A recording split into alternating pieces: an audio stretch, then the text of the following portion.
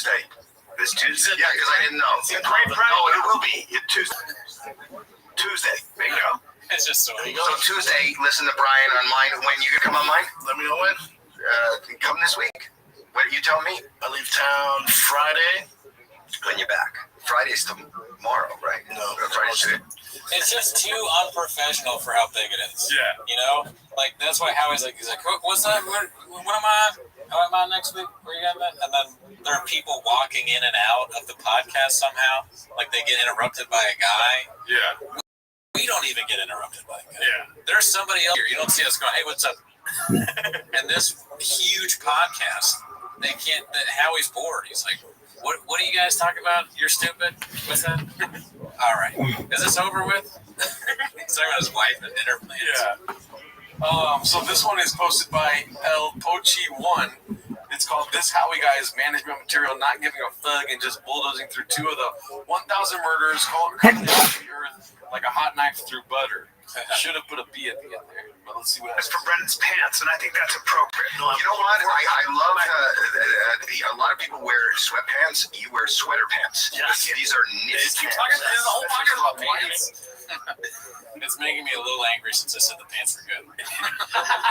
Why do you want knitted wool around your nuts? Why not? What should I be in? Black, I don't fellas? know, dude. It's like no, it's not color. You guys just wake up today and went, you know what? Fuck it. Well, wait, no, but why? Where did you see? He's wearing a jumpsuit, which is very Dave Chappelle. I'm wearing It's not a jumpsuit. What is that? No, I'm wearing my own merch. On the beach, trying to sell Just shit. dope. His outfit's actually pretty good. I And just I'm checked wearing out the thing he pants. watched it. He looks cool. It's a jacket. Gold tissues. You can't tell these aren't attached. I thought they were. Sorry, we were in the other room. It's a little dark. My bad. I didn't know you were giving me the once over. This is not. This is not attached. Though my undershirt and my underpants are attached. Did you dress yourself or a That's stylist? like a one. So you're wearing a leotard. Did a stylist put that together? You do that. It's like a dance. What? A stylist? Yes.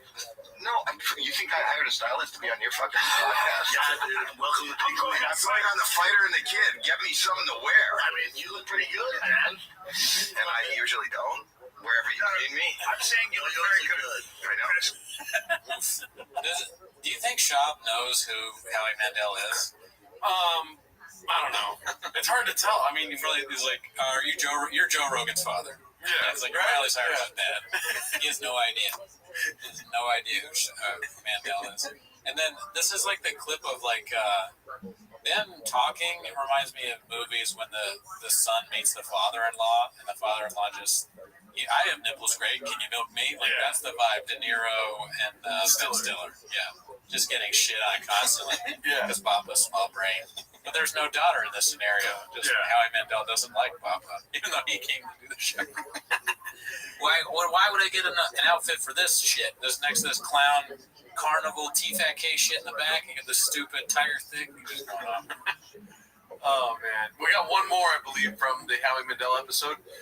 It's called "Papa Doing So Well," all caps, posted by Thick Hedgehog 4136. Let's see what happens here. Oh, wrong. There we go. If you're hating on them, you're actually yourself. Of course. So you're out of it. No. So that's if they're hating on me and they're knocking me, even though this is easy for me to say, then I'm doing something right, because I realize that through social media, You're doing really well. you are. They're engaging. You know you're doing well. You know you're doing. Do you not think you're doing well? I don't know, Howie. You really don't know. I don't know. I know I'm doing well. Compared to Where do you come from? Where are you from? Denver, Colorado. And did you grow up with money? No, not at all. Not at all. I'm Netflix, Greg. Can you watch me? Just kidding. He's like, you're doing well. You're doing well. Do you not think you're doing well? Schaub's like, I don't know. It's all relative. No, I am. That doesn't sound good. That sounds like, someone who bet himself, put it all on himself, and named the waters, and then got drowned. There's like this is a certain aspect of like humiliation in there, where he's like very self-aware of the subreddit, which you don't see much from Papa, dude. No. He thinks people hate him, and they do. There are people that really hate him. But again, not us. We enjoy this. But he's like a metaverse of just fucking like, you cannot like you can't like him. There's one thing about Papa that everyone will not like. Right. And it's different for different people. I know you're not a numbers guy, B, but there's more than one thing. No, I know, but I'm saying at least for all people. Yeah, there's at least one thing. Yeah. But there should be many. Yes. Yeah, gives his dog back. He may cheat on his wife. He's rude to openers. He's rude to people that share podcasts. He's constantly interrupting people when they speak. He has zero self-awareness, and he's trying to get you to use kratom and nicotine and tiger thick wig, all these things that are not that great for you. I mean, whiskey's okay. Yeah. But that's probably the safest thing he's shelling. I mean, suing YouTubers. Suing YouTubers is like, or threatening to do, unique, is that unique or whatever? Yeah, or threatening those comedians that, calling out joke thieves. He calls out other joke thieves? There's been times where he's called out people for stealing jokes.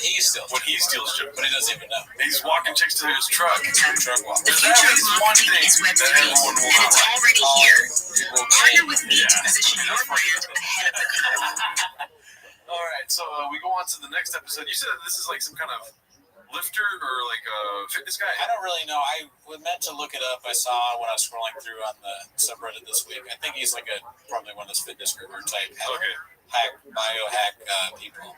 So this is your marketing his episode. This one's called Brian Hi, my name is Maris. I am a Web3 marketer, and I would like to tell you to partner with me for all your marketing Missouri this needs. Friday, Saturday, Blue Comedy Room, buddy. Blue Comedy Room, out. They have the biggest Bass Pro shop out there. The biggest aquarium. Make sure you get out there and look around. And go check the fish out. There you go. Check. Oh, they got fish there? Yeah, the biggest aquarium in like North America. I did not know that. I didn't either. Good. It's a fan thing. So I'll probably be sleeping there, doing shows at night, Friday, Saturday. 2 shows only Friday, 2 shows Saturday. Brea, I changed. Brea is March 3rd, 2 shows on a Friday. Saturday, I have to cancel. I have a fight companion for the John Jones fight. So Brea is now just. Let me ask you a question. Yes. When you wake up, you obviously do your deep squats, you do your meditation, you read the Vedanta, but do you check your credit score? I check my fish first. Okay. Do you think Brian's like a lame duck? Like they have some sort of contract signed, and he has to do X amount of episodes until he can be like, later, dog. You know? No, I mean that's funny, but I think this is all Brian has left afterwards. Oh yeah. He's stuck here, just like everybody in the shop universe. It's a punishment. You cannot leave. It's like purgatory for people that make the wrong call. Yeah. If we get big enough, maybe we'll mess up and we'll be in with a big shop. Could happen. We could be balls deep in shop soon if we make it.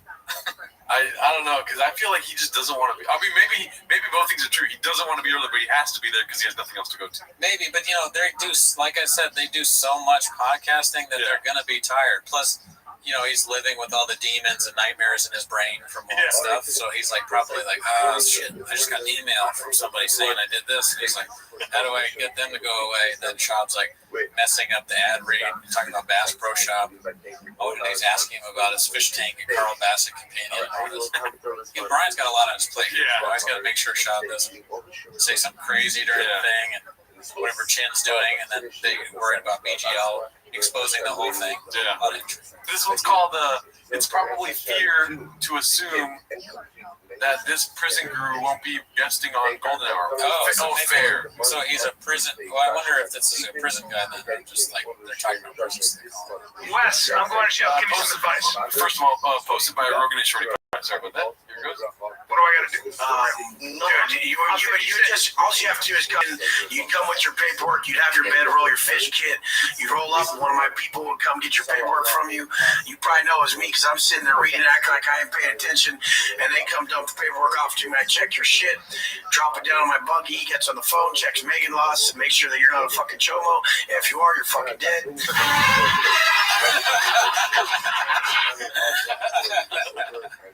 That's just a good clip right there. Good work. Punchline. Set up the punchline. Chomo. That's not what I was expecting. I didn't realize he was a prison guru, but now we know exactly who this is. What is a prison guru? I mean, I assume this guy went to prison and he knows a lot about how to, survive prison. Talking about Edward James Olmosby. Maybe. Yeah, this is the white guy from America, Blood In, Blood Out. This one's posted by Rogan and Shorty Pie. It's called Careful Papa. You angling for a divorce with salsa poured on it? When you're truly winning in life, you don't have like the problems. Like even if say my girl wants to argue or something, I said, baby, stop. I'm winning. And she's like, what? I was like, I'm fucking winning. I don't argue with people. That's what losers do. You can go ahead and take that shit and figure it out yourself. Yeah, Does that work? Yeah, no, she is pissed, but I just let her be pissed. Oh, that's how you told it. So you said to her? Yeah. I said that shit to my wife. I'm like, go try to take your shit. I said that. something like, I'm winning. If I went, I'm winning. Man. My wife would take. I have a cast iron pan. She would strangle with it. Oh, my chick's that real like smart. She goes like this. She's like, you trigger me more than anyone in the world. Thank you. Because she wants to grow more. I'd say, see, winning. Yeah. That's like this guy's like a Jack Jet Hanks. Yeah. That's terrible advice, babe. I'm winning. Yeah. That doesn't make any sense. That's a worse take than Schaub and his Nina Delta. None of these guys are doing great with their relationships. I don't think. The best part about Brendan Schaub and watching all these clips weekly is that these feel like just regular podcast. Like when you start watching a clip, you're like, this is just like a regular, like just tuning into a certain part of it, and then Brendan opened his mouth. You know what I mean? You know, like usually when there's a bunch of guys, it's gonna be misogynistic. Hey man, I told my girl the other day to shut the fuck up. Yeah, you thought I was winning, man. Yeah, and then Brendan's gonna be like, bitch. Is that what he said? Yeah. He said, I'm winning, bitch. He said, Yeah, Brendan's taking this advice to heart. If anybody else watching this is the worst advice you've ever seen. Yeah. Losers argue. What? What are you talking about? Yeah. Well, what about people that win arguments? Why would you listen to the prison guru's advice on your significant other? How we She asked me about Theo is like, winners don't go to Valentine's Day, okay? Bitch. Does that work? No, she gets really mad.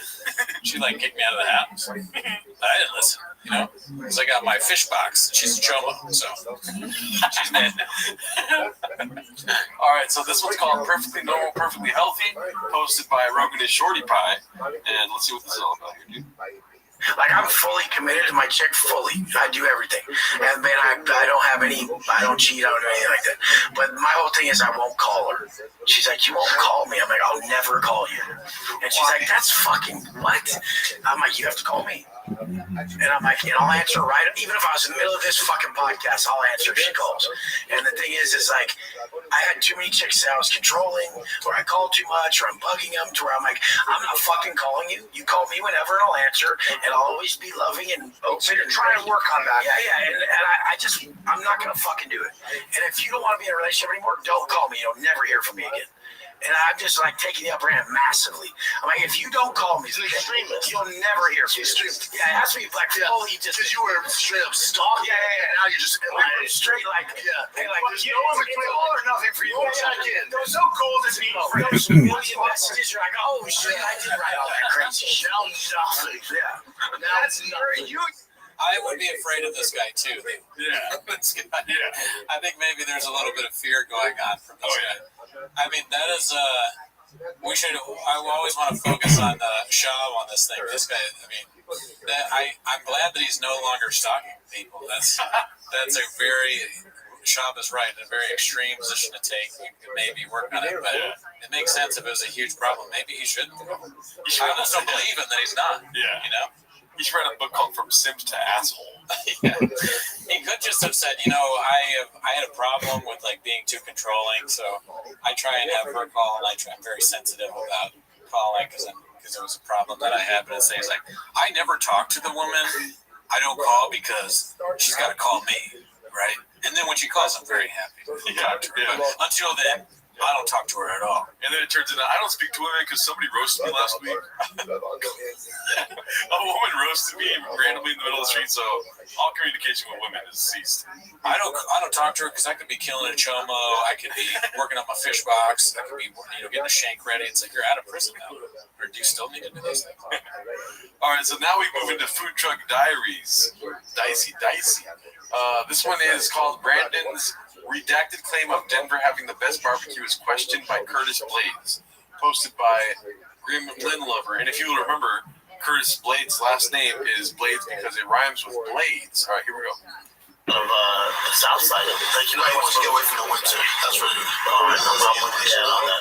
But in regards to, I'll get back to your family, but in regards to the food in Denver, listen, man, I'm the 20 comic. I try food everywhere. I'm the same boy. I try food every single place I go. I'll tell you, the best barbecues in Denver, Colorado. I'm going to blow your mind right now. Vinny, I've been everywhere. Vinny, Cody, if he doesn't take away on the next fight, don't be mad.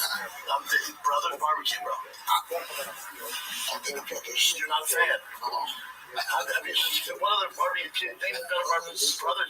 You know how brothers came about, and I'm not associated with him. It's just my favorite part. I pinned it free will. We gotta stop hyping them up, bro. They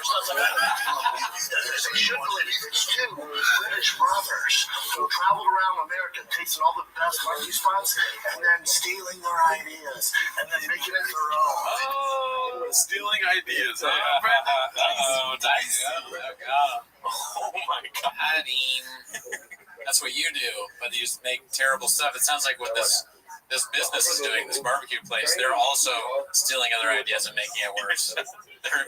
They're stealing that idea from you, Shop. Look at Curtis Blade's face. His faces are priceless. Not even disbelief. It's just like He cannot. it's kind of like a mix between frightened and laughing. Yeah, he's shocked. He thinks it's funny, and he can't believe that he thinks it's so important. He doesn't want to lie. Yeah. He's like, you got to tell him you're not being serious. Yeah, it makes no sense.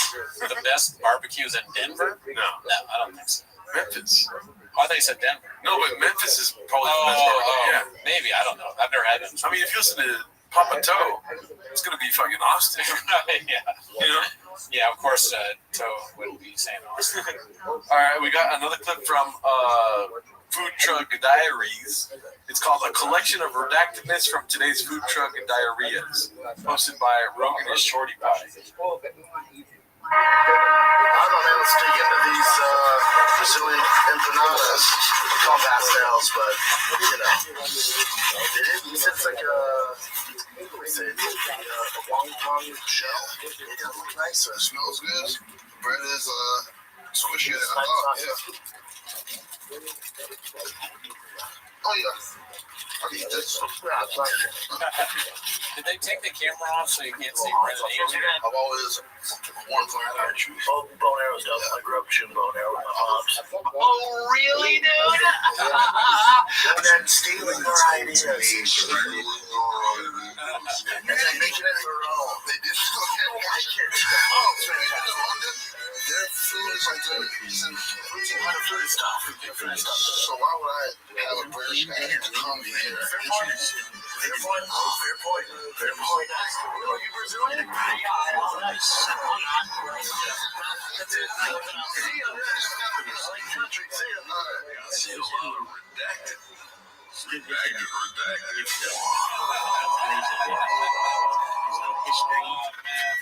We can find a redacted clip this person.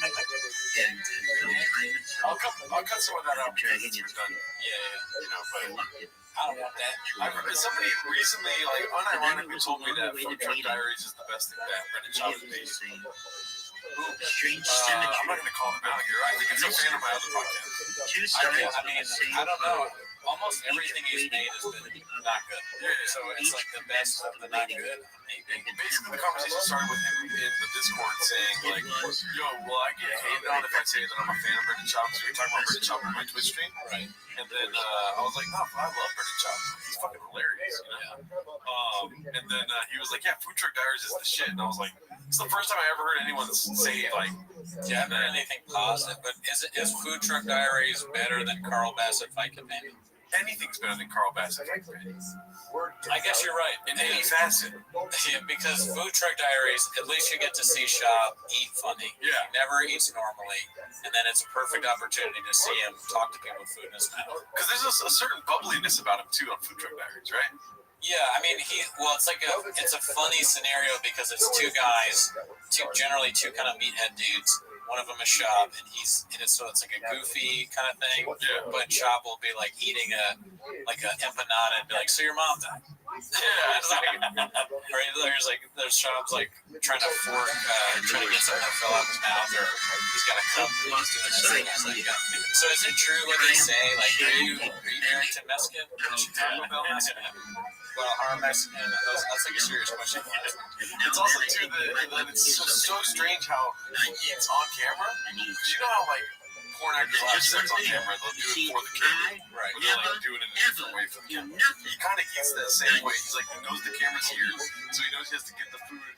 Go out of side. Yeah, that's just with his brain. You know what I'm saying? Like it makes him self-conscious, and then he does something really strange. He's almost like the actor studio where that guy James slipped in. We have certain questions he asks. So Shab has he's got to say something weird about some personal issue that the guy has. He has to ask them about whether their wife is Taco Bell Mexican or Guadalajara Mexican. Then he's got to eat weird. And then also, on top of that, get something wrong about wherever this person is from. Yeah. It's like Denver. He's like, oh, great barbecue. No one associates barbecue with Denver. Also, where does the diaries come in? Why is it food truck diaries? That sounds just like a Bob idea, or maybe he stole it, maybe just thought of it, and they were like, yeah, that's a great idea. We'll never know the answers, dude. Never know. But, all right, so now we move on to the Golden Hour, which is one of 15 other shows he's on. Right. This one's called Barn Doors Hot Take from the Golden Shower Patreon Preview. The show has basically become three middle-aged dudes discussing movies and shows they've seen during their lives with arbitrary rankings, hosted by Rogan and Shorty Pie. You ready for a hot take? You know the greatest TV series of all time? All seasons. Okay, well, Is he ready? okay. Well, it's fat. Okay. American Horror Story. All 11 seasons. No, you know what it is? You know what happened? You don't know shit. I just realized you're a fucking brain dead dummy. That's so mean. This is his show. Let's keep in mind, it's a shop show. And his co-host just said, you're a brain dead dummy. Yeah. That seemed pretty serious. I mean, that's kind of like misleading, though, because Brandon starts laughing right after that on the actual preview. Because I watched the Patreon preview because it was clickbaity about Workaholics movie being canceled. And he goes, you're brain dead, you're a moron, you're stupid. Like, he's going hard on purpose. Okay. And it's like a communal joke in a sense. I see. Yeah. I wonder, does he say why he likes American Horror Story the most? They start saying that you don't know what you're going to get with American Horror Story, so like one season will be complete trash. I don't know anything about that show, though. Sean would never know any show. You know, he's never going to understand what's happening. I'm surprised. I've seen American Horror Story. I'm surprised Sean likes it because, you know, it's not the simplest show. You know, you think he would like something more like Stranger Things. Probably second and third season more. If you ask me, American Horror Story is one of the most simple shows of all time. Why you say that? Because it's just random horror stories. There's no like depth to it. Like, what's the thrill or horror of watching a show that you go to to be scared eventually? I don't understand your point. It is a horror story show. Yeah. It's like not like a standard horror story show. The first one is there. I'm thinking of something. The parents are in haunted house. The family's kind of falling apart. There's always like there's an intrigue. Yeah, I don't see Sean being able to fall in there. That shit sounds so stupid to me. You might like it, but me and Sean think so. No, but to say that's the best show of all time, go fuck yourself. Yeah, definitely not the best show. That's a crazy thing to say. It's the best show. Alright, so the next clip is from the Shop Show. This one's posted by Don. It's called Kratom Takes X2 Recommended Daily Limit Before He Does. Share it with your friends, family, grandma, grandpa. This episode of the Shop Show is brought to you by the best freaking energy for your brain of all time. I'm talking about my limitless film. I'm not that crap. If you always want to try Kratom, you always want to see if it was for you. I use the concentrated shots, extra one, we threw it away. I take one of those for each show that I do, stand-up, podcast, whatever it is. Your boys on Kratom, I swear by it. The product is comparable to our energy shots in that we get a big straight. The bottle is slightly smaller, but that's because you're getting more concentrated pure cyanide alkaloid extract. Start with a half shot to see how it works for you. Recommend a serving size half bottle. You're gonna exceed that now. So basically, recommended serving size is 5 millimeters. The bottle is 10 millimeters. So he took the whole bottle. Yeah, in a 24-hour period. Is this even legal to do? I'd like suggest that people take way more than what they're supposed to. I don't know. Share with anybody you want, your friends, your family, your grandma, your grandpa, your UPS guy. I don't care.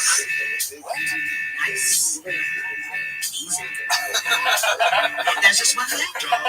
Energy for your brain of all time. Energy for your brain. Even if you're somebody that likes shopping, you want to be like that? Yeah.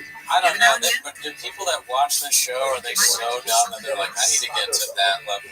They need to communicate. kratom. And he's not even saying kratom right. Wow. I mean, listen, it's not a selling point that he takes these things before terrible stand-up, terrible podcasting, or terrible interviewing.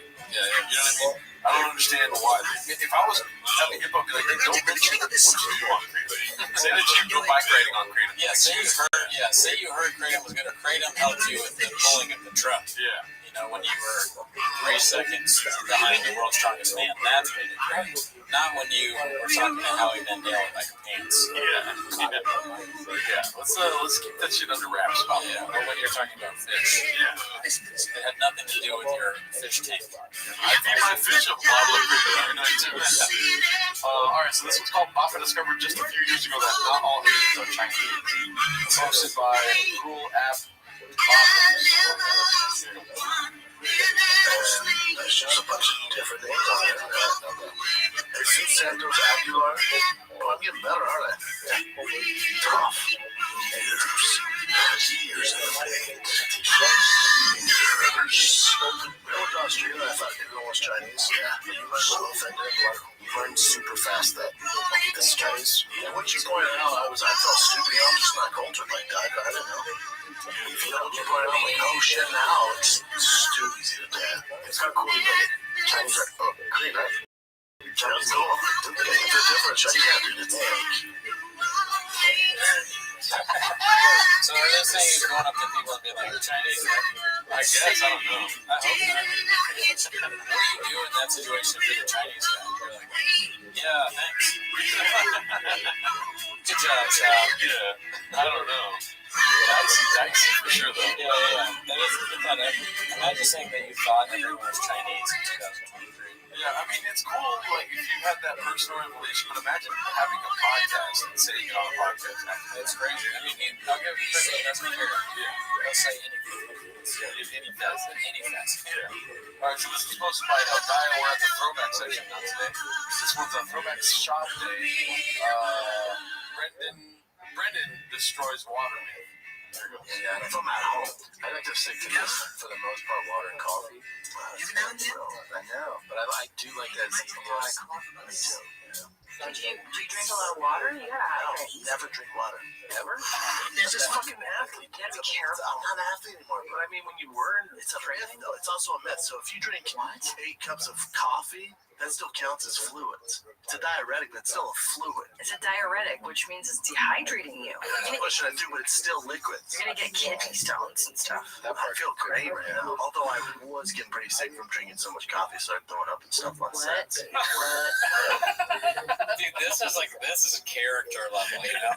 This would be like a genius character. Yeah, I don't drink water. If coffee's the same thing. Yeah. It's like, but it's caffeinated. If you look it up on Google, you'll realize right away. They literally say the caffeine doesn't count. Yeah. And it dehydrates you. No, it's still liquid. And sometimes I drink so much that I throw up. Why would you do that? Yeah. It makes no sense. All right, so this one's another throwback. It's called Revisiting a Chains Original. Fat Patrick Finally Snaps, posted by Existential Spices. Let's see what this is about. Steve. Hot tip in the street. That's pretty dope. I'll be Big Bob with Fat Patrick. Not only that. Fat Patrick.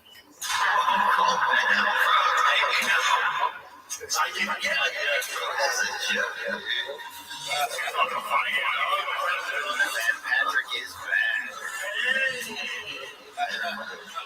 Somebody ship this fish right here for goddamn fish now.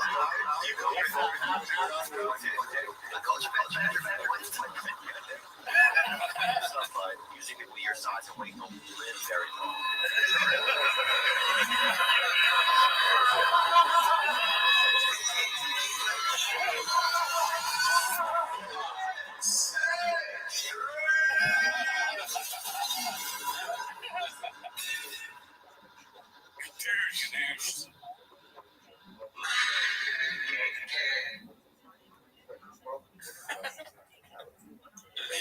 Epic. I would not want to be shy. Yeah. Just getting roasted by everybody. Stupid. bad guy, and on top of that, now people are calling you fat. Yeah. Yikes! You used to be in the UFC. Yikes. Make hilarious clips and saying your face is getting all puffy and stuff like that. Don't drink water. Dude, you don't drink water. You don't know if it's a lemon or not. Who doesn't? Last week when he didn't know if it was, is this lemon? Who doesn't immediately know that it's lemon? Yeah. How do you not know immediately that taste? Well, Is this lemon? He's got nicotine in his mouth. That's what he said. Oh, you think it's numbing the taste buds? I'm not thinking that. He said that. He said. Oh, you say you can't taste anything. Yeah, because he had nicotine. That's the thing is like when something like that happens, don't you just stop doing it? If you stop being able to, one of your senses goes away because of something that you're eating. Yeah. Don't you just stop? I remember I had a bicycle and I was biking on it, and it started making my nuts feel numb. I threw away the bike. I wasn't like, yeah, I can't feel anything in my nuts anymore because of the bike. And I kept riding. No, I immediately was like, this is not the bike for me. You know. Well, Shab is a rare breed because we live in the age of information. But all he chooses to learn about is like Blackfish or Disney shows and things like that. He's very well educated in those aspects of life. But when it comes to water or when it comes to, I don't know, just taking a joke, he's showing you exactly how he feels. And as redacted as it is, we get to watch it and make fun of it. It does seem like he refuses to Google search. Yes. Like he doesn't know that water, because that seemed fully serious. It was like, how is he doing a bit? But no, I think he was serious. Just drink water. Well, because you make coffee with water. I think that's his rationale. Right. But why the kind of person that would know a lot about pop culture documentaries, but then not basic things like drinking water or like what states are in New England. Yeah. Like he doesn't know that Maine and New Hampshire or part or whatever he said was in New England, or he doesn't know that Africa is a continent. But he knows that like Muggsy Bogues played for the Charlotte. Yeah. It's like, I mean, it's a way to go through life, but I don't know if it's a way to draw attention to yourself, because then everyone's going to be making fun of you about, or should I say, Fat Patrick. And on that note, tune in next week. Join the Patreon. Join the Discord. Have a good week. We'll be back. Hey. Oh, we're all on Spotify now. Bye.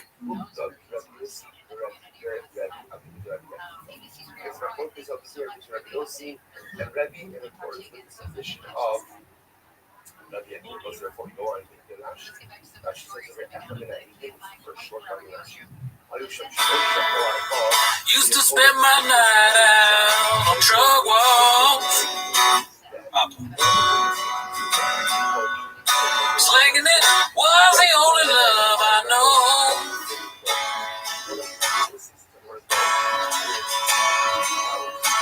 But you rescued me from all the repercussions and brought me back from being too far gone.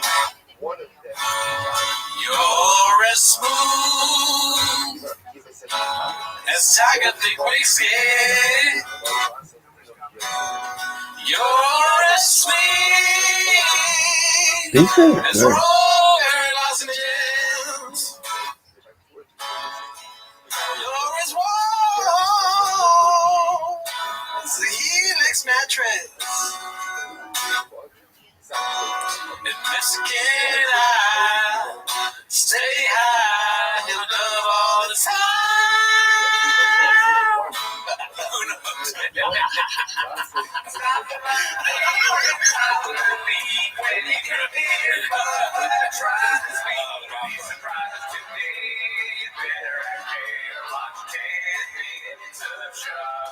Welcome back to 10 Minutes of Shop. Thanks for tuning in. Join the Patreon if you want to. Join the Discord. We chop it up in there. But anyways, that's not why you're here. You gotta start the timer first.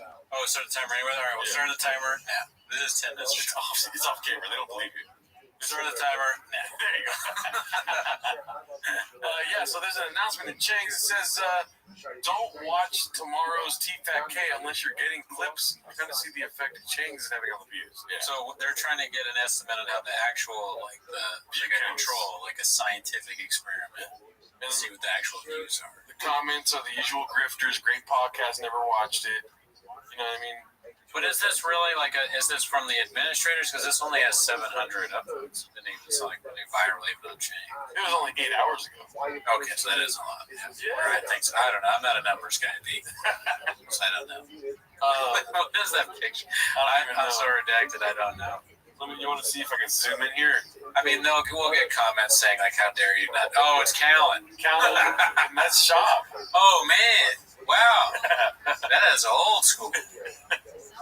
Yeah, they were having fun back then, doing something like really horny.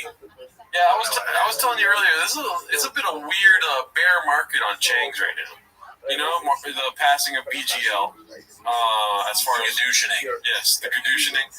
Which I have a couple of posts about that. Right. I guess he was on like some midnight reply raid, replying to a bunch of messages on his post. Yeah. Let's go through. Well, he's not going to be on 10 Message Shop. Everyone can take a deep breath. Take a deep breath. We're not going to do that. So, look at that. We're super zoomed in. Okay, so apparently this is a post of his. Did they make an announcement on TFATK? I missed it. You have some great insights opposed to just reading an article. No, he doesn't. No, I guess I'm not worthy of an explanation. Mr. Mark Harley responded. Yeah. Dicey. Oh, really, dude?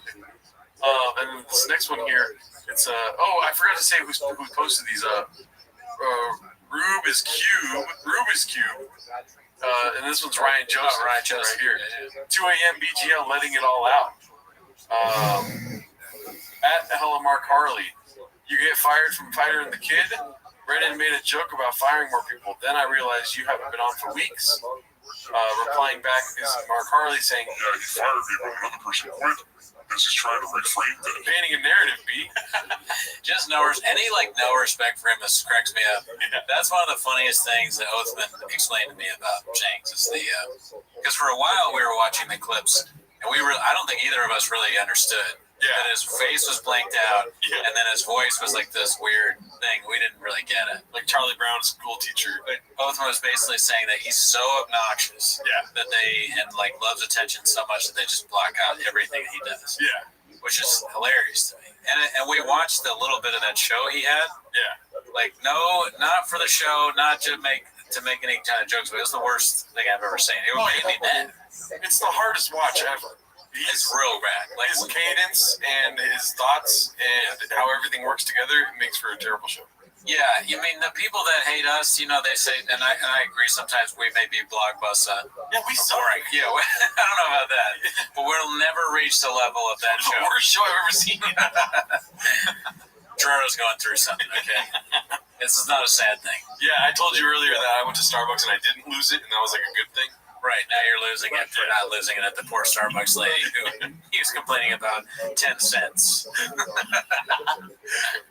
This one is called God Dog, posted by Weird Ad 3611. Another Mark Harley reply. Marge, why did Bappa gadoosh you? And he responded, Hashtag addicted to Gadushin. And but the thing is, you never know what to believe. This could all be Mark sabotage, He's like building a narrative, and he's trying to like get into Chang's from the inside, 300 pages of evidence. It's so weird that they talk like this because like everyone's like, you could be Mark, I could be Mark. Who's Mark, But in the end, it's really about just watching clips. True. It is. But also, too, you're right. This could be some sort of like Ocean's 11, maybe like Bappa's 11, trying to infiltrate Chang's. Right. And the red herring is Mr. Harley, dude. But this time 11 is the IQ points of Shab and Mark combined. Yeah. And then this one is just funny. It's a big in the flower horn. It's posted by Paul C2. It's called Mexican Cichlid. I don't understand. Is that something like chiclet or what is that? Cichlid. I guess it's a name of a fish. Isn't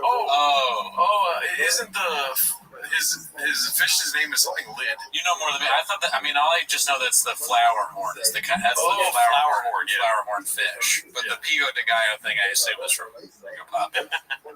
All right, now we get into some clips, baby.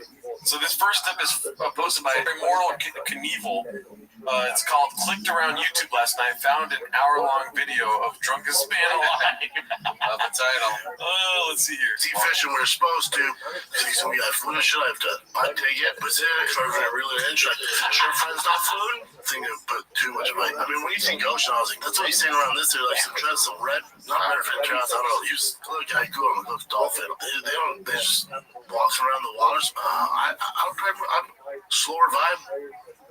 I feel like that fit your vibe, Jim. Everyone's just around fishing. If I could dream of a Super Bowl and then Jordan, Burroughs, TV's popping up, ball hill, blow decks here. What are your thoughts so far? It's almost redneck vibes. You know? He's like turning into an old country boy or a very old country man. Yeah, you know. It's like, what are you doing today, Grandpa? Oh, you know, I'm going random free day. Like it's a little Josh Terry-ish. Yeah. This is, and I love that it's the Super Bowl time of year, so we get to hear Super Bowl. Yeah, Super Bowl. My favorite Super Bowl, and the glass is almost gone. Yeah, I mean, like much like his little ice. You see that little ice there? It's supposed to be like a big ice in the glass. Yeah. It's just like everything's wrong. I want to say that for Baba, but Baba just looks sad, dude. He does look kind of sad, but I think he's just drunk. I don't really think he's sad. Some people drink on podcasts or during or before podcasts because it's like they want to get loose and they think that they need to drink to like deliver the great content that their listeners are looking for. I wonder if that's what Baba thinks, because this is atrocious as usual. Yeah. It's just a drunk, very tired guy in a torn jean jacket. Yeah. Clown pants. Also, too, I always judge a YouTuber's depression by how many Funko Pops they have behind them. And there's 2 right now, dude. Look at that. It's like, of course, he'd have Funko Pops. Yeah. Any kind of thing that people kind of universally think is stupid. Papa's like, I got that. Oh, I got that. And also, the shoe is gone. Oh, yeah, where's his favorite shoe? No wonder he's depressed. Yeah. His favorite shoes aren't up there. He doesn't even like shoes right now. Look at that gigantic chew hat. Road They're in his mouth, and there's like a giant sign behind him. He really does have a lot of people sponsoring it. Yeah. A lot of people are on Team Bappa. Yeah. Let's see. Fucking brothers that in the English language were referred to as twins. Now, Paul Feller gets on with Terrence McKinney, and you could see was he like, all right, if he's but you still don't. You have to go back up to him. Terrence McKinney, it's not that cool. Just it's a little disrespectful because. It's a little disrespectful because.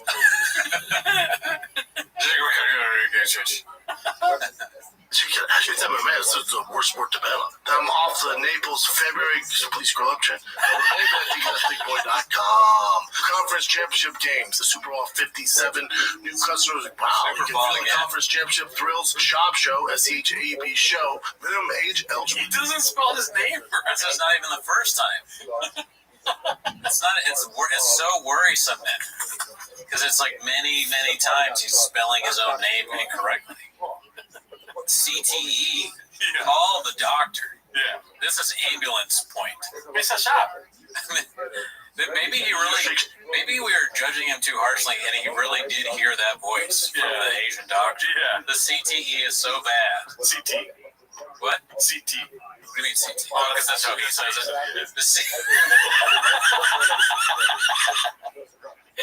The CT is so bad that he, instead of Greg Sue comes out, he's like, Brendan, this is going to be very painful for you. And when he hears, what's in your life? You're going to have a lot of stitches. Many stitches guaranteed. Supply. You better hurry up and get on it. Some special January 20% off supplements, Dimps off fitness, streaming fitness, so you can support each other. The best supplements on planet Earth. Paul Kreger with Johnny Walker. I like Paul Kreger. He said he's my lock. Jesus Christ. Reach for that, he'll just get his head beaten. And he said, John Jones, I'm coming for it. I was like, he's a heavyweight. So for him, the skill set to submit a Jessica Andrade's not great, so it's just like this. Is there any way we can just go to another game? That's unfortunately complete nightmare. Jiu-Jitsu is Achilles heels, and Gilbert Burns gets on like, how? This is now I'm thinking it's less southern and more like Marlon Brando-ish. Yeah, Godfather. Has anyone ever said that before? I don't know. Come to me on the day of my daughter's Kedushin. Maybe I ask you for a favor. Maybe I ask you for some alpha brain. Instead of doing songs, we're going to do movie scenes now. What's another thing he said? I don't remember it. He's sleeping with the fishes. My fishes, them balls deep in fish. Michael, I never wanted this life for you. I never wanted you to be on Food Truck Diaries. He's so ridiculous. You know, I take it back. Those pants, I'm going to be totally honest. I kind of like the pants. Yeah. I kind of like the pants. Well, I mean, a broken clock is right twice a day. You know what I mean? I'd wear those pants. Let's see. I like Head and Shoulders, or someone doesn't come along and give that dude a sponsor. I don't know. They don't have a picture of him with his hair. Come to him. Yeah, look at his little. Oh yeah, it was just. And it's like you feel bad. Might have the best in the UFC right now. That is popping too. It's like suppose I do a punch. Remember which throws? I like how he compliments people. Yeah. That's all I have to say about that. But I appreciate the compliments. It's very nice. Dude, what round? I forget what round it was in. And then he goes right into it. And then Free Rio gets my guillotine, grappling, man. So they, what's that? So that, now Free Rio going up to him. He is not. Who would you want to see him fight out of those guys? You're going to get, so of course, the NAO 35, he's actually, here's what's crazy to say it. He's not depleting his body. You just see in his face, he looked ill. Great editing at the end. I like how it's like he's decided, you know what, I know it's guillotine, but I'm just going to say guillotine. Yeah. That's the way it's said. He doesn't care. Yeah. It's not even, that doesn't even seem like a speech impediment at that point. He's just like, that's just the way it is. Yeah. He's changing the English language, not unlike William Shakespeare. Yeah. This one's called Your Numbers Guy B, posted by Paul C2. I'd rather have. Well, that increases the hate. No, I'm just saying. I'd rather have 1,000 followers and get 900 of them, 900 likes, than have 300,000 followers with 1,000 likes. Oh my God. I see.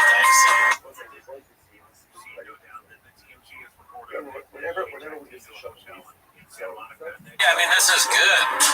He's tweeting shit. Is that Vanessa? Did he quote tweet Vanessa? Well, that's boring for anybody that doesn't know. I just know this person. That's basically the plot of the movie 300. Yeah. Spartans, there's 300 of them. What? Right? I don't think I 300 good ones. What is it called? Getting ratioed? Yeah, it's like getting ratioed by not getting likes, though. Ratioed is when somebody like responds to you and gets more likes, right? Yeah. He's just getting ratioed by his own tweets. He's getting ratioed by the number of followers he has compared to the amount of likes that he gets on his tweets. He should get more, but people are just following him and being like, yeah, no. This next one's posted by Brandon. It's called Papa Does Some Self-Reflecting. Now, let me ask you something. You think that I actually considered how bad my addiction has got? You think that I was actually really, really passionate about my passion for fish? No. It's my new puppy. It's a new project. Something to do. Because I'm clearly bored with my son. So this is my next conquest. And it's stupid. For a guy that's made so much money. I was expecting an actual clip. Yeah, I mean, funny editing, but you know, it's more funny for me when I actually hear what he says. Yeah. Now, let me ask you something. You think Dana White actually considers slap fighting a sport? You think Dana White's actually really, really passionate about two human beings slapping each other? No. It's his new puppy. It's a new project, some for him to do, because he's clearly bored with the UFC. So this is his next conquest, and it's stupid for a guy that's made so much money. It's interesting coming from Shab, because Shab gives back dogs like they're freaking things you return to Target. And I think it's important to point out that one was posted by Penny the King Kaju. called maybe a bad analogy there be most people care immensely about their new puppy. Oh, yeah. I probably saw that and got subliminally in my head. But yeah, exactly. Very good, great point. Did you see this clip already? Where he's talking about Ariel? No, I have not seen that. It's posted by Chundal Tobogan. It's called "I Didn't Do Anything to Ariel." Threatens to beat him up. I didn't do anything. You're acting very innocent. Little me? You're not little you right now. Little me? You're being the sheep. Here's my whole thing with if he wants to squash the beef, whatever. If he has beef, that's fine. I dare you. I dare you. Someone show? You won't talk like this in my face. Outside of New York. Dude, come on. Stop looking wrong. Oh yeah, that's a classic. Yeah. I remember. I did like what? Yeah. That was mine.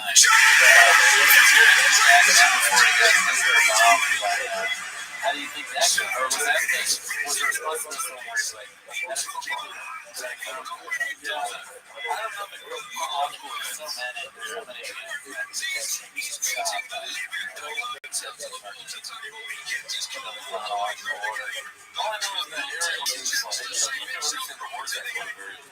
Oh yeah, he's very well said.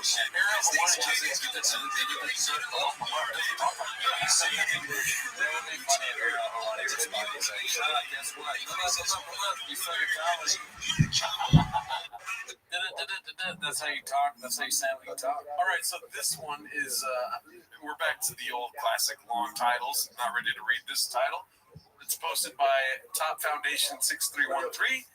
It's a quote: "Working in ditches, parentheses blowing your back out to put cement on top of a sidewalk," end quote, is essentially the new P.F. Chang's. These two spineless have zero self-awareness or self-respect. I'd be more proud of my son if he's working in the ditches, blowing his back out, putting cement on a sidewalk. I'd be much more proud of my kids if they're doing that thing. Slap to my buddy. Job just will hate on anything like that's just like a salt of the earth job, or just like a hardworking construction worker type job. Yeah. He'll be like, "Oh, I would rather them do that." Yeah. Whatever. I guess was he talking about slap boxing? Hey, I'm Eris. I help brands grow using Web3 marketing. He really doesn't think about If you are ready for the future of digital marketing, let's work together. Work at McDonald's.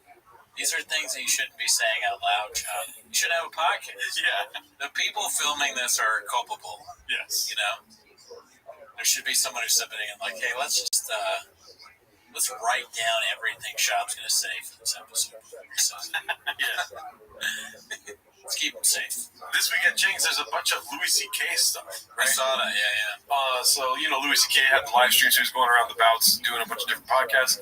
I picked out 3 clips because there's a lot of Louis C.K. clips. This is the first one posted by RVCKYYM. It's called Bappa Explains Louis C.K. Calling Out Joe. But he didn't do T-Fat-K, though? Louis? No. God, no, dude. Interesting. Interesting. I wonder why.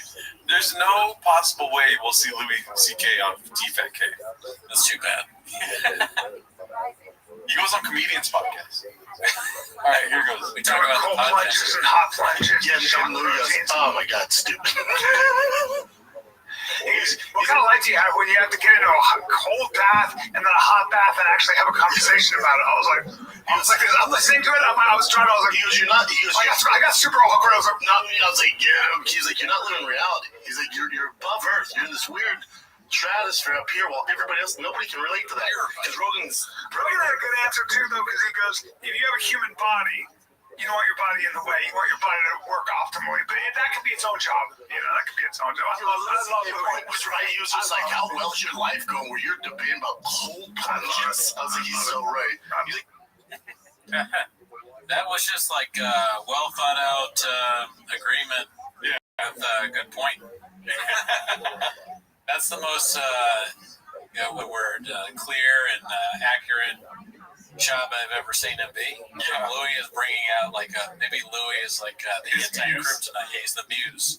Louis C.K. is the muse for Shab. I'm sure we'll see some poorly crafted stolen Louis bits in though too. So that's something to look forward to for Chang. Speaking of being the muse for Shab, this next clip has something about a similar story that Louis C.K. tells by Shab. So it's called Brenda Has an Oddly Similar Story to Louis, posted by Brenda the Sloth. Let's see what this is all about.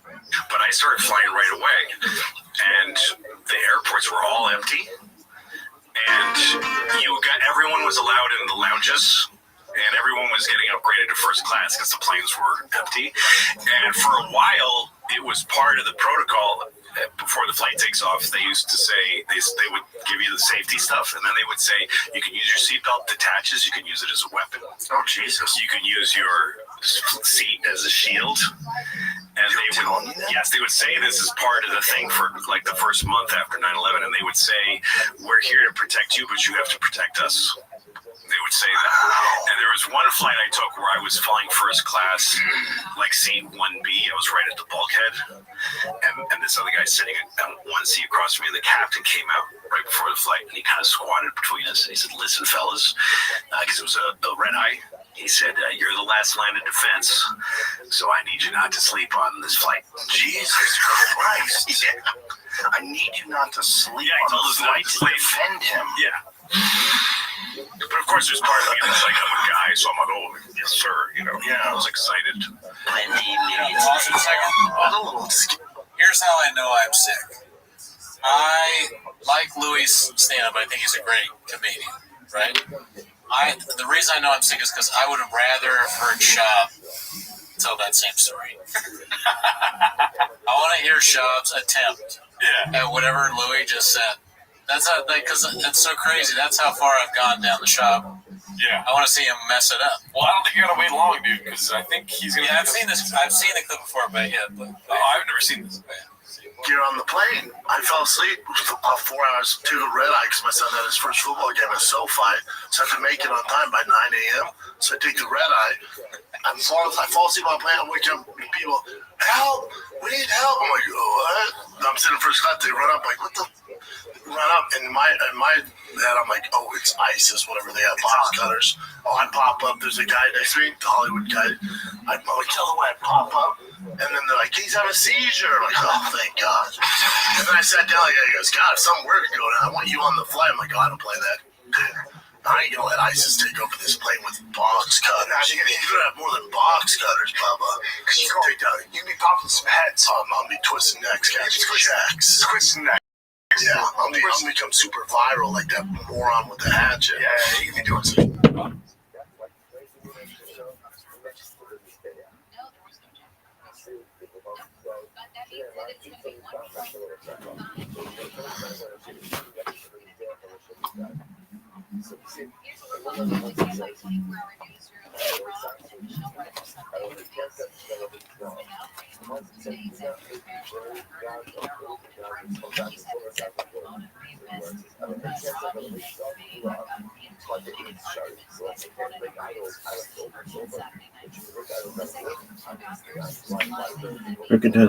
مقام شركة شنو مسافة سبحان الله هني التفاهم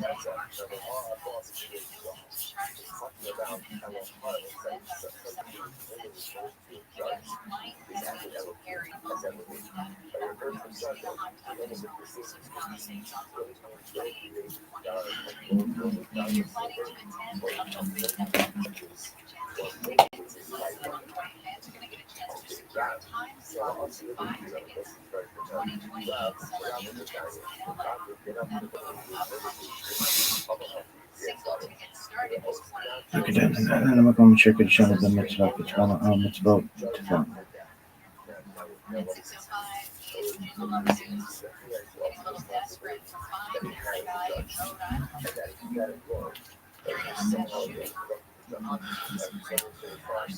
friction ولا خط هذا ما بعد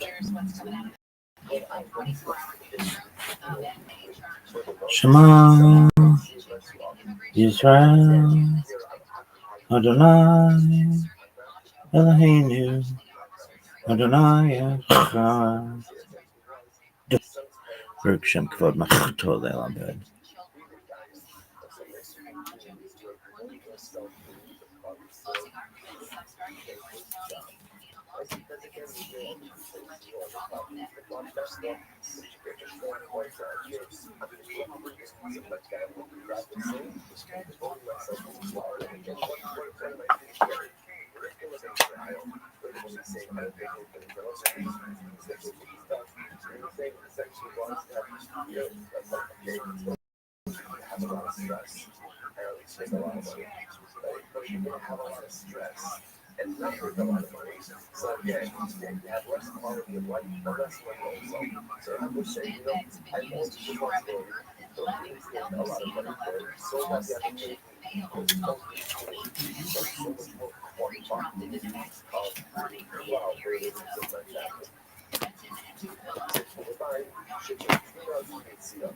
How's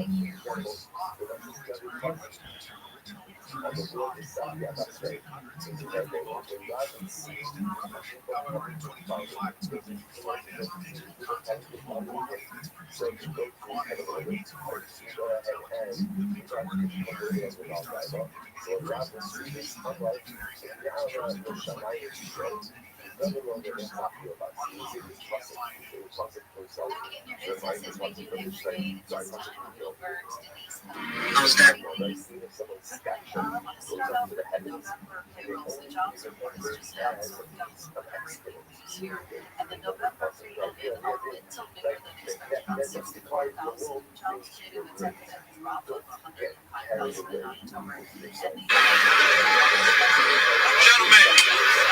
the work right here is good.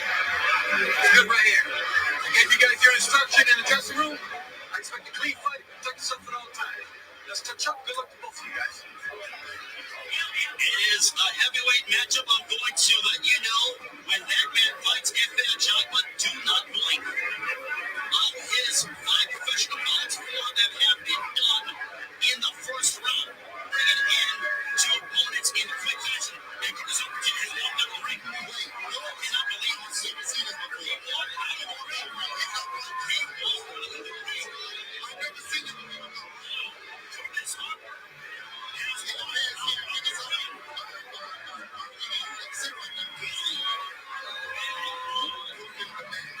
I cannot believe this.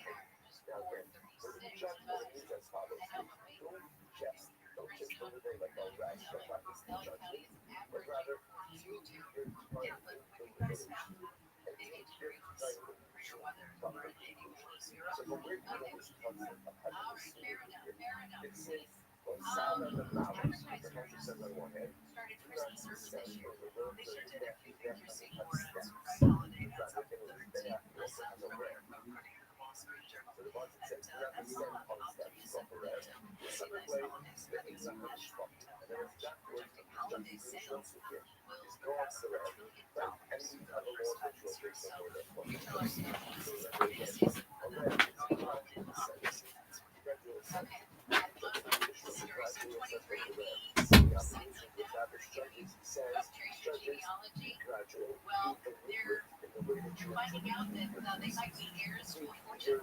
Yeah, exactly. If you have someone that you're trying to protect, you might think twice about putting your own DNA data out there because surprise heirs wipe up all over this place. And they're asking for their other family fortunes. And if you didn't work, not only were they not part of the family, but didn't even know that their real father was someone other than the father they thought. They just didn't know that their father was now, they're really spending time with these people and, getting to know them. And then some lawyer or somebody say, wait a minute, there's a, $10 million fortune out there and you deserve your cut. So they're asking now for cuts of those family fortunes. Lawyers are recommending if you have a will or a trust, don't use the words, things like for my children. Use their names, the specific names, and make sure that those are the only people who are giving the fortune to, unless of course you're doing the fortune to all your children. The thing that I love is that some of these DNA tests, they're actually outlawed in France because when they started doing these tests, right? All these things, so of course in France, right?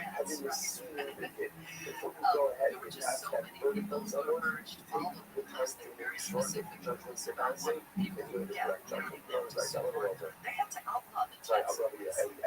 It's really massive stuff. People in the social media, you see that happens here. Your businesses, we do every week. David was very steady, celebrating Thanksgiving. When we come back, the host of that's nature. The host of How to Money on AMI is Joel Larsberg. He's going to join us. We know that Joel loves to save money sometimes. He says you should splurge. Big question. What? We'll find out next. Traffic Center brought to you by your Toyota dealers. It's the here and now sales event at your Toyota dealer. Don't wait to grab a great deal on a new Toyota. We make it easy. Cash and walk these on the floor by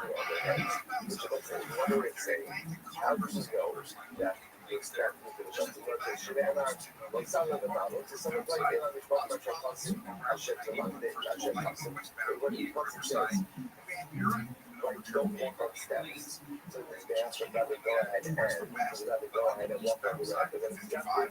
They love the spot. I should tell you, bring on the side. And the tossing. Once they can work with jumpers, it's just so far. But I love they play like I am. So this is Russia. So it's exactly what it's a trade with them. What is it?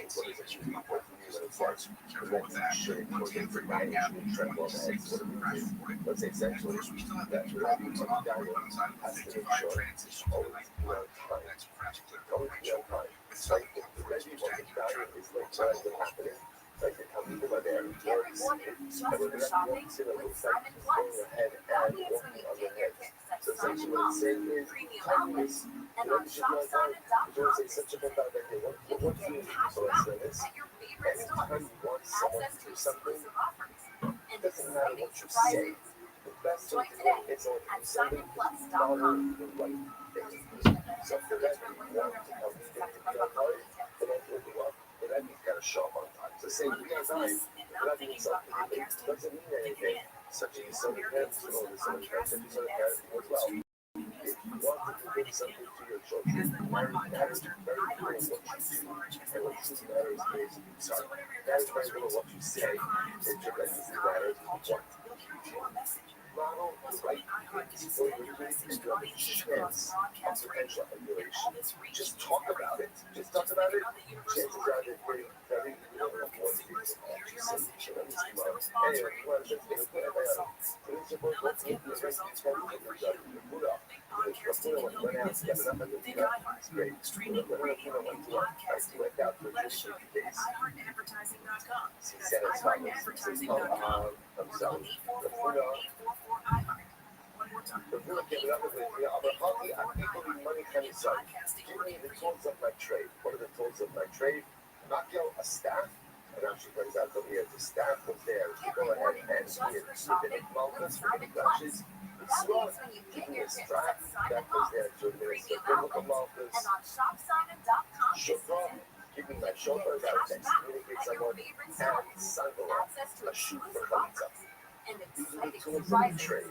Like a Join strap today people for at Malthus, like simonplus.com. how would you get a strap to go ahead and hit people for typical Malthus, shopper things, communicate people, and cycle a shoot for incredible. That time it should take a nice and I will commend your judges at that time. I will give them that yet not build a slow service.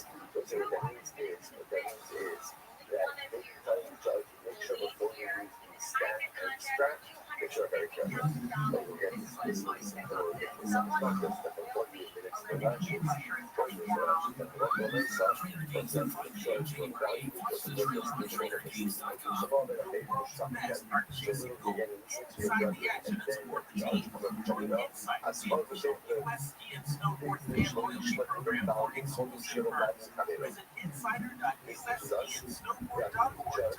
should not listen to the claims of the one and ensures that it's very important. That brings shalom and Premium outlets and on ShopSimon.com. present. You can get The cash first back judges at your favorite either stores. one of them. Access to That's exclusive hard offers about and exciting surprises. Join today at SimonPlus.com. that one that shouldn't include Francis arguments before other than if he shows up in cases. So like this double prohibition. The judge should not listen to you anything before both are present. And one litigant shouldn't be making Francis arguments before someone else shows up. How do you now shut me up? The kind of premise in here, you know, T-Cell plus us. Try to tell you said that. Judge justice on the judge. Second, yes, I do. Yeah, I heard that concrete. Make sure that they were about to say it's just. And then only afterwards, should you articulate main dish, main coffee, spicy chicken. What is that? You know what I'm saying? Big value stuff. Proceeds vegetable count. Make sure to introduce the book. And don't just go ahead and do something with a simple judgment, for example. Just for shopping with Simon Plus. That means when you get your gifts at Simon Mall, Premium Outlets, and on ShopSimon.com this season, you can get cash back at your favorite stores. Access to exclusive offers and exciting surprises. Join today at SimonPlus.com. It's so easy just to contend yourself with judgment. It's simple, it's easy, it's very cool, it's fortunate for a proper job. Brothers like to take it all, but you got the big tunnels, you guys. Even again, with dividing up the same kind of others. Even with dividing up amongst the different types of others, make sure that you do a good job. So you might say, looks like you're part of the truck, but once they kind of close to if you do something, if they do something, do it. Like, when you are responsibility to be a judge, take responsibility On your Tuesday morning, just wake up call. So I mentioned a little bit earlier that my friend Kim from Portland sent me the printed Big Bear Valley calendar for 2026. Thank you again, Kim. And it's got pictures of Jackie and Shadow, Gizmo and Sunny. Really spectacular. And so I'm wondering if anybody's in the nest, because I know that the Jackie and Shadow building the nest again. It's almost the same time. And so I went to the camp, to the library, and there's someone who has to Jackie Chan, second juvenile. White drop in. I'm wondering what is, and then the camera went dark. I'm saying all conspiracy and stuff, just somebody take out this study or Gizmo guy. No. Anyway, if maybe obsessed with that, turning it. Here's what we're following at the end. My 24 newsroom tributes continue. Ron Fryer, Sweeney's wife, killed in their boyfriend over the weekend. Ron Howard, Josh Groban, and others searched their shop and stabbed. Jail without bail. An organic cheerleading coach convicted of about 2 felonies for molesting 10 girls. 2 of the girls were molested more than 2 decades ago. 46-year-old Eric Christensen was convicted in San Diego on the first day of deliberations. He has denied molesting 8 girls. Hunter Biden has been disbarred in Connecticut. He consented to being disbarred and admitted to returning misconduct as part of his agreement. Although he did not admit to doing anything wrong, he was also stripped of his law license in Washington, D.C. earlier this year. Let's say good morning to everyone. Congressman Hunter Biden was 12 in This recent date provision too is a very unusual start according to all. Okay, so people are tightening their budgets and maybe Christmas presents, you might head down to the dollar store this year. There's some good and some bad.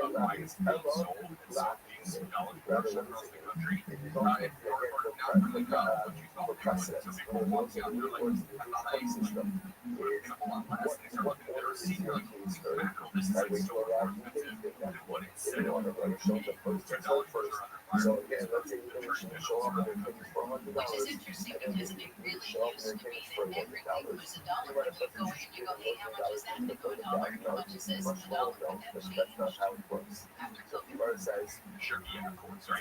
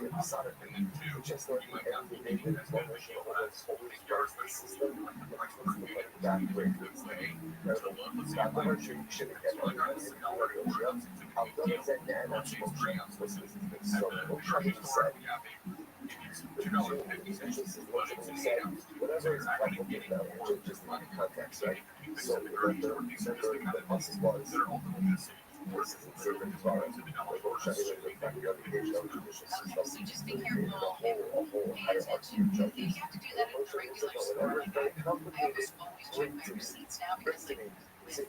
receipts now because like I have millions that go to the app with months. Sometimes you don't have a credit card or something's on the shelf. It looks like one price, but it's actually another one. So it's another place where they can get it. Right? Now, we know that people love to save money. Because otherwise you would kill most of the money there. But sometimes you should spend more. Yeah, this is it's so true. Like there is the buy one movement, which I'm a big fan of. Wait, buy one, try one. That's right. So like basically what it says, you spend more money. So basically, you guys are run up and then it's so replacement product. Like I think of something like dark sucks. Or even all of the soccer as well. It's so like guarantees what type of socks like they're just amazing. There's such a good sock. They're really because of the people look at it and the markers and get $20 for one pair of socks. That's the most say. And I that's it. She does the business out of it. Sure, things are old, feel big, and then you ever have a computer show guess what? Dark Souls is doing great. Like, she's in the show fair. And so that's all about the violence. I would say why would I serve? I know that she never have to lie. Never have to lie. And what's interesting is that sometimes how Gene makes it look so never again. But I think that makes what Con was thinking about the rise of Gene and T when Con was the Gene options versus Gene increases and very aggressive that we would take the absolute route. So much time here, even disappointed or that I have raised and so be careful. There's something like that. I'm not sure what happened though. I can see that really take less situation like not big picture was one of those things I keep on. If I can answer it, I'll answer it. If I can't answer it, I'll research it and I will find the answer. So it's a very such a profound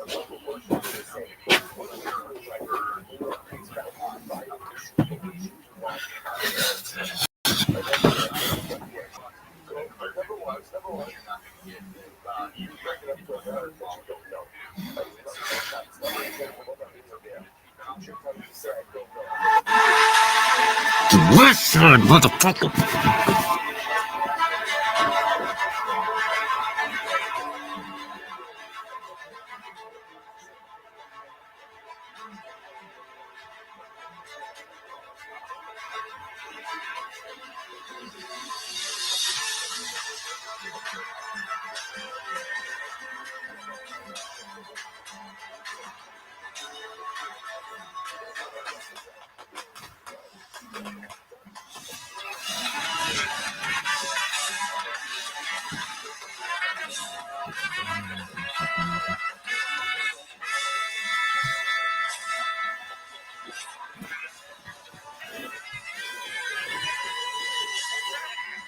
That bitch is toasted.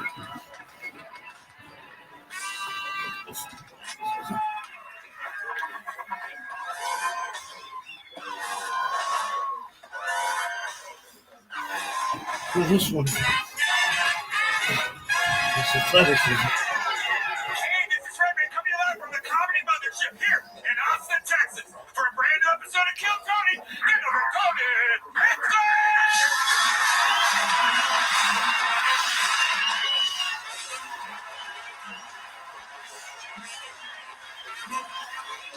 Who's ready for the best fucking night of their lives, huh?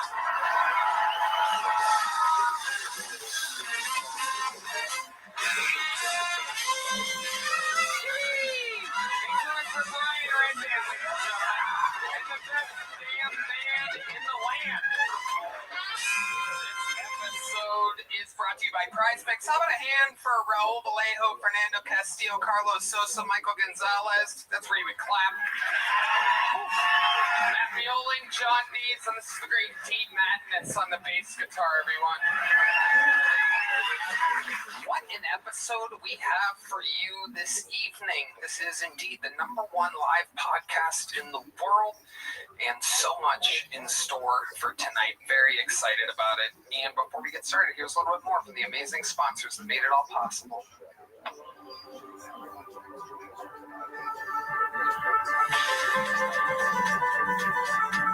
She's wide awake in her whiskey hole.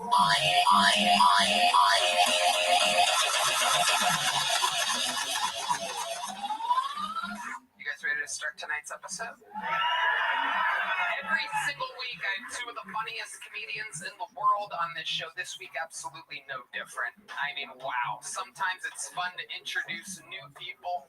Sometimes it's fun to have a guy from New York or Philly or LA or somewhere that you've never met before. This one is a homegrown episode. These two guys are absolute Kill Tony legends. One of them for being one of the best panelists, one of them for being one of the greatest regulars in the history of the show. Both of these men, well, one of them looks like an American and the other one doesn't. The one that doesn't look like an American is an American.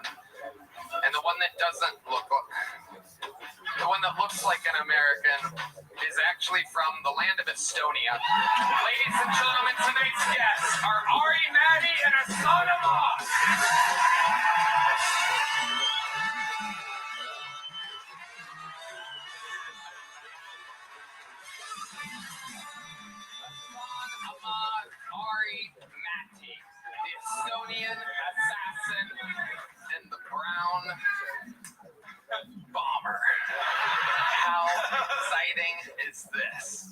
gentlemen. Ari, welcome back to the panel of the show.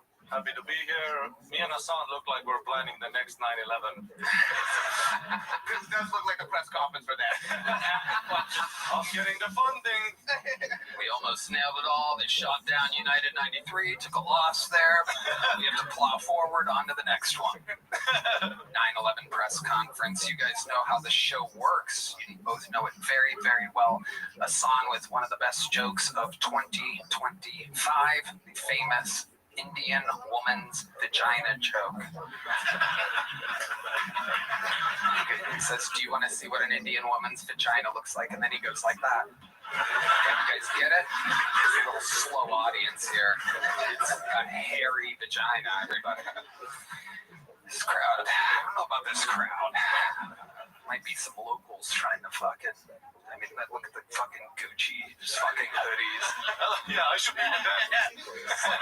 Douchebag. I should be with these guys. Yeah. What's up, Uncut Gems? What's up, the boy?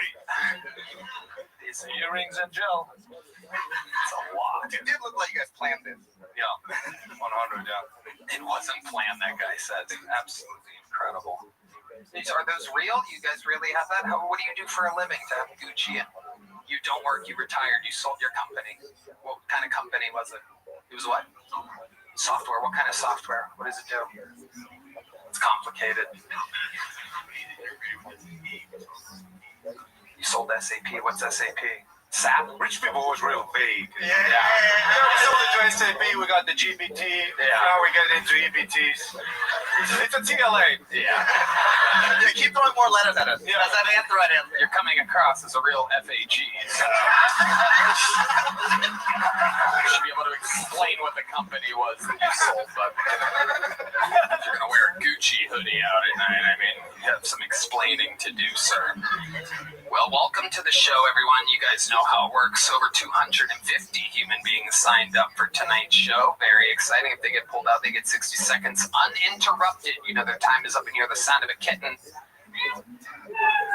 Yeah, some audience member did it better than the man who's been doing it for 12 and a half years. This is where he panics and just starts hitting random buttons for no reason. Anyway, they have to wrap it up then, or else they bring out the Angry West Hollywood Bear.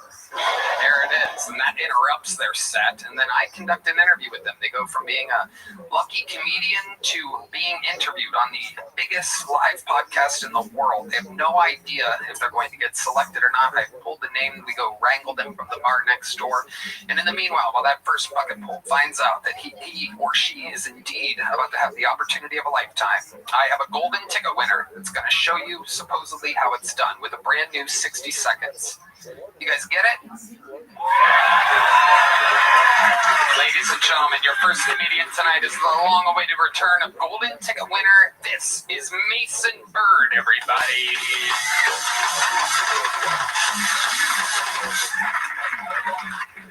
I was walking late at night, and I saw these two women walking down the street, and one of them looked at her friend and said, "Oh my God, that guy is so creepy." But the other lady looked at her friend and said, "It's not like he can catch us anyways." I turned around. I fucking stopped. The bitch was right. I couldn't catch her. She was so fucking fast. Uphill, not a good advantage. I was talking to a trans woman. Don't ask why. And she asked me. She said, "Mason, do you believe in trans women?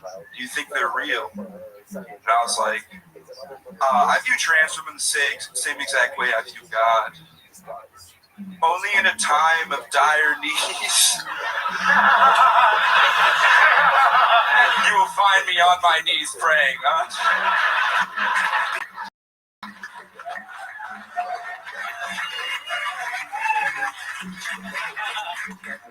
There you go, Mason Bird, ending with a big applause break there. Was there something else? I'll do a quick little. Okay.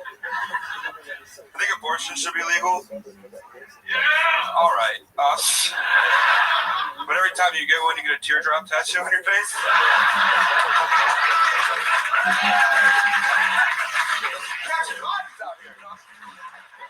There you go. Way to set the tone, Mason Bird with the first new minute of the night. Welcome back, Mason. Thank you for having me back, Tony. Absolutely. How's it going? Pretty good. I got fired from Jersey Mike's. Was it because of talking about it on this show? No, I was 28 days late, and they caught me stealing 3 sandwiches. When you hire, you know you're gonna steal some sandwiches. I mean, you know what I'm saying? Yeah. What are we doing here, man? Yeah. What are we doing? You were 28 days late?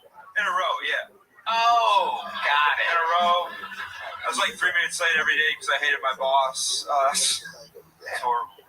Wow. So that's what it takes to get fired from a Jersey Mike's. Yeah, I was also pretty bad at the job. How can you be mad? How can you be bad at making sandwiches? I wasn't very fast. I was always in the back doing something I was supposed to be doing, like eating the cookies or, so I'd mix pops together. They get really mad about that. You mix pops together? If you do like Mountain Dew and like cherry, you make your own Code Red. If you just look at you, Jesus Christ, a real chemistry set over here. Oh yeah. It feels like cherry Mountain Dew is your blood type. Yeah. It's a Mountain Dew Live Wire, actually. Are there any more wild mixtures or food experiments that you're good at? Food mixtures? Yeah, I love just I call it doing chopped at the house, where I'm like, let's make tacos, but with potatoes and apples and see what we can get. It's just like, I'm hungry, I have no food. I've been doing this new thing to try to lose weight, right? If you eat a pizza, you eat the cheese, and then the actual bread, it feels like you're eating 2 slices instead of 1. Wow. This is incredible. Jesus Christ, that's the baddest thing I've ever heard. Yeah. Hell yeah. You said tacos and then listed the 2 most disgusting ingredients for tacos I think I've ever heard in my life. I've been trying to do things. A potato and apple taco. Oh yeah. So you put those in a taco shell, or you're using the potato as the shell? I should do that. It's such a good idea, dude. I should flatten it, fry it, make it into a tortilla. I have good fat guy ideas. I have some. I was really I came home a little bit tipsy the other night, and I made myself a in the middle of the night. You would love this, Red Band. This was so you. This is the most you thing I think I've done all year. I had a sandwich, and I looked at my fridge, and there's a little, one of those yogurt. There's like a little yogurt there. And I opened the yogurt and I have the sandwich, but I forgot to grab a spoon. So I fucking started dipping the sandwich straight into the yogurt. Ate it, dipped it. Normal shit. Oh, normal. Okay. Is that a normal fat guy thing, Mason? I mean, I'm fat, but Jesus Christ, dude. Yeah, it's wild. It's funny. I eat like a fat guy sometimes, and look at me. God loves me. What do you think the fattest, what is one of the guiltiest, fattest, like just at where you're like, God, I can't believe myself. He's ready. Here we go. So what I do is I'll get like a party size bag of Doritos, and then I'll cut the top off, like not the top, like the sides, so you get like a bowl. And then you put meat, you just make a bag of nachos. All right, that's sad. All right. What a party! That's Frito pie, but with Doritos, pretty much. Zach. Red Band is the senior disgusting food correspondent here, live on the scene. How about you? Do you have any confessions? I mean, you literally have no shame in your game. You post in the middle of the night. I mean, my favorite, of course, the classic, you take an Olive Garden breadstick and you put your finger all the way through it so you hollow it out, and then you just pour Alfredo sauce inside of it. Holy shit. It's like a gusher, an Italian gusher. Oh my God. Love it, Red Band. Ladies and gentlemen. Wow. It's a battle. Your turn. Yeah, what do you got? It's a battle. How do you top that, big boy? Oh man, fuck. I gotta try that later. He's hard as a rock right now. For those of you just listening to the podcast, he has a blatant erection at the thought of a hollowed out Olive Garden breadstick filled with Alfredo sauce. Do you eat that or have sex with the Red Band? There you go. Mason, anything else crazy happening in your life? Let's see. I have a half-black sister. Half-black? She's addicted to huffing keyboard duster, so that's a fun thing we're doing A what? right now. Keyboard duster. It's like Whip It, I guess. Oh. Yeah. So she's half-black, so you guys have the same mom? Yeah, my mom came back. What do you? She's older, so like what they say, once you go by, you can never come back. Yeah. You have an older half-black sister. And what does this computer duster addiction? How is this affecting her life? She got into a car accident because she was helping and it made her pass out with her kids in the car. Oh boy! Wow. Sorry, Shelby. Sorry. Wow. I used to do that shit too. Like, wait, what? Yeah. Wow, our senior top pick correspondent is here. I could tell you from the Midwest too because of this and pop. But we used to shoplift keyboard cleaners from Myers, and we would hit it. It'd be like poor people with whippets, pretty much. Wow. And my friend did it while he was driving, and he passed out, and I had to pull up the emergency brake, and we crashed his car, and he blamed me for it. I'm like, dude, we're going towards a train. Like, what the fuck? Wow, absolutely amazing. Have you ever taken Olive Garden breadstick, emptied it, and sprayed computer duster in it, and then inhaled through the Olive Garden breadstick? Because we could hit black belt levels of bigotry. Mason, you had a solid minute. Anything else for Mason, guys? I love that trans god joke. So good. Yeah, it was a really good one. Trans god joke. And it was impressive after you did the joke after everyone gave you the applause for that one, and you landed that as well. I thought that was really tough. It was awesome. Yep. Great stuff, Mason. You're showing the difference between a golden ticket winner and a random bucket full. And this is the part of the show where we go to the bucket, everybody. The bread, the hollowed out bread and butter of the show, if you will. The bucket. Now, this is where we meet people. Anything can happen. They could be the future. It could be an insane person. Ladies and gentlemen, your first bucket full of the night goes by the name of Luke Aaron, everyone. Luke Aaron.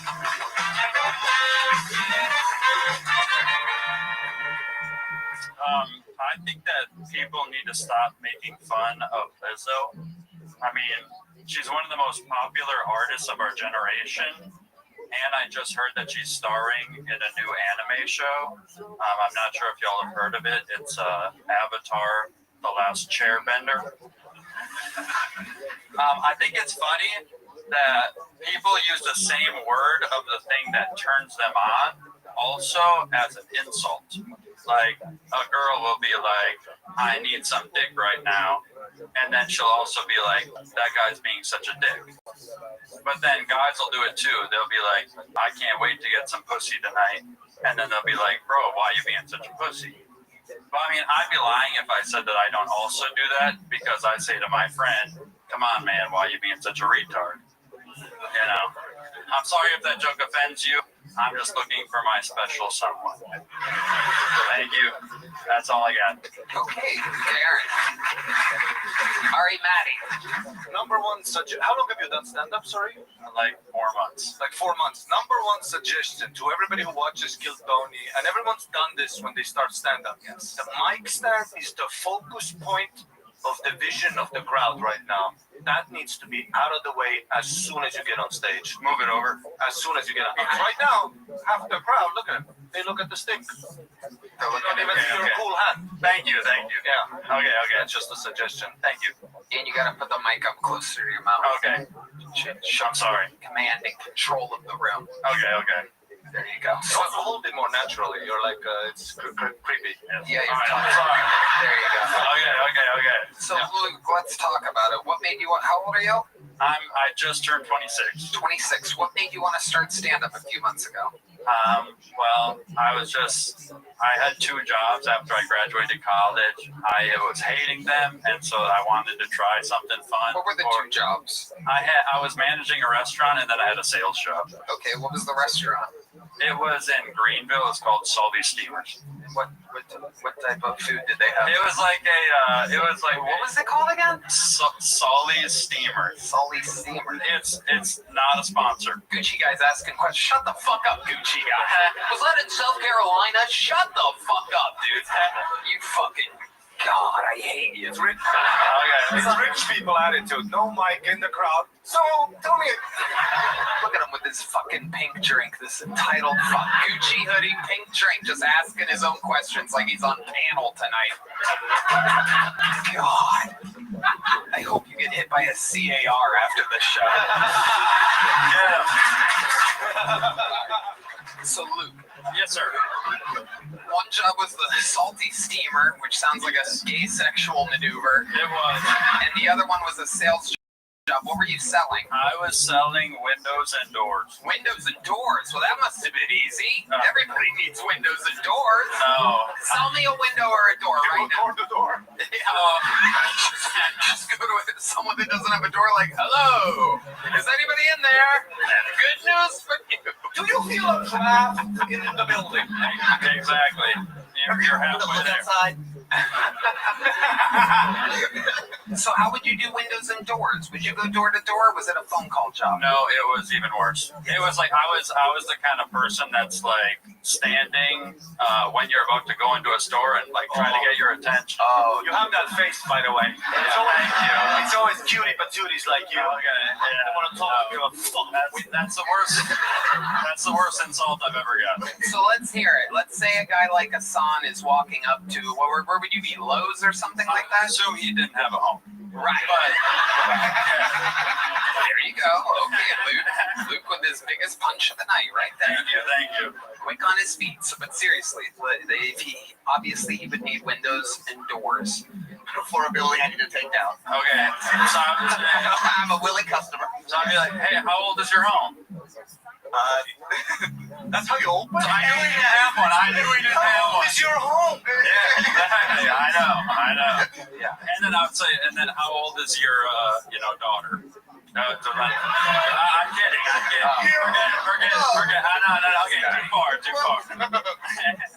I would say, how old is your home? And then they would say, it's this many years old, which would mean it was either wood or vinyl. And then I would say, I'm guessing there's draftiness or rust or whatever it was made of. I hated it. All right, yeah, I could see comedy. I hate it. That's what I'm trying. Yeah, thank you. Okay, so Luke, you're 26. You just started this. What have you learned in your few months of doing stand-up, of doing open mics? What surprises you about this industry? Tell it to the people at home. I'm surprised how many people are trying it that are horrible at it. Right, and you are part of that. I know. But it's good. Your windows not enough mirror.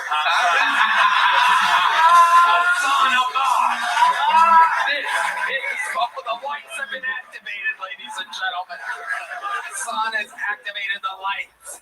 That means that the lighting and sound guy in the back found that hilarious. Hassan. All right, so Aaron, here you are. You're chasing your dreams. What else surprises you about the industry? You do a lot of open mics? Not enough. Why haven't you been practicing? Why haven't you been trying hard, Luke? Part of me is scared that people will steal my jokes.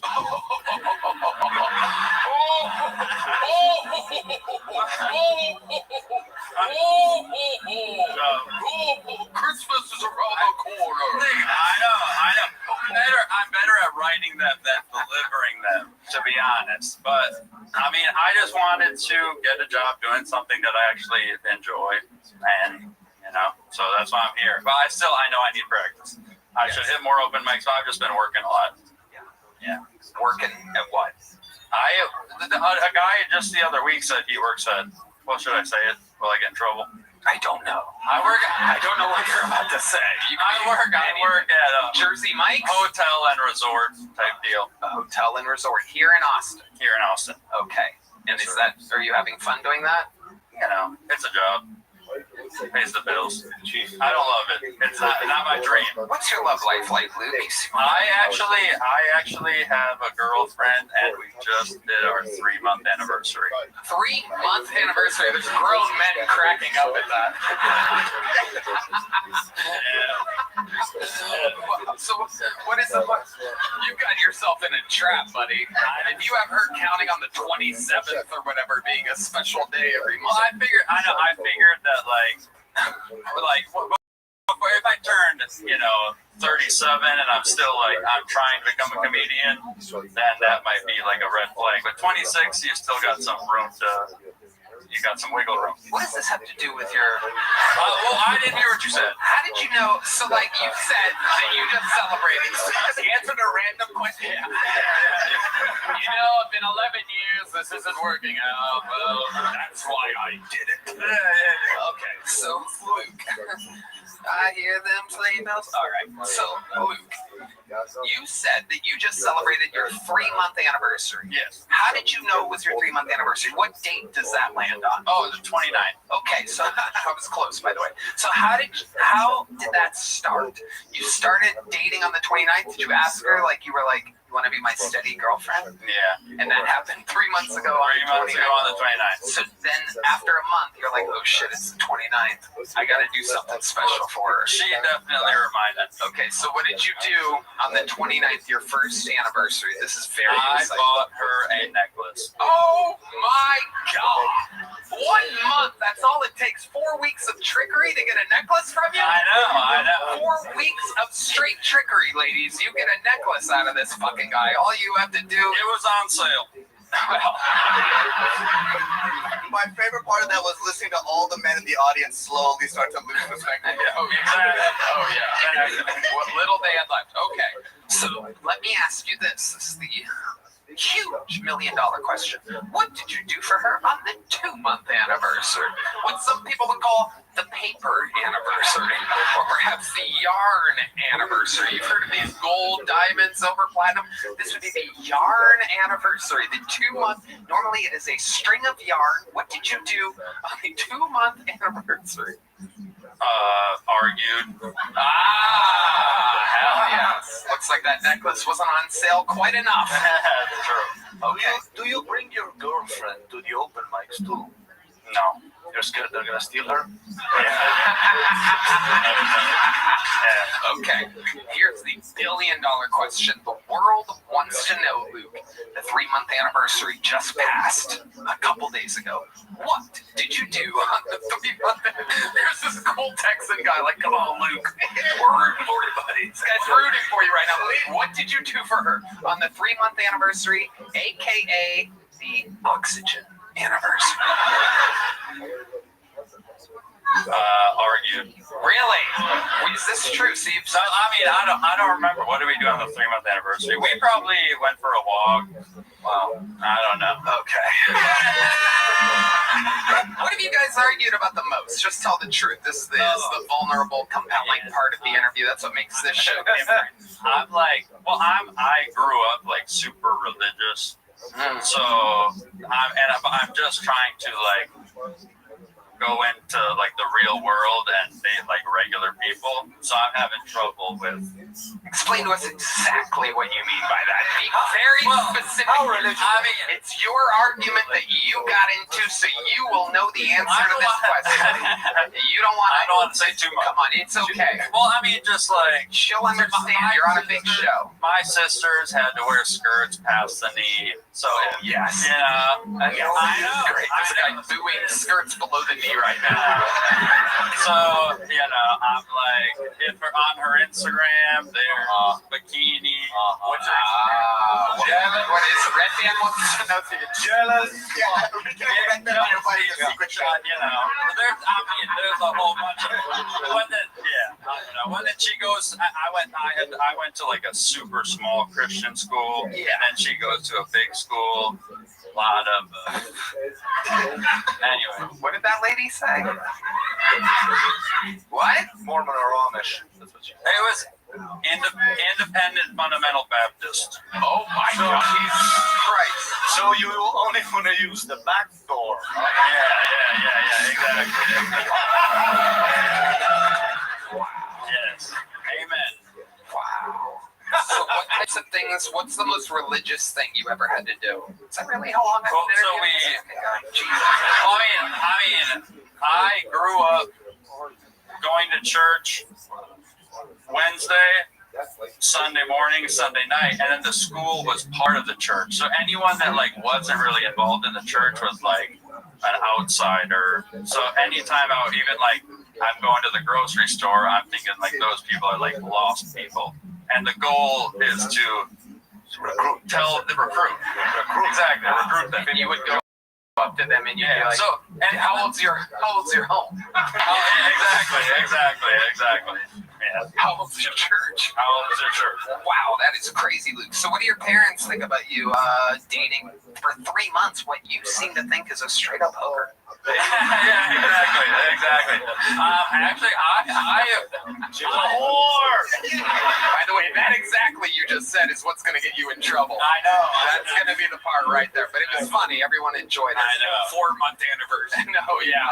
4-month anniversary. But yeah, we'll see. We'll see. They met her. I brought her home with me for a wedding. Oh, what did you wear? Not enough. Wow. Look at that.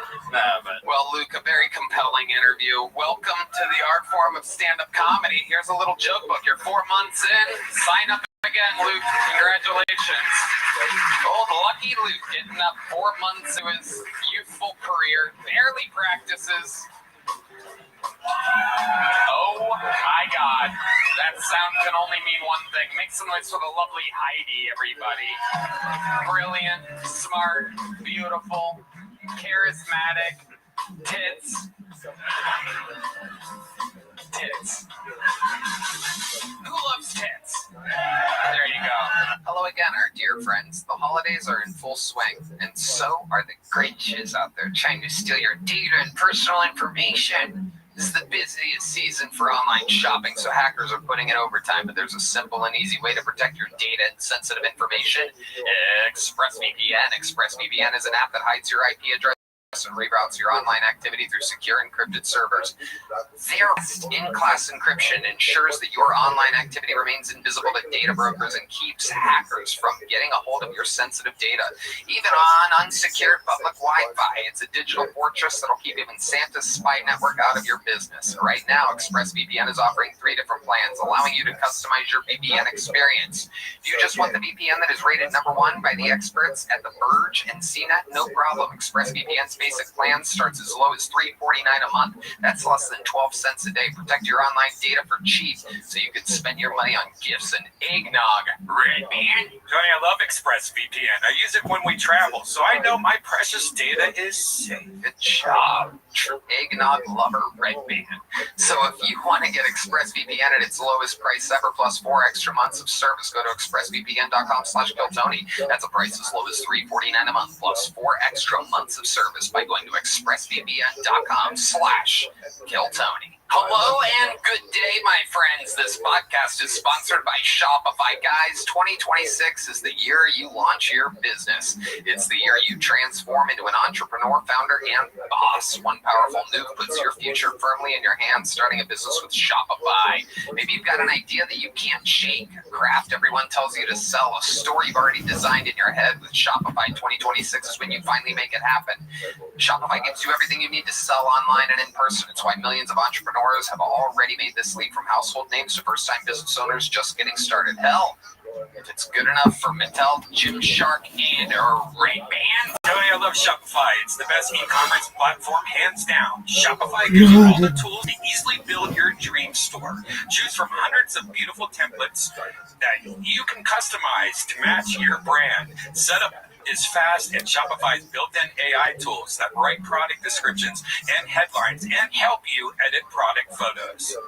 That's right, Red Band. I was listening to every word you said. In 2026, stop waiting and start selling with Shopify. Sign up for your $1 per month trial and start selling today at shopify.com/KillTony. Go to shopify.com/KillTony. That's shopify.com/KillTony. Hear your first this new year with Shopify by your side. All right, your next bucket pull, ladies and gentlemen. We've seen him before. It's been a while. Make some noise for Charles Adams Jr., everybody.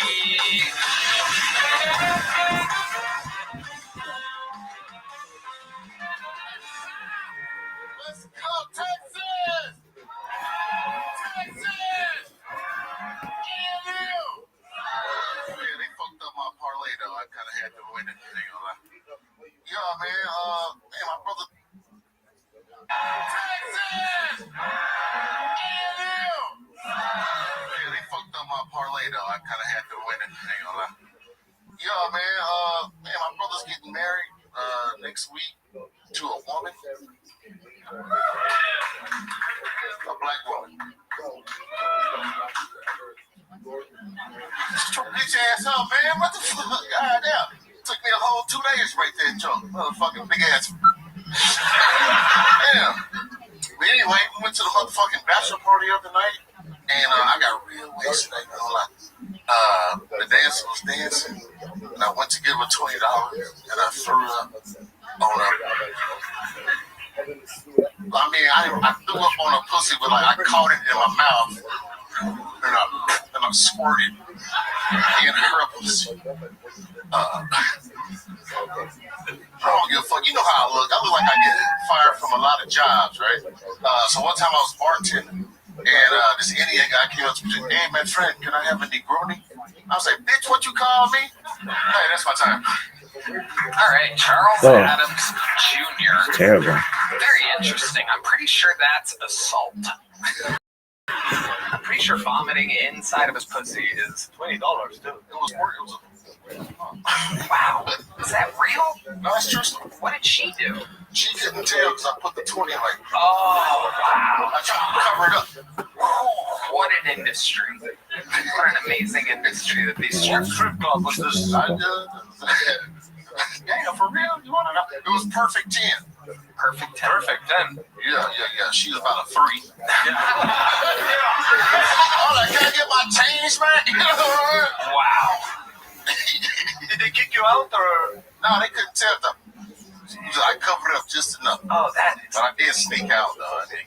That is incredible. That is. I don't even know what to say about that. Just squirt. And then what did you do? Swallow the rest down or spit it out? Like, this is disgusting. So frightening. I just held it together and I got out of the club. It was amazing. Outside, it was a different story. Amazing. Wow. Well, your 1 month anniversary is coming up any second with this woman, so might be time to buy a necklace. Charles, you've been on the show numerous times over the past years, ever since we moved to Texas. Man, tell us how life's going. Been on this month. This is 6 times right now, man. It's been doing great, you know? Yeah. Headlining and shit. Fucking roast shit up this motherfucker right now. What happened? Explain to the people. Fucked up my minute, man. How did he fuck it up? He was just like, I was like, shut your retarded ass. This front row is filled with rich, entitled douchebags tonight. It is quite shocking. I've definitely served them a couple drinks before. Probably for Negronis. Sir, if you yell one more thing out, I'm going to have him vomit on your crotch. So better get it together. Charles, anything else crazy happening in life? Tell us about it, man. Man, I work security over at Cap City Comedy Club. Okay. Yeah, dealing with just. I mean, do you have to really deal with anything that's up in the domain? It's like a shopping center. It's been there for years. I still am yet to even walk into the place. The Cap City, it's in such an odd place in the city. But it's just, where's the restroom at, boy? Like, what the fuck? Why you talking? They call you boy? They call me boy, yeah. You know what I'm saying? Domain. Yeah. Just because they like dress like that, they fucking acts. To be fair, like I'm know where the restroom was. So. It's right there. The handicap restroom is right there. Yeah, man, they fuck with me, but you know, I keep it strong. I still get paid. I still help them out. All right, Maddie. Guys who wear t-shirts that say sportswear are never too sporty, are they?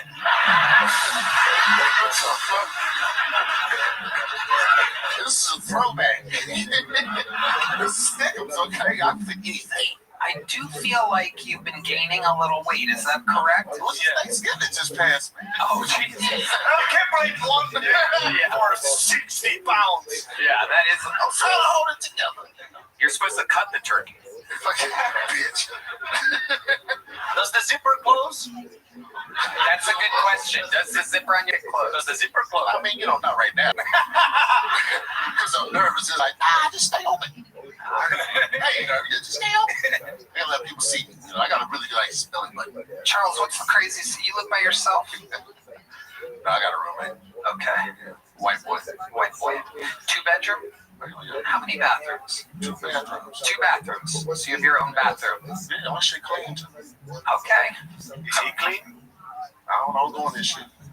Right. Okay, but here's a big question. What do you have in your refrigerator that would surprise us? That's yours. Oh, you know the answer to this. Don't try to think of a number 2. We want that first one. Red Band, don't make a chicken noise. That is So that is disrespectful. Do you have chicken in your refrigerator? I got baking soda in there. Okay. All right. There you go. Red Band is an opportunity of a lifetime.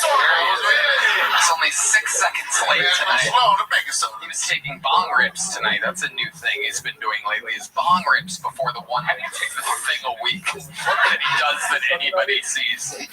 Nothing more professional than vodka Red Bulls and bong rips. Partner here, Brian Redman. Trunk is filled with bacon fat. I know how to pick up fat. Is that what I'm saying? Charles, what's your love life like? I mean, it's some. Oh, shit. Single, but you know, something's happening. I guess what's complicated. Okay, what's happening? Fuck that bitch. Okay. What exactly is going on there? How do you know that? How do you know other guys are fucking your girl? I looked at her big DMs. You looked at her DMs? Hell yeah. Meanwhile, you're puking on street. I was stressed. He had a couple of guys. He was puking in pussy. At the perfect time. I was stressed. Take it out on somebody. So how'd you end up finding her DMs? I went to her tablet. Oh my god. Looking for trouble. Yeah. I went to the fucking Tyrone. Oh, yeah. Yeah, all black. Oh, yeah. Yeah, it's infuriating, isn't it? I hate it. Yeah. Get to a good white boy. Let us come up. Like, you can fuck them, but like, give me the money. You know what I mean? Yeah. I let her start a feet finder shit. Yeah, I'm like, you don't feet finder, baby. Are you pimping out your girl's feet? That's what I ain't gonna say it too loud. Door guy job don't pay that much. Yeah, I'm like, yeah, fine. It's just nice feet. Wow, you're into feet. You fucking feet? Shit. Good. I mean, I sucked them. Oh yeah, look at you. You're like San Quentin Tarantino over here. It's a prison and a foot fetish joke at the same time. It's impossible to do that. I just did it to almost no laughter or applause whatsoever. No, it's okay. The people online will go, wow, that crowd stopped. Anyway, so you're sometimes. What else do you do? You're a freaky guy. So you can impress these fucking yeah, you're into footlongs as well.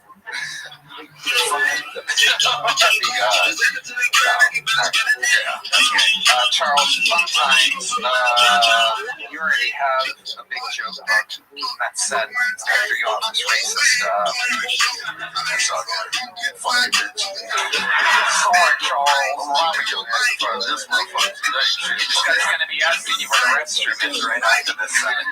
Alright, there he goes. Charles Adams Jr., ladies and gentlemen. We're gonna keep it moving here. This interview's flying. Time is flying tonight. Alright, your next fucking poll, ladies and gentlemen, goes by the name of Evan Quigley, everyone. Evan Quigley.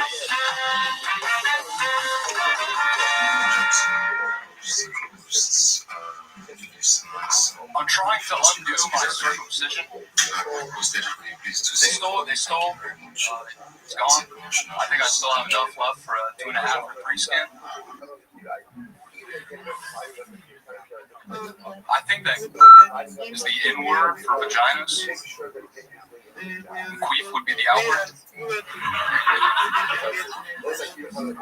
I love eating pussy. It's like a board game, or a game I never get bored of. Specifically, it's like Battleship, you know? C6? Nothing? Cool, your turn. Necessity. They say necessity is the mother of invention. She must have been desperate or drunk the night rollerblades were conceived. I'm not sure who the father would be in that analogy, but I'm sure he wonders whether or not his son is gay.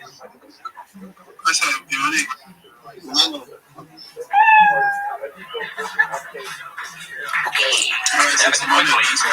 Welcome, Evan. How long you been doing stand-up, buddy? 2 years. I got a DUI in the middle of it, so I wasn't allowed in bars for open mic. So You weren't allowed in bars. yeah, I had to wear like an ankle monitor. What kind of my sweat for alcohol? Crazy. You don't have to drink at the bar. No, but like if someone spilled a beer or something, I'm back. You killed somebody? Hold on. Yeah, wait, DUI is DUI. Just a regular old DUI here in the great state of Texas. No, in the great state of Florida. Oh, so in Florida. Florida have DUIs? Yeah. DUI captain. So, was it your first DUI? Yes. And on your first DUI, they put a strap on your ankle that can sense alcohol. Technology's crazy, man. How fucked up were you? I totaled my car on the you were like next to the car when they arrived. All fucked up. Yeah, I called cops on myself, actually. Really? I was worried about the train. Like, what if I get like a terrorist charge or something for blowing shit, supply chain? Okay. It was dumb. I want to get a thing with that call. Yeah. I don't want to be a terrorist or nothing. Exactly. Wow. Our senior terrorist correspondent in Panama. Usually you have to wait till the train is there to crash into it. So that's very right. Yeah, I'm very proactive. So I find this so interesting. I've never heard of a alcohol detecting ankle bracelet before. Like an ankle monitor that what kind of my sweat for alcohol? Queef would be the L word. I love eating pussy. It's like a board game, or a game I never get bored of. Specifically, it's like Battleship, you know? C6? Nothing? Cool, your turn. Necessity, they say necessity is the mother of invention. She must have been desperate or drunk the night rollerblades were conceived. I'm not sure who the father would be in that analogy, but I'm sure he wonders whether or not his son is gay.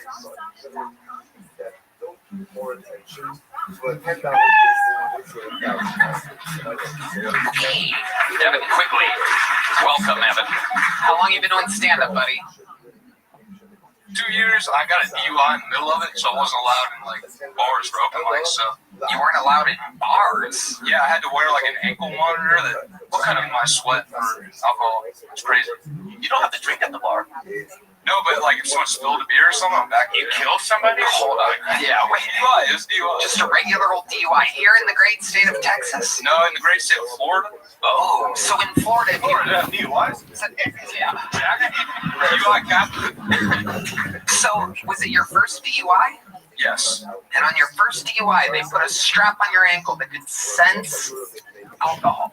Technology's crazy, man. We're in the future. How fucked up were you? I totaled my car on some train tracks. So you were like next to the car when they arrived, all fucked up. Yeah, I called cops on myself, actually. Really? I was worried about the train. I was like, what if I get like a terrorist charge or something for blowing up a shipment, supply chains? Wow. Okay. It was dumb. It was dumb. I want to get a thing with that call. Yeah. I don't want to be a terrorist or nothing. Yeah. Exactly. Wow. Our senior terrorist correspondent in Panama. You have to wait till the train is there to crash into it. So that's very right. Yeah, be proactive. So I find this so interesting. I've never heard of a alcohol detecting ankle bracelet before. That's what it was. It was on your ankle. Yeah, and I live in like a residential neighborhood, a lot of families, and I got into fitness because I couldn't drink. So I was worried about the judgment of the ankle monitor, and I would put another sock under my sock and do like running, like leg lifts at the stop sign, so people think I'm just an 80s, like a rapist. I have no idea what you just. I'll never be able to make that out exactly. Even if you repeated it 1,000 times, I don't think it would ever actually make sense. Ankle monitors are kind of cool. It was fun. They gotta put people that, people would just point at me and say ankle monitor. Yeah. So how long did you have to wear it for? A full year. A full year. You couldn't drink. Yeah. And you were afraid that someone would spill alcohol on your ankle, so you didn't even practice comedy. I wrote. You wrote. Okay. All right. What do you do for work, Evan? I'm an arborist. I look at trees for people. I don't do anything with the trees. I just tell them that it's sick. They pay me. It's got a good gig. Oh, like a sick tree? What is a sick tree? It's a tree with yellow leaves. You kind of thought about that, huh? Didn't you? It can be sick. Are you confusing sick trees with fall? Yeah. This guy's walking around. Just sick trees. Sick trees in September. Have you noticed this? Business is booming. We need to take all these down. Evan, do you make good money doing that? Pretty good for like right out of college. How old are you? I'm 20. About to turn 25, 24. 25. You're 24. Okay. I am currently.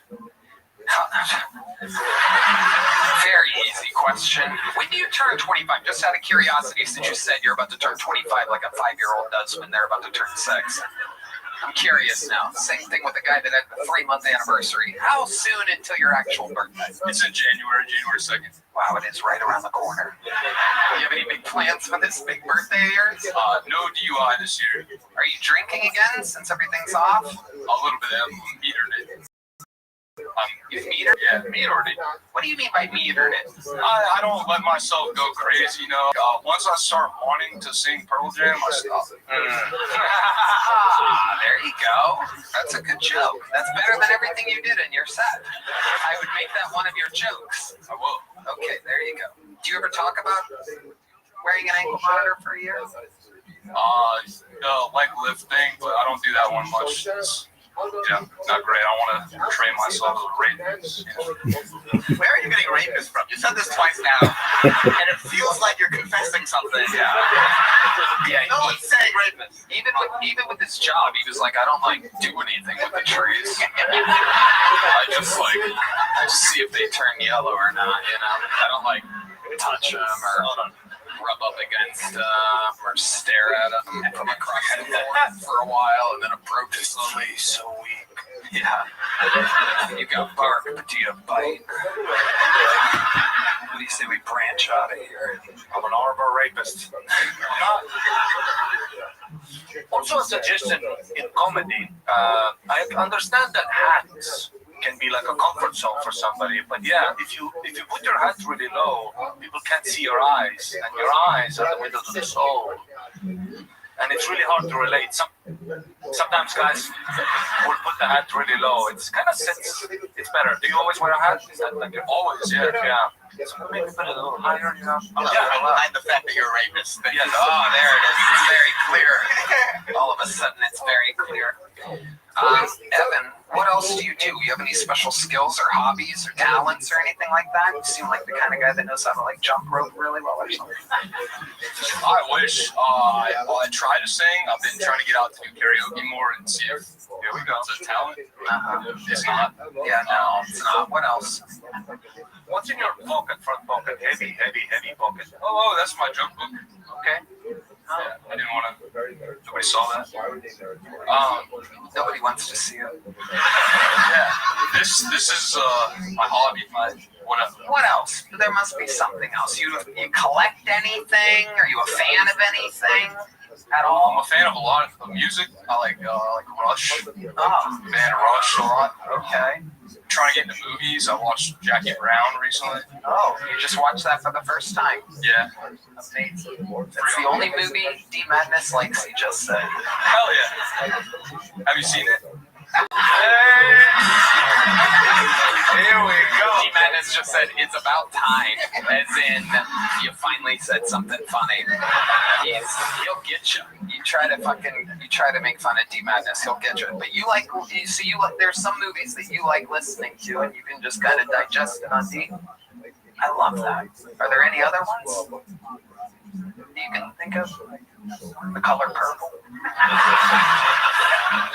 Huh? Death Warrant. Okay. Jean-Claude Van Damme. That's interesting. That an action movie. I find that also intriguing. Isn't that interesting? It's like hearing men grunt.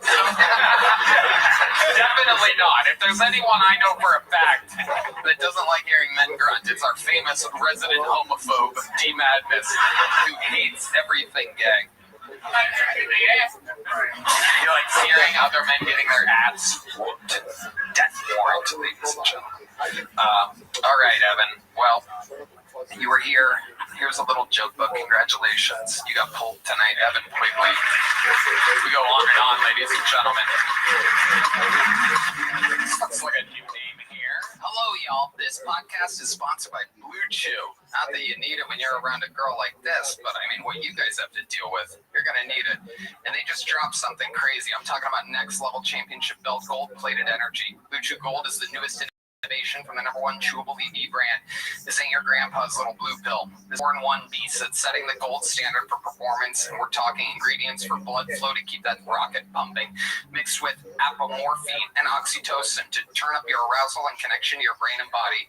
Blue Chew Gold dissolves under your tongue and works in as little as 15 minutes. That means you can get it quicker and stay in the game longer. Elevation without hesitation. This is peak passion and peak performance in a single tablet. Red band. Tony, I love Blue Chew. They're providing some amazing ED treatment. Ladies, if you're listening, send your man the link and make him a trophy husband with some Blue Chew Gold. Make life easier by getting harder and discover your options at BlueChew.com. And we've got a special deal for our listeners. Get 10% off your first month of Blue Chew Gold with code Tony. That's promo code Tony.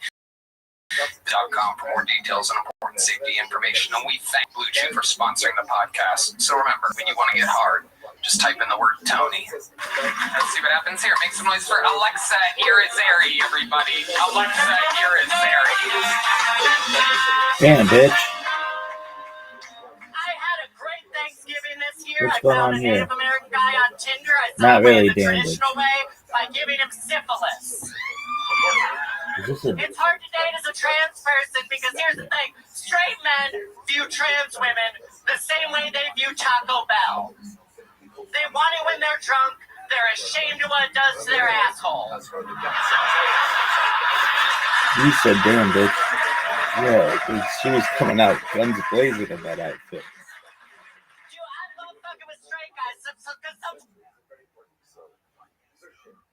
Everybody, Alexa Irizarry. I'm legally blind.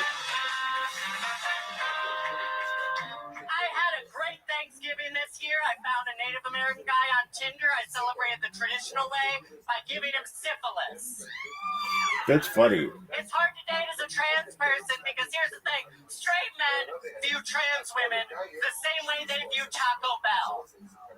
They want it when they're drunk. They're ashamed of what it does to their asshole.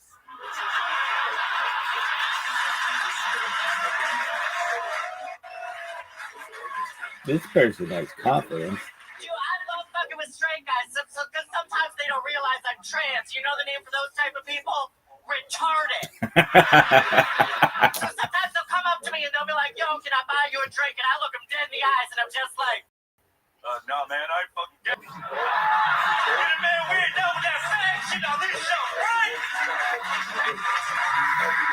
Very funny. Hell yeah, brother, you get it, man. It sucks. I can't turn that voice off. Oh, I can't. That's the sound that comes out when I orgasm. Thank you, guys. Holy shit. Did really well. Alexa Irizarry, showing the boys and the girls how to do it. Yes. Absolute dominance. Welcome. Thank you so much, brother. It's like looking in a mirror or something like that. It's my crazy. It's my arch nemesis. It's like my Venom. This is my Venom. It's Venom Hinchcliffe. I love it. Alexa, how long have you been doing stand-up? About 5 years. That's awesome. See what I mean? We're the same. 5 years. Where at? I started in Cleveland, Ohio. Oh, nice. Look at that. That's where you're born and raised? Yeah, I think I opened for you at one of the glory holes at the truck stops in Warren. Okay. There you go. Very funny. This is true. Guilty as charged. Welcome, Alexa. This is absolutely incredible. So 5 years. How long have you lived in Austin? About 4 years. 4 years. What made you move to Austin 4 years ago? Comedy? No, I was actually working in construction sales because I got fired from doing porn. Oh my goodness. How did you get fired from doing porn? Well, here's the thing. This is the way that I learned from doing porn. I am bad at sex. Okay. I know this because they flew me into the shoot. They flew me in on Delta. They flew me back in Spirit. Oh my God.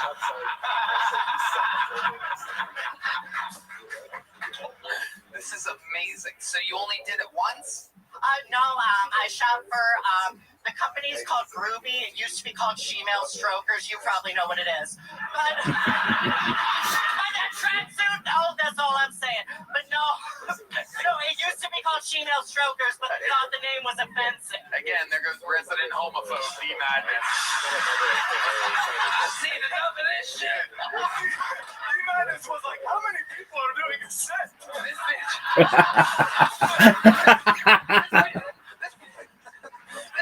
This bitch, we sound like Death Warrant up the top. Chunka Van Dam, what the fuck is going on here? Oh my god. Wow. Okay, so you did a lot of porn shoots. Yeah, because back then, like, trans people couldn't get, because I like transition BC, and for y'all good Christians, that means before Christ. For trans people, it means before Caitlyn. Okay, so you're a throwback. You're like back when trans people used to get like bullied and stuff. I know, and that's honestly I loved it because I can only come when being called a Perfect. One more thing that you and I have in common. Absolutely amazing. This is incredible.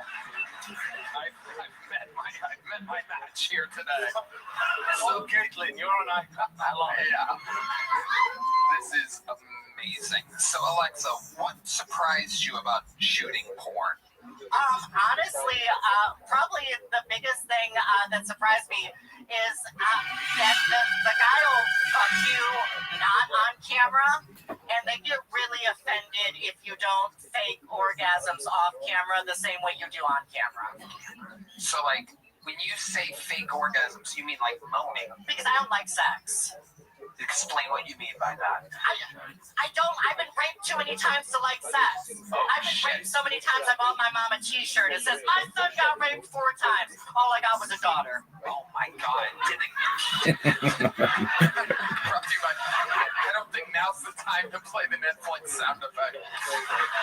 We may have just lost our contract right there. Let me ask you this. Did the guy that raped you, did he happen to comment on how yellow the trees were getting right beforehand? He was only focused on how yellow my teeth were getting. Okay, all right, that's a wild answer. Alexa. Alexa, so you literally don't like sex? No, I don't. Like, the only thing I ever liked in the bedroom was one time my ex-boyfriend got on top of me, put my legs over my head, and then he died of a heroin overdose. While trying to have sex with you? Yeah, pretty much. I'm from Ohio. You know how it is. Yes, a lot of people do die from heroin overdoses, especially in Northeast Ohio. I'm 6 years sober from meth and heroin, though. Okay, all right. How did The you... energy's still there. Stays with you. How did you get sober? What helped you get sober? Honestly, him dying, to be quite honest. I remember that's actually kind of why I started doing comedy, because one time I was digging through a trash can while I was on meth at our dealer's house, because, you know, I'm meth. And John Mulaney's special, New in Town, was playing in the background. Oh, wow, this is the gayest part of your whole set. This is incredible. That's when you know you have to get your life together. No, but yeah, so I was like, I want to do that one day, and he was like, you're not funny. So then I was like, I want to prove him wrong. You know, so. Now he's dead.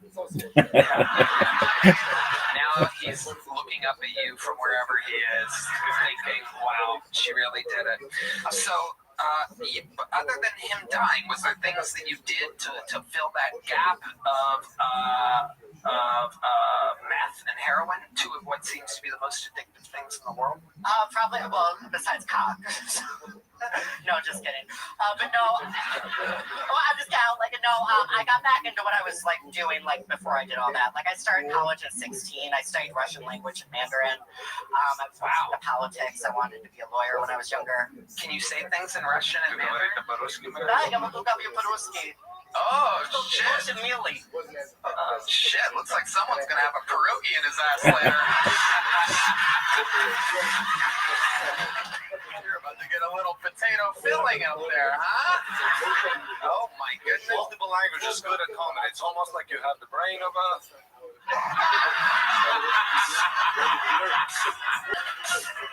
Wow. This is amazing. Wow. I love the energy you came out with, by the way. You took over the stage. Beautiful job. Holy shit. It is incredible. Clearly, you are made to do this. My goodness. So how do you make money now, Alexa? I have an OnlyFans. Okay. Not going well. I only have one subscriber. All right. Yeah, but I pay good money for that. Wow. Where can people find your OnlyFans? We'll probably get more now if you want to promote it. Yeah, Jasmine Steele 7 on OnlyFans, StreamMate, and Strip Chat. There you go. Red Band just made multiple accounts. Okay. So, Alexa, tell us what else would surprise us about being trans in Texas. You've been here for 4 years. Is there anything else that you deal with? Do you make a good cup of coffee? I've noticed that trans people make the best baristas. Do you drink coffee? No, those are the non-binary kids. Okay, good to know. I don't know the difference. You can tell by the purple colored hair and the annoyingness in their voice. I like that. So you're kind of anti-trans. No, I don't think people. I think it's a mental illness, to be quite honest. Yes. Keep going. Keep going. You're about to become the next president of the United States. Keep the momentum going. Holy shit. Keep telling us you're very close. You could win the 2028 election if you just keep. I just found out that people are Joe Rogan experience. Texans in the front are literally like, I'll vote for that bitch. You could win the 2028 election if you just keep. I just found out that people are Joe Rogan experience. Texans in the front are literally like, I'll vote for that bitch. It's amazing. Amazing, Alexa. So you did become. When did you start to feel like when in your life? The first time my dad's dick was inside me. Ooh. Your actual father? No, I mean I'm from Cleveland. You think I know my actual father? I don't know anymore. Honestly, it is one of those things. I do think it's a mental illness. It was from probably my earliest memories. I remember I would always put on my mom's dress, hiding in her closet, things like that whenever she was at work. So just from my earliest memories. And then at the time, you had to wait till you were 18 to do it. So just the minute I turned 18, I started hormones. Amazing. What did your mom say about that when that happened? She said, I don't want to live with a freak, and then she kicked me out for a little bit. But she's come around, honestly. She's one of my biggest supporters, and I love my mom more than anything. Oh, that's amazing. I love it.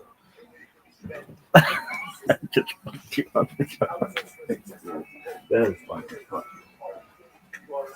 So therefore, there's one who says, Moshe, you should invite Yoshua. Rather than leadership, it's not the way it works. Yoshua literally take your stand, hit him on the head. You're the guy. You're the man. You're the man. And because the buck stops you, you take responsibility again. Doesn't mean you're a dictator. That's a shalom. Doesn't mean you don't engage in your decision making or collaborative decision. Responsibility also stops at your doorstep. You and incredible you are. You are there's literally only one spokesperson for a generation, and now turn up. I will say different topic. Turn up. Simon B'Shlosha. I'll say a little bit back in a second. Simon B'Shlosha. So I'll say Simon is done with three. Where it says, my Simon, what is Simon? You know, Berkas has Simon. If he says talking about like a Sulam, like benching, that kind of Simon of Berkas and Simon B'Shlosha. I'll say it doesn't work. So the Rice says quite explicitly that Simon, which literally is summoning, right? Berkas Simon, benching, you take place of three. What does Simon mean? Berkas Simon, that can't be why. Simon B'Shlosha, Berkas Simon B'Shlosha. Let's say again, the Bryce says quite explicitly, Simon is summoning is done with three. And Berkas Simon is also done with three. Ella, my Simon, rather than what is Simon? As Sam made this, right? Summoning someone to someone who summons literally a summons. You summon someone to face in. You summon someone to face in. Ultimately, again, that has to be done by a face. Summons has to be issued by a face.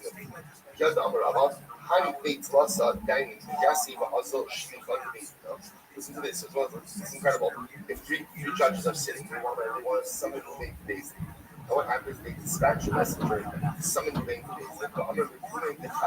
And let's say again the messenger comes and he says, "I hereby summon you today in the name of Shimon Abram the Dayan." But he only summons in the name of one judge.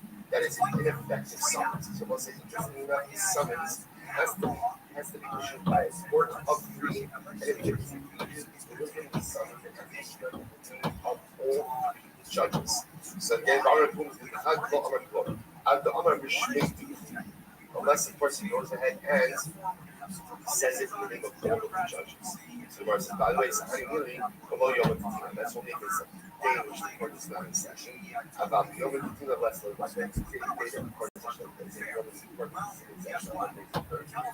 So if let's say again a court is sent out the summons on a Thursday, then all of the name of all three judges because everyone knows that it's traditional. It's supposed to be very halacha. So number one, our topic number one was about basic size of bucket in and our matter of the size of basic. So when I said I was seeing the issue of summons must be done by a base of three. It must be delivered in the name of all three. Incredible. Let's go back to it. Says the Gemara. So back to the Gemara. So remember again, the Mishnah said that when adjudicated cases of cave, like Cable's don't pay Ruvain steals from Shimon, and then we find the stolen object with Ruvain. So not only does Ruvain have to pay back principal, but he has to pay back double. That is adjudicated by a base of three. Shalom, let's say in general, we're dealing with Knas law. Knas, remember again, is penalty law. How many judges do you need to adjudicate penalty law? So my claim, I would say, what's the question? We learned in the Mishnah, we already learned this. There's 3 people for Knas law. Rather, Eliyahu and Mumcha coming by, ready? The aim done in Knas law. Rather, was the shadow was like this. I know the Mishnah says you need 3, so the halacha is Knas. Here's my shadow. What about a Yachid Mumcha? What about an individual who's an expert? An expert is such an individual qualified as an expert, a single expert, to adjudicate Knas. So, we learn this. Right? Cases of Kevel are cases of Arba Chamisha adjudicated by a base of 3. My Shlosha. What does it mean, Shlosha? Ilay was Shlosha Yodos. If ultimately they were talking about 3 regular people, Amar Avud Rav, Shvei Rav, Asara, they made Yodos, Psum, Dinik Nasos. That was like Nas, means 3 people. That was what kind of 3 people is interesting. Nas requires experts. Which makes sense because Nas law is a bit more nuanced, right? It requires a bit more expertise. Elva Mumchin B'Kamar Shlosha. So what do you see from here? Knas law, 12 Number 1, Knas law requires 3 judges, and number 2, they have to be expert judges. And therefore, again, you can't use a single expert for Knas. Good, right there. So the Gemara says, the Chum over Moti Shema B'Esku Shlosha. So as I said, this day will begin this sutta. Moti Shema. Remember again, what's Moti Shema? Moti Shema is Ruvain married Rachel. After the marriage, Ruvain claims Rachel was not the Yisrael. Now, simply what Ruvain is claiming, what his real claim is, that she had relations with another man after the first stage of marriage. Now, that claim can be looked at in 2 parts. So, number 1 is false. Number 2, if there are witnesses to the fact that she went ahead and committed adultery, then what? Death penalty. That wasn't as important to understand. How is it? Let's figure this out, right? Ruvain comes later. Ruvain says, my wife wasn't upset. How exactly? Well, the nice thing is this is Rashi at the end of on the case, let's say, so we're going to see that ultimately he is best with his children. And she was, we'll stop on paper, we'll pick up the book of Sheva. Great job to everyone. Okay, but it's fine. You can see again. Already tomorrow, we got shorter time from the next day or so. We'll catch up tomorrow. Both sides. Shvaya, everyone. And that's exactly what's happening. And in the end, how many state Indiana just shut down? Indiana, which is a Republican legislature, shut down and would not vote in a redistricting plan. It's not that easy, except it looks like based on what the Supreme Court in Texas and what's happening here in California, the Democrats may have the edge on this issue. March, I will say good morning, the red oxygen. Like they can take last night's twins will ship the day. Our television services. In fact, I will hold the schwachen so that's all the shit is this year. That's what that's what I should have been able to do. And for his total reservations, except the massive drop on the shelf from the stash as a very much more than one Josh that he's going to keep all the sugar crushes. He's going to be Josh's father. So I could fall the drop off. That's great. Send me about the episode. I get all the sugar crushes. It's going to be like parents. It's what makes it around toys. So I drop it back as well.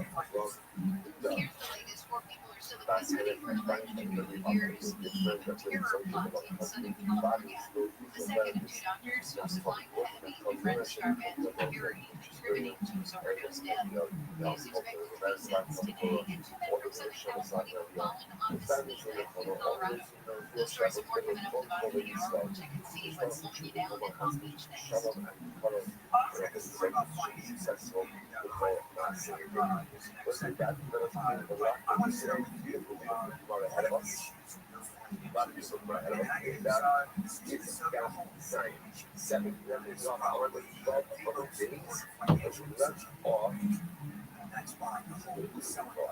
you're in the mood of selling the downside. Gotta sell it. Yeah, it's got a great chance to vice, but there's the widest ones. Right? Correct? Good. Right, that's the widest one. Excellent. Excellent. Okay, good. There's something that was says, so it's going to require not stopping content is like shot. Regarding content like what this one situation should have more something to start one, otherwise something like that. Don't see not the one you're rich like here, where is it in photos? There's something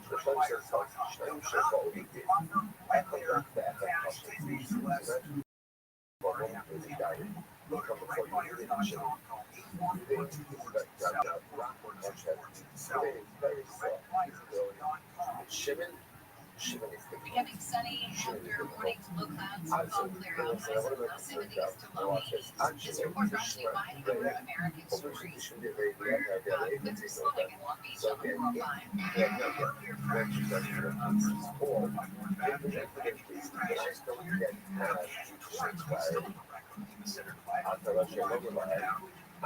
on the 405.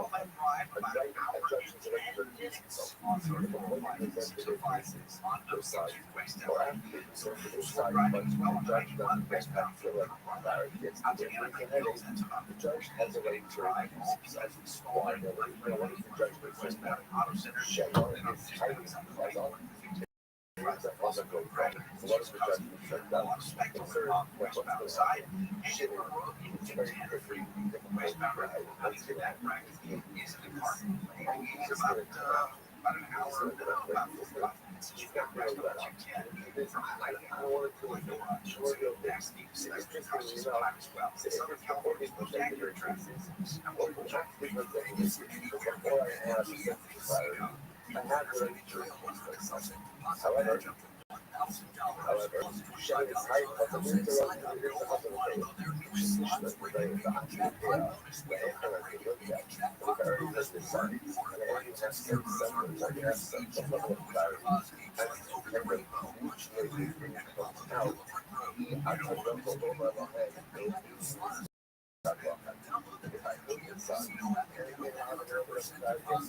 how this is going to shake out. I don't have to write some wide shit and some really good things. Again, you're not supposed to see exactly what such person and offers right now.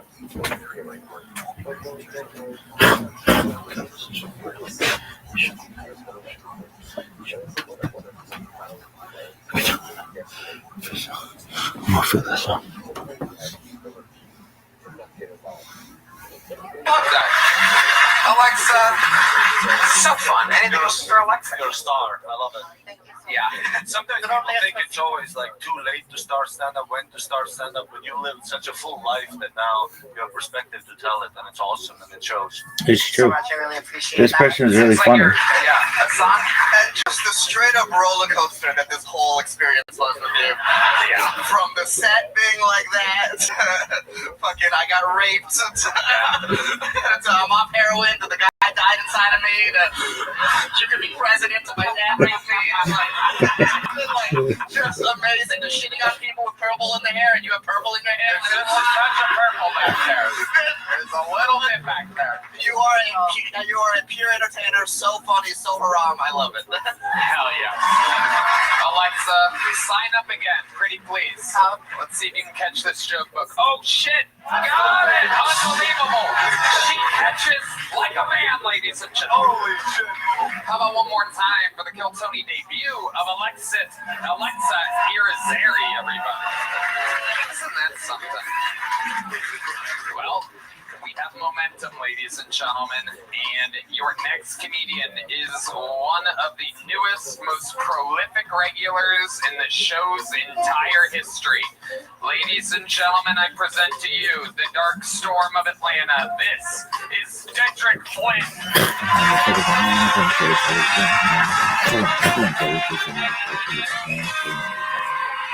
Kill Tony. I ate an edible the other day and I started watching The Blind Side. What the fuck is that movie? Alright, nobody ever told me this movie's gonna be bullshit when I started it. So you seen The Blind Side, you know what I'm talking about? So all The Blind Side was supposed to be about was this dude named Michael Orr. It's a real person, and he played football, but he was a homeless teen in Memphis, and he got adopted by a white family, and they got a nigga white privilege, and he made it to the NFL. Alright? Beautiful movie. Alright? That's a beautiful movie. That is the sequel to Remember the Titans. It's got football in America. Everybody can come together. And somebody in Hollywood was like, let's make this nigga retarded. Right? I don't even like using that word. Alright? I don't even like using that word. They made that nigga retarded. They made it for no reason. Let me tell you, the first scene where he get adopted by Sandra Bullock, right? He get adopted by Sandra Bullock. You walk him into the house, they walk him up the stairs, and they walk him into a bedroom, and he goes, what's that? And then Sandra Bullock says, it's a bed. That nigga know what a bed is. That nigga know what a bed is. I've got so many retarded, and all the fucking specialty niggas go to sleep when they know when to go to sleep. Crackheads make beds out of anything. This nigga know what a bed is.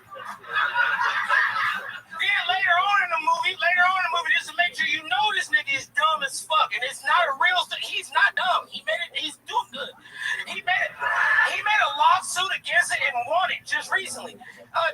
This is where they said, hey, Sandra Bullock, your new son that you brought to this private school to play football, we gave him these tests to see where he's at. They said you got a 0 in math, 0 in science, 0 in social studies, 0 in everything. But don't worry, he scored 100% in protective instincts. That's not a test they give humans. Who got the highest protective instinct? That's the shit they give the canines to become police dogs. I'm done. Dedrick Flynn with a new 2-minute, 20-second set. This is only our regulars get to do. Very powerful. The Dark Storm has arrived. Welcome back, Dedrick. Good to have you back, buddy. God, I fucking miss it. I had a good time in Atlanta, but that whole Monday, I was so used to coming out here. Yeah. From doing it like week to week, I couldn't wait to fucking get back there. This is so This club is fucking gorgeous. This fucking stage, the band, everybody's so fucking good. Y'all don't know what it feels like to walk out here, but it is better than drugs. I used to sell them. I used to sell them, so I know what they do, and it doesn't do this. All right, this shit is fucking great. I love it. Yeah. Perfect analysis. It is true. Mondays are weird without the show. Once you're part of this thing, Mondays are really weird for Red Band and I. If we ever randomly have a Monday, like 7 times, Maris. maybe 6 times in 12 years. Maris, what up, girl? Hello. Hello. Hello. Hi. Hello. Hi. Hi. Hi. Hi. Hello. How was your day? Hello. Hello. Hello. How's your day? I'm good. Excellent. Awesome. I've been all through. The thing is mumbling, so I have to allow it to rest. Okay. There's so much mumbling on it now. Okay. Yeah, but I think I'm on the fifth one or thereabout. Just been doing it. Excellent. So let me chill and rest. Absolutely. Take your time. Yeah. There's no rush. I've seen 3 of them right. Very good. I like the taste that you have, and I think that they're very professional. So I think you're doing a good job. Yeah. You're on your way. Yeah. The write-up you gave me. So what I did was to redefine it. Sure. They should give me kind of 10 of them, the same, so that it won't pass 10 seconds. So that was what I did. I've been using it. That's just great. to rewrite it, to rewrite it. So that was That's great. yeah. Yeah. Very well. So what is remaining now? Once I complete it, now I'll let you know so that Yeah. So okay. So here's the game plan. move to the next level. You got the once you get to 10, and they're all good. We're gonna upload those to your YouTube with the right titles, hashtags, descriptions, and hashtags. Then you're gonna have some content on your different account, your YouTube account. Then you're gonna upload those same 10 videos to your other social media. So things like Instagram and TikTok and Imager and Pinterest, everywhere else that you can upload a video, so that you have content there as well. Then what we're gonna do is I'm gonna teach you to join different X communities using your X account, different Discord communities, different Telegram communities, different Facebook communities to increase your network, because your network is your net worth. And we want to increase both of those for you. Then what I'm going to teach you to do is how to clip people's spaces. I'm excited. Excellent. I'm going to teach you how to clip people's spaces. And what that's going to do, you're going to tag the host, tag the co-host, tag the speakers, and that's going to put you on their radar. They're going to say, hey, this person is an active listener. They provided us some great alpha from our own space. It's basically like inflating their ego a little bit. You thought it was, what they said was so good that you wanted to make sure that other people heard it and that you shared it. That they're going to know who you are when you start doing those kinds of things. I'm also going to teach you how to make memes, just using meme generator, nothing too complicated. But what you can do is put your link tree in the meme, and what people will do, especially if it's a big project, you're going to make a meme about their project, something simple that they like, and people will copy that and paste it and share it all over the internet, and it's free advertising for you. Once you've done all of that, we're going to teach you how to make a Fiverr account, Fiverr.com. It's basically a third-party marketplace that allows you to complete gigs for people anywhere from $5 to $500, anything in between. And it could mean that somebody wants you to generate a video just like you've created, or perhaps they want you to post something on your social media for them. Whatever you want to do, you have the opportunity to do for them. Then what I'm going to teach you how to do is how to show yourself. This is the most important part, perhaps, of anything that I'll teach you. This is how to get your pitch down. So you're going to hear a lot of people in these show spaces, and they all do it the same way. I've heard it countless times. They do this. GM to the host, GM to the co-host, GM to the speakers, GM to the audience. I'm new to this. I don't really know what to do. I just need a job. Can you send me a job? DM me with a job. And that's fine. At least they're trying. But you're not going to even come close to that. You're going to be able to come in and say, GM, everyone, my name is Maris, and I'm a Web3 marketer. I would like to help promote your project on my 30 different social media platforms. What this is going to do for you is ensure that you rank higher in search engines, on social media, and in AI. Additionally, this means you're going to get more DMs. It means that you are going to get more people interested in your project. You're going to get more visibility to your project. You're going to get more people who have positive impressions on what you do. If this is of interest to you, send me a DM. I would love to work with you. And then what people are going to do, they're going to send you a DM. I would say, depending on how many spaces in which you do this, you might get one or, like, let's say it's a big space with like 500 people in it. You might get 3 or 4 people who send you a DM maybe. And of those, you might get 1 or 2. And then you're going to send them a follow-up message when they DM you. It's something like this. I appreciate you reaching out. I have some packages below if they're of interest to you. And you can say something like, I will repost your content, uh, 5 pieces of your content on my social media for free. Why would you want to do something for free? This builds the relationship a little bit. It allows people to test the waters and see if you're really serious about helping them. And all you have to do is hit a button 5 times. It's not like a big deal. And then you can say, for $5, I'll post your content on 5 of my different social media accounts. What does that mean for you? You're going to take their content and you're going to put it maybe on your YouTube channel or on your Instagram account or on your TikTok account or on your Reddit or Imager or Pinterest or any of the other accounts that you have. You're just going to upload it and you're going to say, hey, check out this project. It's really great. If you want to connect with the people, here's their website, here's their link tree. That's it. You're basically just going to promote them on 5 different social media platforms. And then they're going to give you $5. You might have somebody who wants your second package, which is you'll do it for 10 social media package, 10 different social media platforms for $10. Same thing. And then to do all your social media, you might charge $20. And what does that mean? If you have somebody who says, hey, here's $20. I want you to promote my social media everywhere you can. Then you say, great. And then you're going to do it in your Telegram channels and your Discord channels and on Imager and Pinterest and Clubhouse and Blue Sky, Mastodon and Truth Social and all the other ones that you create. And then that's going to be free money for you. And all you have to do is just use your phone and press some buttons, and then you're gonna build relationships with these people. They're gonna see results, and then what they're gonna do perhaps in the future is come back to you and say, "Hey, I've got a new post. Is there any way that you would promote it again on your all your social media?" And you say, "Yep, it's $20 again." And you might build relationships with people, and you may say, "I really like you, and I like working with you, and I want to work with you in the future. For you, I'll post it on all my social media for $15."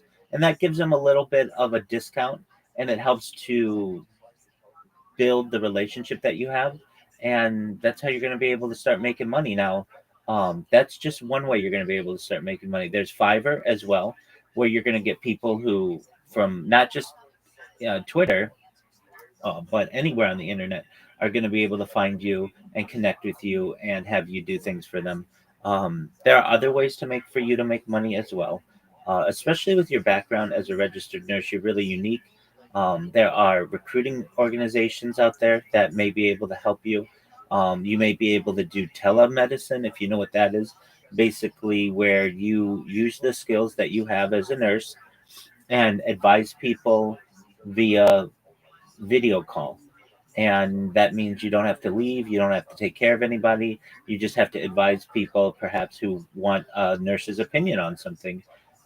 These are just some basic strategies that I think we're going to be able to use with you. And with that, let me know, what do you think? Holy, whatever you're saying is great because I'm following you one after the other. I have to follow your deal on this. Go one after the other. Once I finish this, I will let you know. Then I'll upload them. Then you tell me what next. I have to follow everything you're saying because that's just the truth. If I don't follow them, so what am I here to do? All you're saying is great and they're good and they're awesome. So I have to follow you one at a time. Absolutely. That's the instruction. Exactly, and it's all free. Yeah. So I'm not charging you anything, and none of the things that I'm telling you to sign up for are costing you anything, and I don't want them to. Everything that you're gonna be doing is free. So it's like, all right, well, I could be doing nothing and not getting anything, or try this free route. It doesn't really cost me anything at all except a little bit of my time. If anything, let's say just we never talked again. You're going to have the benefit of having all this different social media that's already getting followers, already going to have people who are looking at your account. You're already making an impact on people. You have a beautiful link tree. No. I'll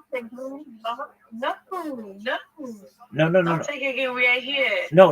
I understand. But what I'm just trying to say is you've already accomplished a lot. But no, I'm here to help you for the rest of your life. So don't worry about that.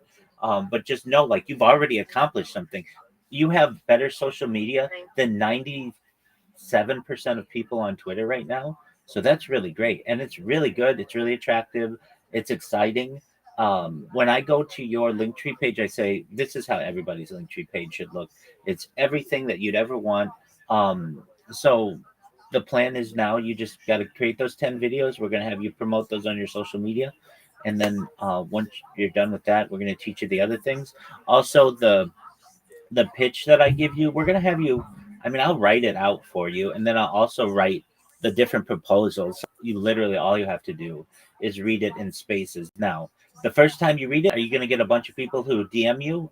Maybe not. Okay. It might take you a little while. You have to understand, though, if you do this enough, I do it every single day, and I've done it every single day for like 50 days in a row. And I'm already one of the most famous, most popular people on Twitter Spaces, and I've gotten 2,700 followers in 50 days. That's, what I'm saying is like basically, if you put in the time, you're going to be able to do the same. And of those 2,700 people, if I were asking them for something, a lot of them would be able to help me. I mean, the only thing that I want people to do really is to follow this strategy to be able to help themselves. And I've already had, of the 2,700, like dozens of people do the same thing that you're doing to be able to improve themselves.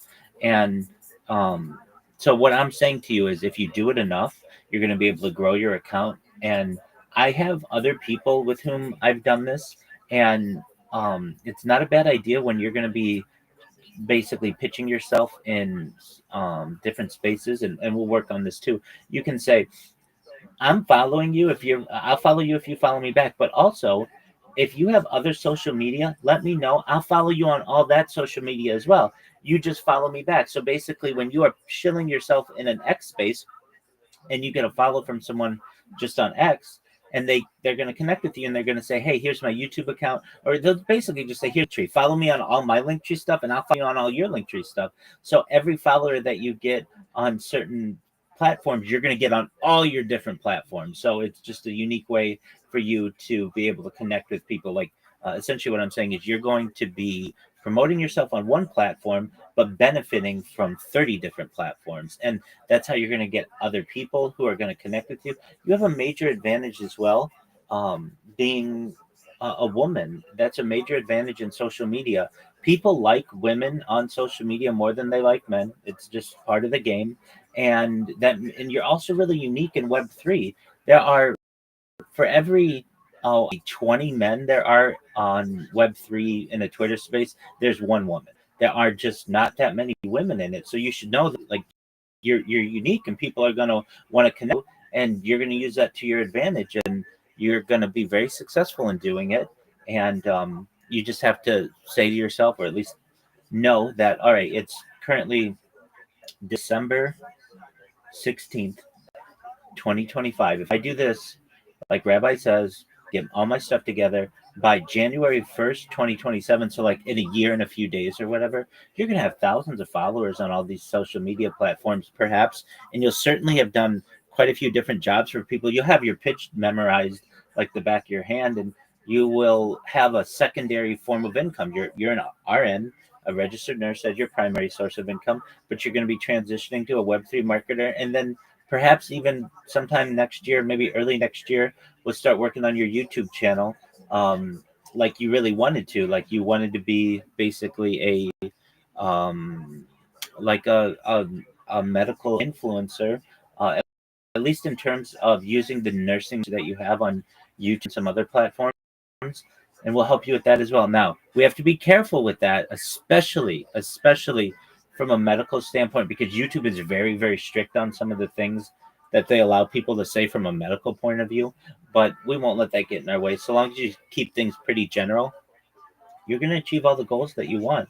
And it's once you get that first client, you're going to come to me and you're going to say, Rabbi, I got somebody. Okay, what do they want you to do? And then you're going to say, well, they just want me to post their content, but will you look it over and make sure it's good? And let's say, yeah, let's look over the post that you want to have. Once we think it's good, you can always go back to the client and say, this is what I envision that we're going to do to promote your project. Does this look good to you? They're going to say, yeah, that looks great. You're going to post it on your social media, and you're going to get that first $5 or first $10 or first $20, and it's going to be a really great day, and it's not too far away. So you should be very excited about that. Yeah. I'm so happy learning this from you, honestly. I'm so happy. You are kind, Rabbi. You're kind. Well, thank you, Maris. Honestly, you're kind and you're awesome. I appreciate it. You're You're so awesome. Thank you. absolutely. That's what I'm here to do. You're very Thank you kind. for taking your time to tell me this. I can't let you down. You're I not need to letting me do down. this. Get all the videos done. You know. You know. Absolutely. Your Get link all tree the is better than like anybody's link tree I've ever seen. I really mean that. It's amazing. Thank you so much. Absolutely. So I need to add some things there. The Pinterest there. So I think later I'll add some. I mean Okay. Pinterest. Contra is not there. I don't think Fiverr is there. It's Okay. not. That's okay. Pinterest, Contra, Fiverr, Dribble. Okay, Dribble is there. How about Upwork? Do you know what Upwork is? Upwork, yeah, Upwork. Upwork is not there. Upwork, Contra, Fiverr, and Pinterest. 4 of them are not there. Excellent. You'll get that in time. And you're gonna I mean you already have the best link tree that I've ever seen, and it's just gonna get better from there. And imagine like you have that link in your profile, somebody click, they're gonna see everything that they have ever wanted to see about somebody, and they're gonna say, now this is a person who knows social media really well. I want to connect with them. I want them to promote my project. So many people come in and they say, I'm a reply guy. And I say to them, what does that mean to you? And they say, you know what? I really don't know. They just say, I hear people say it. I say to people, I see in your profile that it says that you're a Web3 educator. What does that mean to you? And they're like, I don't know. It was what my friend had on their profile, and I copied it and pasted it. And I understand that a lot of people don't know some of the terms that they're using. We're going to make sure that you know everything that you need to know, that you're educated, that you have confidence in what you say, and you're going to be able to help other people too. I mean, once you're all done and you're on your own, I'm going to say to you, when people say to you, hey, your content is really great, your social media presence is amazing, how did you do it? You can always connect them with me and I can walk them through the same thing. But what I want you to do is pass on the information to them, and you say, hey, this is all you do. You create a link tree, you connect all your social media to it, you create some simple videos so that you populate on social media, and then you're just going to basically pass along the education to other people, and you're going to then be your own version of a teacher, and that's not that far away. I mean, I literally could I've already done this when people have said, all right, so what do I want my link tree to look like? I've sent them your link tree, and I've said, if this is exactly how you want it to look. I understand if you're not able to get absolutely every one of these accounts, because sometimes people run into issues with their location, or maybe a platform isn't allowed in their country or something like that. But overall, this is how you want it to look, and they're like, oh wow, that's really good. And basically that's all your hard work that you've put in. So you should be excited. I'm glad that you are. Complete the rest of those videos. You could probably get that done, in the next 24 hours or so, and then we're gonna make sure that you've got the titles correct, the descriptions are correct, because that's really important. You can have the best content in the world, but if it's not labeled properly, no one's ever going to find it. And so we want to make sure that it's labeled properly, and that it's different. Like, we don't want the same title and the same description on every single one of your videos. We want to alter it just a little bit, but we still want to keep it pretty consistent. And then what you're going to be able to do is put that on all your other social media. What you can do, if I had any advice for you at this point, aside from what I've told you, go and Google your username, right? Like, just Google your username and take a screenshot of it. And you'll be able to say that on today, December 16th, this is what Google's front page looked like when you Googled my name. And you're going to have maybe 1 or 2 different things there, but give it a month and you're going to have the top 10 results. And you're going to say, wow, what we talked about really did affect my web presence. Like, before, if you typed in my name, you might not get me. You might go to the wrong result or something. But this time next month, you're going to say, I dominate everywhere. You can look me up on Bing. You can look me up on Google. You can look me up on YouTube. I have a presence on all of these different platforms, and that's going to be really exciting for you.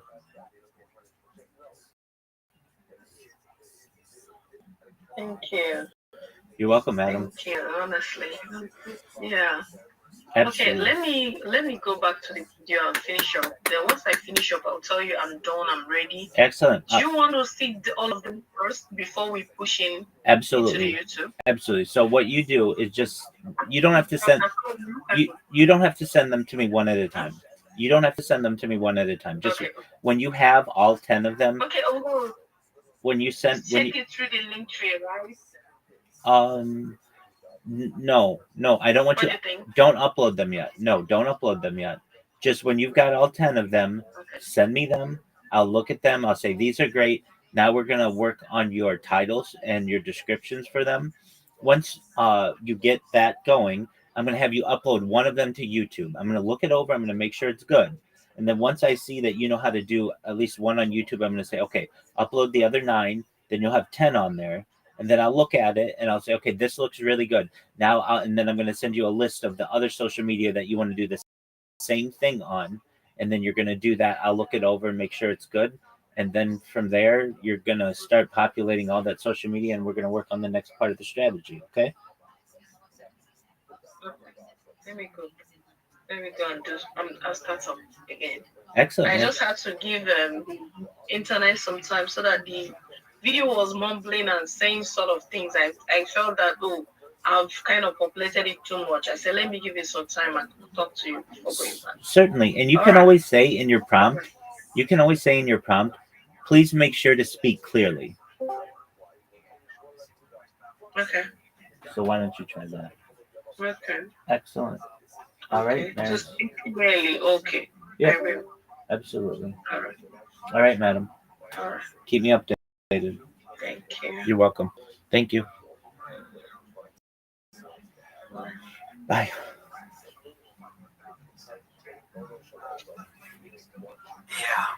Yeah, that we take one off, but we back tape those episodes so that we can take a Monday off if we ever wanted to. Oh, look at this. Look who sensed a straight man on stage.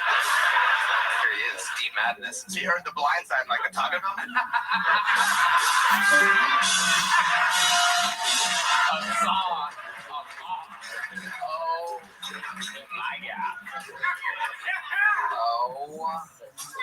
you hear what I did about you?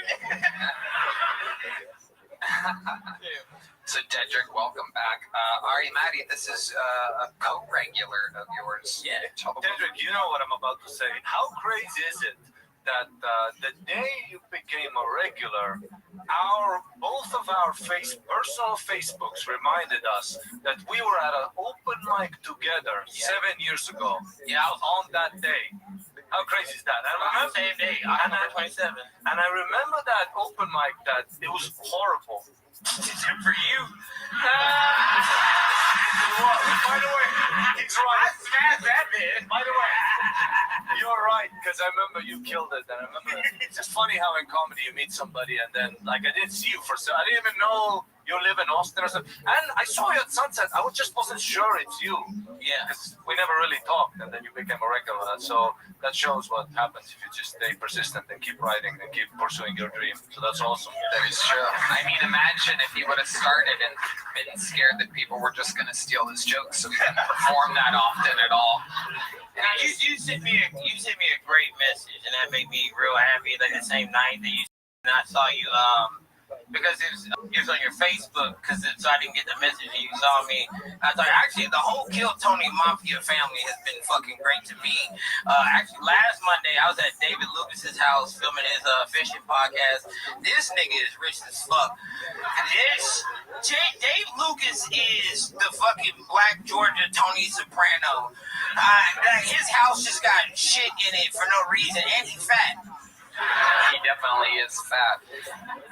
Is that a new grill I'm seeing there? Yeah, no, I got different now. I'm not gonna lie. Different now. I'm doing good. I'm doing good. I got the Kill Tony tattoo that I got. I told you that I got that. Send it to you. I got my dated. I got made a regular. This shit is fucking fantastic. I'm making so much money. I bought my mama Uber from Augusta, Georgia to Atlanta, Georgia on Thanksgiving. There, back. I'm doing good. All right, I couldn't pay to fix the car. I always love to see it. I always love to see the come up. You know, when we first had Cam Patterson on, he said, I'll never stop wearing sweatpants and white t-shirts and sandals. That shit ended like 3 weeks later. He hasn't worn it since. When David Lucas became a regular, he also got a new grill. It was a George Foreman, and he made everybody grilled cheese. He got terrible teeth too. David Lucas does? Yeah, David Lucas got bad teeth, but he cooked good. Okay. Wait, did you just add another layer of grill? Did you just do like a magic trick or something? Well, here's the thing is, Tony, I'm not gonna lie to you. I already talked to the man. We was working on this song that we want to do right now for Kill Tony. Right now, we're gonna debut it right now. Okay. All right. Okay. Oh shit. Hey, yo, Mike, give it to me. How about a hand for Dedrick Flynn? I came up on the money just to kill Tony. I showed up on the money just to kill Tony. I'm making blue fats, that's on red band. I'm making blue stacks, that's on red band. I'm making foreign money, I gotta call the Ari. My pocket's looking good, you can call him Hottie. Yeah, my pocket's fat, David Lucas. Yeah, my pocket's fat, I'm talking David Lucas. Yeah, my pocket's fat, I'm talking David Lucas. First pull, first round regular. My sense is good, but ain't enough on regular. I showed up on the Monday just to kill Tony. Here y'all, showed up on the Monday just to kill Tony. I showed up on the Monday just to kill Tony. I showed up on the Monday just to kill Tony. I showed up on the Monday just to kill Tony. I showed up on the Monday just to kill Tony. I'm talking Lucas, fucking David Lucas. I'm talking Fat Jeff, I'm talking David Lucas. Wow. That's amazing. I'm so glad you did a song. I thought you were going to rob everybody for a second. No, I'm doing good now, Tony. Y'all niggas is lying online. I love it. Y'all, they try to slander me. What? Cut the mic. There you go. When I got this tattoo, they tried to say, why would you do that? I said, nigga, if your bank account look like Heidi, you would feel like just like me, nigga. Oh my God. I love it. Dedrick are absolutely killing it. Ari, what do you think about this guy? They do love grills in Atlanta. Yeah, you went with me. Atlanta is the only place where I've seen a sign that says grills on happy hour. Grills was a decision that you just walk past and see. We dropped a lot of alpha in there with the charts, if you've seen it, like way before Bitcoin dropped and everything. So a lot of our holders there were able to get ahead of the market way early, you know. So that's also good. And of course, warm weather is good. But you know, I'm shipping, or we're shipping like even faster. So and the space, what's gonna happen? We're gonna not do next week for Christmas and everything, right? The spaces. Yes. Yeah, no space next week. Take the time off. I'm traveling. I'm actually heading on Friday. I'll be in Connecticut Friday night. Me and the fam. Yeah, just kind of taking it easy, you know. Like last year, I hosted. I wasn't supposed to be the main host, but then you know I ended up being the main host for a 24-hour Christmas space. That was a long space, and of course, you know, I had to hear the wife like, "Why are you hosting spaces and we're hanging out with family?" I remember that. You remember that? Yeah. And the drama. Yeah, I know, right? That's funny, movie. Yeah, but. Movie just reminded me of something. Yeah, but yeah, I think it's the holiday seasons. You know, the blockchain X is still gonna be here. You know, I've been just kind of like just chilling, like you know, kind of getting a reset. You know, because I think like we allow spaces to consume us. We're on our space. We're on other people's spaces. I decided like I needed a break. A total reset. So I've been just kind of chilling. Last week I went to a graduation ceremony. One of family friends graduated with his nursing degree. So just kind of enjoying IRL and enjoying watching a movie with the family and hanging out with the family and stuff like that. So that's what I've been up to. I do have a question for you, Shabbat. What's up? Congrats on winning the grant from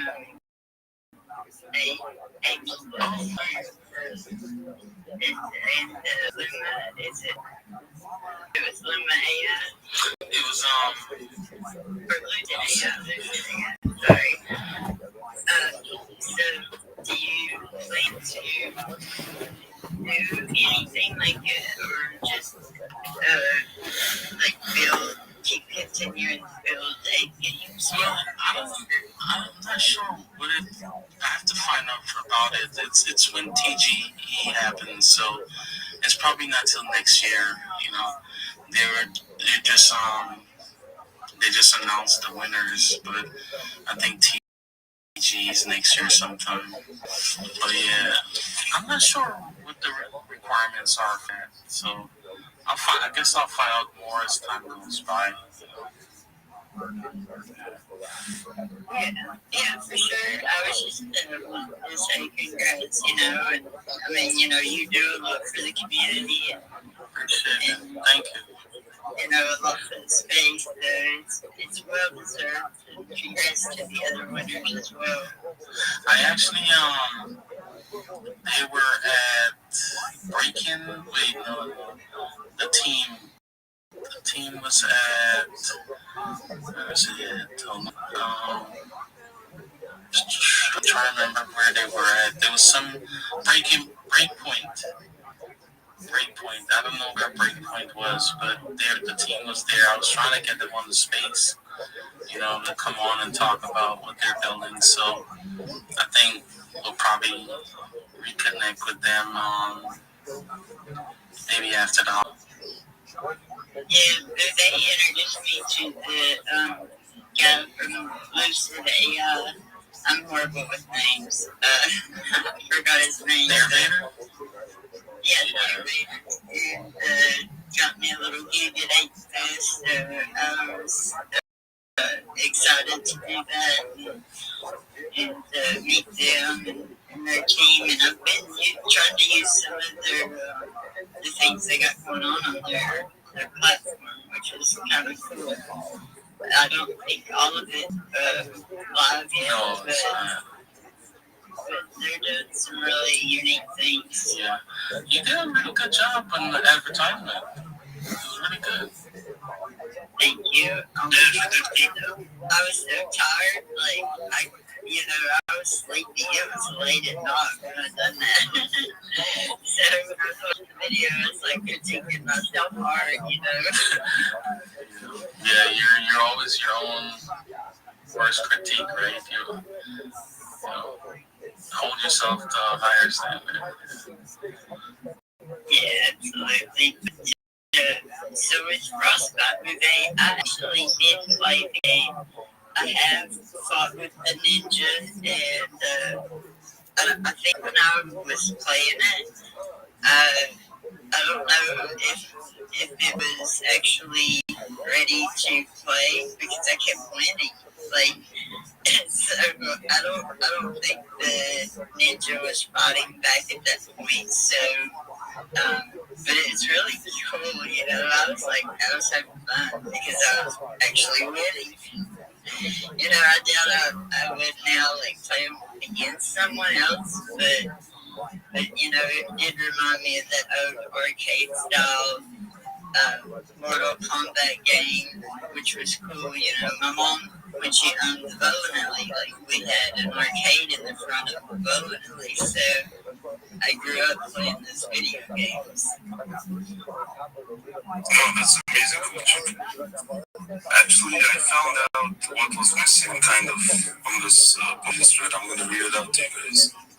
So, wait, I just replied to it. So, you know, this guy is X20 Cryptospaces. He's a cool guy. We're friends, you know. He tweeted something right now. I'm going to read it to you guys. He said, I was never a developer, but I could tell a story. I was able to evoke emotions and make complex concepts seem obvious. That one skill made me very successful over many years. Now with AI, anyone can build, create, or write it, and it'll be much harder to stand out. But it's not the ones who can prompt or ship the fastest. It's the ones being able to weave all of it together and create something that will resonate. That's what's real, authentic human emotion, storytelling for the next generation. So that kind of hit me deep, you know, because basically we just shipped like crazy, you know, like you guys saw the 1 year video and then there's a bunch of stuff on there, right? And then there's like 10 plus things on there that shipped, including smart contracts, games, mining, all that, and then after that, not even like a month has passed, like 2-3 weeks, and we already shipped that real game, and then this post burn, and then also the card, and so. But then, like, I think in the space, it's not really about like shipping things and like fast and stuff.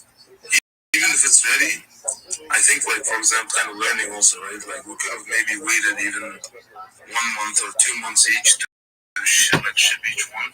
But, like, once we build something, we're, like, excited, so we want people to try it, right? And then they give comment, we, like, improve it, and then maybe, like, upgrade it and all that. So, yeah, it's like, I saw a post that some company was, like, hiring a storyteller at, like, a crazy salary, right? So, and the board ape, the founders, they were all like story writers, storytellers, so they like tell a good story, and like keep finding out that's like very important, you know, like besides marketing, of course marketing is important, but I think storytelling is even more important. So if you're like going to do something, even if you're just doing like one thing, just have a good storytelling behind it, and you're like successful, and you know, like somebody with like 10 other stuff, but not very effective at the storytelling part. Because the message is gonna get diluted. If you have just one message and you tell it with a good storytelling and you keep repeating it, you're gonna win eventually on that. I think that's what I'm kind of learning from that post. Like, I can tell good stories, but as far as like writing, like coming up, I don't know. I guess that most of the stories that I tell are like ones that happen in real life, but a lot of people think that they don't really happen. But anyway, if that makes sense. But I have seen definitely a lot of good story writers in this space, like a lot of people that, you know, really can spark that emotion. I mean, a lot of it is kind of that.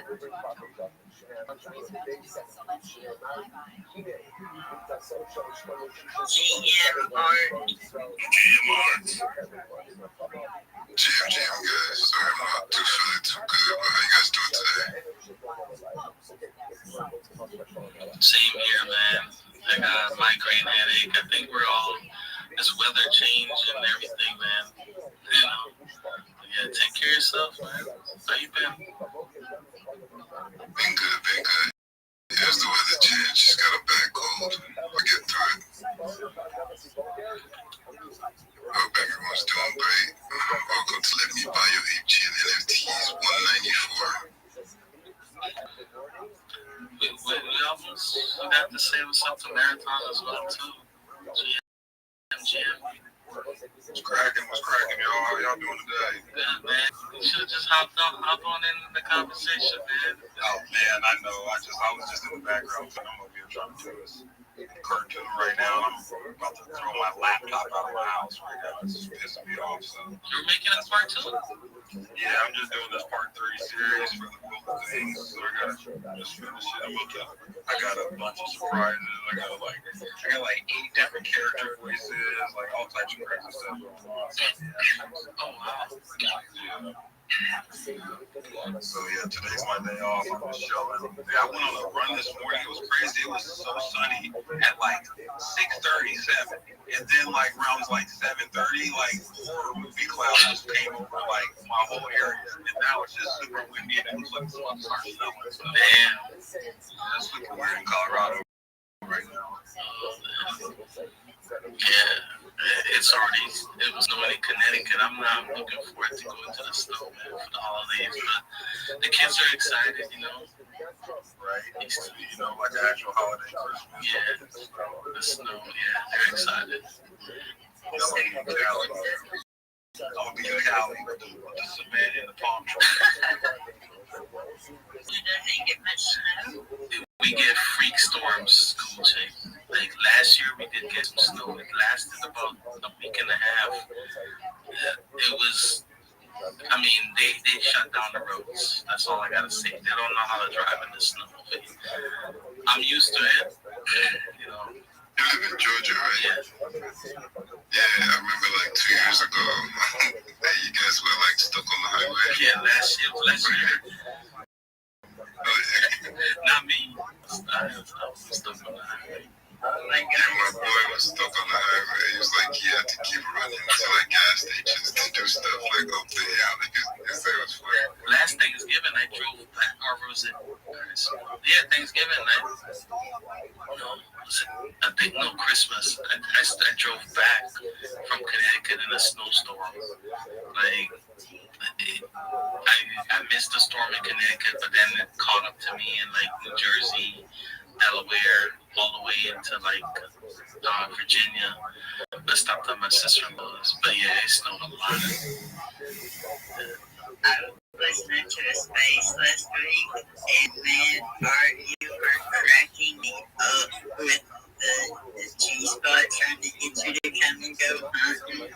And I was like thinking, he is barking up the tree so bad. I mean, it was just, I was like laughing my ass off. You're like, oh, you're going to go shoot Bandy, eh? Oh, shit. Art was like, I ain't going to Alabama. I go, wait. Art thinking, yeah, bro. This dude with a whole African name going to Alabama for him. I don't know. I watched a lot of movies in my life. Oh, man. That's funny. Yeah, man. That's hilarious.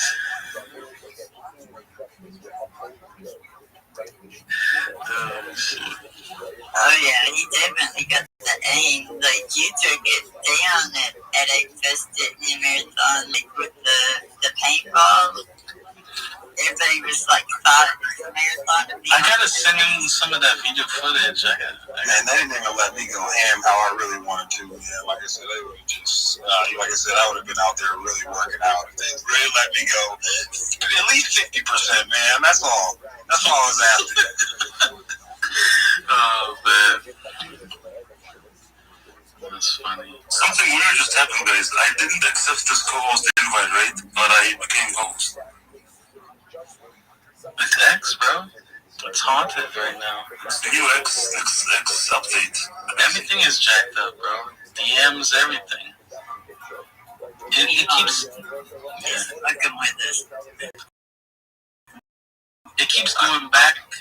I want to say something real quick, but because I'm not getting enough props for it. And it's Bouvet, man. His new partnership with that, with the card, that's as Web 2 as you can get. Like he's really trying to bring his project into Web 2, and I think that's like real big. Like if it was like a Doodles or something that did that, the news would probably traveled everywhere. So I just want to give Buvo his props. I know a lot of people are not. And man, shout out to you, Buvo. That's a really good really good partnership, and good job, man. Were you able to figure out how to get the card? No, I haven't home today, so I'll do it today. But it's just news. It's incredible, right? And like having a project from Ape Chain do that is big. So people, we need to talk about it more, post it more, and just show us some more love.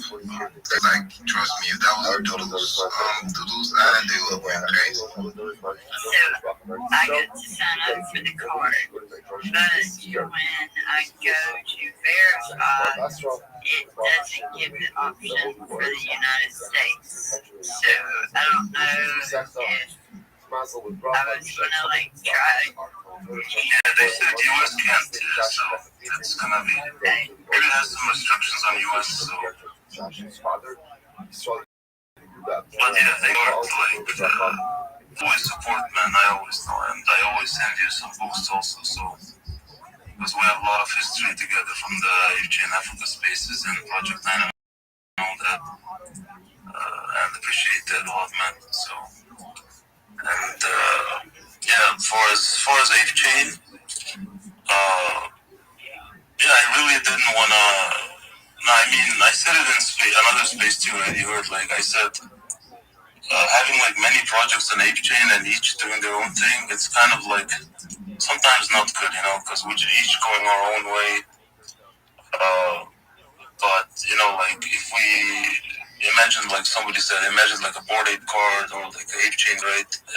That would have been great, and they got connections with like MetaMask, Coinbase, and all that. So, but then like you have to do what you have to do. But Frostbite still started like trying to bring everybody together with the mining and everything, mining and spaceships, minting the Project 9 with that one gem, and then involving like the other communities and stuff. And yeah, we did that, and then it's good, and everybody, like Frostbite is like very positive and like respected, but of course it's not gonna reflect on the volume and all that. Because basically you're doing everything for everybody else, right? And so, but that is kind of like the vision for it. And then, like this card, yeah, I think the crypto card to like partner with like a Ape Chain collection, right? So I think from this, others can also get some kind of like role model and then see what kind of opportunities they can bring. Usually we like to kind of like paint the way. And then another collections or somebody else usually gains from it because they kind of get like a new idea or they develop it and then like they it further. So now I'm like kind of just waiting what other people are gonna think of after seeing that. It's gonna be cool, because after, for example, the mining, the first staking contract, a lot of collections thought of like different ways they can like that developed Ape Chain, I think. And then from the spaceships, that is like the first random seed selector contract. So from that, a lot of people, thought of like different ways to do that, to win stuff. And from the Project 9, a lot of people got ideas on like on-chain weapon and like equipping, unequipping, updating metadata on-chain and stuff. So now with this, now I think, I think we like kind of like to do that, like just innovate a little bit, and then that way Ape Chain is gonna develop. Because if we just not do that, we're just gonna have PFPs, and then we're not gonna stand out from the other chains, So yeah, but each founder have their own way. Art is doing his thing, like Laura's doing her Hush Babies like differently with like, and I love that because each one have their own kind of attitude, like. Not just to like, but kind of analyze though. I think back to the storytelling.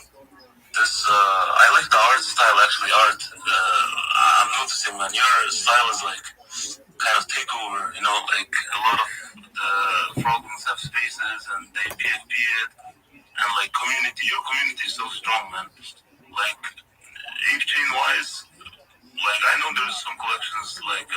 higher or have like in the top volume and all that. But I think like for example, Frogman most kind of community wise, you know, like you see like PFP of for example Gobs and G's, right, kind of, and then you see Frogwings. Like imagine that. That's like crazy, right? That's crazy. Like that's like top 3 PFP one up in spaces wise, building wise, having the heart wise, like ranked crazy high, man. And these kind of things that people don't measure, but it's people notice that, you know, it's what matters actually the most.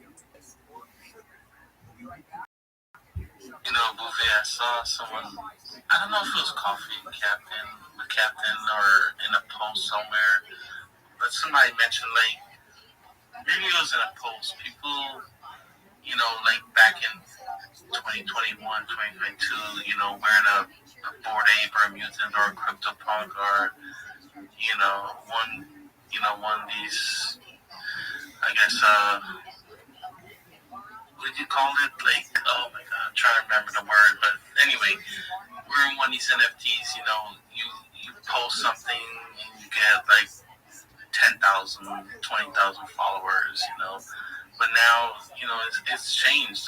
Things are changed, right? Like, you know, there's a lot more projects out here, and people are repping their own brand, right? So, you know, like for me, if I was to have like a PFP collection, then yeah, obviously I would have to rep it, right?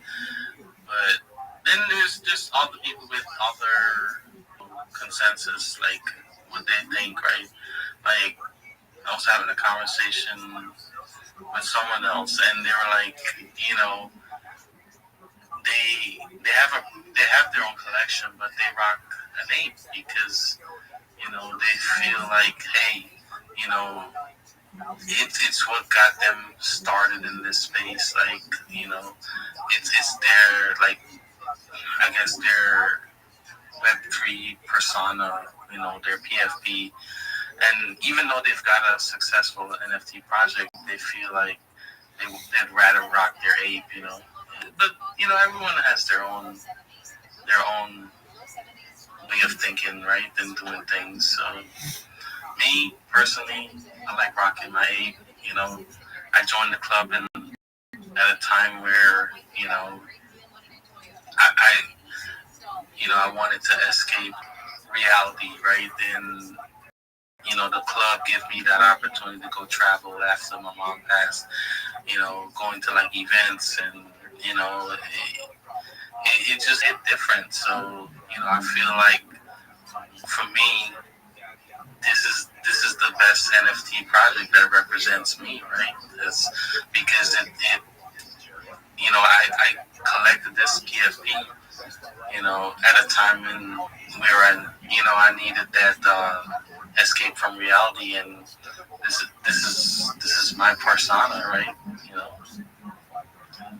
I rock with the apes hardcore, but of course, you know, my wallet has pretty much every NFT on Ape Chain, you know.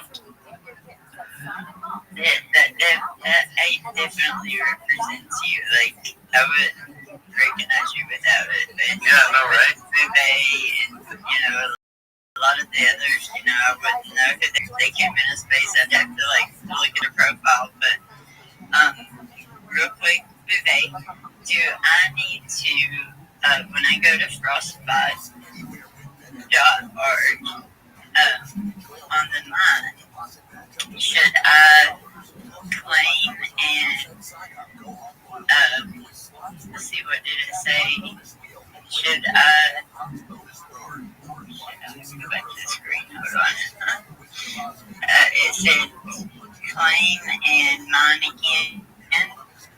Is that what I should do? And then do the burn? Oh, I see. So, yeah, that means you finished mining. So that, of course, you can claim the gem and then on the mine menu. But on the burn menu, you are not burning your own gem, but burning the gem from the burn pool. So already there's like 9 million gem in there. So everybody just go there, and then you click burn, and then you're collectively burning from that gem pool that's there. But if you do want to deposit to it, to just contribute to it, then you say add to the pool or contribute, and then you can put your own goal. But just know everybody else will be burning it. So every time you click that burn gem button, it's gonna burn from the pool, sending it to the burn address. So that's what's gonna happen. And then whoever burns the highest or the most, and the quantity wise, or whoever deposits to the pool the highest, they each have their own leaderboards that they can rank on. Does that make sense?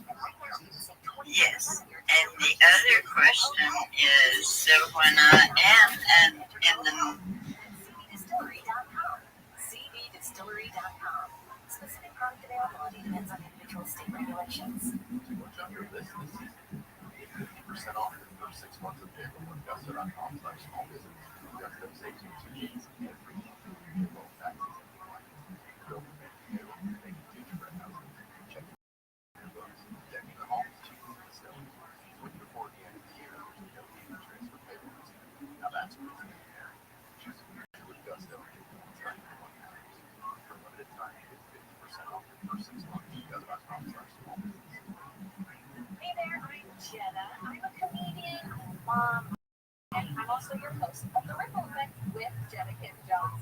This is a show about how tiny acts of goodness turn into big, life-changing waves. It's the perfect living proof that goodness, it's not fun. The Ripple Effect, it's more than a podcast. It's a sign, and they're like, I'll be like that. There's a lot of white people in here. These gold teeth are called grill.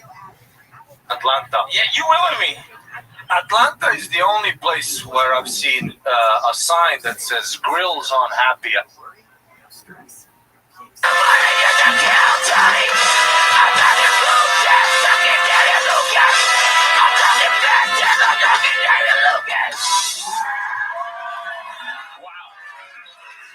amazing. I'm so glad you did a song. I thought you were going to rob everybody for a second.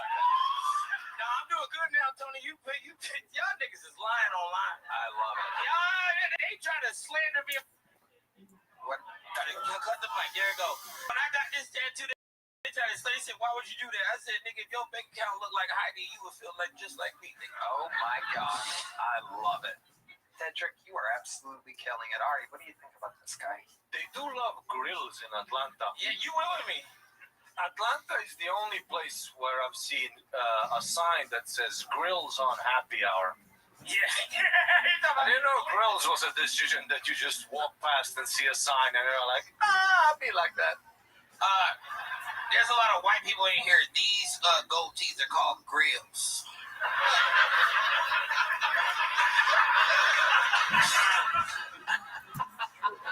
I know you looking at me like I got a green egg in the house. I got a green egg. Is that how he talks? Because I can look at him and tell. Yes, it is. He hasn't been able to shut up all night.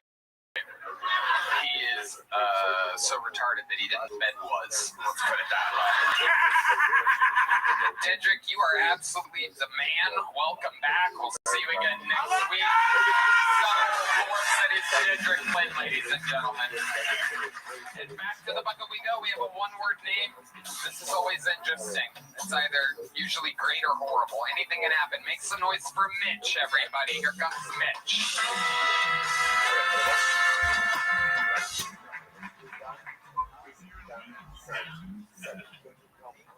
All right, one more time for Mitch, everybody.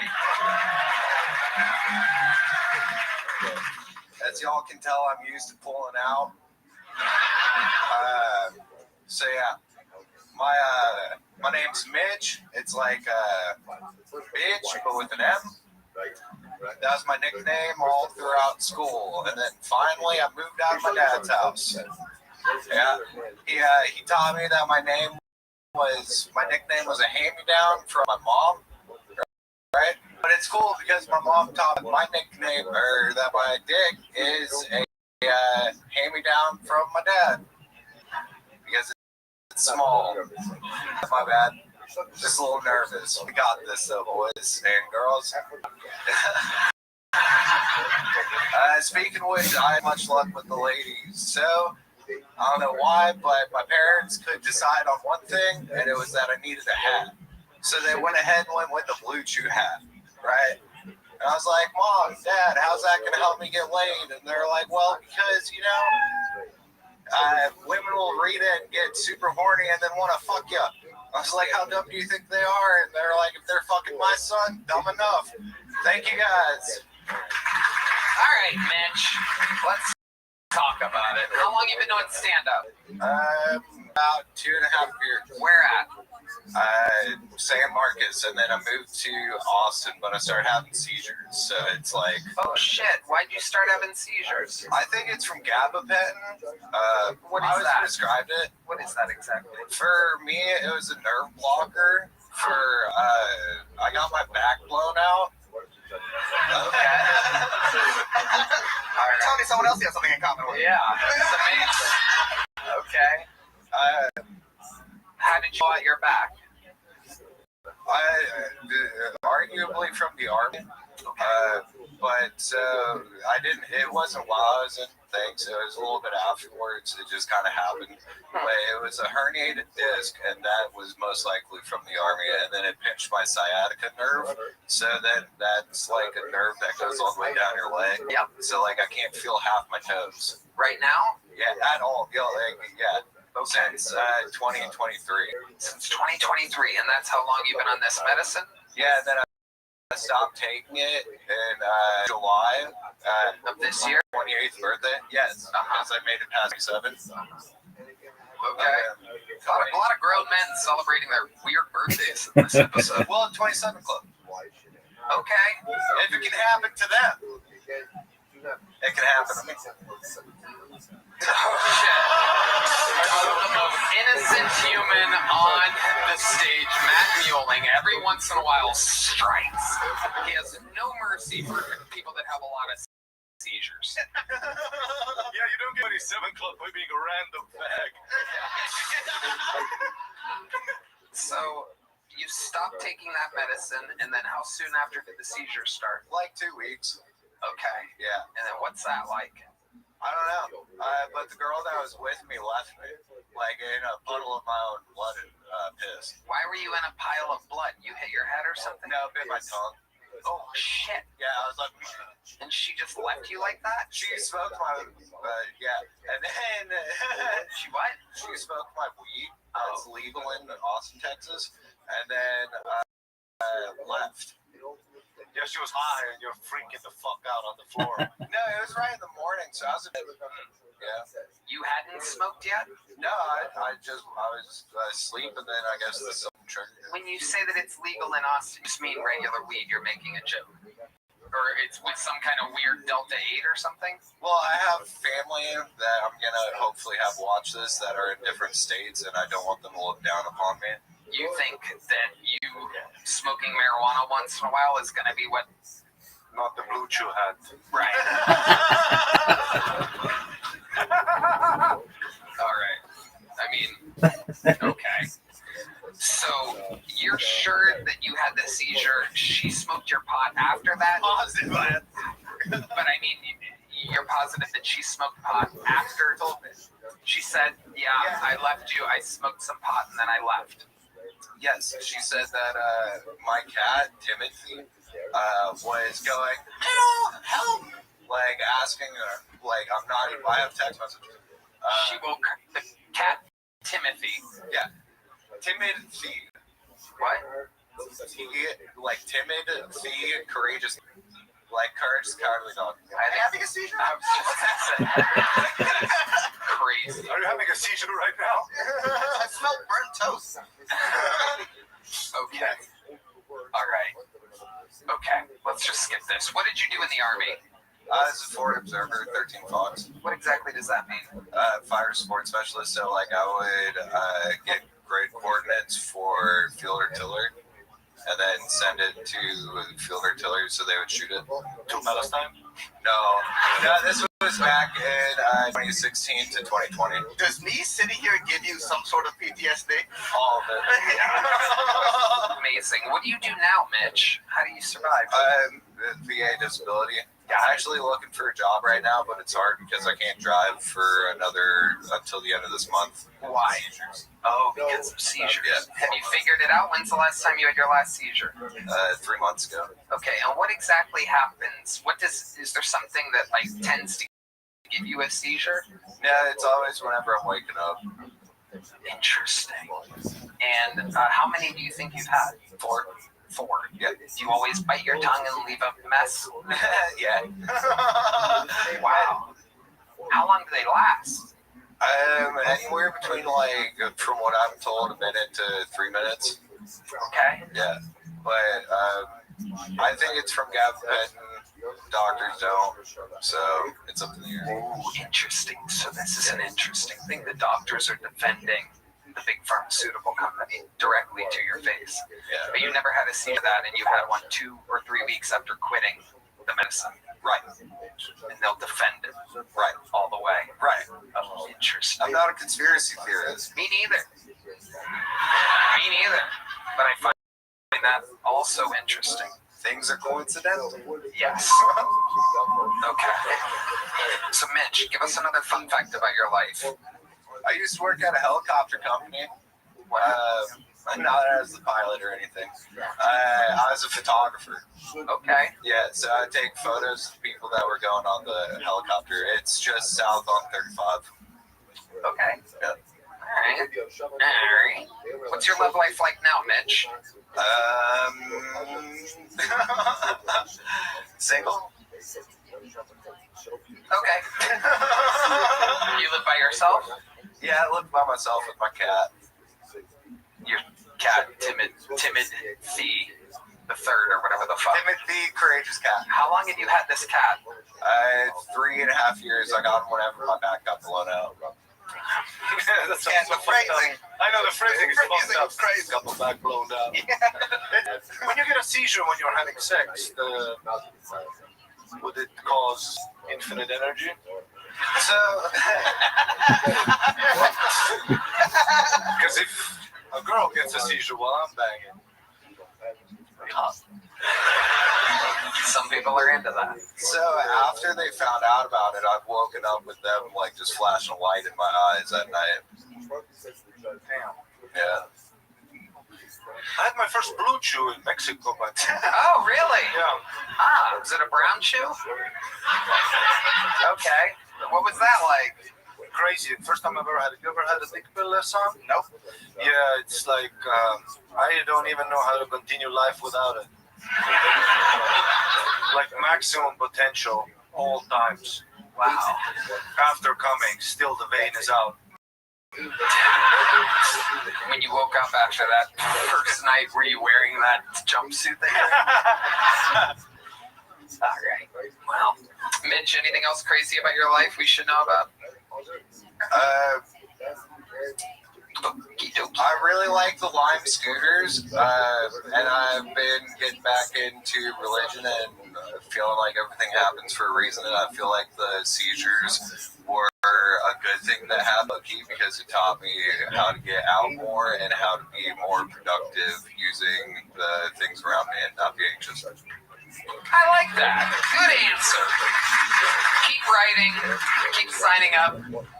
It'll get better, Mitch. Here's a medium-sized joke book. There you go. There goes Mitch, everybody. All right. Sometimes interviews just go back to seizures and the cat every once in a while. Is that thing in there good and deep, Heidi? Now it is. Very good. The old tape the microphone. The old taping the microphone. Just how it all started in the beginning. 12.5 years ago, we were taping our microphones together, and now look, back at our roots. Like one of the biggest shows in the world. And we have red duct tape. That's how you know we made it. Back when we first started, we just had regular old black duct tape. Okay. You guys still having fun out there? Back to the bucket we go. Ladies and gentlemen, make some noise for Pancho Villa. Sancho Pancho.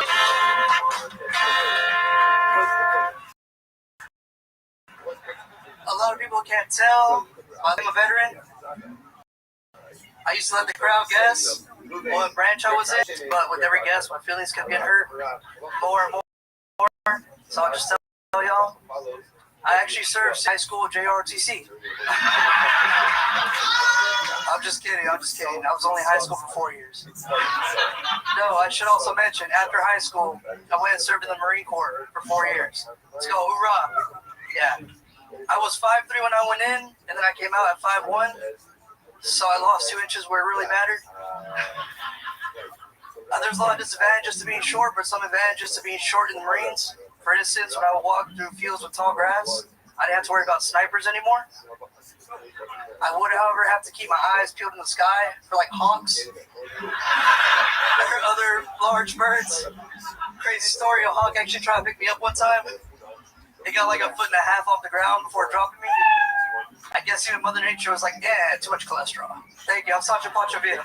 Sancho Pancho Villa, I gotta tell you, dude, you are one of the most adorable things I've ever seen in my entire life. I didn't know that Baked Potatoes could do comedy. This is absolutely adorable. How old are you? 31. 31 years old. Have you ever accidentally like roll down a hill or something like that? Do you roll? You're ball shaped. Yeah, whenever ice is over in Texas, I gotta be careful. It's like very easy for me to be top heavy. You have to be scared of 2 kinds of ice. That's incredible. Sancho Pancho Villa, absolutely amazing. Did the kids used to bully you and make you a soccer ball at any point? Nah, most of the kids in my high school were the same height as me at that time, so. Amazing. So what do we call you? Are you considered what are you? I'm just a regular 5'1" Mexican. Okay, all right. I guess it's the width that kind of makes you compact look. Yeah, you seem a little oh, there's Red Ben. It's also my eyes. My eyes. You guys are shaped the same. He's just slightly taller than you. old Sancho Pancho Villa over here. So tell us about your life, Sancho. Is that your real name, Sancho Pancho? It's a nickname. So Sancho is a term of endearment in the Hispanic community. So the Mexicans laughing at you right now if you're wondering what that noise is. It pretty much means side dude. So, side dude? Yeah, side dude. Okay, why do you go by that? Whenever I used to work out a lot and I was like more fit, I used to like sleep around with like committed women. So really?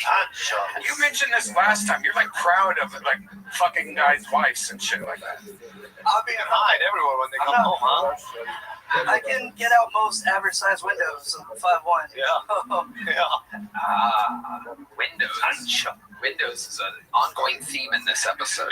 I don't remember this from your last time. Remind us, how many married women do you think you've slept with in your life? If you had to guess, just a ballpark. Not to be specific, but probably like 18. Wow. So this is what you're into specifically as married women.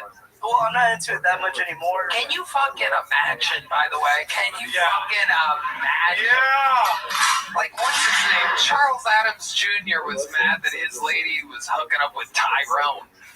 Imagine, just for a second, imagine you pull into your place early from work one day and you see this fucking human pillow crawling out of a fucking window. This Tempur-Pedic Tommaso over here. This fucking little softy Sancho. This little fucking garbanzo. What do you think about all this? It's almost like karma took it out on him in real time. You're gonna fuck 18 married women? 5'1". That's the deal. You wanna be a side piece, you'll be a wide piece. My goodness gracious. So when's the last time you slept with a married woman? Oh man, not to be specific, but probably like 3 months ago. Wow. So, like, where did you find this woman? Give us an example. We want to walk a day in the life of Sancho Pancho Villa.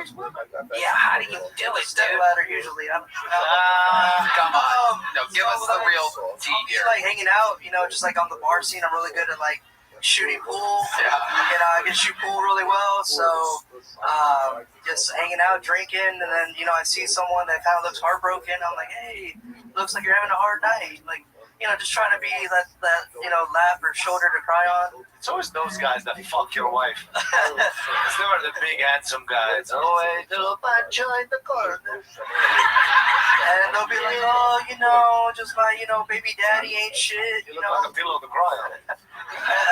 Because I was like, it's mostly ghetto women with like baby, like no shit baby daddies. Or, like, Wow. Yeah, you a small motherfucker, huh? So 3 months ago was the last one. Take us through it. Exactly what happened.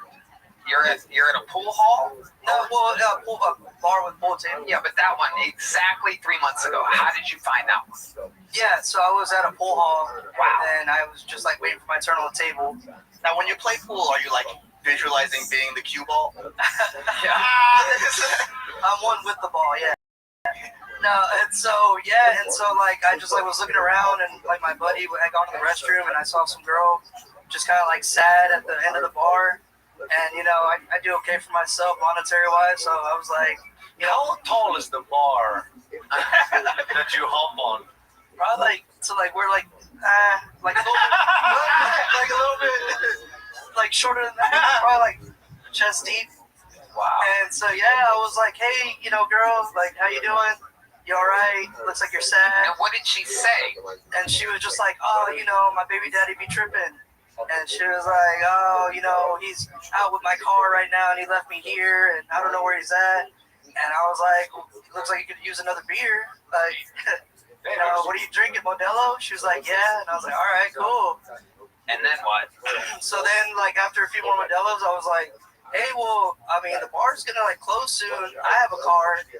And she was like, yeah, all right. And so then from there we went to like a hotel, and I had like tequila as well, and like my cooler. So like you have a little cooler that you keep. Hold on a second. It's not a little cooler, man. It's a fridge. This feels like gnome fan fiction. So you have a little cooler that you keep where? In the back seat, in the trunk? Usually behind the driver's seat, because my seat's far up, so it can fit behind it. Oh my God. Dream Lyft driver. Oh my God. So, what made you get a hotel and not take her back to your place? Oh, I never take her back to my place, because then like when they make up with their baby daddy, they come clean and they're like, oh, fucking Sancho, blah, blah, like, you were cheating on me, so I was cheating on you with so-and-so, and I can't have them coming back. Where does this guy live? And they're like, the Holiday Inn Express. Yeah. Holy shit, so you're like a master of this craft. Yeah, I mean, I'm 18 time. Is your place big? For him, yeah, exactly. It's 400 square feet. It's a mansion. He looks in an elevator like, damn, bro. Every room's a suite at the Holiday Inn Express. Yeah. My personal bed's a full size, but I still have to do a few rolls to get out of it. Hell yeah, absolutely. How small are you? Let me stand next to you. Yeah, let's see exactly. Oh my God. It's like I'm sort of twins, you know what I'm saying? You guys look like mascots for human trafficking. Ari, if you stand there too long, he's going to be asking you why you look so sad. Wow, Sancho Pancho Villa. I am going to give you what appears to be I can't remember. How was the set? Is it okay? Well, any book is big. I'm going to give you what appears to be a huge joke book. It's a massive joke book. There you go. Ladies and gentlemen, Sancho Pancho Villa. All right. I'm going to pull a name out. We're going to go wrangle that person. In the meanwhile, we have a special treat, ladies and gentlemen. Oh, my goodness. There's the lovely Heidi, everyone. All right. Hold on a second, because we have a special treat, everybody. This is this man's first time ever doing stand-up comedy. This is a new friend of ours that comes from our new found friendship with one of the newest Texans, the great and powerful. Well, I guess we'll just get to it. We'll talk about it in the interview portion. But for now, ladies and gentlemen, this is the Tony debut, and his first time doing stand-up, a special. This is the debut of, make some noise for Jedi, everybody. This is Jedi.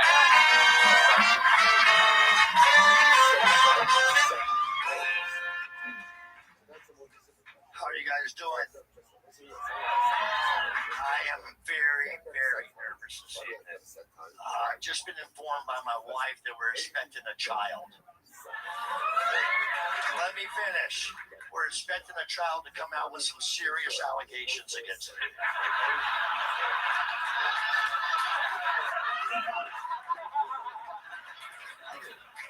And I think this child has a pretty strong case. I'm just kidding. I'm not married. But I would get married. I mean, I've been looking for some love out here. It just seems like the women here, you know, they're older women, you know, junior high. Hey, wait a second. I wasn't going to tell those jokes, but I actually am looking for a woman. I'm looking for a woman, you know, she has to, you know, listen because I talk a lot. She also has to mix it up in the bedroom a little bit, you know, maybe start on her back, maybe move to her stomach, maybe her knees. You know, we'll see. Wow. But if I could leave you with one thing, it's just that not all middle-aged single men without children are pedophiles, because a lot of us are. Thank you so much. Take it away, Red Man. Jedi, specializing in pedophilia jokes, ladies and gentlemen. Gambling it all on pedophile jokes tonight for his debut set. So Jedi, first of all, how about one more time for Jedi, everybody? Why don't you tell these fine people, Jedi, what you do for work? I work with the wonderful Mr. Woody Harrelson. Love you, brother. The great Woody Harrelson, who just so happens to be a newfound fan of Kill Tony and one of the coolest people in the world. And you've been his stand-in. So when they're setting cameras and doing everything that they have to do for Woody Harrelson, he doesn't have to be there for that. You get to just be there. Yeah, that's maybe 25 years they've been hanging out together. He's basically family to me, and I love him so much. Solid, super solid cat. So, Jedi, what made you want to start stand-up here tonight? You know, like it's kind of like you need to go get on Kill Tony. I mean, I do this every day on the set with cameras in front of me. But for 25 years, I've heard you need to do stand-up. You know, not funny when somebody tell jokes, but I mean, I don't know. I'm here. What great? I love it. What made you commit to purely pedophile jokes here tonight? Divorce.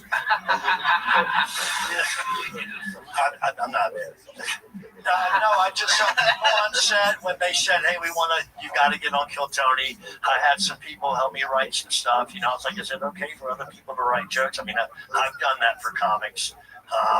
So I just went with it. You know, fuck it, right? It is true, and Jedi is the life of the party when everyone's hanging out. And I'm telling you, Woody and his whole crew knows how to have a lot of fun.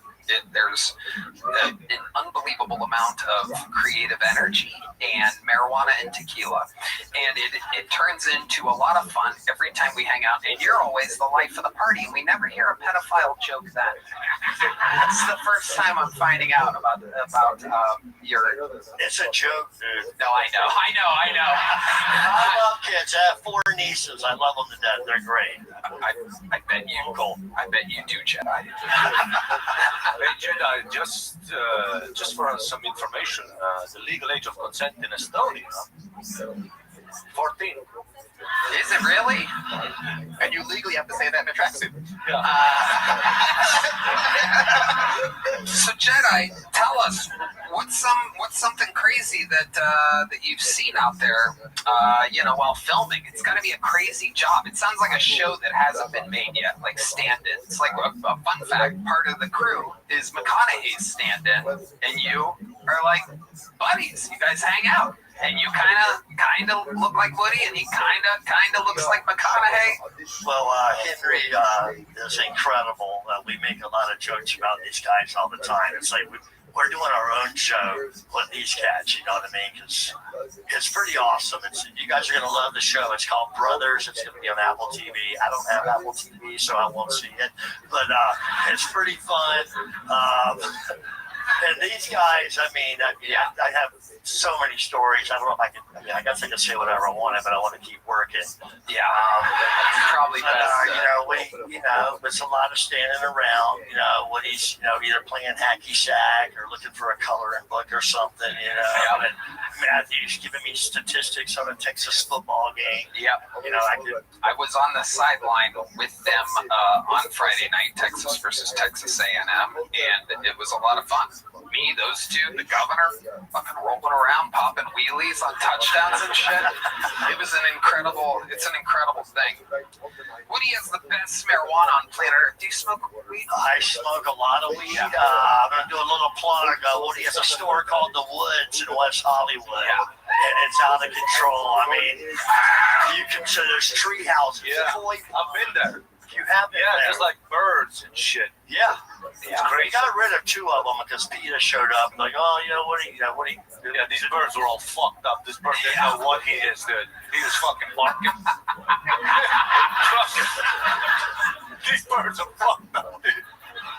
Rio, Molly, and George. I believe we kept George, but the other birds, we're getting high, and then, PETA shows up. All these birds are here, and, we love animals, you know what I mean? But a couple of the birds were a little out of control, Amazing. How does one get into the stand-in game? I guess you just have to be cool as hell, and people have to want you to be around them. You have to have a good energy and stay positive all the time, right?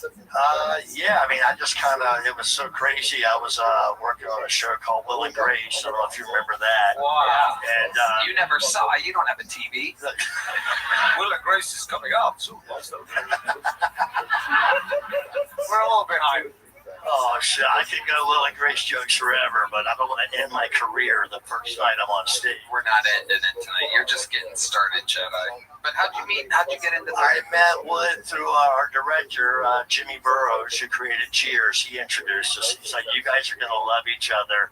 Yeah. I was like the weed guy working on the show. I was like, it was crazy. I don't even read the scripts. Jimmy would come in and he's like, hey, he's like, I want you to meet my friend. I'm like, I don't even talk about celebrities. He's like, I want you to meet Woody Harrelson. I'm like, I fucking love that guy. Hell yeah. And he goes, you guys are going to be friends forever. Here we are 25 years later. Wow.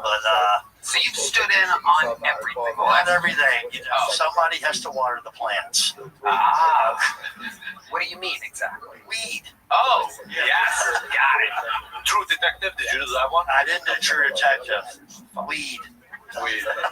It is ridiculous weed, by the way. I have been lucky enough to smoke with all the big smokers, right? Snoop is a buddy, worked with him on and off for the last 15 years.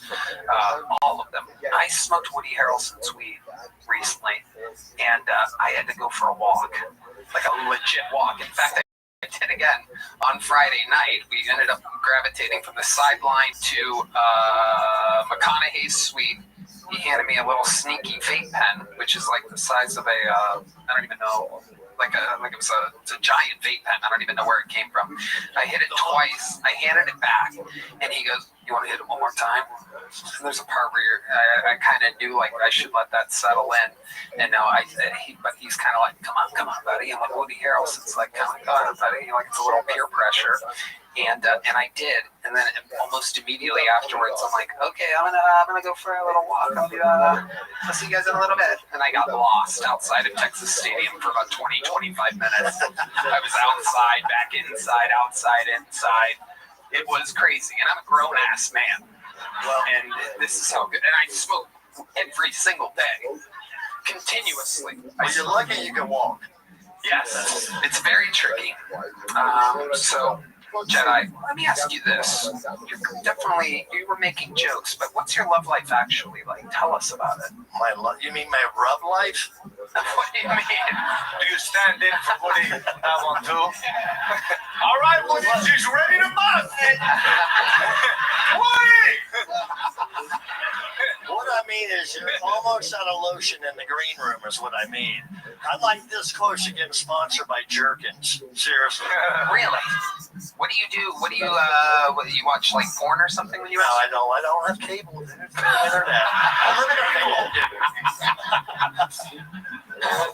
Internet. Do you just use your imagination? It's been since June 15th. I had my first Asian taco. It was incredible. Wait, what do you mean? I mean, I slept with an Asian woman. Oh my goodness. Why was that more gross than when you were talking about pedophilia? Dude, that was a joke. We know Asian taco. I've got writers, dude. Yeah. Come on. So this Asian taco, how exactly, where did you meet this girl at? In Texas. Okay, just the great state of Texas. Just somewhere between El Paso and Corpus Christi. Yeah. You met her. Yeah. Okay, and what did you learn that day? Was that your first Asian woman that you It was. What did you... She said, hey, I'm gonna give you this taco. It's don't fall in love. And I was like, I kind of did. Oh my goodness. But I'm over it now. Did you pay for a 30-minute massage or? So you were saying you were hungry for more 30 minutes later? That weed is really strong. She spent the night. Jedi, you have made your Kill Tony debut. The Sanded. You know what, Jedi, if you want to do a couple minutes at the secret show, it's open for you anytime you want to try it out. If you want to do it again. Oh, God. Thursday night. Thank you so much. Absolutely, guys. Have a hand for Jedi, ladies and gentlemen. Who knows? Maybe when Brothers comes out on Apple TV. When do you think that's coming out, Jedi? February, March. I had to get. Oh no, it's coming out next fall. It's incredible, you guys. It's fucking insane.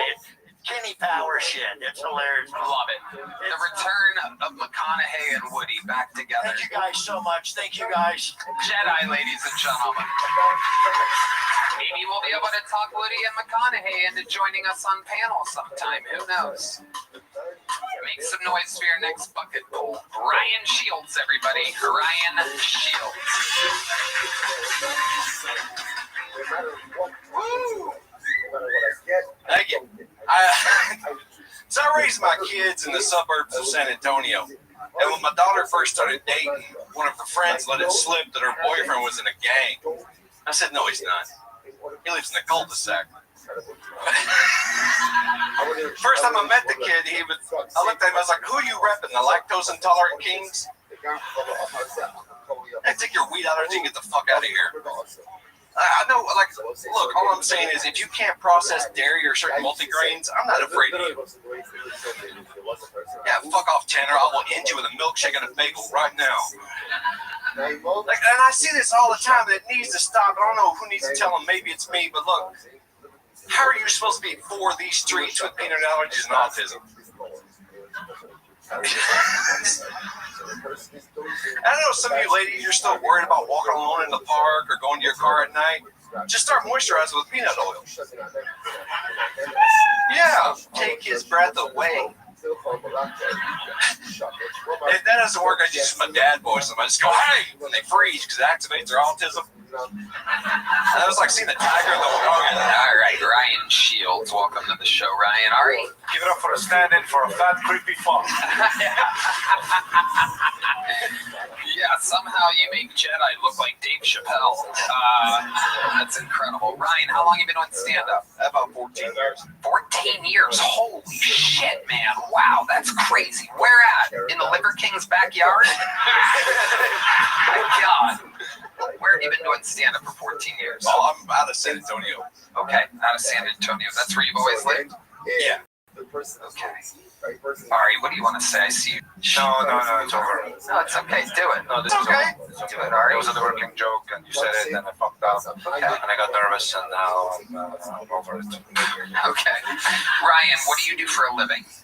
I do stand-up. God damn it, that's exactly what I was hoping you wouldn't say. So, was that just a rough set? Yeah, that usually goes a lot better. I think I just led into it weird. It's more of a lead up to it, but Okay. Yeah, here we are. Here we are, Ryan. 14 years. Do you think you have like a better joke that you could have done instead?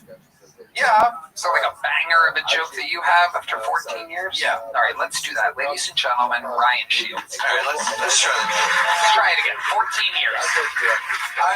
I've been hanging out with these young comedians, so they give me new shit. Like I've tried aluminum-free deodorant.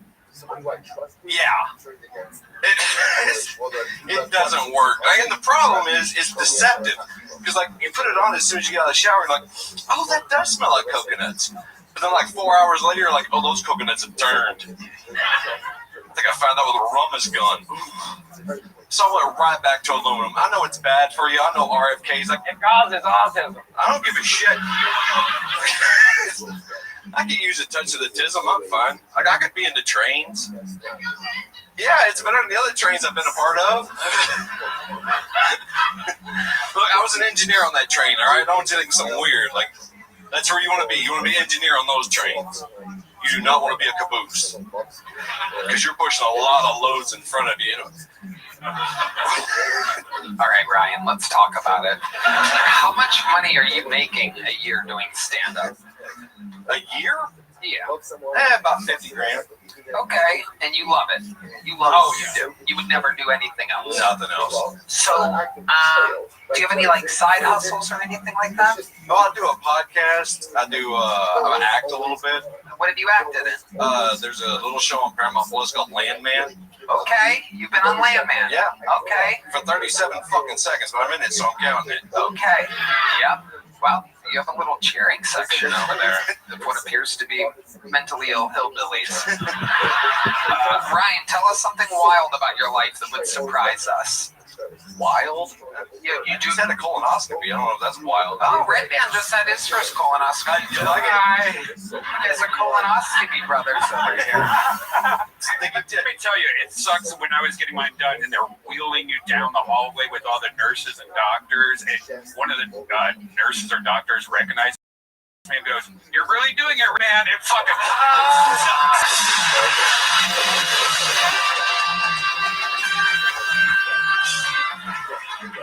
Are you serious? I'm fucking serious. That's so funny. You're really doing it, Landman. That is so fucking funny. What came out of your ass? That's why JRE asked, like, do you go to like a special private doctor? Right. That's amazing. What did he say? Does he go to a special doctor? I guess He's like, it's none of your business. Oh, yeah, that makes sense. But isn't it like you can't eat a few days before, right? 24 hours, yeah. It's cool because I would have loved to have seen that reality show. Holy shit. This is one of the most difficult things Red Band has ever done in this film. Red Band was like the old lady in Requiem for a Dream. Like the kitchen's just like, hello, Red Band. The cupboards are like shaking. Just cereal boxes spilling themselves onto the floor. No! The bread that you liquid. Just floating all the garden breadsticks in the air. Just Alfredo sauce pouring out of the kitchen sink. No! Oh, that's amazing. How did you make it through that 24 hours time? It really sucks. It was our buddy's birthday party, Matt. I had this great idea, like, I can drink tonight. Let's get wasted tonight. And then I thought I could eat in the morning, and I read when I got home you couldn't. So I had a hangover. I couldn't eat anything. I was actually, I chewed stuff. I just spit it out in the trash can because Jesus Christ! That's the baddest thing! I never had this thing I've ever heard in my fucking life. I've never heard anyone microdose food before. That's great.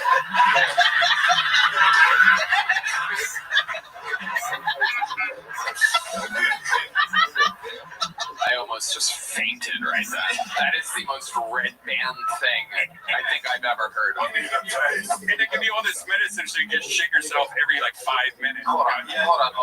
Let's go back. What type of food were you chewing and then spitting out? Yeah, leftovers from the place. It was like a steak. And you're just chewing it, drinking the juice, and then I made a peanut butter jelly sandwich and spit it out. That's about it. Yeah.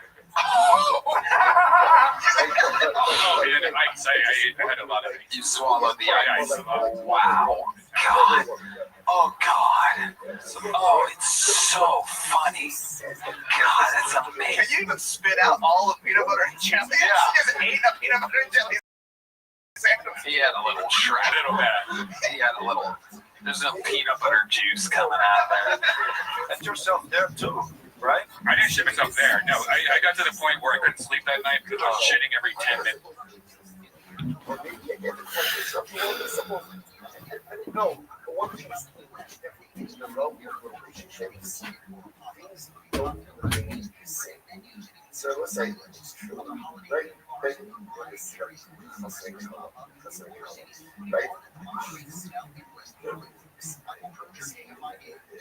And then sometimes couples get married a little bit longer.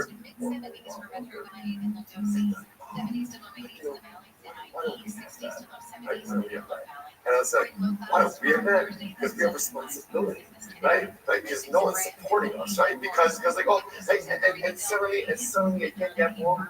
You realize that it's supposed to evolve. Like, if you're married for 20 years and you're still the same childish, like, corner, that's immature, right? That's immature. You're not supposed to have that. It's supposed to evolve. And that's nothing wrong with your marriage. And there's no less love. And there's no less intensity. It's that marriage and love and everything involved. So this doesn't have to be like a damning statement about the lack of intensity. And it's just like things change. Yeah. So husband and Kala, husband are inseparable. Inseparable. And they can occupy the same space. Understanding their like those. It's so sweet. It's so cute. It's so wonderful. Step on my head. You know, please step on. You know, it's great. It's fantastic.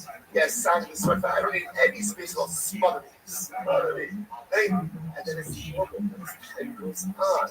And people mature and life changes and there's other responsibilities.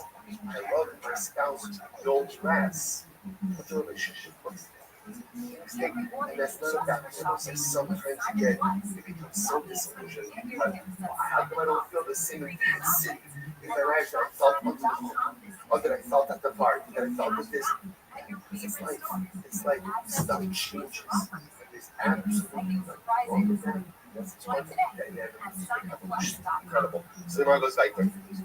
The Gemara says, Craig see, they correct sit. So the pasuk says, but no arati laka sham divarti chamiyal haporas. So what says so originally again, Moshe Rabbeinu begins his relationship with Klal Yisrael. He says by the Aron, I will speak you from on top of the lid of the Aron. The time your Aron tishvak haporas nefa harikana sarah. Remember, the top of the Aron was 10 tefachim. So originally, when Moshe Rabbeinu began his relationship with us, he began to speak with us. He spoke to us from a height of 10 tefachim, very low down to the earth. והבייס אשר בונה המלך שלמה, 60 אמה ארכו, ו60 רקבו, ו30 אמה קמסו, ולבסוף כסיב חמר אשר בשמיים כיסי, בארץ הדום רגלי. זה בייס אשר תבנו. So those things are interesting enough. So what happens then later on, he says, my home or like my throne is in the heavens. So in the beginning, Hashem spoke to us from on top of the Kapores, 10 tefachim off the ground. So then he spoke to us from the heavens, meaning relationships change. They evolve. Sometimes again, the intensity and the closeness that marked the beginning changes. The love is still there. The love is still there. But the relationship has evolved in a different way. Incredible. So mind you, the high low say we're on Mishnah. Mishnah is what's on the world back. What is the love of the days? So the Gemara says, now remember the little Saguru Mikdash. Gemara says, how do you know that Saguru is a lashon of the Kavushim? It's a lashon of holding back. So the guy who loves Tishta, below Sator, Akava Yakova, Hafa, Kachin Bakais Akma, Abra Bakasuna, Allah, ולאחר מדבר הלכה אוגר בקיץ בנס. So therefore, remember again, the Lord did ask him to make issue of a color to sit in front of his Rebbe, and he sees that Rebbe is making an erroneous ruling. So what happens? The Talmud should not hold back, right? Rather, the Talmud should go ahead and express is it. So you see that Saguru is a lotion of holding back. Okay, so the bar goes right there. I'm not sure what I'm finding. I'm not the only son. So dying in Shetan in Emes Latin goes to any judge who adjudicates correctly, Mashrish in a causes the divine presence to rest in the clouds of Shnemar, Elohim Nitzav, the Adas Kel, the Caravel Kishmo. The whole this was a very profound because since judgment is ultimately reserved for himself, for the judge who adjudicates correctly, he brings the Shekhinah into the world. So he's acting in the stead of God. The whole dying Shein, not dinner is not and any judge appropriate. Or even the Shekhinah should be started in Israel. Causes the Shekhinah to depart from the cloud of smell. שנאמר, בשעות עניים ובחנכס עליון אל תעקום יום השם. אמר רשו ברח, אמר לי יונסן. כל דיין שנוטה מזה, אינו עושים זה שלא תדעים.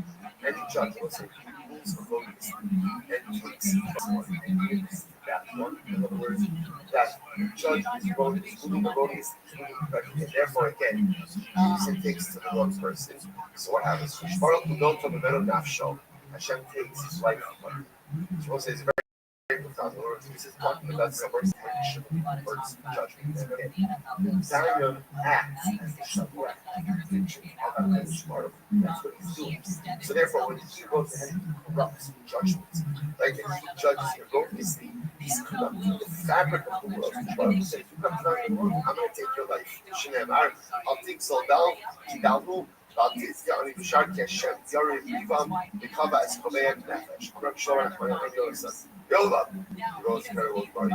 Yolam Yira, Dayim, Kibo, Kerek, Munachas, Lo, Ben Yirakosel, the Yehedim, Sukolot, Kakko. What's the last line? Dayim should see as if a sword is dangling between his legs, and ultimately, again, Gehenna is open beneath him. That's the responsibility he should feel for delivering proper judgment. Shneimar Zayin on the day 17, Shneimar Hine, Mitasol Shal Shlomo Shishim, Barim Zavim Barim Yisrael, Kulona, Zechel Barim Kama, Yishchavo Ayideh Barim Barim, Hachdo, Shal Gehenim Shekol Barim. Okay, this part was the most much Zarsh Yoshia, Nira Nakamedis, Mindset, the thing of Moshe. Base David Kamra Hashem, Kino, Mutake Ishmael, who goes up Yakos, Kabok, done the follow only in the morning we judge, and the whole day we don't judge. Hello, Barlook Hadavar Kiboker, Amru. So it's a very special. This means the judge like this. Judge.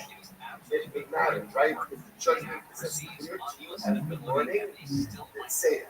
Big love, I'll tell you. But if not, don't say it. Shabbos said, there's anything early to talk about what say like this. Judge, when should you issue a ruling? When she's a ruling, only if you are 100% sure.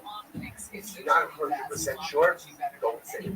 If it's anything good in the morning, say it. If you're not going to say it, Shabbos said, by the way, it's not just a statement by judges, but it's a good way to live life as well. Right? In other words, don't say something if you're not sure about it. Right? If you're 100% sure, say it. If you're not 100% sure, it's probably better to hold it. If you ever have a meal, so I'm on the front hold snap. Say the wisdom you are, my sister. What? Give all the public say for my life, give all the cause of a capsule, especially as well as all. Only if not helpful, if something is as clear to you as the fact that your sister is to you, or you have such clarity, it doesn't matter. As much clarity as you every person knows their sisters, but it's them and say it. If you lack clarity, don't say what say. How much better than the world? Right? If you know 100% that is 100% true, say it. Don't know it's 100% true. It's not just an important piece of information for the judge, but for people in general. Very sure that a search Yoshi thing, call out public inside ours, 7 people. If you have 10 people, like 10 people are based, let's say they're all sitting together and they're judging. So literally, again, you call out shame.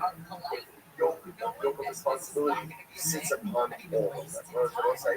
When you have a group of people in judgment, there's collective responsibility for the action. That's how it is. Even if a Muhammad is saying in front of his Rebbe, you might say, tells us Muhammad is Rebbe. The Rebbe has all the responsibility. The Talmud does not. Much more know that even the Talmud has also responsibility.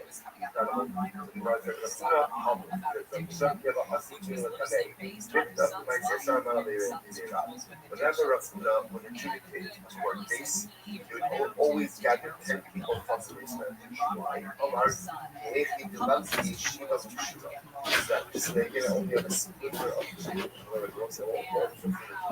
what's no wants to see like so what he did over here minutes to the point where what came out stomach bile, just stomach bile. But what was interesting is like when I could eat, how long it took to become poop. It was like 7 hours. Like I did. Wow. Not a lot of people know this, but that night Red Band diarrhea in the stripper's pussy a perfect 10. All right. Ryan Shields. You know, I mean, I don't know what it is. Maybe it's just the sound or the lights or something. For 14 years, maybe it's just the pressure. Maybe your timing's a little bit off. But it wasn't great. He wasn't connecting here tonight. But sign up again. Come back. It's a short drive from San Antonio. Ryan Shields. Very interesting. Ryan Shields, everybody. Wow. That's just wild. 14 years, huh? And there we go. We end up talking about your colonoscopy for half his interview. All right, let's do this. This will be our final bucket full of the night. We're in overtime here. Make some noise for Matthew LaCour, everybody. Matthew LaCour. Time for me, thank you. I was about 11 years old on a play date with my friend Kyle the first time I walked in and my mom having sex. It's my fault. I was on my way to the kitchen, real private place. The Rice Krispies were taking a while. I'll never forget. I was walking down the hallway. I turned the corner. A small detail, tiny detail. There's only 2 adults in the house. My mom and Kyle's mom. That's it. So I turned the corner. I'll never forget. True story. I see my mom aiming this one to the wall. Left hand throw.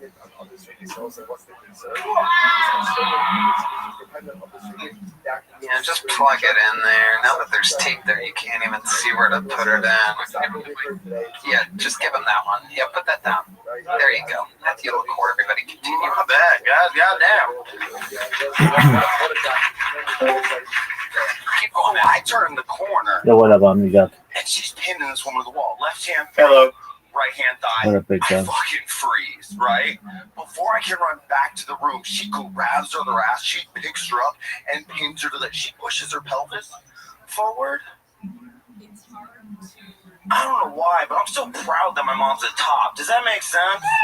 Like, I never told Kyle, but I didn't feel a sense of superiority. Like, kids at school will be like, my dad will beat up your dad. My mom will fuck your mom, dog. What are we talking about? What the fuck are we talking about? I'm a 90s kid? She gets damn right on.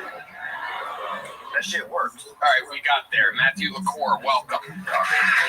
Matthew LaCour. Okay. Welcome, Matthew. Is this your first time on the show? Second time. I used to have long hair, but I shaved it so I can do slurs again. What kind of slurs are you doing exactly? Why did the hair stop? You're like, it was too hippie. People that are left wing. Okay, Matthew, how long have you been with stand-up? I say like 4 to 5 years, but I didn't start taking it seriously until I moved to Austin. When was that? About a year. About a year ago. Yeah. Wow, that's amazing. Short time, somehow 8 times funnier than a guy that's been doing it 14 years. What do you do for work, Matthew? I actually work at Cap City. I'm a door guy. Okay, all right. So that's the second employee from Cap City tonight. How do you like working up there at the Domain? That's cool. I'm just trying to do everything that I can to get as close as I can to comedy, honestly. You get to watch comedians? Yeah. Yeah, to be a door guy too, it's a great opportunity to watch comedians and learn. Yeah, it's awesome. Yeah, Son and I were door guys at the Comedy Store. It's just any young comedians, that's the number one thing, how you get closest to the comedy. I mean, of course, you can do open mics, but you can only learn so much from a guy who's 14 years in that's still at Narbar. Yeah. So you can learn from professional comedians. Yeah, they get good comedians then. They get good comedians, yeah. Do you sometimes, how do you get on stage at Cap City? Do you sometimes... open mic, but they don't give us a lot of stage. Because that's like the bonus of also being a door guy. Money going up. It also depends where you're a door guy big time, right? Like the Comedy Store has 3 rooms, and those all have comedians doing 15 minutes. So you end up with 16 comedians in one room, 14 in another, and 8 in another, and then they flip 3 of those rooms, do it all again. Whereas Cap City probably only has 4? Yeah, 2 comedians, 2 rooms. But there's an opener, a feature, and a headliner, right? That's a free show, pretty much. I'm just trying to get as much time as I can. Where were you a door guy at? Tell us. We don't know. I was a door guy shortly at Comics Lounge in Australia, and then I was a door guy at another club in Vancouver called Yuck Yucks. I remember Yuck Yucks, and I've been to the Comics Lounge many times. Yeah.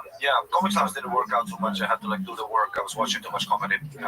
Nice guys though. You were once on a show many moons ago, in which me and Joe Rogan invaded Melbourne, Australia, and you were randomly on that show. Yeah, I did a guest spot. You guys were doing the theater, and then you came down to the club. It was like fucking 9 years ago. Yeah, and also that night was one of those magical nights where, somebody was missing. And then they gave me 3 minutes. I ran the light, and did 5 and bombed. But you guys didn't see that. You were smoking weed in the back. It was cool. Perfect. Yep. It all worked out perfect. Yep, it was awesome, Matthew, tell us something crazy about your life, your real life, that we would find interesting or compelling. You were on this show once before. You've had enough time to think about a second interview on this show. You're in it right now. I'll be competing at Thursday Night Jiu-Jitsu on... You look like December. Oh, yeah, I got the ear stuff. Yeah.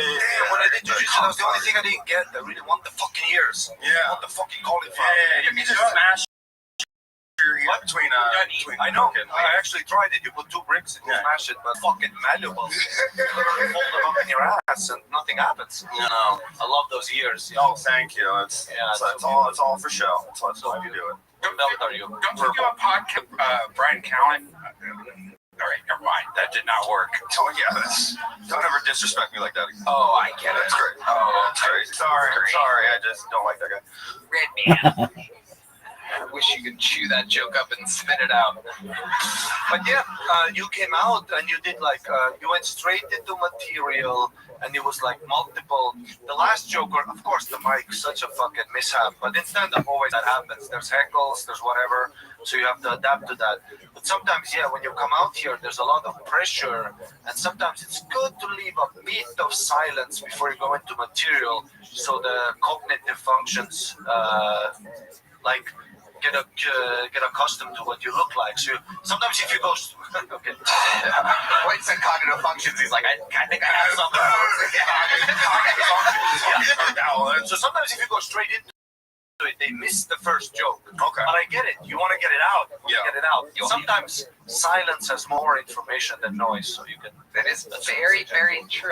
And there's a whole thing of you want to get as many jokes as you can out, but sometimes you just got to quit when you're ahead. But my mom will fuck your mom. Got a big laugh. It was after the meow and the set right there. Yeah, fair. That's true. Yeah. Okay, so Matthew, I'm gonna be honest with you. Jiu-jitsu, that jacket, you kind of seem like you could have some real douchebag qualities to you. That's fair. That's true. Give us an example of what the douchiest thing about you is. Douchiest thing? Yeah. Oh, do we go honest? I had an affair. Thought it. Yeah. So you were married? I was. And then what happened? The marriage wasn't going well, and then I met this beautiful yoga teacher that fucking broke my heart. Okay, so did you take her yoga class? Where'd you meet her at? We were actually working together.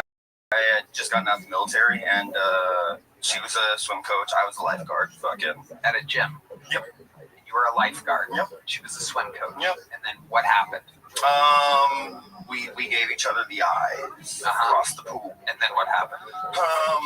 And then things happened. I ended up being honest with my wife. I did do that. And afterwards? No, I didn't do anything physical with her until me and my wife were divorced. So you said to your wife, you go, look, I've been given eyes to a swim instructor. To the swim instructor, yeah. And The instructor know you're married too? yeah. Yeah. But that's harder for me. Yeah, dude, I think she was into it. Women love that. She's like, I'm gonna take them. Yeah. So you told your wife that you were going to leave her. Yeah, I was in love with this other woman. And then how were you in love if you had never done it? Because I was 24 and retarded. Okay. And now, how old are you? 32.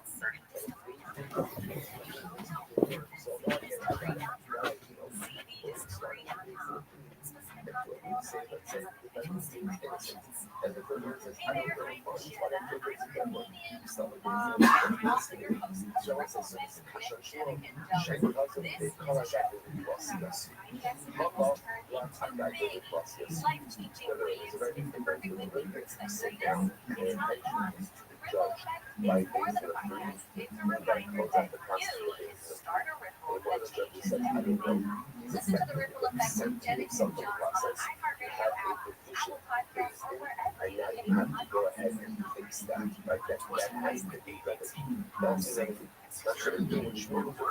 your stress.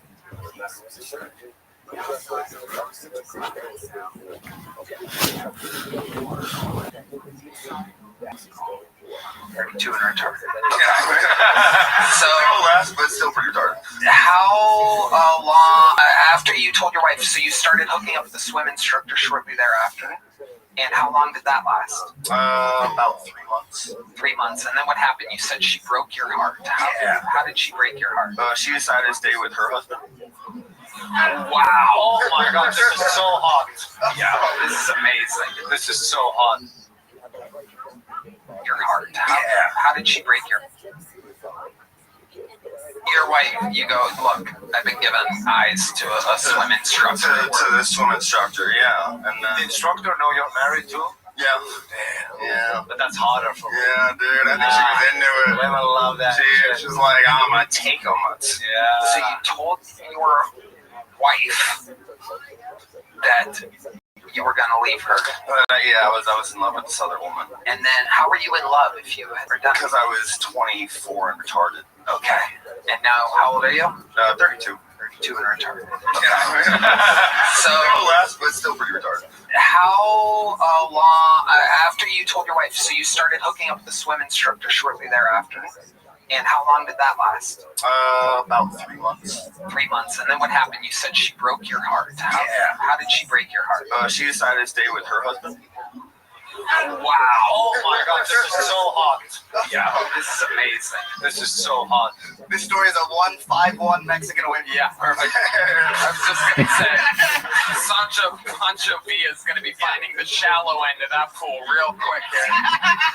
Yeah, if your wife is banging, dude, and you show up and it's this guy, cauliflower, you're a douchebag, then you're like, I get it. But Pancho? Yeah. Fucking Pancho! She's going to be sipping that backseat tequila any day now. Wow. And then, like, what? Now you have no wife, no new love? No. I'm with somebody in a stable relationship. Yeah. Do you regret leaving your wife at the time for her? Do you think? No, I regret the way I handled it. I was just, 24. Yeah, I was 24 and stupid. I wish I would have handled it incredibly different. Did you save anybody's lives as a lifeguard? I mean, I helped some silly kids that didn't know how to swim. Fun fact, not a lot of people know this, the world's worst lifeguard of all time. Deep Madness, ladies and gentlemen. Not only is he blind, but he also definitely can't swim. Is that right, D? Oh, he's always full of surprises, this fucking guy. Of course he can swim. You swim a lot, D? Okay, very good. In the pussy? No, Matthew, you're not allowed to make jokes at D Madness. Shut your motherfucking mouth, motherfucker. I will find you. Now, I will feel you. Were you swimming or did someone put you in a bathtub? Oh, Hassan, how dare you? D-Man is about to beat you to death with a bass guitar. D, Damn right. All right, Matthew. Fun times, buddy. Here you go. Here's a medium chip book. Congratulations, Matthew LaCour. On to the finale of the night, ladies and gentlemen. With Ari Maddie here, Dedrick in the middle.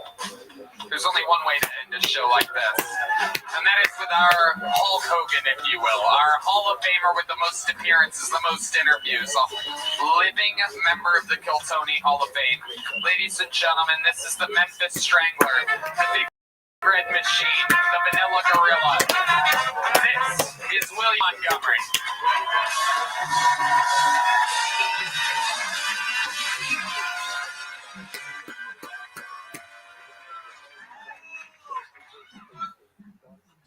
I told Redband about Black Friday, and he said they already get February, now Friday?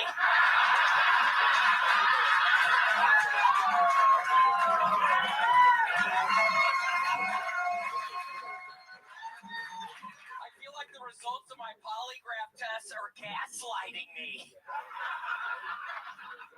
The other day I watched a David Lynch film dubbed in Portuguese, and it finally all makes sense. A doctor ran some tests on Kim Kardashian and concluded that she has low brain activity. A few years ago, that same doctor ran some tests on LeBron James and concluded that he is black. Okay, that's my time. Thank you. William Lights Out Montgomery, the fighting pride of Memphis, Tennessee. And here he is with a brand new look. I love it. What are you doing? It's freezing outside. You are adorable in this weather. Very nice. I'm very bald. I don't know if people. It's always very. It gets in my head a lot when I have to lean down and grab a napkin or something when I'm on stage, and I lean over and I'm always like, "Wait, hold on, am I going bald or something?" Not a lot of people know this, but that's what an Indian woman's vagina looks like. We do look like a photo negative of each other.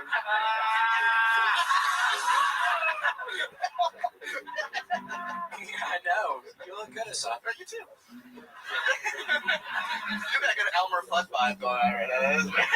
Thank you. Yeah, I bought a bunch of these hats on eBay. I've been going on a tear. I grew up with this hat, but I got some other ones coming in the mail. And I actually caught the FedEx, the bitch that works at fucking FedEx. I caught her today not delivering one of my packages up the steps. It pissed me off. And I said, "Hey, thanks so much. I'll grab that from you." And she doesn't even look she doesn't even look at me. Wow. So I think I'm going to try to do something to her next time. I think I'm like what? Wrap her in some. What exactly do you mean? What are you going There's a place you can walk when you're walking out to my place. There's a place where I'm going to put some string or some rope or something, and her stupid fucking ass is going to trip. You're a scary guy to look at while you're working at. Yeah, just on eBay. I've just been on eBay a shit ton. You can't tell the Kiltony regulars are making a lot of money. You have William on I eBay. wouldn't say that. No. Oh, okay, that's right. You know, it's not. No, but seriously, I mean, this year the economy is not as good. That's what I'm finding. Maybe people just don't think I'm funny. I don't know. I think I'm doing a wonderful show up there. But it's less and less tickets being sold. I mean, it's turning into a real nightmare for me. So, Tony, that's why I stopped you. You got Ari Maddie coming in with custom-made jogging suits. You have Dedrick, who's only been a regular for like 4 weeks. Yeah, what the fuck? How's it going to go? It's fucking money. Yeah, you have 15 Oriental rugs that you've been talking about the last couple weeks. They were from eBay. They were kind of cheap. What is your thing with not admitting that you've done well for yourself? It's okay. I mean, I'm 38. Hopefully a decent amount of time for me to live. It could all just end tomorrow, Tony. I have to be just so careful. And now I'm stressed out about it. I'm still in the funk. I still have not done the row machine. It's very sad. So your sciatica acted up, and you've been taking a big break from the row machine, and that has affected you in a great many ways. Is that correct? Yes. It's been about a month. Wow. Are you thinking about getting back into rowing? Yeah, I have to. I have to just go force myself. I've been staying up all night. I finished a puzzle. Everybody would be proud. I think I finished a 1,000-piece puzzle in 2 days, in less than 48 hours, and I'm starting on another one tonight. Wow. I went through. I have a method now. I get all the pieces up. I get piles of them, and I get them separated into the colors while I'm also looking for the edge pieces. Oh, wow. Somehow you are way scarier than the jiu-jitsu guy. Yeah. A guy doing puzzles. So you organize the colors while also looking for the edges. That is amazing. I've never heard of an approach of doing puzzles like this. What was the last puzzle you did? What would people expect to see on the puzzle that William Montgomery did? Oh my gosh, talking about the last one when I just finished? Yeah, what's on that puzzle? The one I literally... Yeah, let's hear about it. It's the one you just did. The puzzle. People are guessing. Wolves and trains? Wolves and trains, what an idiot. No, it had nothing to do with fucking wolves and trains, dumbass. Wolves and trains. You think I'm doing a fucking puzzle with wolves and trains? No, this puzzle was an open fucking refrigerator, Tony. I worked on a fucking watermelon for a while last night. Whoa! What else was in it? I don't know. That was the most exciting. That had a lot of red in it. I had a bunch of pieces of red cake last night. You could see the seeds too, probably, right? No, it's seedless water. Oh, seedless watermelon. It's a texture. I was looking for the specific red texture with that red. Interesting. Yeah, it's almost like a dark pink.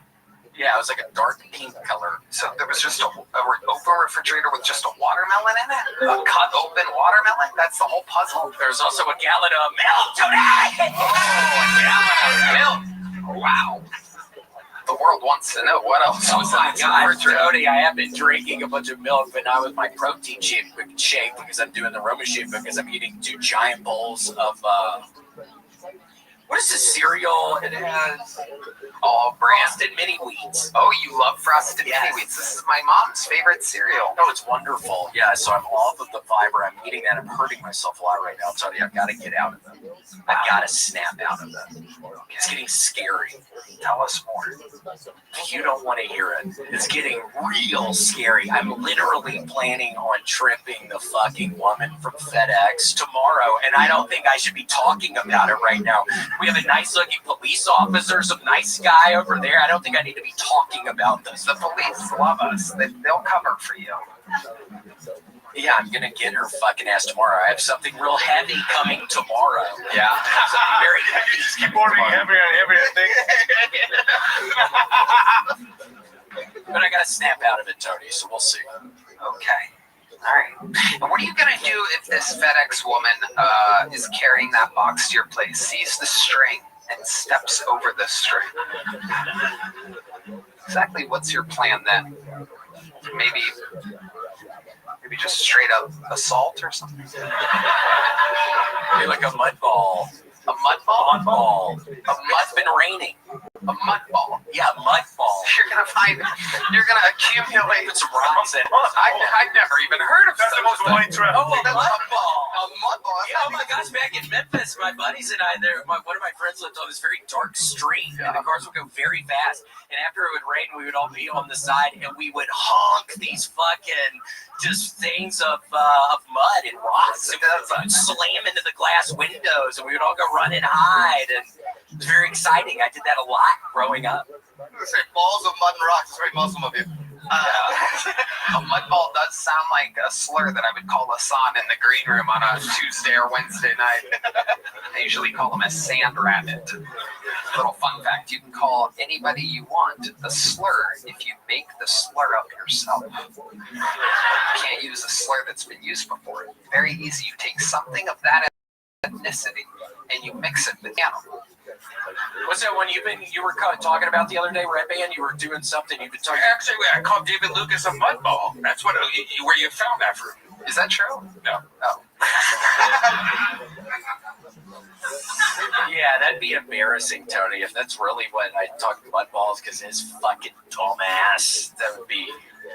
All right, well, what's in the new puzzle before I let you go? What's in the puzzle that you're working on? This one has a bunch of cakes. I was confusing myself. This one has a whole bunch of cakes. It's got a bunch of primary colors. It's got reds. It's got blues. It's got yellows. I feel like yourself putting this puzzle together. You have the whole like Bob Ross puzzle thing. Well, I'm about to go do it.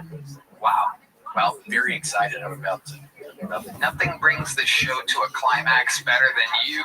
Thanks for starting a new puzzle. We love you. Thanks for having me, William Montgomery. This episode brought to you by Prize Pit again. This is a crazy show with a crazy bucket tonight. We had a lot of fun. Somehow, other than the regulars, somehow the trans woman stole the show. The drawing from Ryan J. Ebelt is in. It is absolutely incredible. That is indeed Asana Mod and Ari Maddie. Let's see what the local artist Chris Rogers drew over there. Oh, it's Dedrick. Pre-grilled Dedrick. Redman? Check out my Fake Man Cap Red 7 on iTunes and YouTube. What do you guys want to plug? I got a podcast called The Solid Show with my friend Derek Poston, and then I have a special coming out soon in January called Too Soon. Look for it on the podcast channel. There you go. Ari Matty. I am on my first national American tour called Here to Stay. And tickets are really low at the moment in Atlanta. We have 900 available, 3 sold. So for the love of God, do you like me or do you like me? He is one of the best stand-up comedians in the world. AriMatty.com. AriMatty.com. It's a brand new tour. He's being very humble right now. Pre-sale starts.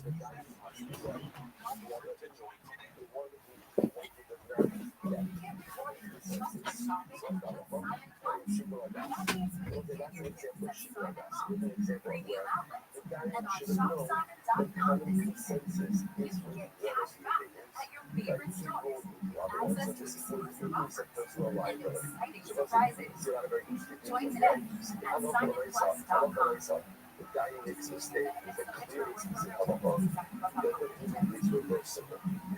Makes a mistake with what's called Shiva Hadas. So it's not a quick halacha. Common practice is one way. And in order, it's not a common practice. So the thing is stands, but it becomes a sin in life. Fascinating. Maybe this also is one more thing. Two judges capable of bringing rules. They never do person-based. So this discussion is Rabbi Rothschild and Shmuel. In reality, it's in the focus of the what he says is the Surah, just over here. And there is Surah,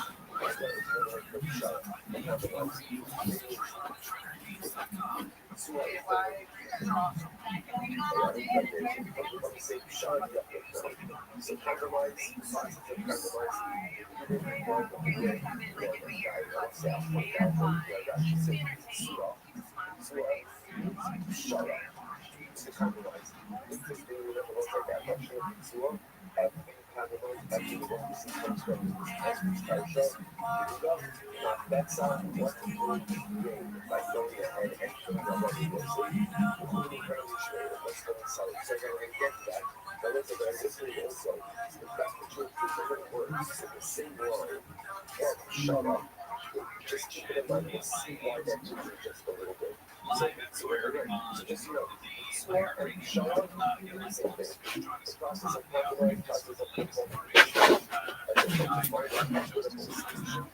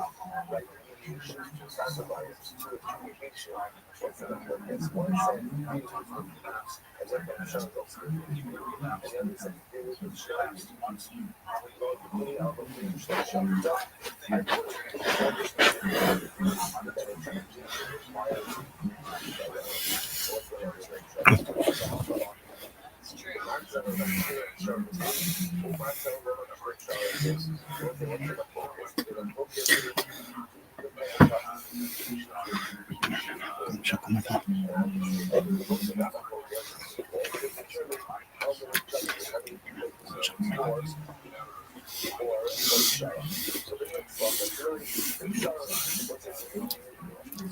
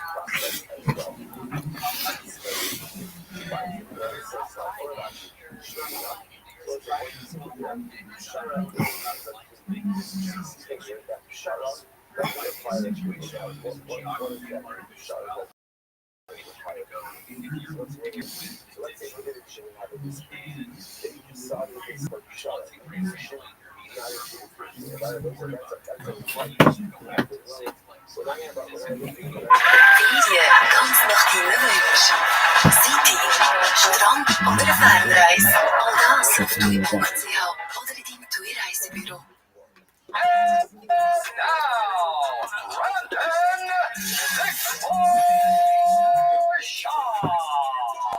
Yes, sir. Monday morning. It is 8:30 a.m. 8:31 to be exact. Your boy's been up since 3. Listen, before I moved to Texas, everyone's like, "Oh, get ready for the summers. It's so hot." That didn't bother me at all. Nobody said get ready for the winters. That's the biggest difference from California to Texas. The winters are terrible here. It is freezing. I prefer the hot. I hate the cold. I did not sign up for this. There's no snow, though, so it could always be worse. So if you're on the East Coast, I apologize for my complaining of this cold weather. But this morning I went to the gym at 4 a.m. It was 30 degrees out. You're kind of born and raised in Texas, so you know it's fucking cold, Chin. But I like it though. Remember I told you I like it? Oh, God. Because you can always you do this on the light. I hate it. I fucking hate it. Hate it all. Yes, sir. Man, I was at Ways to Well on... I was there on Thursday. I usually go there at least once a week, maybe once every 2 weeks. Just depends what's going on, how I'm feeling. And I'm getting my IV of all the goodies, the Jelly Roll special. And my boy Adam Greentree walks in. Now, if you know Adam, Adam is probably the best bow hunter on the planet Earth. Definitely top 5, Australian lad. And he's the man. And I go, I haven't seen him since, you met him when we went to Australia. He came to the show in Melbourne or Brisbane. He came to one of the shows. He was backstage with us. I probably didn't know who he was back then. Yeah. I know who he is now. Yeah. So he was there, and then I was like, oh, man, you dig it? I started hunting that. He's like, yeah, I figured it's only a matter of time for you to get into it, blah, blah, blah. And I go, yeah, check this out. I show him this deer, right? And he goes, oh, man, that's game. I went, what? He goes, that's game, mate. I go, how in the world is hunting? Out of all the things that call me gay for, there's a lot, but not hunting, dude. He goes, yeah, he used a gun, right? And I go, yeah, dude. Hey, what the fuck? What do you think? I use a spear? He goes, bow and arrow, man. Bow and arrow. He goes, guns are for gays. He goes, you know how in America, gays drive electric cars? He goes, that's how we in the bow and arrow community look at guns. Like the way people hunt with guns, we view that the same way you view electric cars. I went, oh shit, I didn't know that. And I was like, yeah. I said, when I was a kid, these are facts. When I was a kid, my dad would take me, not bow hunting, but to a range, and we'd shoot bows. So I had a bow as a kid. It was a camouflage one. Now, my family's not big hunters. The only reason I got into the bow is because of Rambo and Arnold Schwarzenegger. Those were my heroes. You know, today's kids' heroes are fucking Jake Paul, Mr. Beast, this is different. We'll just leave it at that. Different. My generation's heroes were Sylvester Stallone, especially Rambo, Arnold Schwarzenegger, even older than that, Chuck Norris, like the guys, man, that was our shit. So I want to be like Rambo or Arnold Schwarzenegger. I wanted to shoot a bow. So my dad got me a cheap bow and arrow. I remember it was all camouflage. Anyway, we go shoot it probably twice a month growing up, probably the age of 6 to 12, you know. So I was a little familiar with it, but again, never hunted, and it's pretty close when you're at the range and you're a kid. So I tell him that story. He goes, "Oh man, I'm telling you, if you like hunting, if you like shooting, I'm not that big into shooting. I had fun hunting, but I'm not that big into. After about 30 minutes shooting guns, I'm over." He goes, "I know. That's why you gotta get a bow hunt, man. Because you like me, like routine and all this, and it's all mechanical." I'm like, "All right, this sounds dope, man." He goes, "What are you doing tomorrow?" I said, "Tomorrow? Why? What's up? I can figure some stuff out." He goes, "Well, meet me at Archery Country." I'm like, "What the hell's that?" He's like, "It's a bow shop, man." I'm like, "All right." He goes, "Meet me there at 11:30. So that morning, that was Friday morning. So that morning, I met a guy at Facebook Marketplace, sold some wheels from one of my old trucks, and I went straight there. In my head, I'm like, I'll be here maybe 30 minutes. Me and Adam would maybe shoot some bows and give me some pointers, and I'll get out of there. Dude, I was there for 4 or 5 hours. Adam's like, "Dude, you need to shoot this and do this, do this, this." I walked down there with a new bow, arrows, freaking giant thing to shoot into. And then he goes, "This is the bow you want to use." And he goes, "I'm having my boy Tank teach you the proper way to shoot this bow."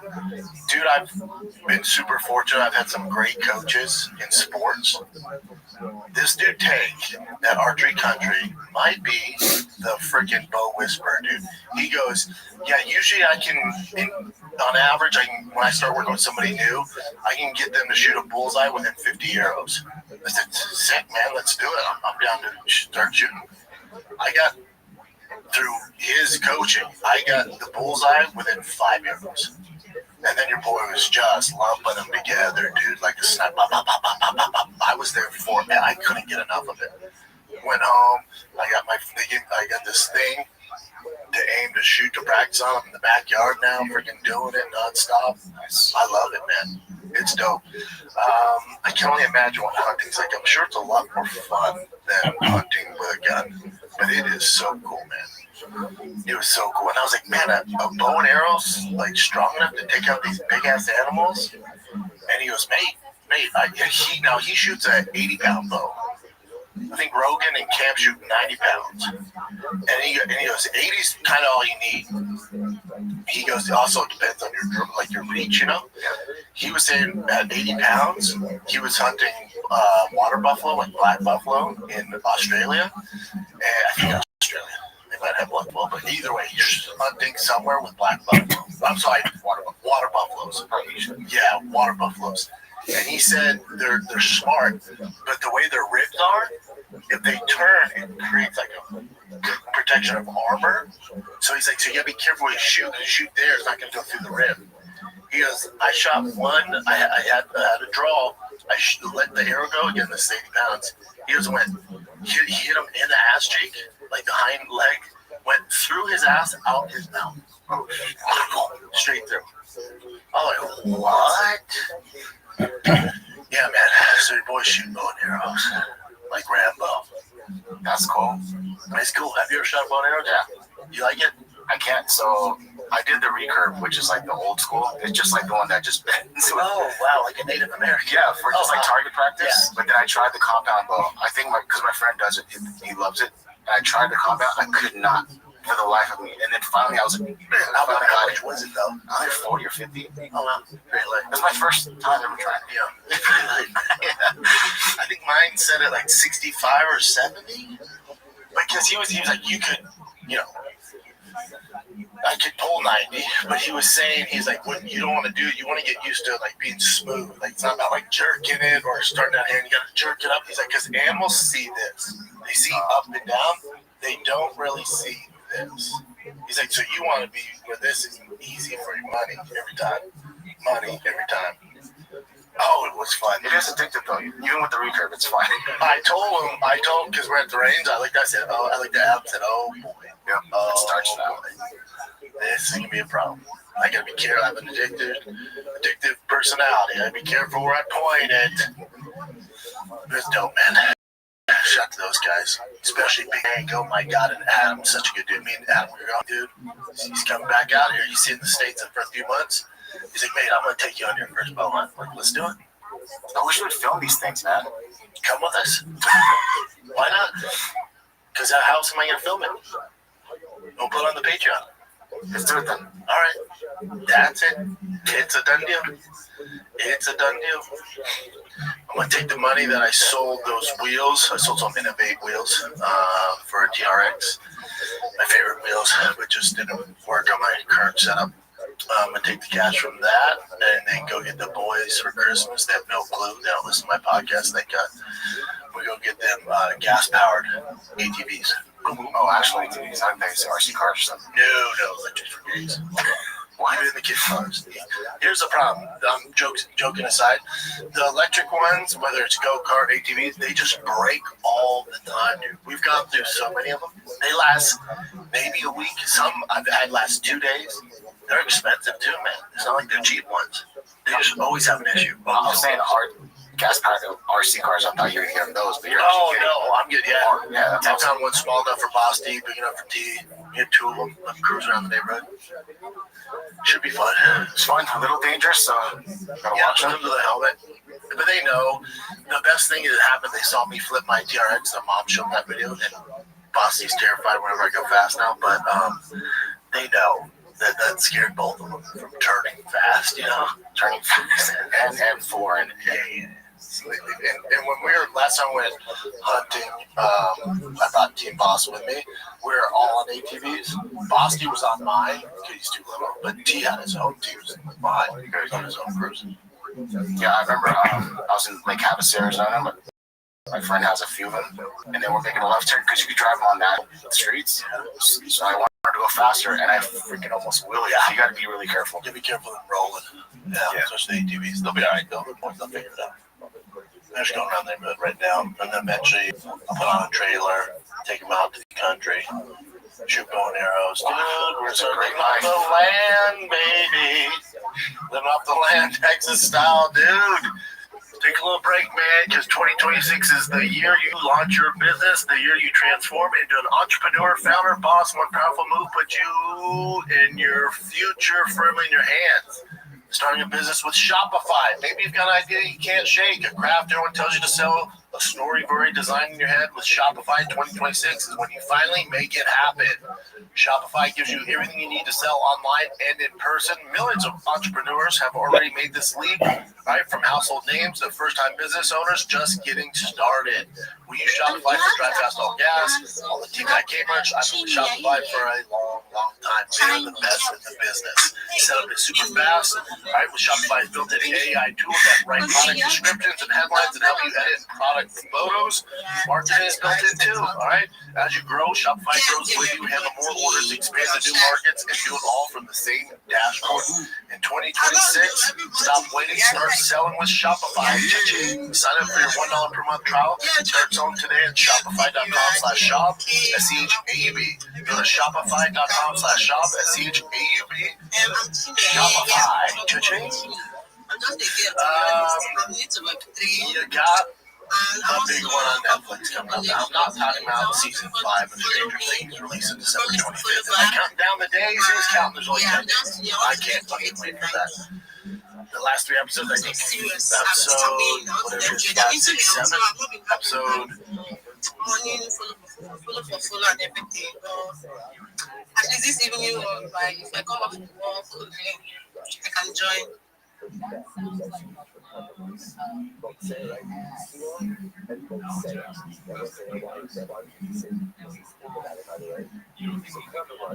me, yeah, it's so lovely. All right. Thank you very much, beautiful lady with a nice voice. Shout out to you.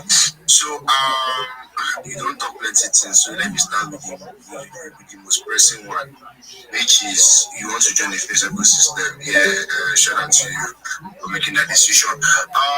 Why would they make you even there now? Why would they make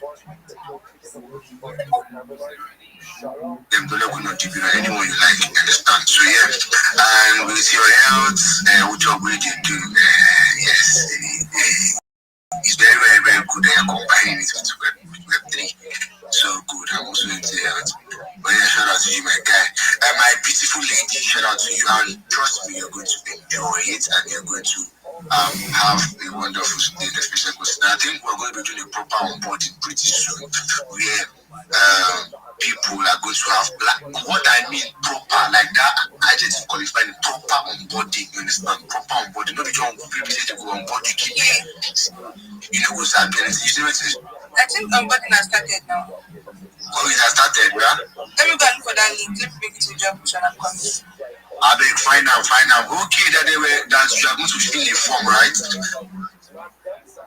Yeah. Please, I think they have started officially. I think we are in the phase of filling of forms. So as I was saying, you're going to have the proper onboarding whereby you are not just going to be onboarded and be left like that. It will be a place whereby you will be onboarded and you have people that will pilot you so well. You get that you have the knowledge. It's not just about having the knowledge, but also printing. You understand? You feel just the sharp DM, and you go there for the Web3 for close to like 5 months. You never see $10. Understand? So you are going to be properly on board. I mean properly on board. You understand? So I think Dolakun has brought up the post forward. She said Phoenix ecosystem with list. Understand? So go and do the needful, okay? Go and do the needful. Go and fill that form. Understand? Go and fill that form. And yes. So for anybody that is willing to actually join, should please go and fill that form. Yes, you can fill that form. I think what we should be doing every evening space and morning space also, this post should be coming up so that people can actually see it. Understand? So yeah, shout out to people who want to. And regarding your trading stuff, there's one person I can recommend here. Idolo Wax. Idolo Wax is here. He's very, very good at what he does. You understand? He my public guide. I don't know how, but he's a very, very good trader. You understand? So you can also connect with him and like that. So for this place, now person will tell you say this person did. You understand? So now say they did. So yeah, shout out to you, Chinese. Let's go. Genie. Oh, sorry, Genie, Pele, yeah, sorry. Thank you. Sorry, Genie. Sorry, Genie. Yes, I will fill the form now. All right. Shout out to you. Genie is let me not talk before these ladies waiting for this place of God. One of my eyes, because let's go out to the game properly and see what's happening over there. So okay, I think the post is already on the job button already shared by the Debira. Now post for engagement, or you just put an address to just show or something. You just show something. And Debira. You just put it there to do your something, because you ladies are the ones that always put in some kind of temptation kind of things. Like I don't really understand, because what is this? If I talk now, they'll say I talk. But yeah, do you want to please go and like that post Chini? I pronounce it well this time. So yeah, do you want to please go touch it? Very, very much important. Oh my God, actually go. So yeah, do you want to please go and touch it? But Chini, I don't understand. You say it's not only your face, so it's not only your face. I was expecting something. Wow, God, why? Wait, make I go see the Kini. Make I go look where it says. So, but see, don't get distracted, guys. We are engaging. You understand? We are actually engaging. So let's do the needful. You understand? Very, very much important. Thank you very much. I don't switch I want to see. So yes, let's go back to the game properly. Let's go back. So we have 3 posts here. I believe you guys have actually engaged on the beautiful girls' post. Then yeah, let me see what they have done for 10. 10 post has been there for the longest. 15, just match targets. Tibira, you said don't forget. You don't forget to the moderate before. But you are becoming good in this moderating thing. You just carry and we enter. Even Dollar Queen.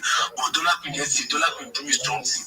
My post just come out. You know, but you don't delete 5 minutes, you just drop out. Even what happened today, yesterday, Kili, what was it? All the time they said, Dollar Queen, calm down. Like, but then I love the way the things they go, but then Dollar Queen, I've been trying to make them, they get that like, I feel yesterday, just 15 like, man, just come on, man, so too, it's all good. So I think they have massive of from the jump push right about now, so do it to go touch it. Okay, low key, my guy has been raised up for the longest time. Low key, oh yeah, collect my, how you do my guy? Talk now, you are giving me thumbs up. Your hands are up. I collect mic. Oh my god. Lucky, I talk, please. Okay, I think probably his phone is kind of hanging and he cannot probably press the mic button. So we're gonna go to the needful at the end. I'm done thinking. Mickey, Alpha. Big Sick, can you hear me? Yes, I can hear you. On the Jumbotron now, my biggest one. You don't appreciate it.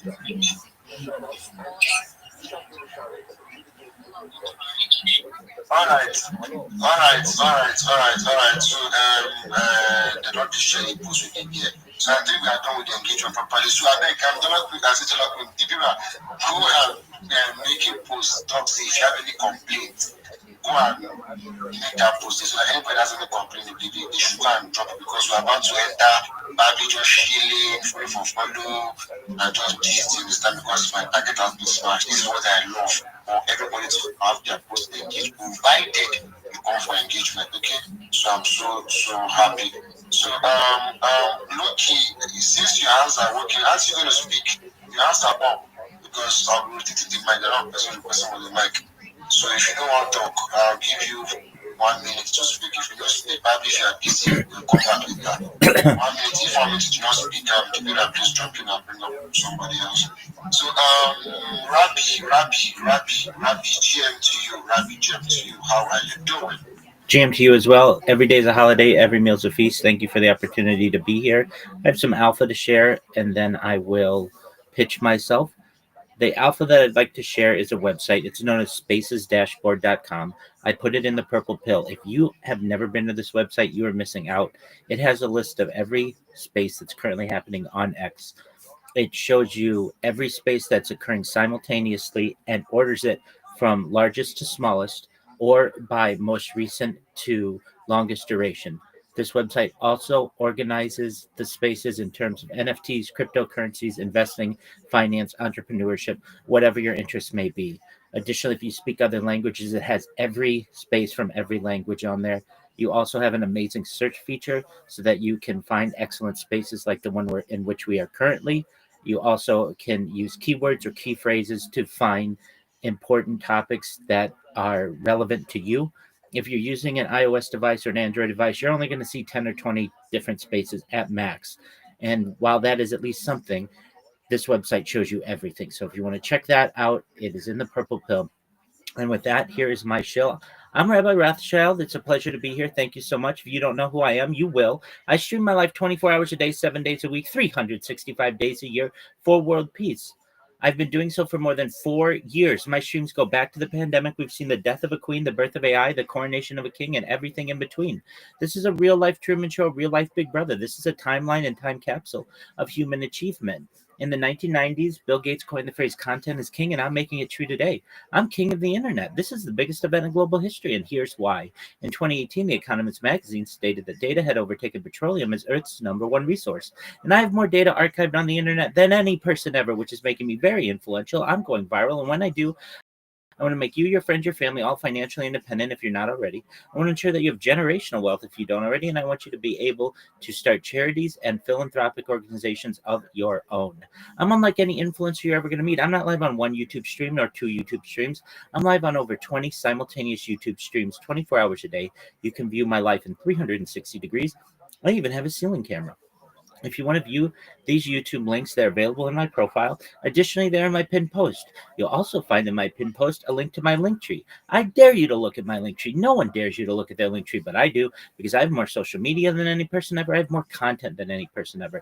You will also find a link to my Discord, discord.me/rabbi. We have over 2,700 people in the community and continue to grow each day.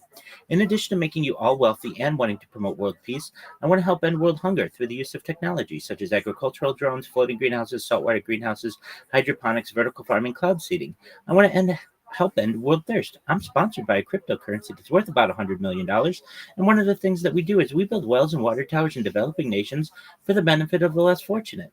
Additionally, I'm an advocate for the LifeStraw program and, most importantly, desalination technology, where we pump Earth's seawater onto land to make it drinkable. If you are a reply guy, if you're a Web3 marketer, if you're a raider, you're a shiller, and you want a free mentor, coach, and friend, send me a DM. I will respond. Send me a follow. I will follow you back.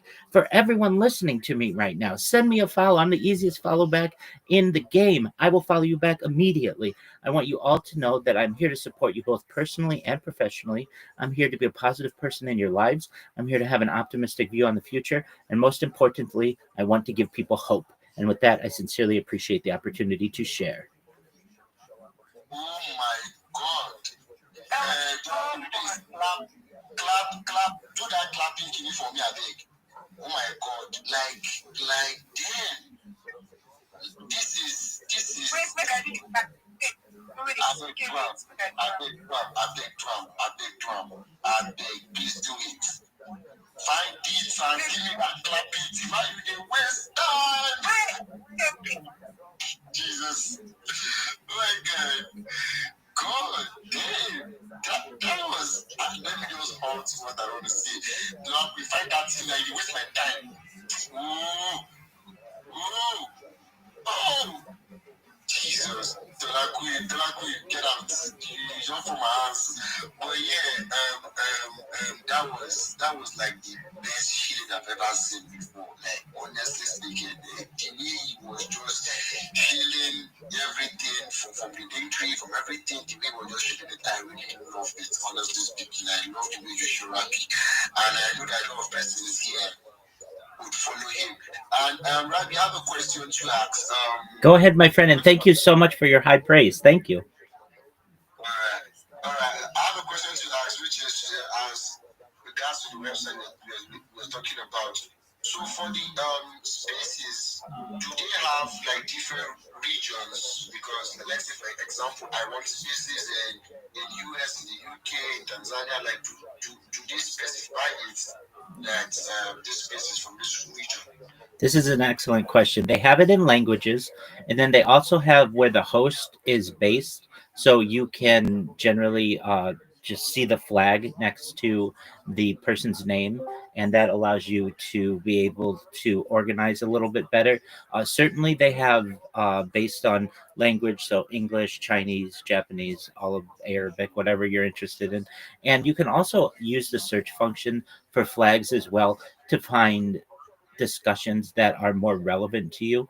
And I absolutely invite anybody who's interested in finding excellent conversations such as this one, check it out. Spaces Dashboard. You don't have to register. It's completely free. You don't have to connect your Twitter account. It will show you right now. You guys probably don't know there are over 300 English speaking spaces going on. And when this one ends, you're going to want to connect with excellent individuals who are just like you and to be able to expand your network. And that's an excellent resource to be able to do it.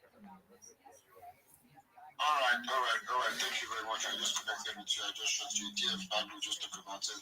So yeah, thank you very much, Rabbi, for opening the space and giving us that recount for. Because honestly speaking, if you are a Sheila on this space, I think this is for you. You understand? Because there are some spaces that you're getting there. Go to foreign spaces and go and ship. So this is going to be so beneficial to you. If you're a space Sheila or you know anybody that is a space Sheila can just go there and just select one and just go and do your thing. Understand? Because it's very, very hard. Sometimes it depends on people. There's notification turned on. You even know the spaces they are on. And it gives you the benefit of exploring different spaces across the world. So yeah, thank you very much, Rabbi, for bringing that wonderful alpha to us. Thank you very much. So yeah, let's go back to the game properly.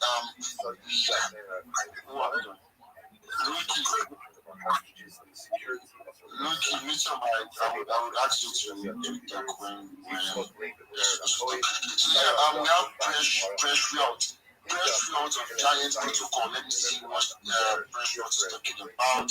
Press field came up with 3 likes on the banner. I beg, see, this is the last set of the engagement. I beg, Mona go touch up, Maria. I beg, Maria. Mona go touch up. Very much important. Okay, I asked one of my posts I want to bring up. When I go touch that post with it, very much important. I really appreciate everything we did. I beg, let's go and touch it. Please, let's go and touch it. So yeah, whilst we just continue our sharing this day, because I believe today's engagement was just so wonderful for me. Honestly speaking, that everybody had their post engaged. So yes, let's go. I think I've brought my own post on the trouble job. Please do to also like and retweet. Very much important. I'm begging you also to like and retweet. That is like a masterpiece there. Sorry, like an alpha there. So when I go touch on, I beg when I go touch on. Yes, whilst I was away, this was what I learned. You understand? This was what I learned. I was a victim of it, and I brought it to the team. So you all can see. Thank you very much. Yeah, bro, short is there.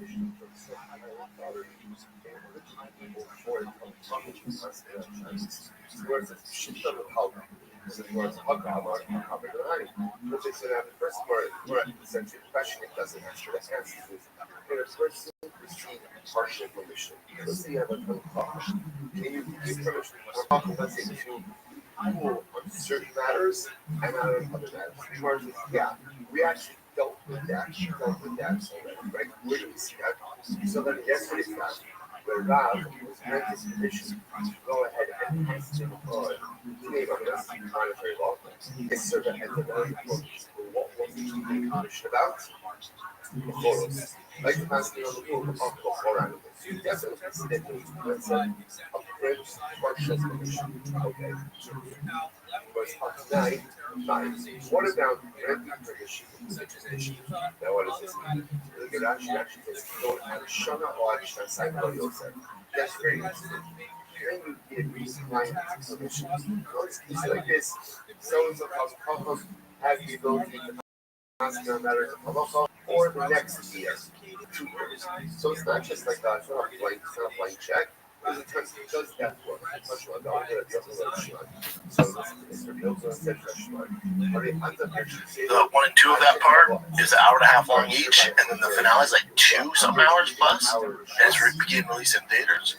I can't fucking theaters. I can't. Yeah, now I think it's been released on Netflix, but if you're that into it, which I am, released on in the theaters. It's dope. That's a cool option. Yeah, maybe I'll watch it. But yeah, it could be cool for the rest of you out there. But I'm not talking about Stranger Things. I'm not talking about the season 5 finale of the greatest show and biggest show of all time. It's the most watched show of all time, by the way. I'm not talking about that.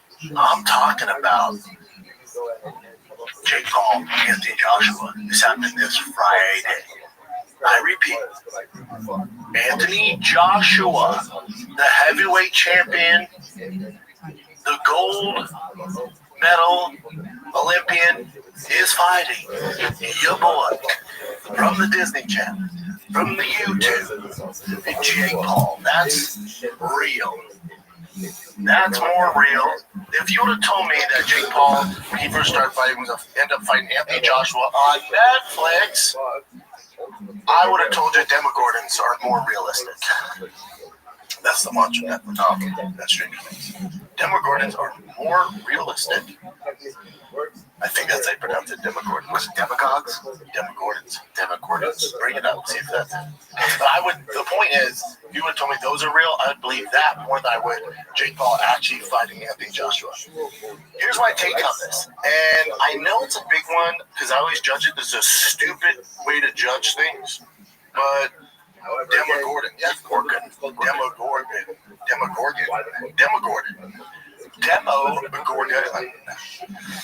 Sounds like a fucking Dagestani wrestler or some shit I can't pronounce. They look like flowers with teeth, whatever. This is how I judge fights. So I get my coffee every morning from the same spot every morning. If there's a big fight, people will randomly come on to me and go, dude, whether it's Jake Paul, Mike Tyson, if it's a big UFC fight, dude, how about this? How about this? John Jones, Conor McGregor. When the dudes and the ladies at Summer Moon Coffee are like, bud, Anthony Joshua, Jake Paul, what's going to happen? I'm like, oh shit, this is going to be a big one. This, because it's hit the masses. When my mom or dad are texting like, is Jake Paul really fighting? I'm like, oh shit, it's on your radar? This is going to be a big boy. Here's my thoughts. It's well documented. I love Jake Paul. He's such an entrepreneur, such a trailblazer. What he's done is absolutely insane. Even him and his brother Logan, the stuff they do is wild, and their work ethic is inspiring. And I know it might not seem like you guys don't see everything, but they are so brilliant and everything's so calculated. And everything that they touch turns into gold. They're crushing it. But this is where this journey of Jake's is at a crossroad. This is where there's a fork in the road. Meaning, anybody who thinks that any fight previous to this, that the fights are fixed or pre-choreographed, any of that shit, I get the hate on them, I get the show off on that. None of that is fake. The best example of that, you think Nate Diaz is down to lose to Jake Paul? You think your beloved Jake Diaz, the Stockton gangster, is going to succumb to money and agree to take a fall against Jake Paul? Well, the great Woodley, the multiple-time world champion, welterweight UFC, is going to risk his legacy and take a fall? Or Ben Askren is going to let him knock him out fucking cold? Or Anderson Silva, the great Anderson Silva, is going to take a fall. You know how stupid that is? Uneducated opinion that is? Mike Tyson, one we can talk about. That one's different. That was a glorified sparring match. That one's different. Not talking about that one. That one's different. When it comes to Anthony Joshua and Jake Paul, and I'm not saying Jake is, but let's say even if he was God's gift to boxing, which he's not, but even if he was the most talented boxer to ever lace up a pair of gloves, he's been boxing for 4 years. Even if he was that guy, even if he was Anthony Joshua's size, he's not. But even if you take all that into account, where he's God's gift to boxing, he's the same size as Anthony Joshua, in the 4 years that he's been boxing, there are not enough hours in the day to make up the gap in experience and talent between Jake Paul and Anthony Joshua. So I leave you with this question. Jake's not God's gift to boxing. He's not the same size. In what world does Jake Paul in any facet even touch Anthony Joshua? And if this is a real fight, which I think it is, it will be the most watched Jake Paul fight because he will get knocked out.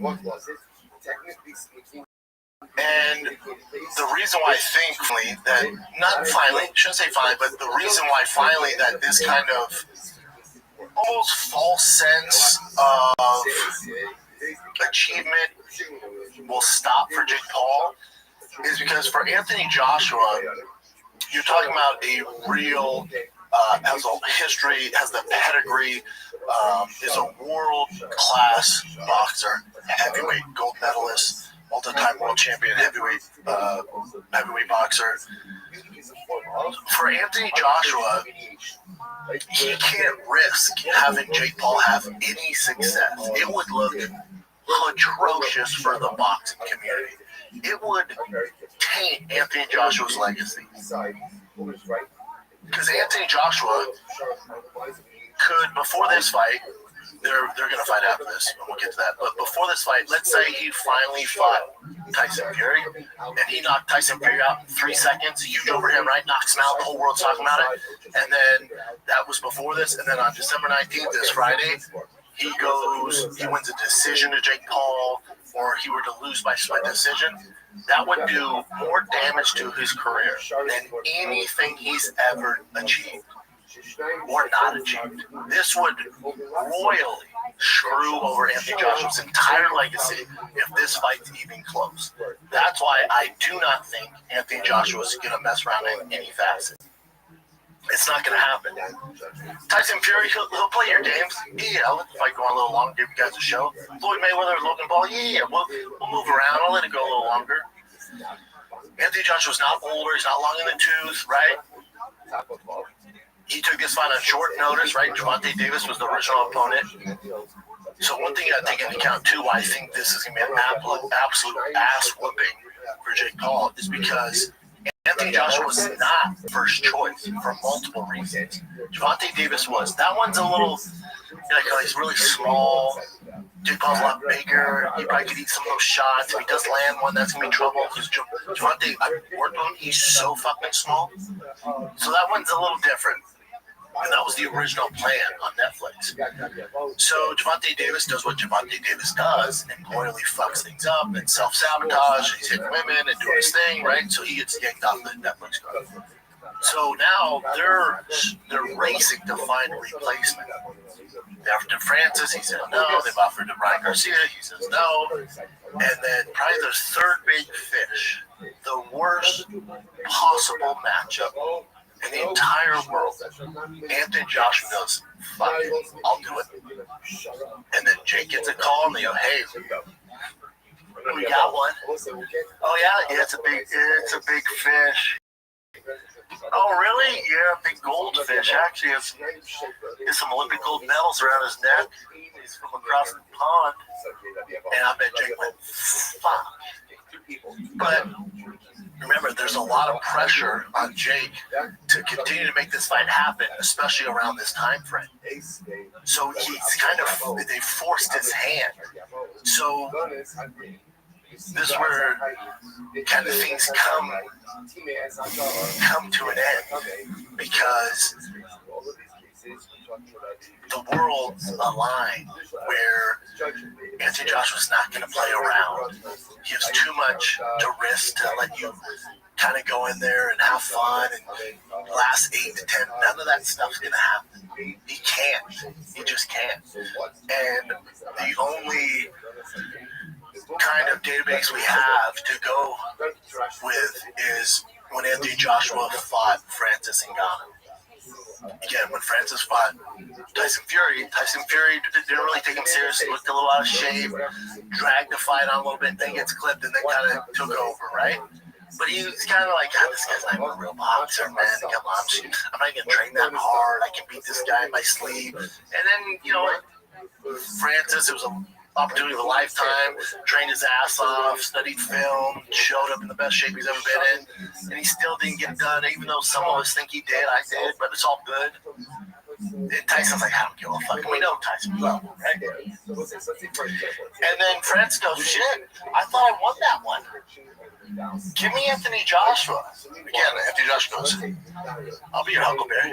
Yeah, no problem. I'll do that. Yeah, give me the money. Yeah, let's do it. And if you watch the difference between Francis versus Joshua and Francis versus Tyson Fury, you're like, oh shit. And I told you guys before that fight, this is exactly how it should go. Now let me ask you this. Do you think Jake poses more of a threat than Francis Ngannou when it comes to striking? The answer is no.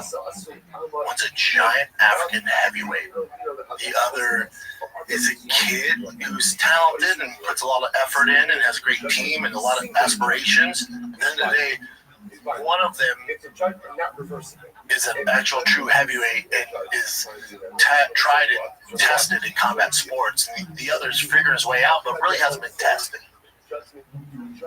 And his first actual test is against one of the greatest heavyweights to ever do it. And he has a size advantage, the speed advantage. I bet you'd be surprised it won't be that big of a difference. And he hits like a fucking Mack truck. And he's not going to play your game. He doesn't care that you have this big following or that you fucking starched this kid or that guy or this, or you have this many YouTube followers, or your brother's this or this, that, or it's on Netflix. He doesn't give a shit. And now you're dealing with an actual fighter whose reputation is on the line. And to make matters worse, not only is it on the line, but he's already lined up. He has his sights on Tyson Fury, which we've all been waiting for right after this. It's the perfect storm for Jake Paul, where it stops him. It stops him. Again, I can't even begin to praise Jake Paul enough for even having the fucking cojones to get in there with Anthony Joshua. Really his first real, actual fighter. What about Mike Tyson? Mike Tyson's 70, had gut issues. They're friends. It was a glorified sparring match. I'm talking about creme de la creme. Maybe not in his prime, but just a hair over it. World-class fighter. This is where it is, Bubba. This is it. This is it. Now, I'm not saying that this is Jake Paul's last fight ever. No. This will be his most watched fight. He will lose this fight. And then he'll probably fight Francis next, maybe. Or he's like, fuck these heavyweights. Or he'll fight a few more times, but really this is where the rubber meets the road. And Jake's going to go on and do great things. He's fine. He's fine. But this is where it stops. This is just where it stops. And that's all good. And the money and views and this whole journey he's been on has been amazing, and no one will ever do it again. He's inspired a lot of young kids, and he's made boxing with the younger generation relevant again, and I can't say enough nice things about Jake. But this is where it stops. I say all that, and if this fight is not a complete domination by Anthony Joshua, something's up. Now, say it's fixed. I don't want any lawsuits, but something's up. It doesn't matter. It does not matter. The film they break down, the training partners he brings in, if he's feeling good that night, if Anthony Joshua's having an off night, it does not matter. There is, listen to me very closely, this is a complete 100% authentic fight. There is nothing in this world that Jake Paul can do, I mean nothing, to beat Anthony Joshua. That's how this should go. If it goes any other way, I don't tell you. You know how I have young kids. Any listeners out there? Go put yourself in your shoes when you're a young kid. You know when you're young and you're like, oh, I want to be president, or I want to be an astronaut, but you're colorblind. Or you want to be president, they realize how it works and just it doesn't work that way. You know when they say you can be anything you want to be? That's not true sometimes. Sometimes it's just not true. It's good to aspire to that stuff and try to reach those levels, and who knows where you're going to end up, and you're still going to do great. but maybe you're colorblind, so you can't be an S. Can't be an S. Or maybe too big. Or there's something else. You have a certain blood issue, something. You can't control it. And it's not in the cards for you. And if you're a young kid and you said, you know what I want to do? I want to be a Disney star, and then I want to be a YouTube star, and then I want to be in my 20s and start boxing, and then I want to be all these former UFC guys, and then I'm going to be the heavyweight world champion of the world, one of the best to ever do it, gold medalist. That's my dream. And that's Yo, it's not possible. There's not enough. It's physically impossible. It's impossible. Jake Paul has a better chances. This is facts. This is some feelings. Jake Paul has a better shot at becoming the president of the United States than he does beating Anthony Joshua. Jake Paul has a better chance of coming up with the cure for cancer than he does beating Anthony Joshua. These are facts. If this is a real fight, he should be the biggest underdog in the history of sports. Yeah, well, if you catch him with the right hand, he'll fuck in my face, man. Anthony Joshua's been boxing since he was 4 at the highest level. You think a loopy right hand from a guy who's been fighting for 4 years is going to catch him? What if Joshua has an off night? Hold on, let me just, and this is why people watch the fight. Anthony Joshua could have staph, polio, the worst upset stomach in the world, a migraine. He could get poked in the eye, Aspinall style. He could have one eye. He could have all those 5 ailments, and with one eye, and he should still absolutely mop the floor with Jake Paul. If this is an actual, real competitive boxing match, this shouldn't be a thing. It should not be a thing. Now, if you want to say, well, what do you do against Francis? That's different. He still is going to have a fucking tough time. But you're talking about a gap in experience at a world championship level that is literally impossible to make up. Impossible. If Jake Paul were to win, to knock Anthony Joshua out, if this is real, if you were to knock him out, it would be, hands down, the biggest upset in sports history ever. With all that being said, do you think a guy of Anthony Joshua's caliber is going to risk any of that? His entire legacy is on the line. He knows this. When he agreed to this fight, he's like, yep, I'm down. And Anthony Joshua is where these guys go that look for these, as the internet says, circus fights, and this is where they come to die. It's Anthony Joshua. It's Anthony Joshua. You watch Francis versus Tyson, he's like, Jesus Christ, give him to me. Watch this. You watch Jake Paul, Mike Tyson, he goes, I'll do it, give him to me. And then we'll get back to our scheduled program. I'll fight Tyson Fury.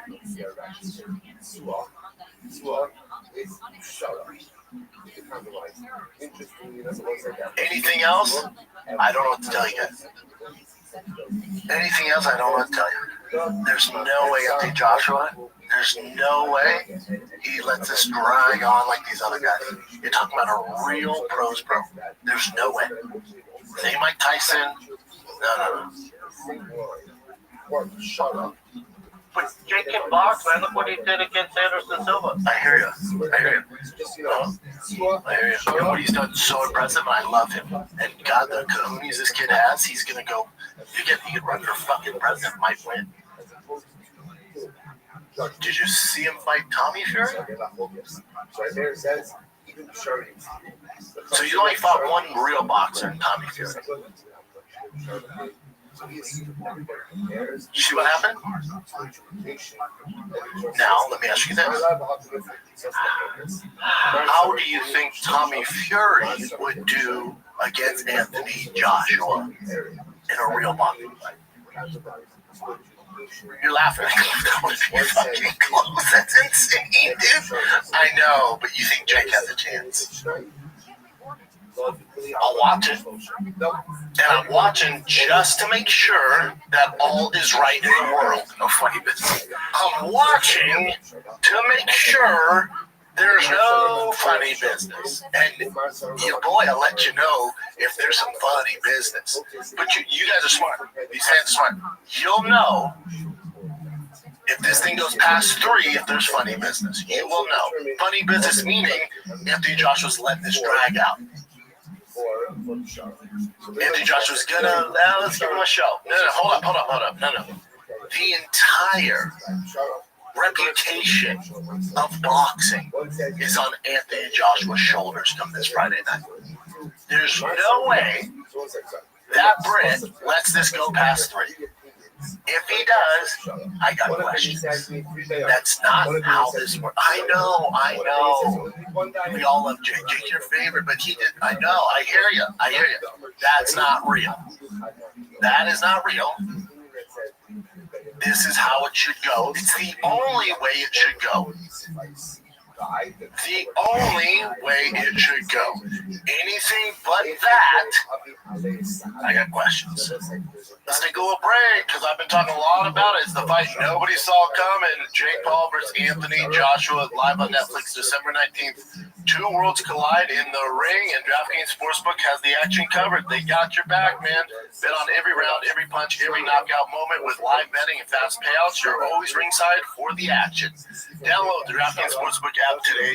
New customers bet 5, and if your bet wins, you'll instantly get paid $200 bonus bets with the code SHOPSHOW. That's code SHOPSHOW in partnership with DraftKings. The crown is yours. Gambling problem? Call 1-800-GAMBLER. In New York, call 877-8-HOPEN-Y or text HOPEN-Y 467-369. In Connecticut, help is available for problem gambling. Call 888-789-7777 or visit ccpg.org. Please play responsibly. On behalf of Boot Hill Casino and Resort in Kansas, pass-through of per wager tax may apply in Illinois. 21 and over. Age and eligibility varies by jurisdiction. Void in Ontario. Restrictions apply. Bet must win to receive bonus bets which expire in 7 days. Minimum odds required. For additional terms and responsible gaming resources, see DKNG.co/audio offer. All right, Jen, that's enough of my ranty rant on Jake Paul. I want to make it very clear. Love Jake, love what he's doing, love everything he's about, but can't tell you how it is on here, you know? Gotta do it. Gots to do it. Make sure everything's in place. Gotta make sure the world is turning as it should. And if you were to win, the earth is flat. That's confirmation. What do you got, bud? This just came out recently today. This is Ilya Topuria talking about him kind of leaving MMA indefinitely for now because of the personal stuff that he's going through, and he goes into a whole detail of what it's just his divorce, right? Yeah, it's getting dirty. So this is just now. Madrid, December 15th, 2025. This is from Ilya himself. He says, over the past several weeks, I've made the difficult decision. Way too long. Over the past several weeks, I've made the difficult decision to temporarily step away from defending my title. We knew that. This was not a decision I took lightly. However, when circumstances arise that threaten your personal integrity, your family, and your reputation, there comes a point where you must address them directly. In recent months, I've been a subject to severe and unacceptable pressure, including threats to disseminate false allegations of domestic abuse unless financial demands were met. Oof. These allegations are entirely unfounded. The truth is not a matter of opinion, it's a matter of evidence, y'all. So he says he has evidence that's documented, including audio recordings, written communications, written statements, video material. Yikes, multiple threats. My initial decision to remain silent was made solely to protect my children, who are the most important part of my life. However, I've come to understand that silence under these circumstances does not protect the truth. It allows false narratives to take hold of facts. Many individuals have faced similar situations, and the legal system has ultimately clarified the facts. Today, I'm stepping forward not only for my family, myself, also demonstrate no one should be forced to yield to intimidation, manipulation, or fear. Those who know me can attest that I've never engaged in violence of any kind. That means some shit's about to come out. Yeah, she's probably pulling some stuff right now. That means she was like, fine, you want doing it? Her employers were like, hey, dude, this is what we're doing. Out of respect for my children, ongoing legal proceedings, I will not be making any further public statements. I respectfully ask that speculation be avoided, that my family's privacy be honored during this sensitive time. The truth does not require volume, it requires facts, y'all. Well, that's a bummer, man. Looks like it's about to get ugly. Dude, you married the wrong girl, you have kids with the wrong girl. Ooh, wait. Ooh, wait. Nothing worse. It's still nothing worse. Nothing worse. Remember Israel Adesanya too for a while. Had the issue with his chick. Bitches be right. Chickens be clucking that. Chickens be clucking chickens. Oh my god, this is why you don't have any chickens to cluck. Yes, freedom for now. Yeah, I know. Chickens be. God damn it. And they be clucking, taking out some big turkeys. Shout out to Ilya. Hopefully it works out, buddy. We're rooting for you. Chickens be clucking that. Alright, well, this one's, well, let's go start with this one first, since we're talking about Joshua and Jake Paul. This is Ryan Garcia saying that he heard some rumors about Jake Paul and sparring. Hey, bro, you getting knocked out, bro. You really think so? Yeah, you gotta keep it 100, bro. Anthony Joshua, and I heard word that he need to beat up in sparring. And these are not even Anthony Joshua, bro. But no, shit. But believe in some shit. How heavy is Anthony Joshua versus Anthony? Bro, he got like 50 pounds on him. Bro, he was so desperate when that fight fell off that he's like, damn, I don't make he hit me up. I said, no. Anthony Joshua, fuck, I'm doing it. He trying to please people. That's why he made a mistake. I'm telling you, like Ryan Garcia, we're like, all right, that'd be tough. Ryan lands that left hook. Here's some trouble, but he's a lot bigger. Devontae, a lot bigger. He can negate some of the experience and talent. Like, all right, might be a speed advantage. The rubber meets the road. When your only option to save face, make sure you secure the bag and all the things you promised Netflix. When the big fish on the line happens to have a gold medal around his neck named Anthony Joshua. Stops here.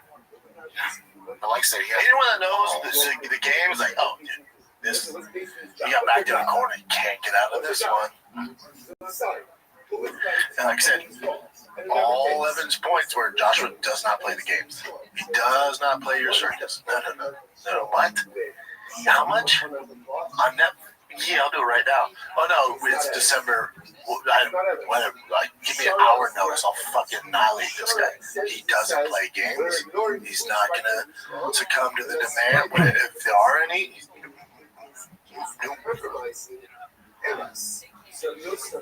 Anyone that knows anything about fisticuffs is like, what? Yeah, it was shocking. We all heard it. Yeah. Alright, this one's more lighthearted, sorta. But this is some weird interaction that Jamal Hill had with Joanna Jacek at UFC 323. And I'll play Jamal's explanation. It's kind of hard to keep up with what he's saying, but let's see if you can understand what he's saying. Said that, oh, my girl said something to Joanna, or my girl to Joanna. Joanna's not just going to go off and do all these things for no reason. How about this? My girl wasn't even there. We go upstairs to the VIP lounge, right? That area is where this incident took place. So I walk into the area where there were a few people there, and then Joanna was there.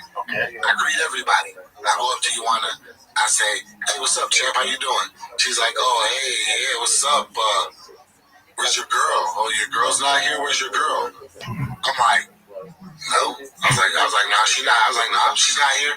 She's like, oh, yeah, nah, you big Mr. Player, man, Mr. Big Time. I'm like, yo, what's going on? Like, what happened? So I asked her about this. Yo. I said, was something said, or did you? How are you? What's up, Lavender? Hi. So, this is going to sound really weird, But can you tell me more about your username, like Rabbi Rothschild? Because I've just became a conspiracy theorist recently because I'm noticing too much, and I'm just like trying to find people that are like me. Oh, I feel so lonely. I don't know if I'm like you. I'm a conspiracy. I don't know if I'm like you. I'm a rabbi, which is Hebrew for teacher, and my last name is Rothschild. Oh shoot! I'm so sorry. You okay? Never mind then. No. Never mind then. I'm sorry. No worries at all. How's your day going?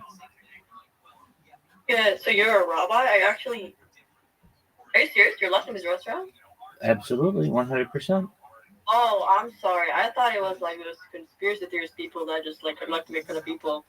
I thought that was the last name that you had. My bad. No, that's. I got confused. Just my name. So, how's your day going? It's going good. And yours? Oh, it's going well, thankfully. Do you mind if I tell you about what I do? Yeah. Excellent. Well, thank you for being here. As I said, I'm Rabbi Rothschild. I stream my life 24 hours a day, 7 days a week, 365 days a year, 4 worlds. I've been doing so for more than 4 years. My streams go back to the pandemic. We've seen the death of a queen, the birth of AI, the coronation of a king, and everything in between. This is a real-life Truman Show, real-life Big Brother. Have you ever seen the movie The Truman Show or the television show Big Brother? No. All right, well, it's essentially the story of someone's life that's always on camera, and that is essentially what I do. Essentially, it is, I think, perhaps one of the great undertakings in global history. It's like a timeline or time capsule of human achievement. In the 1990s, Bill Gates coined the phrase content is king, and I'm making it true today.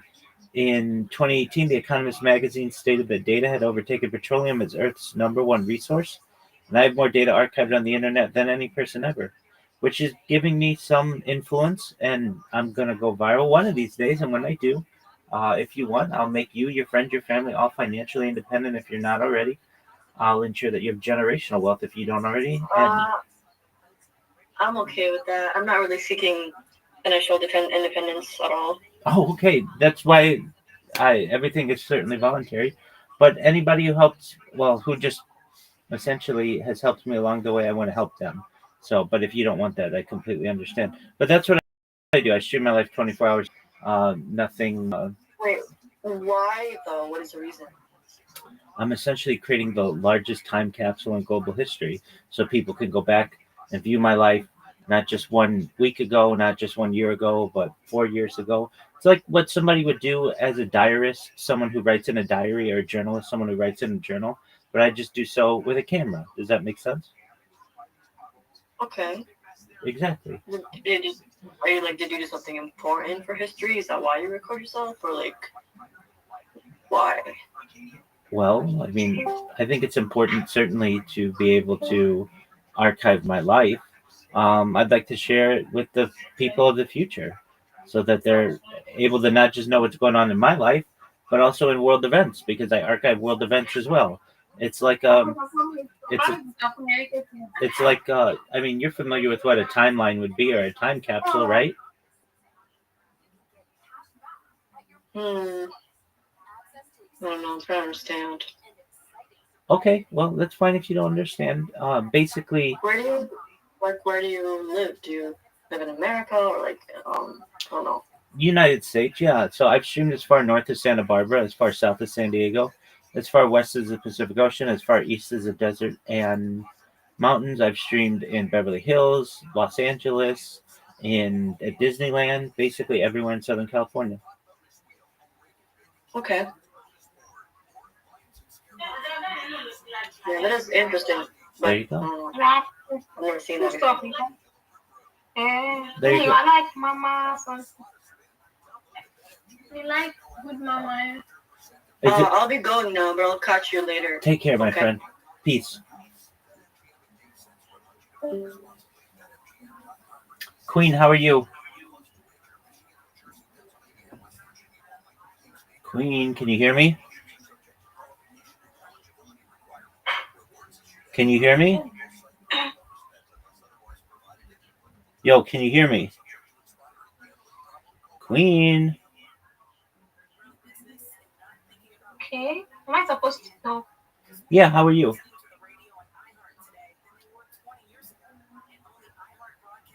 Hello. Hello. How's your day going? Hello. How's your day going? I'm good. I messaged you on Twitter not quite long, so you sent me your Discord link to join. So I'm here. Absolutely. And then I sent you a list of social media accounts to create, correct? Yeah. Yeah, okay. Does what I communicate to you make sense? Yeah, I still have to go through it. Okay, you still have to go through it. We'll go through it, and then if you have questions, you let me know, okay? Alright. Can I just send a message on Twitter? Yeah, certainly. If you have questions, you go ahead. Alright. Thank you. You're welcome. What up, Prez Wealth? How are you? Fine. How are you doing too? I'm well, thank you. Prez Wealth, have we communicated on X? Yeah. I just, it seems you came up on a space on X. So I was like, I'm going to join in immediately. So that's the reason why I just joined in at the moment. I didn't even know you would be on live. So everything I just thought I would just be joining a group or a community, I mean. So I don't know it will be live at the moment. So how you guys doing? We're well, thank you. Okay, so did I send you a list of social media to create? Not at all. I said I'm just joining the group at the moment. No, I understand. I understand. That's fine. Okay, so I will send it to you. It's the message that I send to everybody. You want more of a social media network, right? Yeah. Okay, excellent. So I'll send it to you. Do you have a link tree? Do you know what a link tree is? Not at all. Okay, so basically, Yeah, I know what it is, but I'm not having a link tree. okay, well, it's free and it's something that you might want, um, because you want more business, right? You're a Web3 shiller or raider, correct? Yeah, Okay, I and do both. okay, excellent. And you're a reply guy? Sure, yeah. Excellent. Well, I want you to be more than that. I want you to be a full-on social media marketer. And so I've just sent you a message on Twitter. What I want you to do, if you would, please read my message on Twitter. Make sure it makes sense to you. And if it does, do what's in it. And I'll help you if you have questions. But basically, it's going to help you increase your social media footprint so that you're able to go into spaces and not say GM to the host, GM to the co host, GM to the speakers, GM to the audience. I'm a reply guy. I'm a shiller. I'm a raider. If you want to partner with me, send me a DM. I mean, that's fine if that's what you want to do. But I want you to be able to come in and say, hi, everyone. I'm Press Wealth. I'm a Web3 marketer. I have over 30 different social media platforms on which to promote your project. I will help to give your project more visibility, which means more DMs for you, more people buying your NFT, more people who are buying your cryptocurrency or whatever it is you may be doing. Additionally, I'm someone who can help you to rank higher on search engines and in social media and in AI. If this sounds attractive to you, please send me a DM. I'd love to work with you. That's what you want to be able to say, right, Preswell? Yeah, you just made everything perfect. It seems that's massive. If I can just say that, okay, in that aspect, will you be the one helping me with the communities and other groups? Can you repeat that? Do you get my point? Can you repeat that?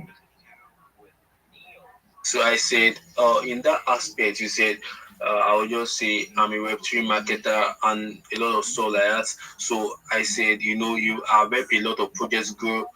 So in that aspect, if they need a pro one they're putting out to do all those stuffs. You just cut out at the end there. So I heard you say Web3 marketer and a lot of stuff. And then what did you say? I said you said the other time that you have helped a lot of projects. You said I will sound somehow like that. So he said, maybe a lot of projects grow their projects, grow their stores, and build up their community. So That's correct. if I need any help, will you be the one? Like, am I going to DM you for help if I want to build a community? Absolutely. Or you can just come in here and we can talk your strategy. Okay, no problem. I'm live 24 hours a day. But you're absolutely right. I have helped a lot of people, especially recently. In the last month, I've helped about 50 people with this strategy, and they're becoming more successful on X and on all their other social media. So what the plan is you create your link tree, then you're going to connect these 30 different social media platforms to it.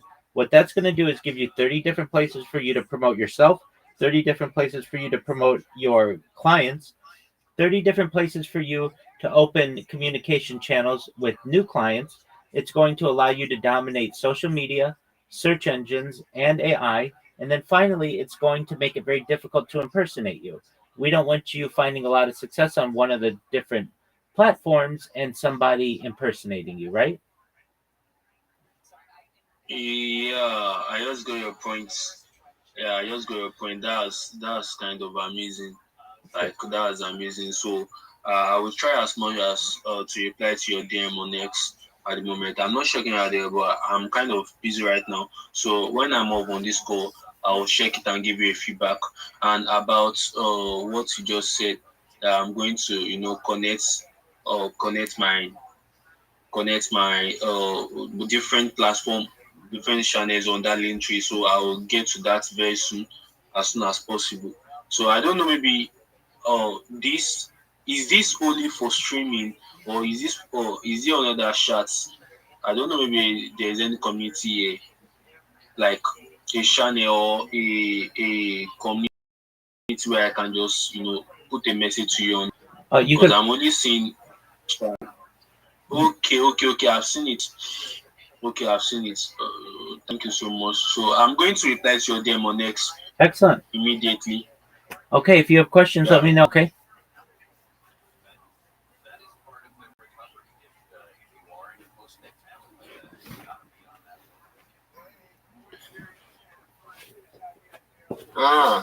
Hey, I'll be there. Rabbi, putting in all the good work, Rabbi. 100%. Thank you. I'll be with you in just 1 second. No problem.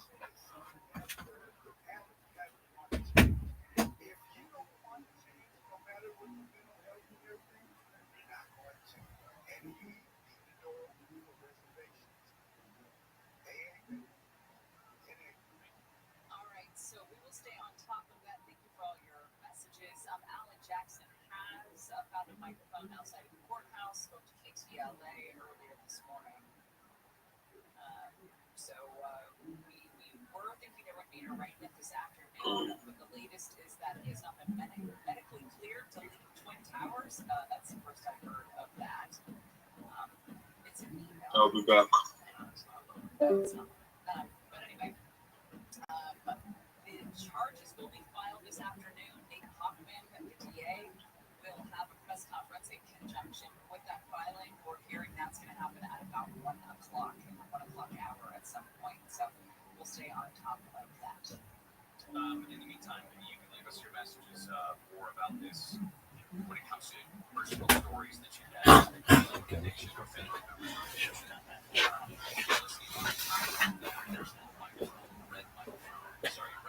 The land of Oz. How you living, pimp? Living in a great big way. Excellent. Life is good. That's wonderful to hear. So last we spoke, you were the judge in some movie film festival. I actually told somebody about one of the movies that you told about, which you told me, the one about the VHS tape time machine. I think that's a phenomenal idea.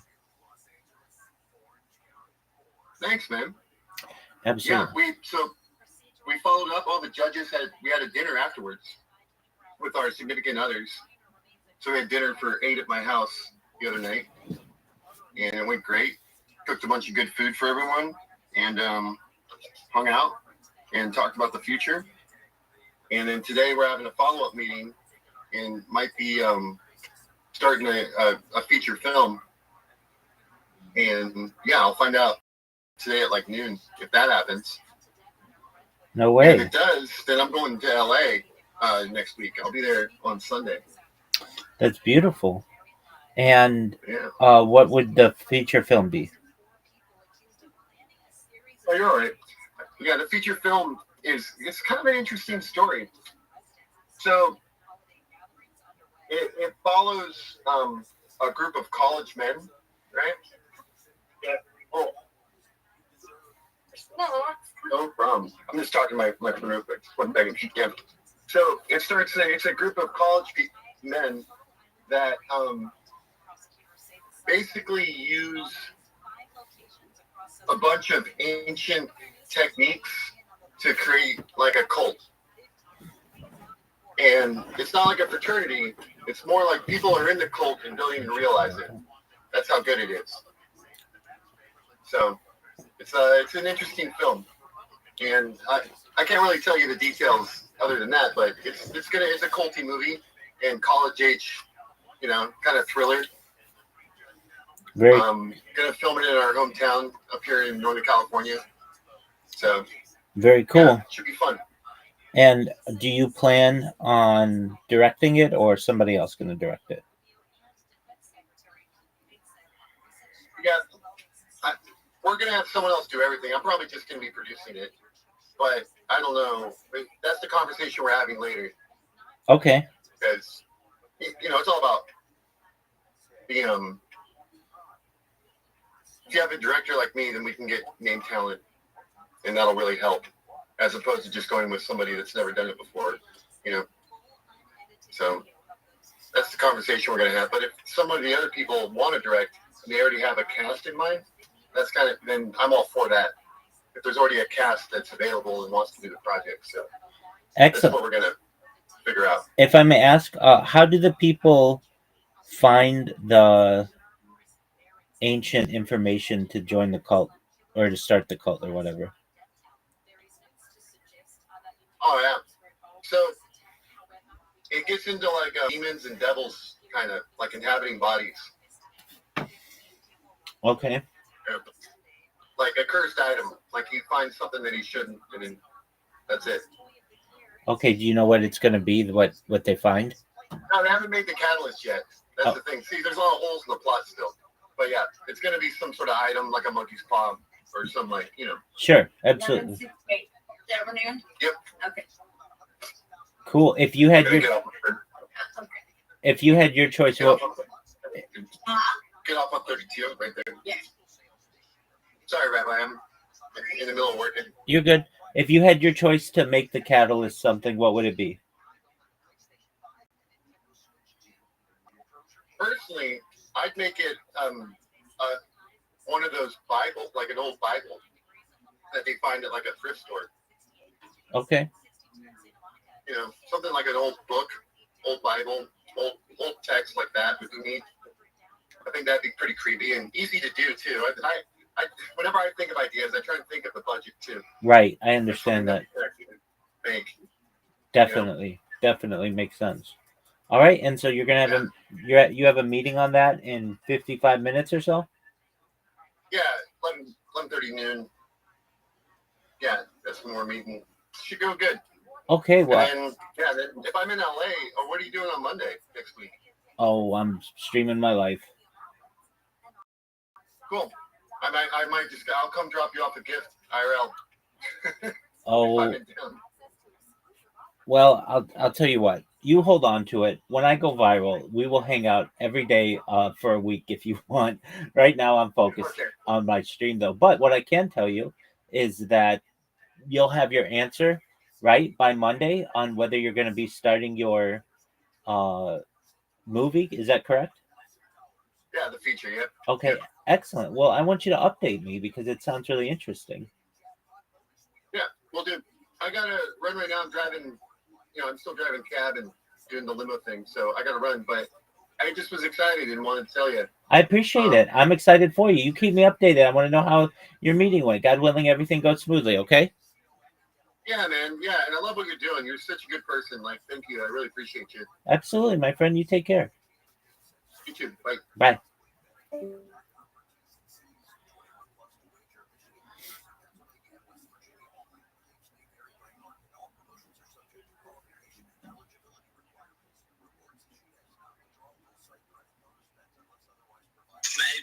I said, okay, bye.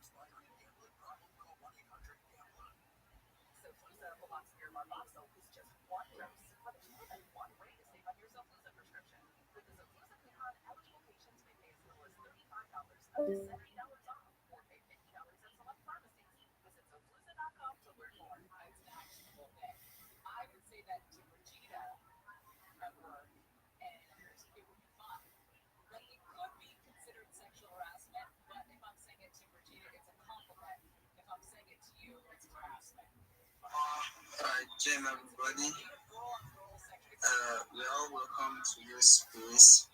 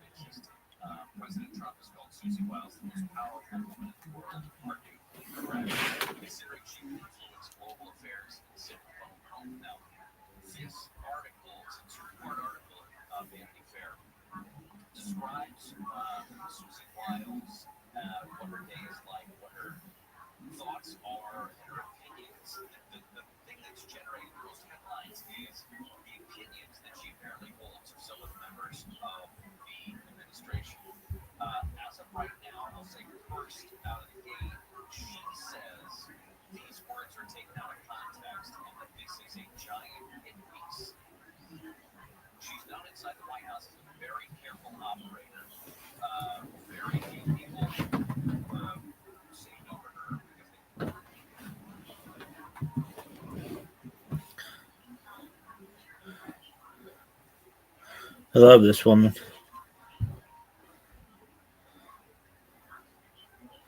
No, go back. That's my girl. Did anybody else from the Northeast threaten to call diapers on their parents when they were younger? Like if we, and my mom won't let us have like, I don't know, like frozen pizza for dinner or something. You're like, this house is a prison. I'm gonna call diapers. My No, mom not was what like, that is. go ahead, call him. Tell him I said hi.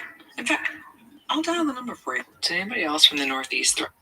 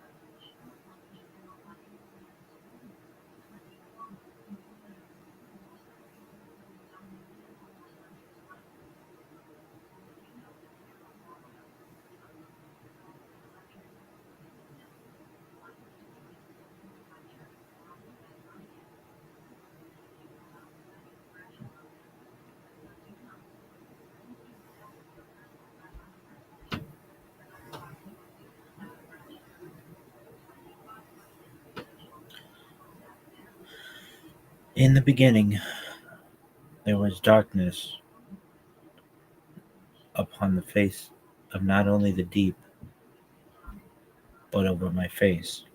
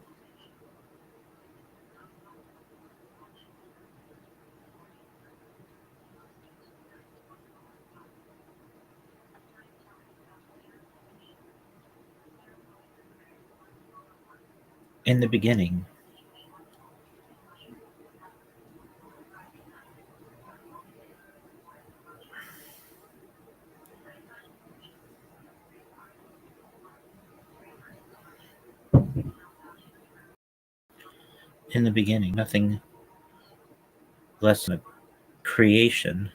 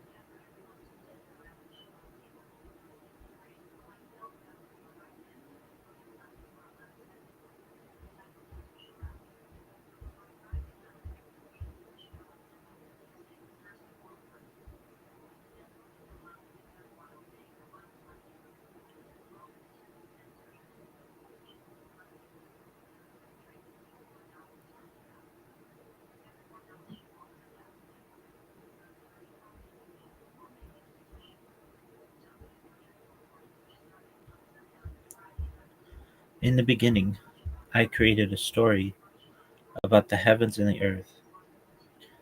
And the earth was formless and void, and darkness was not only upon the face of the deep, but upon my face as well.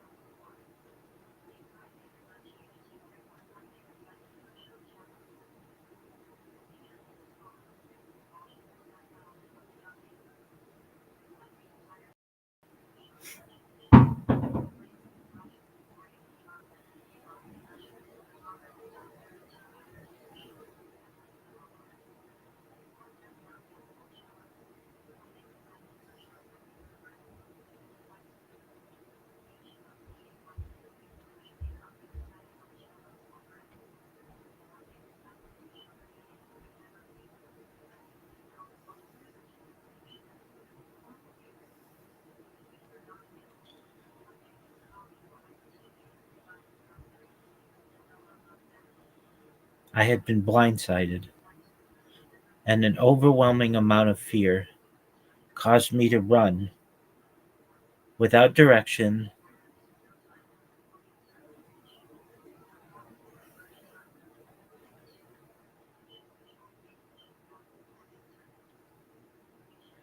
I had been blindsided by a pair of granny panties, and an overwhelming amount of fear caused me to run aimlessly in whatever direction my feet would take me.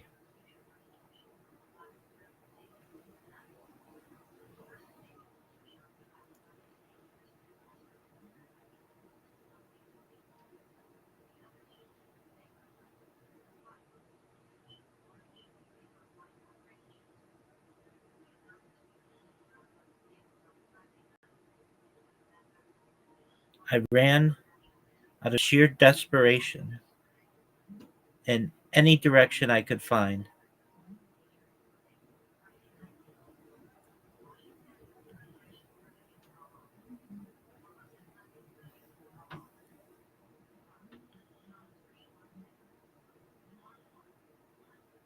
I ran in any direction.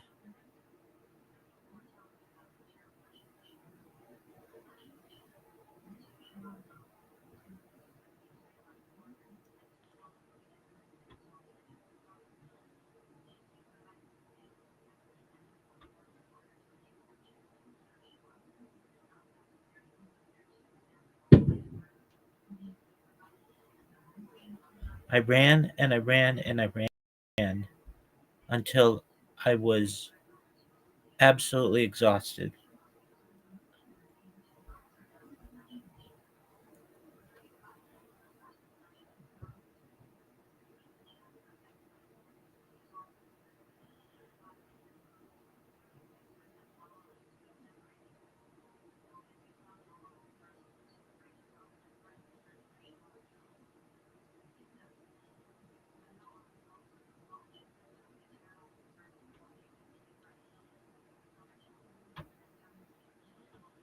I ran out of pure desperation, not knowing any direction, knowing that my life was in danger. I ran like a Klansman.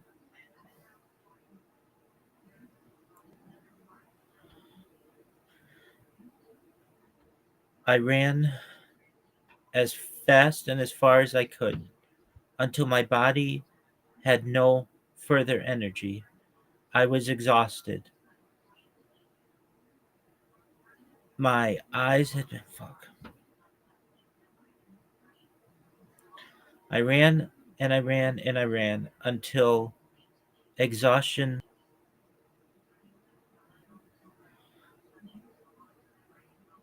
It was at that moment that I ran and I continued to run. And I ran and I ran and I ran.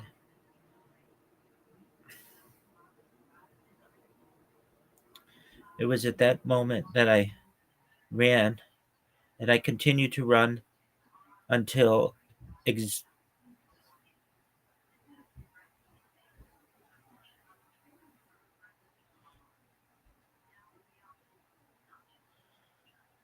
the cloth had blinded me. And I ran.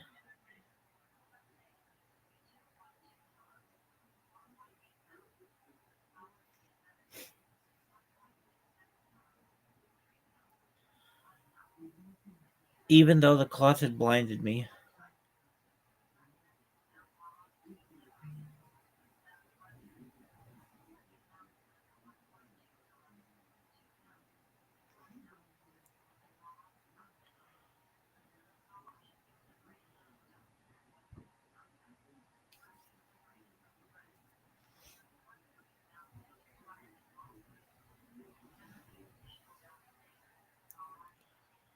Although I lacked vision, I ran as far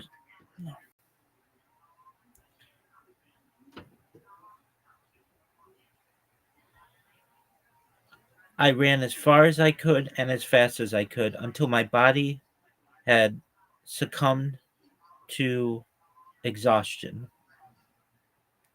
I looked like a Klansman without eye holes.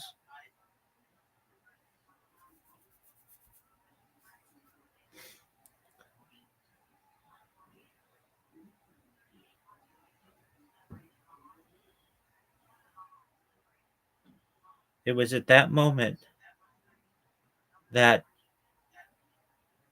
the cloth fell to the ground and I found myself in a field, a seemingly holy field, and I knew I was the real deal.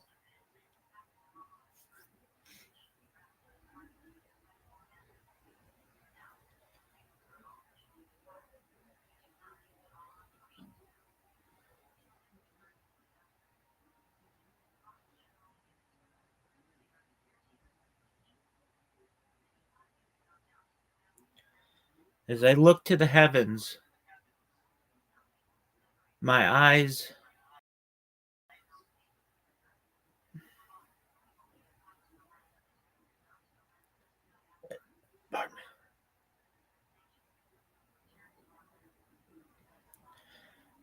as I looked to the heavens, as I looked toward the heavens, I saw that the sun began to become dark. It became blotted out like an eclipse. It was like the 10th plague. I tried to focus on that which was obstructing the center of our solar system. It was at that time that I began to be able to see the detail over that which was causing an overwhelming darkness in the sky.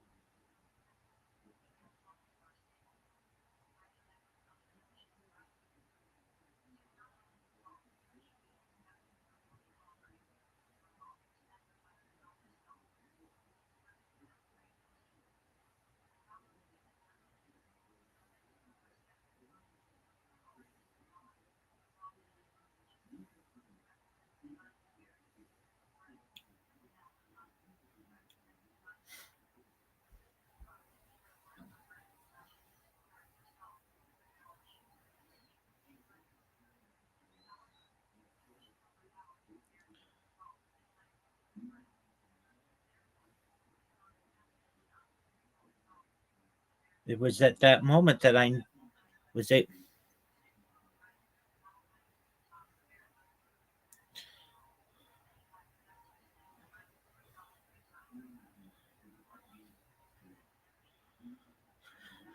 the sky quickly darkened to the point where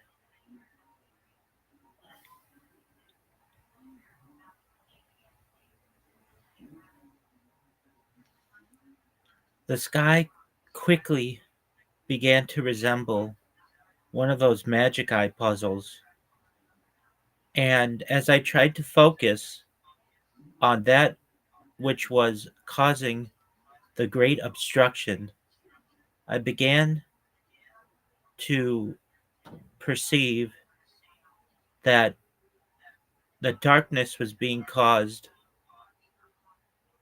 not by a natural source, but women's underwear.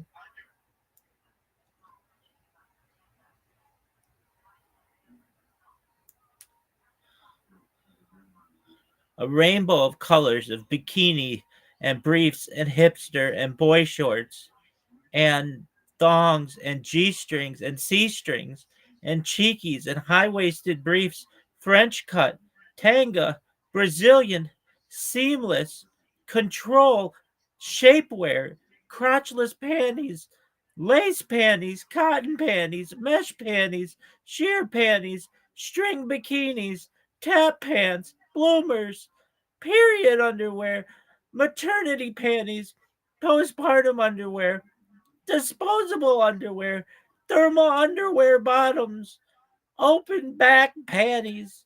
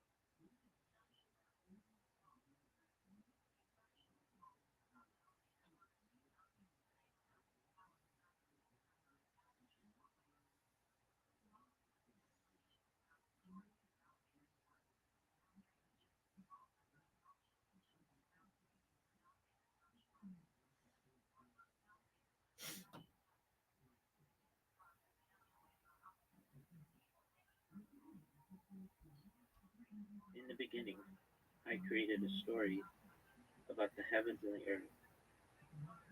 And the earth was formless and void, and darkness was not only upon the face of the deep, but upon my face as well.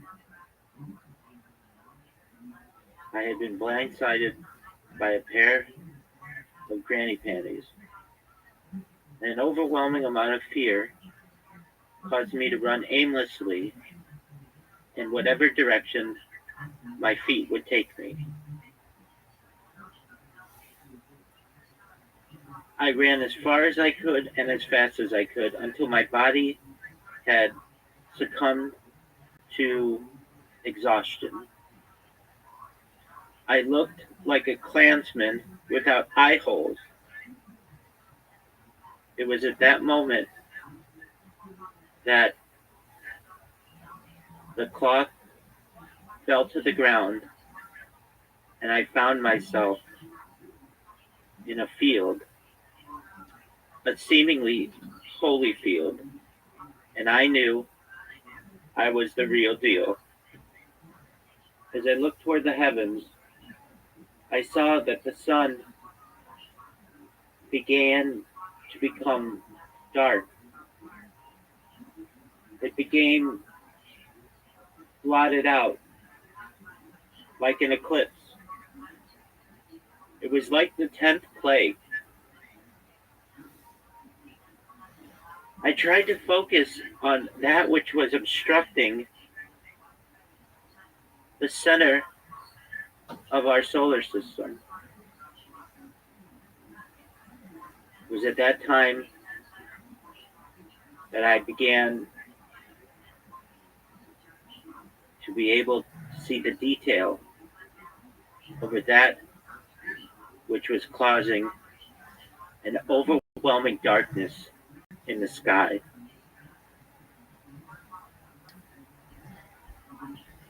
Which was causing, see the detail over that which was causing an overwhelming darkness in the sky. The sky quickly began to resemble one of those magic eye puzzles. And as I tried to focus on that which was causing the great obstruction, I began to perceive that the darkness was being caused not by a natural source, but women's underwear, a rainbow of colors of bikini and briefs and hipster and boy and thongs and G-strings and C-strings and cheekies and high-waisted briefs, French cut, tanga, Brazilian, seamless, control, shapewear, crotchless panties, lace panties, cotton panties, mesh panties, sheer panties, string bikinis, tap pants, bloomers, period underwear, maternity panties, postpartum underwear, disposable underwear, thermal underwear bottoms, open back panties.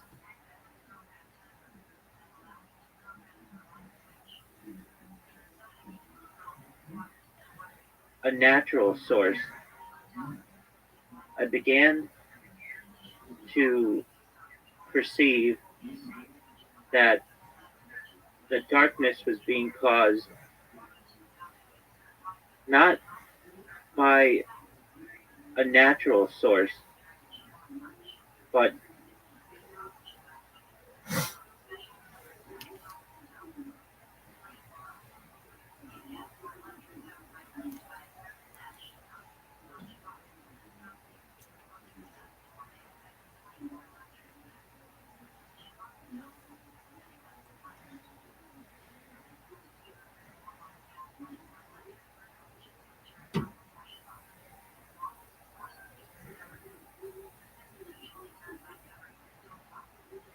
in,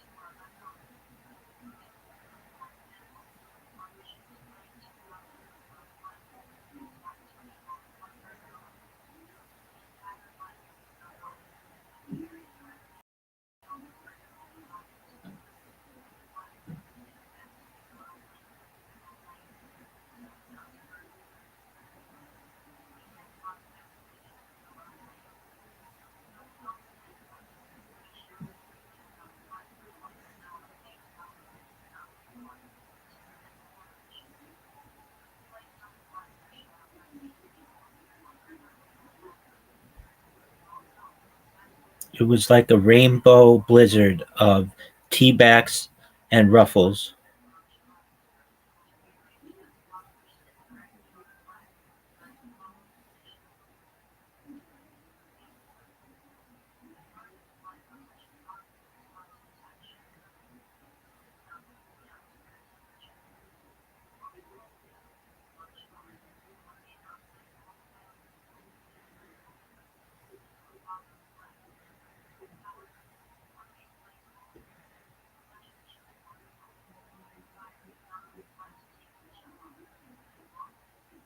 It was like a rainbow blizzard of everything from tea backs to bun huggers to ruffles and everything in between.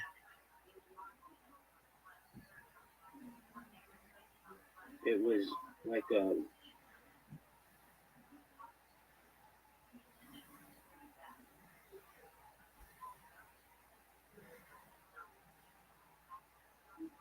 it was like a rainbow blizzard of everything from tea backs to bun huggers to ruffles and everything in between.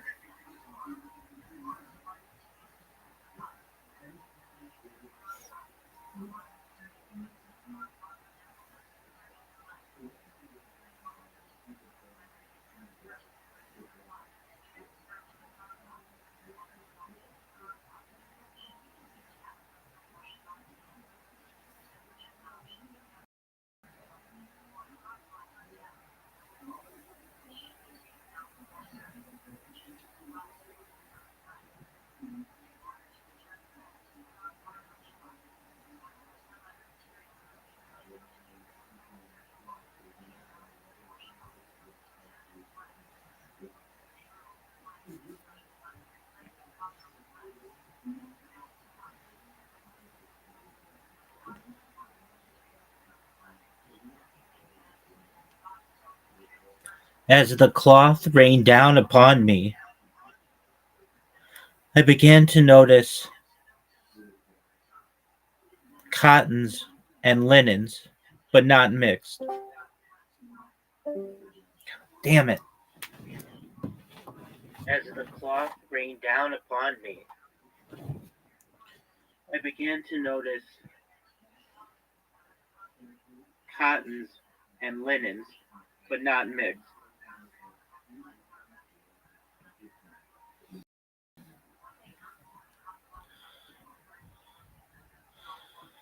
As the cloths rained down upon the earth, I began to notice cottons and linens, but not mixed.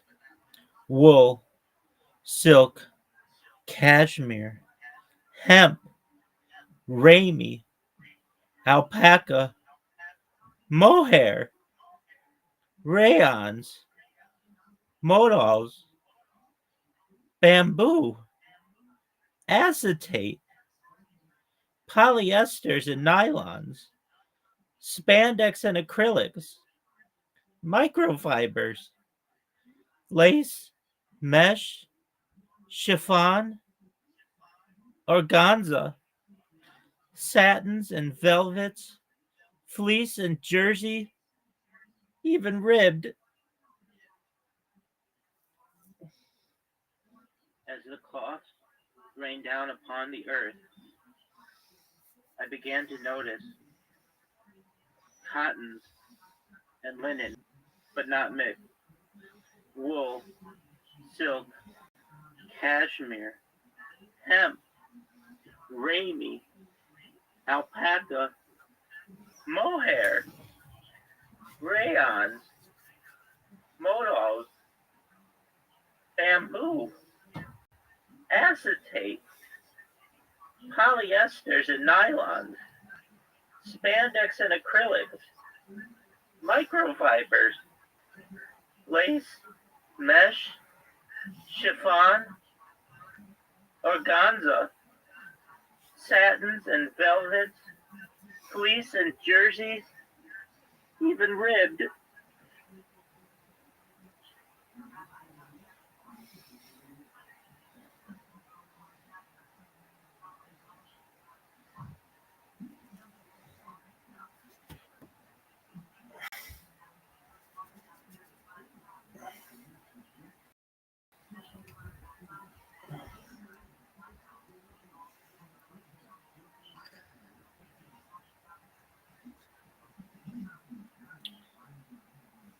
You hear something, like, talk to me, like what's going on? What are you upset about? It's been said that, oh, my girl said something to you, Juana, or my girl did something. This lady just completely flipped her shit. Like, she's going off. She's like, no, motherfucker, you like, nah, motherfucker, you like talking shit. Like, you like talking shit. I'm for Poland, like, I fuck you up. I fuck you up. I'm not fucking scared. I'm like, whoa. Now she's threatening me.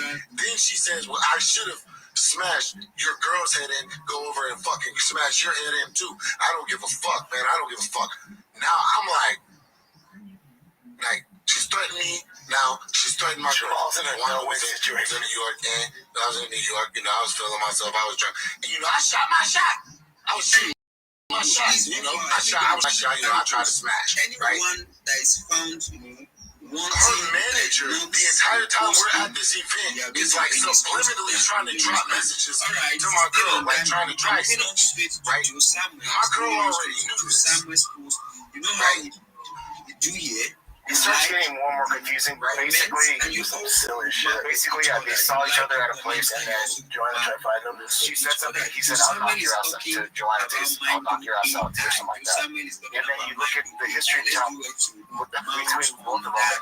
There's like, oh, he shows the receipts. Yeah. Come to the point where I'm at. Was slightly disrespectful. Kind of shows you that sort of how she. I respect whenever it comes to even speaking with men. You know what I mean? But you know what? Never that. What's your number? And she didn't send me her number. She just shared her location with me. Right? She shares her location with me. I go to the bar. Leave Jennings. Let me bring you chill. Jennings. We had some drinks. Web3. Same type of attitude she has. Right. You know, it wasn't really clicking or going nowhere. So it was like it was what it was. I'm like, cool. I took my ball and I went home. It is because I take my ball and I was you're not home. coming out of shadow. I'm not making shots today. The shot's not going in. You know quite well that you don't allow that. You understand?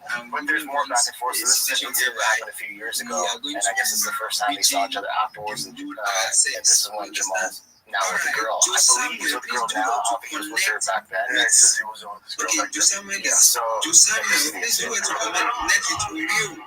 Please do it to connect it with you. Do it to connect with the folks. Oh, there is feedback. You're welcome. Please do it to connect it got their money's worth with the UFC experience. You're dealing with knucklehead. And this is Jamal's girl. Been moving all day. Yes, I've seen the news. I usually ignore it, but since I will address it. We have Step Bank, right here with us. Is the one reason is hand. All you need to do for him is just for you to go to his TL. When you get to his TL, please do well to quote for him. We want to take him out of shadow ban. If it happens to you, feel free to come to our community.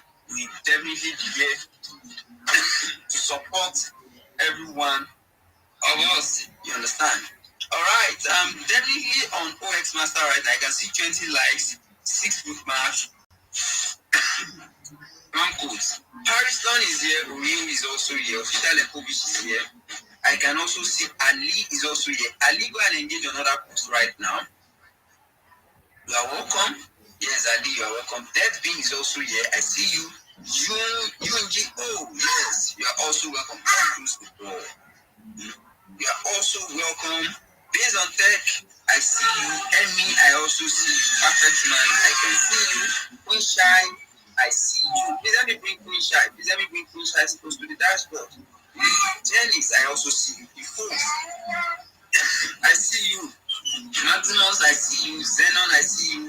Maliki, your soul, if you are here with us, you are also welcome. I also see you. Let's do well to connect with Maliki, but so definitely connect with us back. Web3 stars, I see you, my bro. Joe Samuel, Easy, I see you. There is Speedberg, I see you. Toski, Dana Alpha is even engaging. I see you. That is my bro. All right. As you can see that we have Step Bunch with us. Yes, again, I just want to remind every one of us that you see Step Bunch raising his hand. You want to click on Step Bunch and go and vote for him. You want to lift him out of the shadow ban. You want to lift him out of the shadow ban right away. All right. I hope Wallflower, are you back? Wallflower, are you back? I just got off the bike now. Just going on the bike. You there? I just got off the bike. I just highlighted from the bike now. It's like you are the one bringing up the post. You understand? Yes. All right. Okay, all right. That's massive. I'm moving on straight to the next person right now. Moving on straight to Adana's post. Adana is talking about the ban.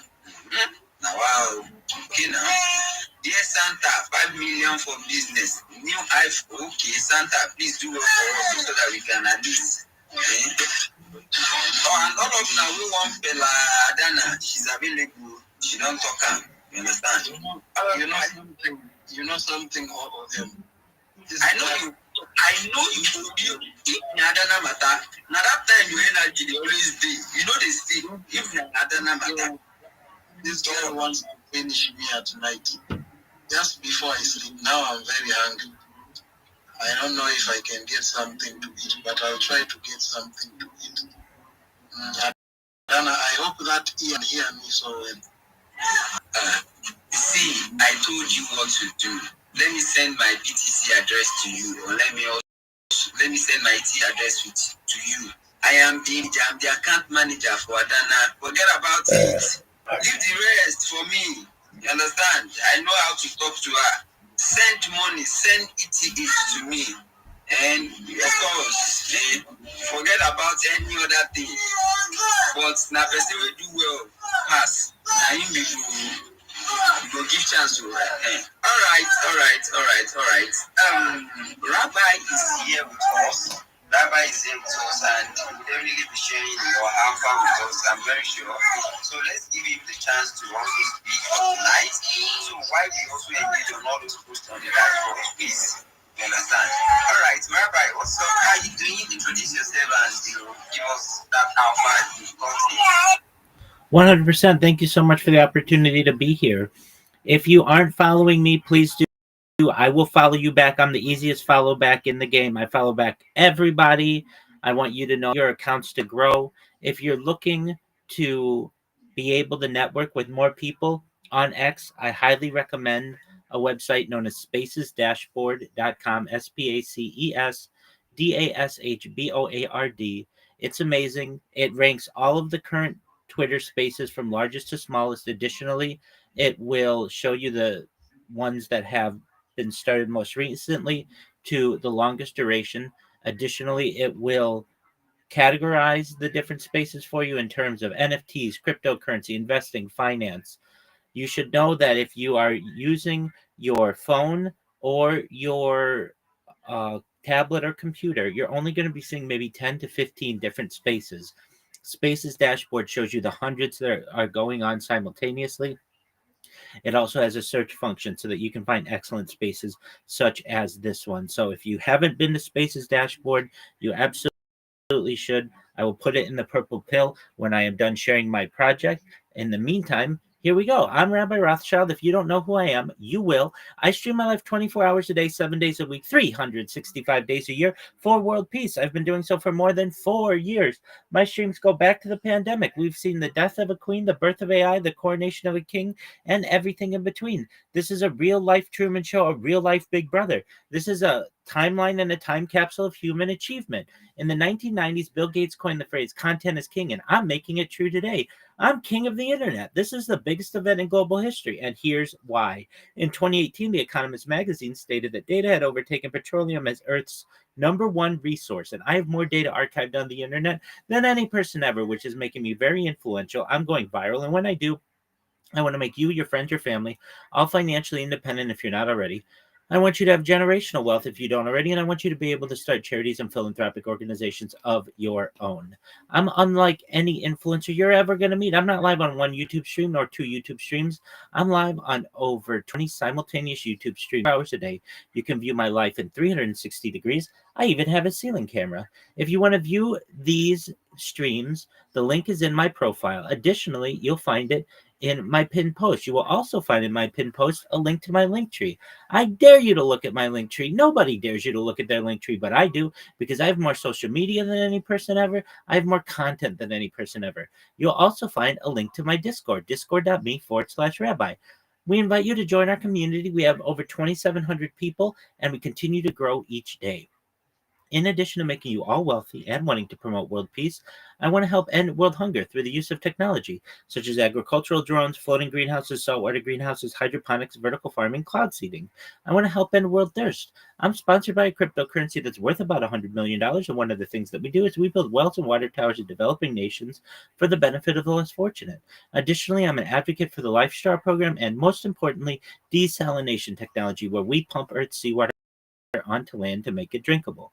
If you are a reply guy, if you're a Web3 marketer, if you're a raider or a shiller, and you want a free mentor, coach, and friend, send me a follow. I will follow you back. Send me a DM. I will respond. I want you all to know that I will support you both personally and professionally.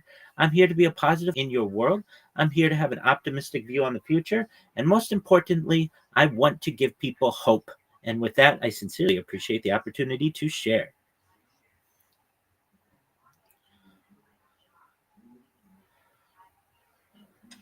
All right. That is Rabbi for every one of us. Yes, always coming here to chill and alpha. Please, let's do us connect with Rabbi. Let's do us connect with Rabbi. All right. Thank you so much, Rabbi, once again. So nice, having you on the space again. All Alright. Yes, let me remind every one of us again. We have step bands right there. Please, step band is right there. Let's do it. Quote step band. Let's tap on step band. Let's go to his TL right now. Let's go to his TL right now and quote his quote. And why we are doing this, specifically for him, is because we want to help him come out of shadow ban. And if it happens to any one of us as well, to definitely do this. We have done it so many times for us, and I believe so well that we are supporting small accounts, we support each other, and that's our purpose here on this space. All right, Oreo, what's up? You have the speaker. Thank you all. I wanted to shout out Rabbi. I don't know if anyone knows. If you're on the big step up right now, if you just join Discord and you go there, you'll see Rabbi is actually live. Actually, right now he's on this base and he's actually live. You can see him on this space while he's speaking on this space. Big shout out to you. Your work ethic is always commendable. But Rabbi, I'd like to put you on the spot today, okay? I always wanted to do this. I wanted to ask you, okay? Advocating for peace, which is very massive from you, because very many people don't consider that. So I'd actually want to hear your take, okay? I don't know what is your take about what is happening and has been happening in Gaza, or maybe what is your take on what has been happening in Nigeria. Both of the two, if you can comment on maybe both of the two, and what are your ideas and how do you think we can find peace in both locations, whereby both parties can feel safe and maybe coexist, most probably, without having to cleanse maybe ethnically or maybe feel unsafe in their places of where they live. Okay. Absolutely, Oreo. It's an excellent question. And yes, I am an advocate for peace everywhere in the world for all people. And when you have this type of mentality, it's very easy to say that my overall universal belief is that it is not right of me to put my hands on you, nor you put your hands on me without consent, no matter who you are, no matter where you are. And in a place like the Middle East, I know that certainly there's been strife there for hundreds and even thousands of years. And really, I don't know if I have a permanent solution, but what I would do, and not just there, but in Nigeria, Ukraine, anywhere else, is sit both sides down at a table. This normally isn't done, even in diplomatic situations. And I would live stream it so that the whole world could observe what was going on. And we'd take out a map, and I'd give each side a crayon, and I would say, for the next year, you're going to draw the border, and we're going to abide by this, and the whole world is going to witness this. And if this is not followed, then perhaps there may need to be United Nations intervention. But for the time being, for the next year, you draw the border, and we live by that. And then we'll come back next year. And if you want the border to be the same, we can. Or if it needs to be changed, it can be. This is at least a peaceful way for people to hopefully be able to coexist in areas where there is much strife. I don't want people to die anywhere. I am a major advocate for preservation of life as much as possible and as much as is reasonable. And in places that you mentioned, I feel that there is not enough education, and there is certainly not a live stream of the diplomatic relations of the meetings that are going on. And I think that would be of extreme benefit to both sides, but be able to get an eye or a portal going on. And with what's happening in Nigeria as well, there needs to be more education to the world, because many people don't know of the travesties that are occurring. And to give people a view into what is going on will hopefully be able to allow people to have more education and want to promote peace everywhere. Because if we don't have peace on earth, we are never going to be able to unite on some of the bigger issues that may affect humanity in the future, like perhaps getting off world, perhaps terraforming of other planets. It's nice for us to be able or to want to have discussions about space exploration and those types of things, but that's really not going to be realistic until we have peace on Earth everywhere in every country. And those are my beliefs. I, again, don't feel it is my right to put my hands on anybody else without consent, nor you put your hands on me without consent. I want peace everywhere, and I don't want anyone to die. Oreo, does that answer your question? A big shout out to you. And maybe the last one, just the last one, okay? This one has been in my head for a while, okay? What do you think we should do about the situation of the United Nations right now? We basically know that there are countries that hold the veto power when it comes to voting in some matters, okay? And having that power might sometimes inconvenience the efforts to reaching peace agreements and such. So do you think these powers compromise decisions when it comes to reaching resolutions? And do you think this power will be lifted to get to a point where every the member of the United Nations has equal voting power, and every nation can be listened to and their voice listened to, so that we can get to a resolution whereby we find a solution for such situations that we are in right now? Oreo, another excellent question. And I don't think the United Nations is fair, and I don't know anyone who is really a huge advocate of the United Nations. I think that it's in many ways a very corrupt organization.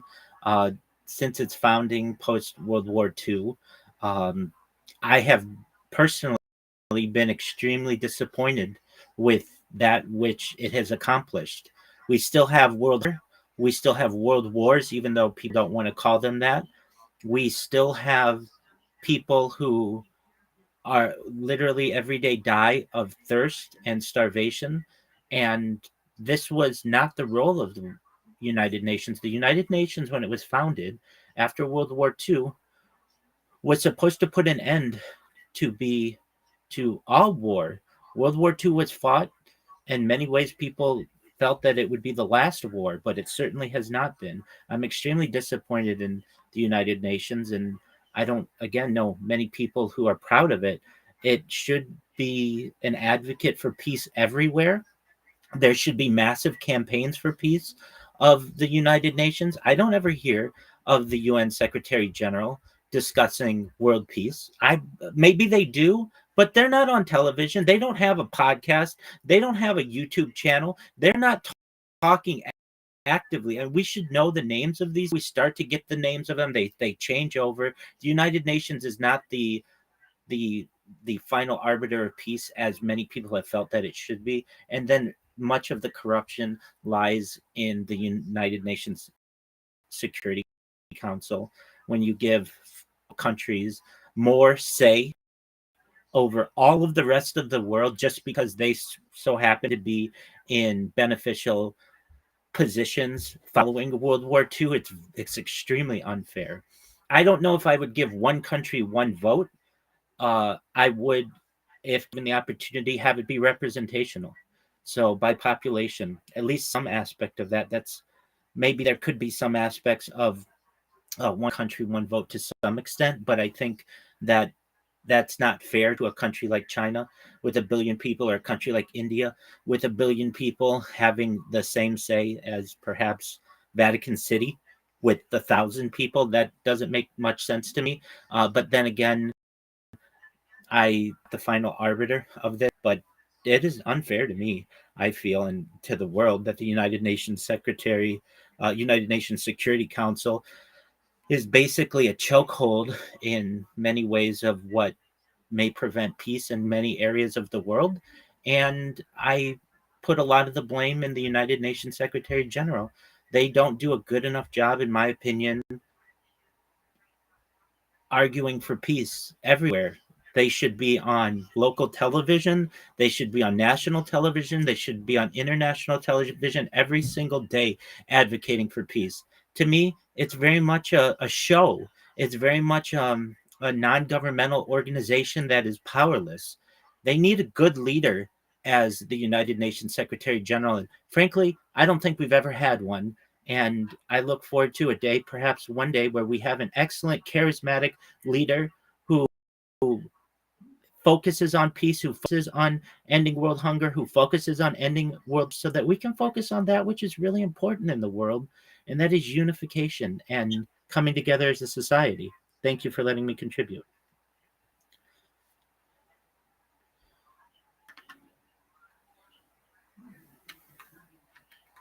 All right. Thank you so much, Rabbi. Thank you so much to you for that wonderful question. Actually, I don't know why that question is coming up, sincerely. Maybe because Rabbi is a peacemaker. That's why we decided to ask this question and also ask about his opinion on making sure that the world is at peace and light. But I guess, yeah, it's what it is. All right, Alpha, please, and Wallflower, over to you. Please, we need to know, are people really engaging so that that is exactly, we are in the session of engagement, you understand? We are not even meant to say things for now, at least we are in that session. So by 9:30, we start our conversation and all. Or you're gonna just go and shit on the United Nations? Yeah, those motherfuckers suck. Why? Because they don't do anything. When's the last time somebody was like, "Oh, the United Nations really helped in that"? When? Kosovo? All they do is wear blue hats. Fucking losers. I gotta take a piss.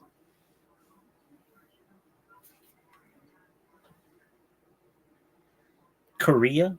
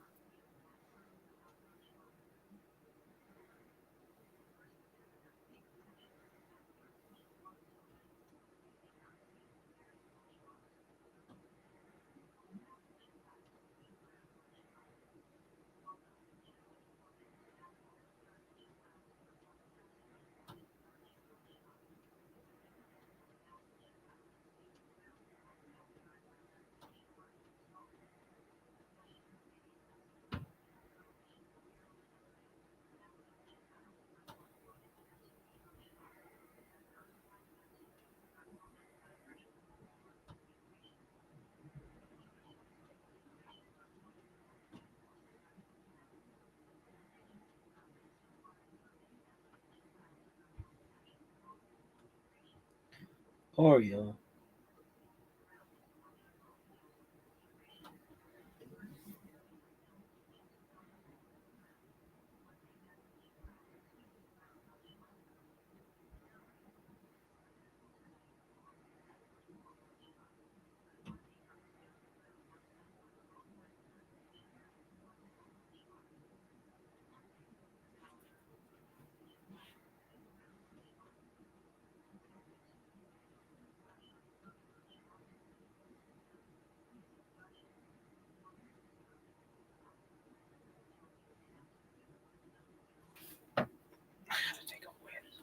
Look at this athleticism, though, folks.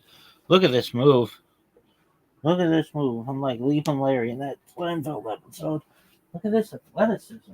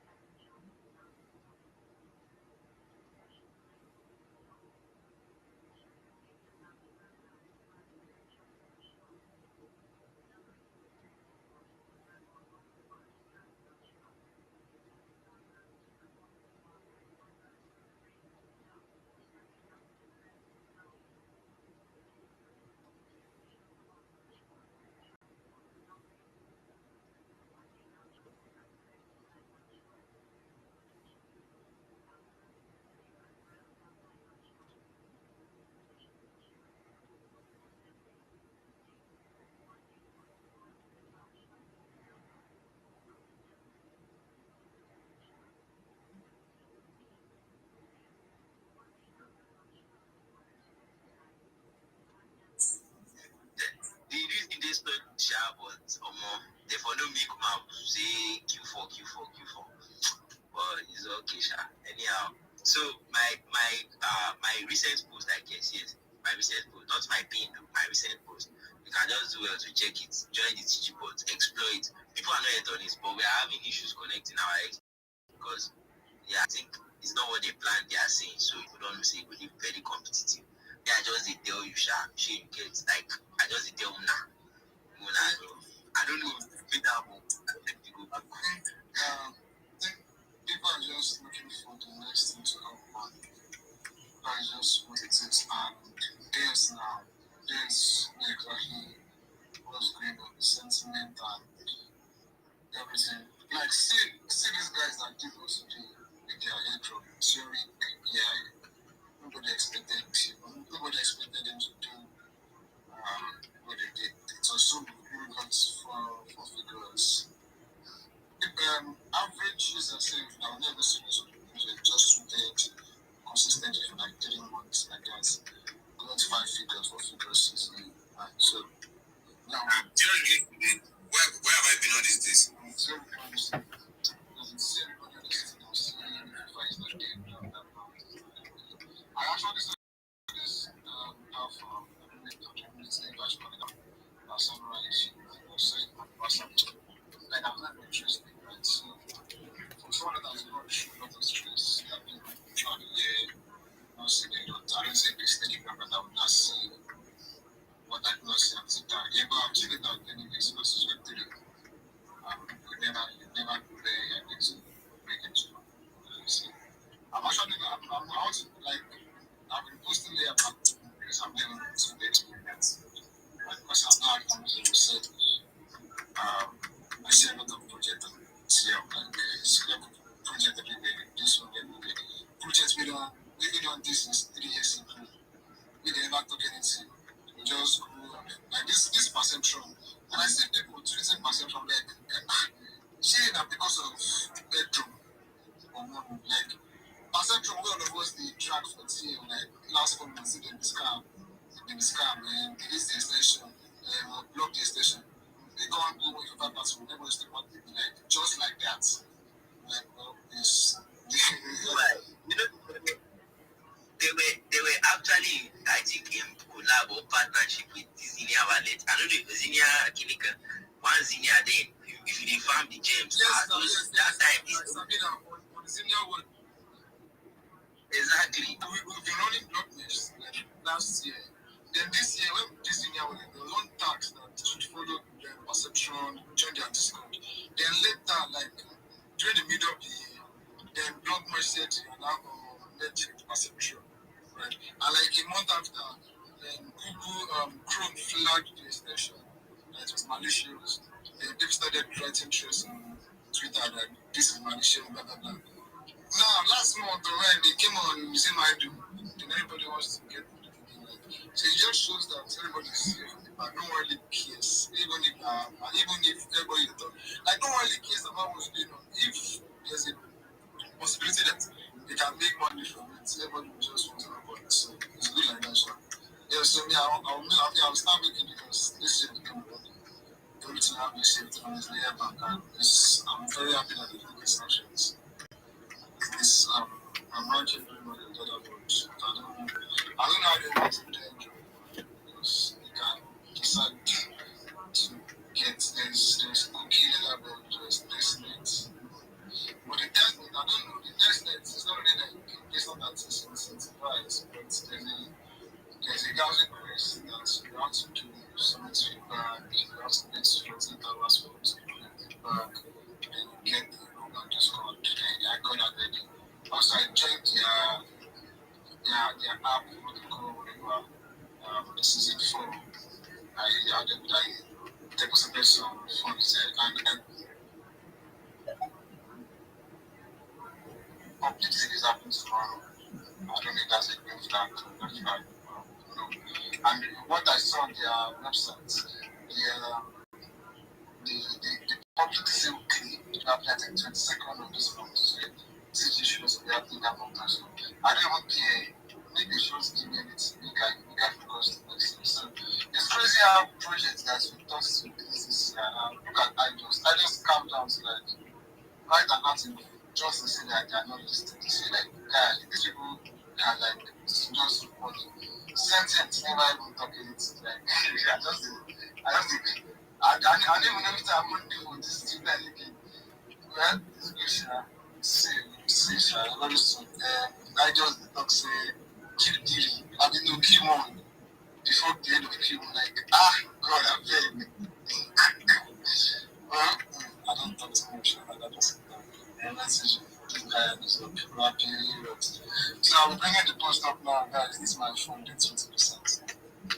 So let's be fun with the engagement. I'm not saying I'm going to rush it, but yes, please. As I'm sure everybody wants to speak. So as I'm talking, as I'm listening, it's my ready small. I don't talk so much with that. Look at it. Now you want to run you. What?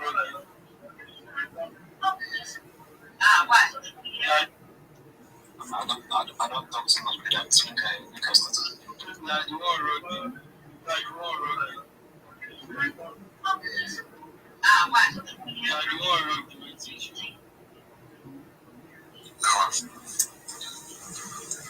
I'm done Jumbo Space since like. But yeah, Rabbi. Okay, take care of Rabbi. Is this you? You still want to make this Rabbi? This Rabbi. How many times you want to pitch? How many times you want to pitch projects to us? See, I've bought Jerry.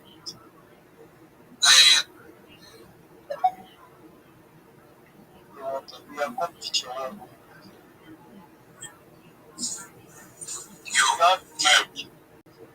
Thank you so much for the opportunity. If you're not following me, please follow me. I will follow you back. I'm the easiest follow back in the game. Additionally, hey, Big Pass, do you mind if I share my project? Is that okay with you? Big Pass. Okay, thank you. I appreciate that. I'm Rabbi Rothschild. I stream my life 24 hours a day, 7 days a week, 365 days a year for world peace. I've been doing so for more than 4 years. My streams go back to the pandemic. We've seen the death of a queen, the birth of AI, the coronation of a king, and everything in between. This is a real-life Truman Show, a real-life Big Brother. This is a timeline and a time capsule of human achievement. In the 1990s, Bill Gates coined the phrase content is king, and I'm making it true today. Hey, guys. I'm not going to shill myself in here if I'm going to get interrupted, and you guys are being rude. So please, let me finish. Guys, hey, to you all. Okay, so I'll speak slower. Okay? Excellent. All right, so guys. Yeah, apologies. I do this in a lot of different places. I shield myself. I never get interrupted like this. I'm going to give you one more chance, and then I'm going to leave, okay? So please, I'll be slow, and I'll do what you ask, but don't interrupt me. In the 1990s, guys, bye-bye. Take care.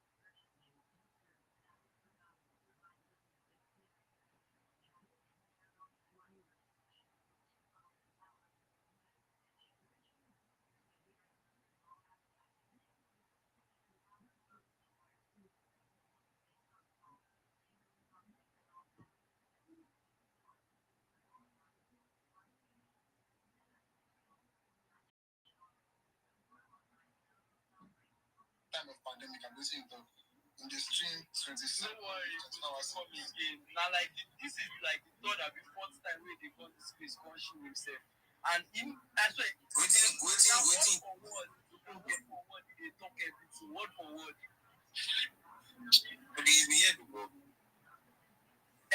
here waiting in the talk now.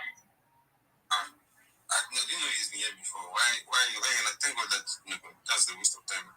Should I talk now? I talk and I say, well, that's the allowed this year. I think you were saying like he's gonna come and like disrupt the space like a bot. Like I noticed you retweeted the space like bots cannot retweet space. No, they don't. I know me, but yeah, it's great. Because it's not due to the like this is the third, fourth. Like you one time we enter space, bro.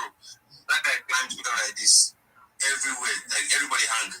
Like it's been a while. This one is like a long time ago. Like everybody was like, you had to rock this piece up and go on. I remember that one now. Why was true? So we give Baba match like this everywhere scatter. Everywhere scatter like there's no anything again. Like I never see virus for space before. That is like the first time. Everywhere just choke. The ones that they will come up, they want to post shit on the jumbotron. Like they will post like their ass with shit like guys are good, bro. But they say Africans and Nigerians are listen. Have you seen when these people are doing crazy things? You'll be so irritated. They say we're not civilized, but have you seen when these people are doing crazy ass things, man? You think maybe they are crazy. I bet we just carry shit for Nyash, come post about jumbotron. Like I will post it like multiple times. We wonder how did they post this thing like before you go clear and finish. I think Eric remember now. It was some great space. Yeah, I think that was the space. He posted it like multiple. Like, bro, what the fuck is this? I could barely even look. Man. Finally, you've changed this. Your guys before I go ahead and post a comment up on the jumbotron. I don't know in case you're not seeing it in your logging because I can see Kelly's the last person here. So please, guys, check it out. So, Susanne, finally, you've changed your destiny. The pressure you don't work for you. I just say peer pressure don't work for you.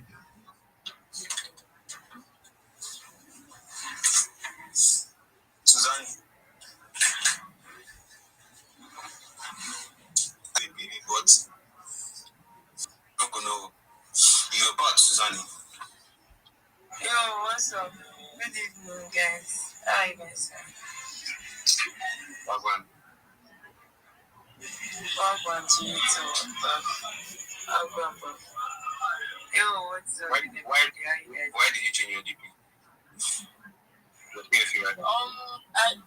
too. I check them. Sorry. You can see I check them. What do you guys think about this one? This one is I love this one. It's better. Yeah. It's simple. It has that. Don't find out that good. It's not bad as Samurai Zone. Who is Samurai? Yeah? What's Samurai K? Yeah, you tears, no. Eric, I see you are not. What's the name again today? What's that name? I forgot his name. Eric, how are you? This is me. Everybody good evening, Jerry. For those that have not reconnected with me, you guys should reconnect with me. Shall see that now I'm Bluetooth. You should have known that. Don't study, stop account. Basically, my former account. Oh my god. You guys should please follow me. Like, the follow first, follow back. If I didn't, follow me one way or the other, I will follow back. I just say try to minimize people where they follow or follow back in a day.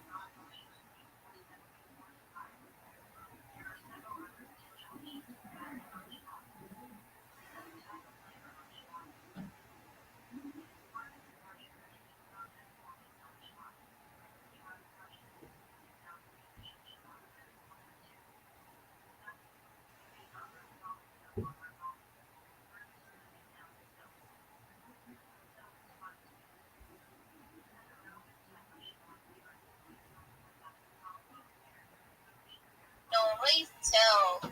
Why is everybody so? Everybody, you guys. GM, and everyone. GM Jerry. Merry Christmas in advance to everyone here. Yeah, Merry Christmas to you, Jerry.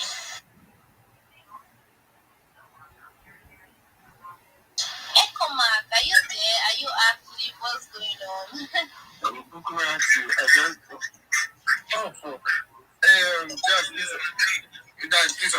Abby, mute your mic, man. Mute your mic, man. Welcome aboard. Welcome aboard. Rabbi Rothschild. My Rothschild, Abby. Anyhow, shall please you go for the MIC situation and come and correct me about your name like that. So welcome aboard. Welcome aboard. Rabbi, speak to us, man. Speak to us, man. You have the mic. Thank you so much. May I please share my project with everyone? Jim, man. How are you doing, man? Every day's a holiday, every meal's a feast. May I please share my project with everyone? Yeah, shoot, man. Thank you so much for the opportunity. First and foremost, I'm the easiest follow back in the game. If you follow me, I will be sure to follow you back. I'm Rabbi Rothschild. If you don't know who I am, you will. I stream my life 24 hours a day, 7 days a week, 365 days a year for world peace. I've been doing so for more than 4 years. My streams go back to the pandemic. We've seen the death of a queen, the birth of AI, the coronation of a king, and everything in between. This is a real life Truman Show, a real life Big Brother. This is a timeline and a time capsule of human. In the 1990s, Bill Gates coined the phrase content is king, and I'm making it true today. I'm king of the internet. This is the biggest event in global history, and here's why. In 2018, The Economist magazine stated that data had overtaken petroleum as Earth's #1 resource, and I have more data archived than any person ever, which is making me very influential. I'm going viral, and when I do, I'm going to make you, your friends, your family all financially independent if you're not already. I want to ensure that you have general wealth if you don't already, and I want you to be able to start charities and philanthropic organizations of your own. I'm unlike any influencer you're ever going to meet. I'm not live on one YouTube stream nor 2 YouTube streams. I'm live on over 20 simultaneous YouTube streams 24 hours a day. You can watch my life in 360 degrees. I even have a ceiling camera. If you want to view the links to my YouTube streams, they are available in my profile. Additionally, they're in my pinned post. You'll find as well in my pinned post a link to my link tree. I dare you to look at my link tree. No one dares you to look at their link tree, but I do because I have more social media than any person ever. I have more content than any person ever. Additionally, you'll find a link to my Discord, discord.me/rabbi. I invite you to join our community. We have over 2,500 people and continue to grow every day. In addition to making you all wealthy and wanting to promote world peace, I want you to know that I want to help end world hunger through the use of technology such as agricultural drones, floating greenhouses, saltwater greenhouses, hydroponics, vertical farming, cloud seeding. I want to help end world thirst. I'm sponsored by a cryptocurrency that's worth about $100 million, and one of the things that we do is we build wells and water towers in developing nations for the benefit of the less fortunate. Additionally, I'm an advocate for the Life Straw program, and most importantly, desalination technology, where we pump Earth's seawater onto land to make it drinkable. If you are a reply guy, if you're a Web3 marketer, if you're a raider or a shiller, and you want a free mentor, coach, and friend, send me a follow. I'd be happy to follow you back. Send me a DM. I will be happy to respond. I want you all to know that I'm here to support you both personally and professionally. I'm here to be a positive person in your lives. I'm here to have an optimistic view on the future. And most importantly, I want to give people hope. And with that, I sincerely appreciate the opportunity to share. Fire. I take if you able to take a link, and that is so massive, guys. That is so massive. A bunch of social media accounts. And how do you manage to control all of them, man? How do you fucking manage to control all of them, man? Shout out to you. This is a real grind. Almost 50 plus social media accounts. Wow. Shout out to you, the nature that I just joining this way. Ripple. Sit tight. Look at it. Welcome aboard, Ripple. Welcome aboard, Soft. Welcome aboard, King Odogu. Do you want to prepare the space, like the space sheet, you post the space sheet. Thank you for coming in the comment section. And then, 3 days, you check the comment section. You see our Telegram group and the Telegram channel. You need to check it. Desire, how are you doing? I saw your hands up just now. What do you have for us, man? Ripple, we go for the mic. Let's go and hear what you have for us tonight. Thank God. The owner of the girlfriend is in the listener session tonight. I mean, they told me 3 days ago, I can't take over now. You know, be giving my back. Wait till you talk. I mean, they told me 3 days ago, collect my from my side. Sorry, I'm so sorry, man. Ow. Fucking elbow just cracked randomly.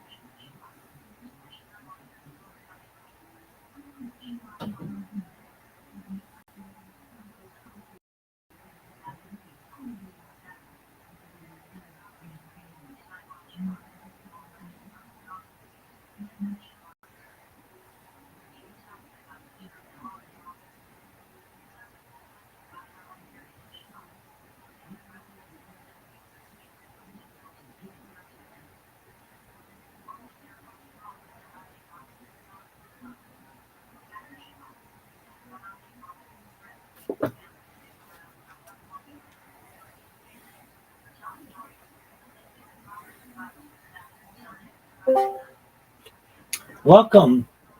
How are you, Meta Courier?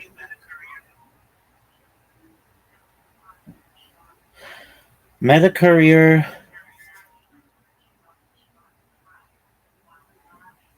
Can you hear me? Meta Courier. Can you hear me? Go on.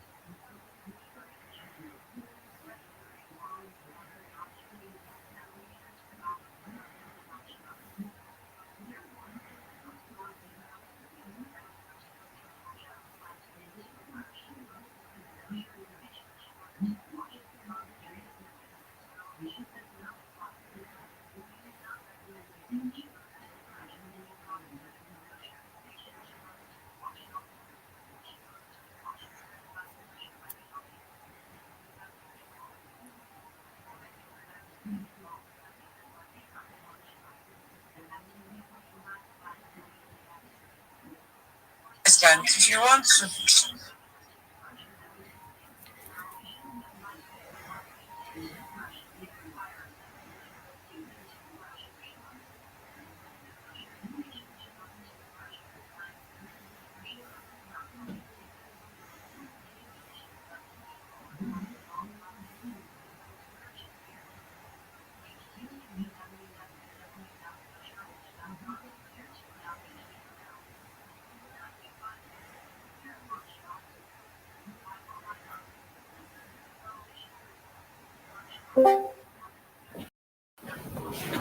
Yo, what up, Lord BTC?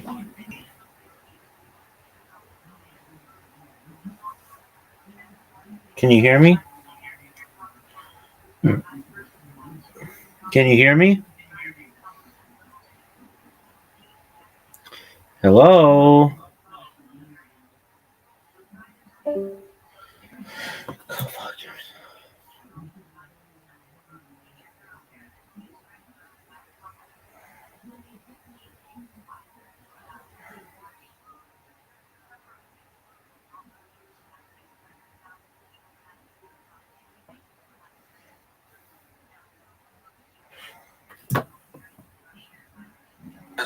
Watching so many outlets speculate on what happened. Welcome to social media. I'm in the same boat as most of you because I wasn't even at UFC 323. I was at home drinking wine and watching the fights. So for those who are asking what happened between Joanna and I, nothing. I wasn't even there, so I'm just confused as everyone else. It's a very bizarre thing, but this is her. He did well for himself. She's a pretty girl. Yeah, she's super pretty. Yeah, Jamal Hill, dude. I expect nothing less. Jamal is in a no-win situation. Cannot win. Joanna's beloved. You're not gonna win this one. It sounds like it's more of a Joanna thing than him, right? Yeah, if she like, really went at him like that. What? And this is her statement on the whole thing. Guys, I worked so hard to earn my reputation, and I'm embarrassed to be in this situation. But when somebody uses my name falsely, without any basis in truth, I will always stand up for myself. And for that, I do not deserve to be threatened. Well, no, I am mindful pause it. I don't care who you are. You just told a dude you're gonna smash his head in and his girl. Like, he takes some accountability. And if he goes, what, I'll knock you the fuck, what? Yeah, man, like, he didn't do anything. But he's like, say what you want about, again, say whatever you want about Jamal, but I hope people know he would annihilate her, right? Of course, he knows it too. She knows it too. All right, cool. Just gotta, you never know, today's society. But I mean, she goes on to explain. She needs to take accountability. Sure. Maybe she was a little drunk. Maybe that's not the way she should handle it. Saying you're gonna beat his ass and his girl's ass, and he's like, what? I had a debate with Tony Angelo. This is just a question for you. Like, I think Joanna's a perfectly good-looking woman and stuff, but when you think about like going to smash a girl, I don't know why. If I was thinking UFC fighters, I wouldn't think Joanna. She has that it factor. She was talking about one of the greatest female fighters. I mean, you're not thinking about that when you want to smash. Yeah, you are. Oh, yeah. You are? Oh, yeah. Yeah. I mean, there's a lot of celebrities where, I mean, if they didn't have a celebrity, they were fucking Ford. But men and women. But because they're famous and stuff, it ups their ratings, When I heard you smash, Joanna's not ugly. No, she's attractive. I'm saying, but when I think smash, you're like maybe like Jake Van Zandt or something like that. Oh, I see what you're saying. Well, I'm going too far into this, but an attractive girl, and I think Jamal. She was single at the time. It's also fighters, she's a fighter, he's a fighter, like, I testosterone on both sides again. Shoot. And it did look like she was really interested when you look at the same location, so I'm sure he's like, she's at a bar, she said come by, they're both single. Motherfucker, dude, I was hyped. That was more fun than anything else. Yeah. But Jamal Hill's in a win situation. This poor guy. He's just like, all right. Okay. If fans love her, hate him, so he's like, all right, whatever. He does get a lot of hate. Yeah. I'm not even wait to the end of the Okay, this is Dana White talking about the cost of the average fan for when they move over to Paramount and how much money they're going to save. So this is him comparing to ESPN. This is huge. And the amount of marketing that these guys are going to do on the UFC platform, it's impossible for it not to get even bigger. It was $1,200 to be a fan this year. It's going to be $120 next year or something like that for the entire year. We have huge fights coming out. The White House fight alone will be madness. Now, Paramount already announced plans to increase prices streaming service 2026. Currently, it's $12.99 without ads, or $7.99 a month with ads. But that's still a far cry from a minimum of $12 a month plus ESPN plus $80. That's so crazy. Yeah. I agree with Dan. It's going to grow. I don't know if it grows it like crazy. I think the number one issue is stars. They need an American star to grow in America, and they don't have it. That's their number one problem. And they say, no, it's not that. These guys are idiots. They always say this. I hear you. I do think it's going to grow on Paramount, but I don't think it's going to grow a ton. I think the way it's going to grow is being on Paramount, making it more accessible to the fans or just the casuals. But you need to have a reason for them to tune in. Just being on there, even though it's cheaper, if there's no fighter that they give a fuck about, it's not going to help. So they got to figure that out, you know. Great for us. Yeah, that's why for the fans, it's awesome. This is another thing that's interesting as well. Estimated $200K, cancel ESPN subscription. Yeah, I'll cancel mine. I got to do it soon. The only reason I have it. Exactly. Yeah. I mean, I watch nothing else on ESPN that I would have that app for. Like all the college football games I find, they don't have NFL. I don't know why the hell I'd have it. Let's take a little break here because this episode of the Shop Show is brought to you by Brigitte. Let's be real. Confidence in the bedroom changes everything. When you know you can perform, the confidence carries into every part of your life. That's where Brigitte Go Long comes in. This isn't just another pill. It's a confidence game changer designed to help you get harder and last longer when it counts. All right, Go Long combines 2 doctor-trusted medications in one dual-action pill that works faster, lasts up to 36 hours. No more anxiety, no more second-guessing yourself. We got you, man. Getting started is simple. Connect with a board-certified doctor 100% online at Rugiet.com. If prescribed, your treatment ships discreetly to your door there. Nobody has to know.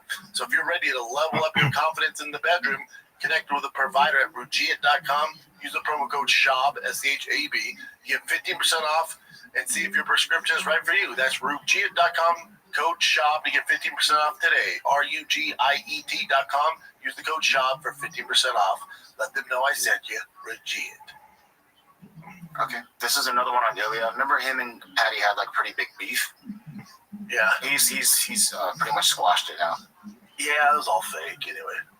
Yeah, I mean, it's pretty much saying like, yeah, he made a mistake. Everyone makes mistakes. And the main thing was he was talking about Georgia.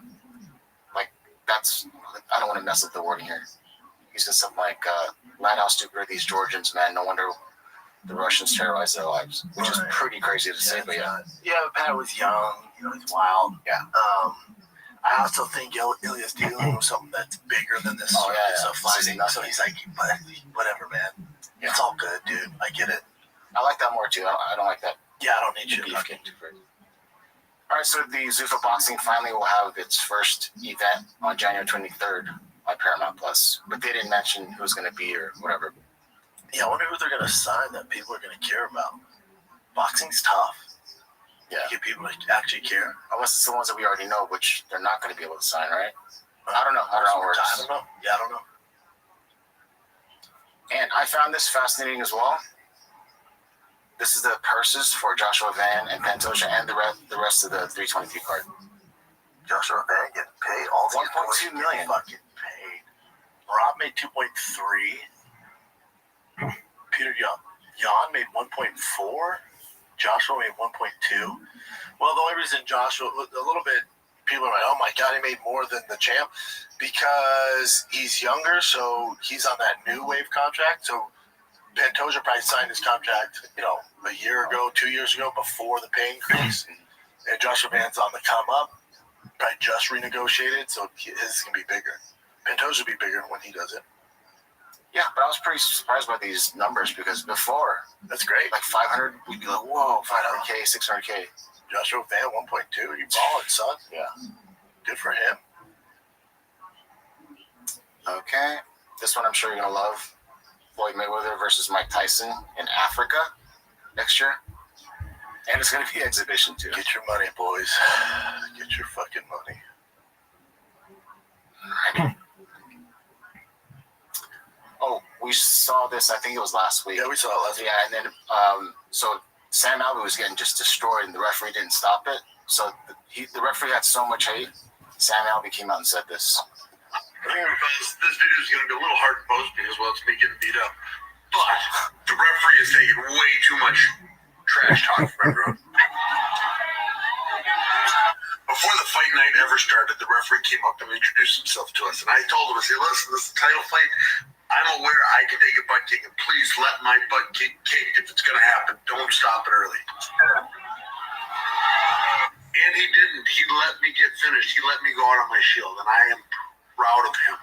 It is how I think all referees should ref. And if you look, I blocked his kick, which means I read the kick was coming, I got my hands up, and I blocked it. It just also means what you did was one hand. The whole point was a big dude. He kicked me round one in the leg, and I kicked my leg off from under me.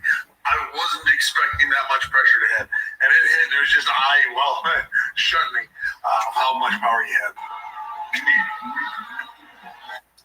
Let me ask you this: you've known Sam Alvey for some time, right? Does he always talk like that, or is it a little bit different? Like was he more lucid, more clear? Like that. Okay. Yeah. But he is concussed, by fact. Well, definitely just like jacked up in his face right now. You can't judge him based off that. Let's see in another 2 weeks. Just a question. Yeah, I hear you. This one too. I kind of thought we all knew this, but yeah, the White House are not going to have any tickets for sale. It's just whoever's there is going to be whatever invited. Yeah, I think it's going to be the lead of the lead. Yeah, boy's not going to take it. All right. We're going to have 18 title fights. Okay, well, that means like literally all the freaking champs. That's impossible. It's not possible. You can do it. All the champs? You do it. 8 men's divisions and the females. You can do it. I guess it is possible, but fuck. It'd be wild. And BMF titles on there. You can do it. We'd have all the champs. Okay, that's insane. Rob said the UFC said take some time, rest, and he will get that rematch against Jan. Yeah, I just don't know what Marab's team does to beat him this time around. The talent discrepancy was pretty massive, and Peter or Jan figured him out. I don't know what you do. And whoever wins the second fight, so if there's trilogy, whoever wins the second fight, odds are they win the third fight. Because clearly they learned from the first, made some changes, and then the third. So I just don't see Marab winning that fight. But it's Marab, so you never know. But yeah, Jan's doing something right. This is a tough fight for Marab. And Marab didn't have that much of a break between fights. He was fighting a lot.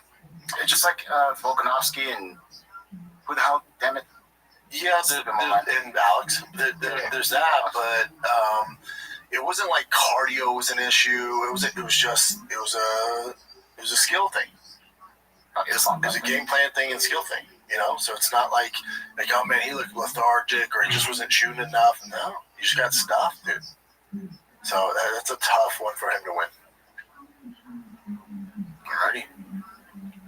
And this is just some funny stuff that Caleb Presley interviewed Dana White. They're talking about, he's whatever his shtick is super funny. And he's talking about Dana White shutting down Stream East. What's that? They're that the very popular streaming site. I could have sworn there's something you're related to it as well, talking about some streams, a certain website. Oh, and then it got shut down. Yeah, I had nothing to do with it, but they blame me. Yeah, that was funny. So this is Dana White, and he's talking about Connor too, which is funny.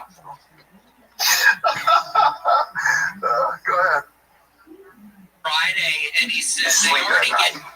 Go ahead. I can't fucking wait to hear this. Lee Balls has been having a hard time streaming recently on Stream East. Do you want to apologize? You shut down Stream East? I cut down a lot of streams. Really? Oh, you? Yeah. That's one of my favorite things to do. Yeah. I fucking love Stream East. Yeah, we took it serious and went after people. Wow. Narc. You fucking with me? We can move on. How do you sleep at night? That's so funny.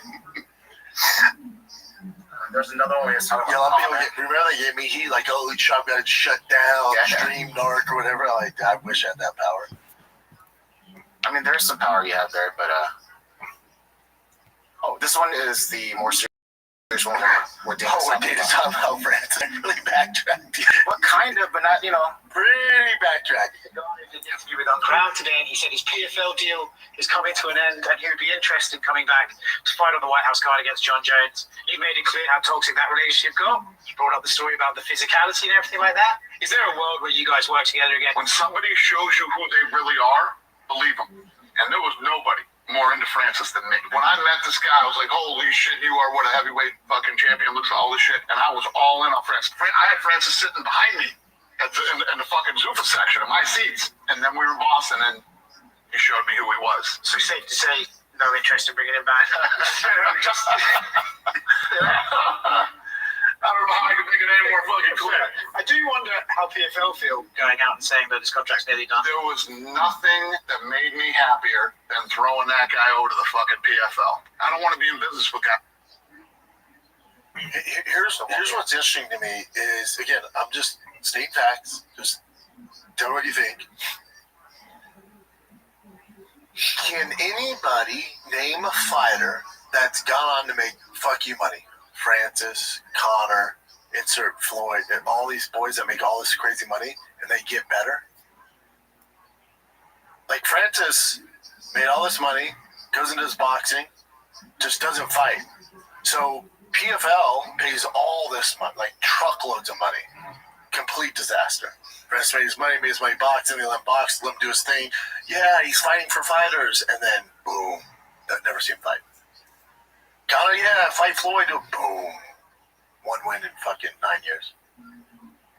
So you can see how, if you run a fight organization, you're a little bit like, yeesh, slow down, soldier, slow down, It's never worked out in the company's favor, Yeah.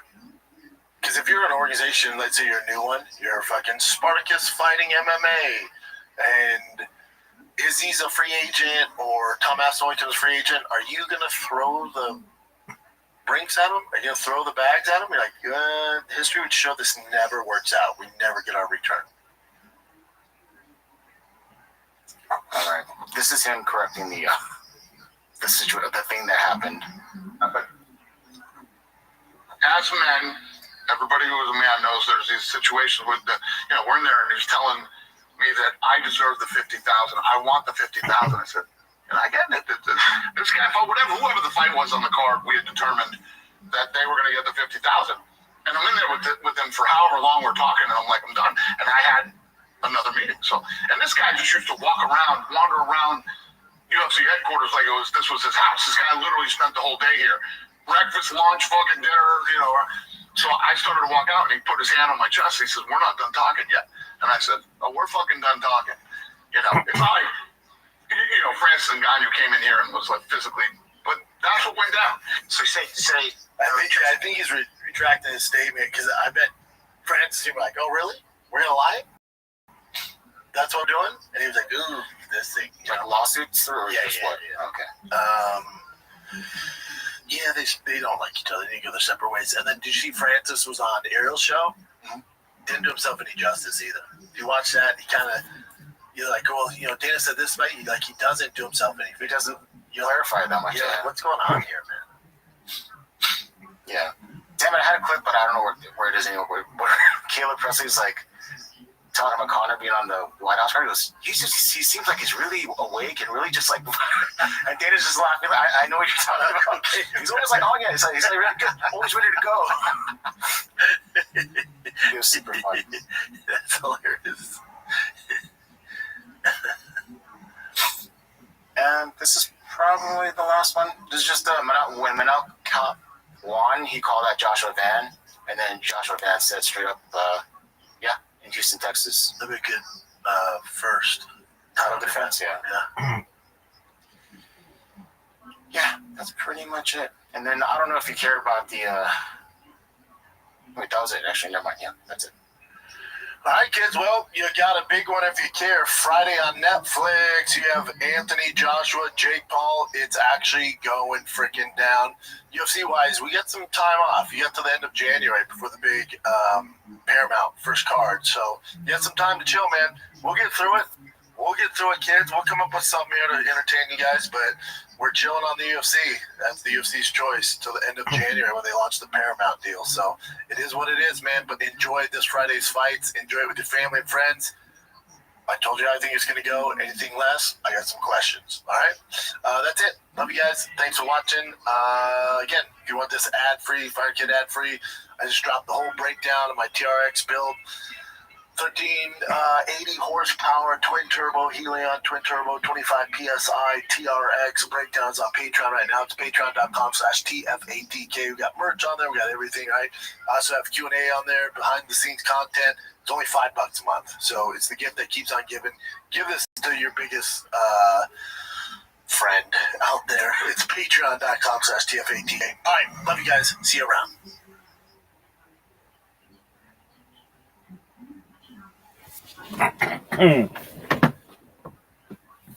Because we back at it again. It's the fighter and the kid. It's really the fighter and the kid. Worst.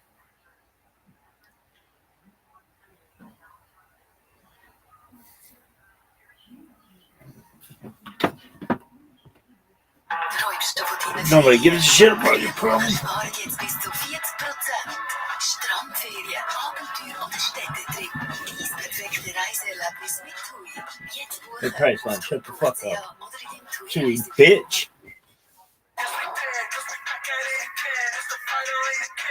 This is really the fighter and the kid. Here we go, buddy. Coming in, it's late night. You're cruising with KS 107.5 Fighter and the Kid. It is 8 o'clock at night. The highway's wide open. Little congested on the 405. A little congested on the 405. We're the late show because we don't believe in waking up real early in the morning. Have you ever seen those radio guys who have to wake up over 30, 40 years? They don't look good. It's a tough one. They're up at 3:30 in the morning. You can never start at 5. Used to it. You never quite get used to it. But not anymore. Those jockeys, they used to make bang. Dude, they used to be a big deal. Yeah. My boy Willie B in Denver's still crushing it. He's a big car guy too. Has a car show, does a bunch of shit. But in general, those jockeys are kind of gone, huh? There are still some holdouts, but yes. I love it. I still listen. I prefer to listen to baseball on AM. I like sport. I like college football on AM or ESPN radio. This guy, there's a great. I was in San Diego and 103.5 Rock. 103.5, the Fox. They're so good. They're so funny. They're so professional, right? Like, when you get around those real dudes. So good. Like, if you listen to Jim Norton, because he was doing radio for so long, you listen to his podcast, like, this motherfucker is so good. Funny, like, we're a couple witty dicks. Like, we're not radio guys. When you listen to, like, the pros, the actual pros. They're timed. Everything's timed in chunks. Yep. Discipline. There's no like our boy Rick in Florex in Denver. Yeah, Rick. Yeah, fuck yeah. Rick and Matt McChesney's on. McChesney, yeah. He and Kathy, Rick and Kathy. Yep, Rick and Kathy. They're great. Great. There's no more radio, really. Yeah, I miss that. Remember Uncle Pervy? Was that his name? What was his name? I don't know. Uncle Pervy. I think that's your uncle. There was that guy in Denver. Uncle Pervy here. Hey, kids, going to school. Uncle Pervy. Make sure you call in and say hi to your Uncle Pervy. Call in. Tell your mom sign that. Tell your mom sign the waiver I said. Uncle Pervy. Maybe I'm wrong. If you're listening to KS 107.5, it's Uncle Pervy. Yeah. There it is. Uncle Pervy. Uncle Pervy. I did his thing in Denver. Probably should change the name in this current climate. Well, that was a long time ago. Yeah, it used to be first time I was there. I don't know if that's him. Maybe not. I don't fucking know. Oh, dude, I was thinking about you. So I went to Ways to Well, right? I went to Ways to Wells. I was getting all my stuff, getting healed up, I was feeling a rundown. Got my IVs, got it checked out. Your boy's feeling good. In walks Adam Greentree. Okay. So Adam is the best bow hunter on planet Earth. Okay. He's from Australia. Don't know who that is, but I'm like, you would though. He came to my show. Big guy. No, he's not big at all. So he's there, and he goes, "You don't remember?" I'm like, "Of course I do, dude. Get over here." We give a big hug, and we're talking. And I go, "Oh, dude, you appreciate this? I went on my first hunt like 2 weeks ago. And it was really, he's Australian, so he's really made." I go, "Yeah, you'd love it." He goes, "Oh, cool." And he goes, "Let me see." So I bring up a picture, and he goes, "Huh." He looks at it, he goes, "Huh." I go, "What?" He goes, "That's gay." And I go, "Excuse me?" I've been haven't seen him in like 4 years. I love you. He goes, that's gay. I go, how is hunting in any facet gay? He goes, you used a gun. I go, guns are gay? He goes, yeah. And he goes, guns are how I look at the way you look at electric cars. You know how you think electric cars are gay? I think guns are gay. He hunts crocodiles and grizzlies. With a bow. With a bow. So, we're talking like, did you ever shot a bow? I go, yeah, when I was a kid, I had a bow.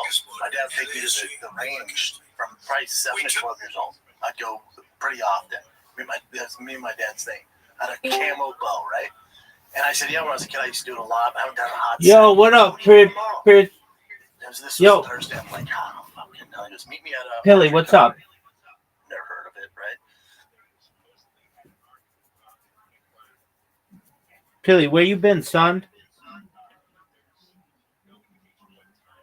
Pardon me. So, yo, Pilly, do you speak? How you living, baby? I'm fine. It's been a while. Where, dog? Where have you been? Yeah, I'm great. I just finished my exam today, so I have time to use my phone. Oh, excellent. Okay, how'd your exams go? Yeah, so I've created some accounts on the platform you sent to me. Okay, we'll complete them, and then we'll work on putting some content on them, okay?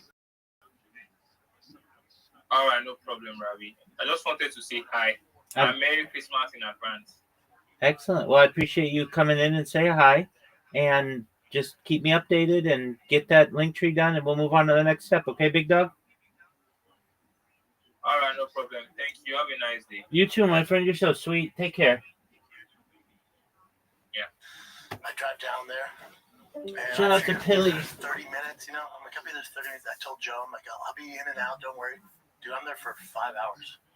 There for 5 hours. I walk in. That's my boy Tyler's place. I know. I love Tyler. So I'm there. I walk in, see Tyler. Me and him are talking. I'm going to hook up his truck, right? So me and him are talking about things. And then Adam goes, all right, man, let's get you measured up. I'm like, huh?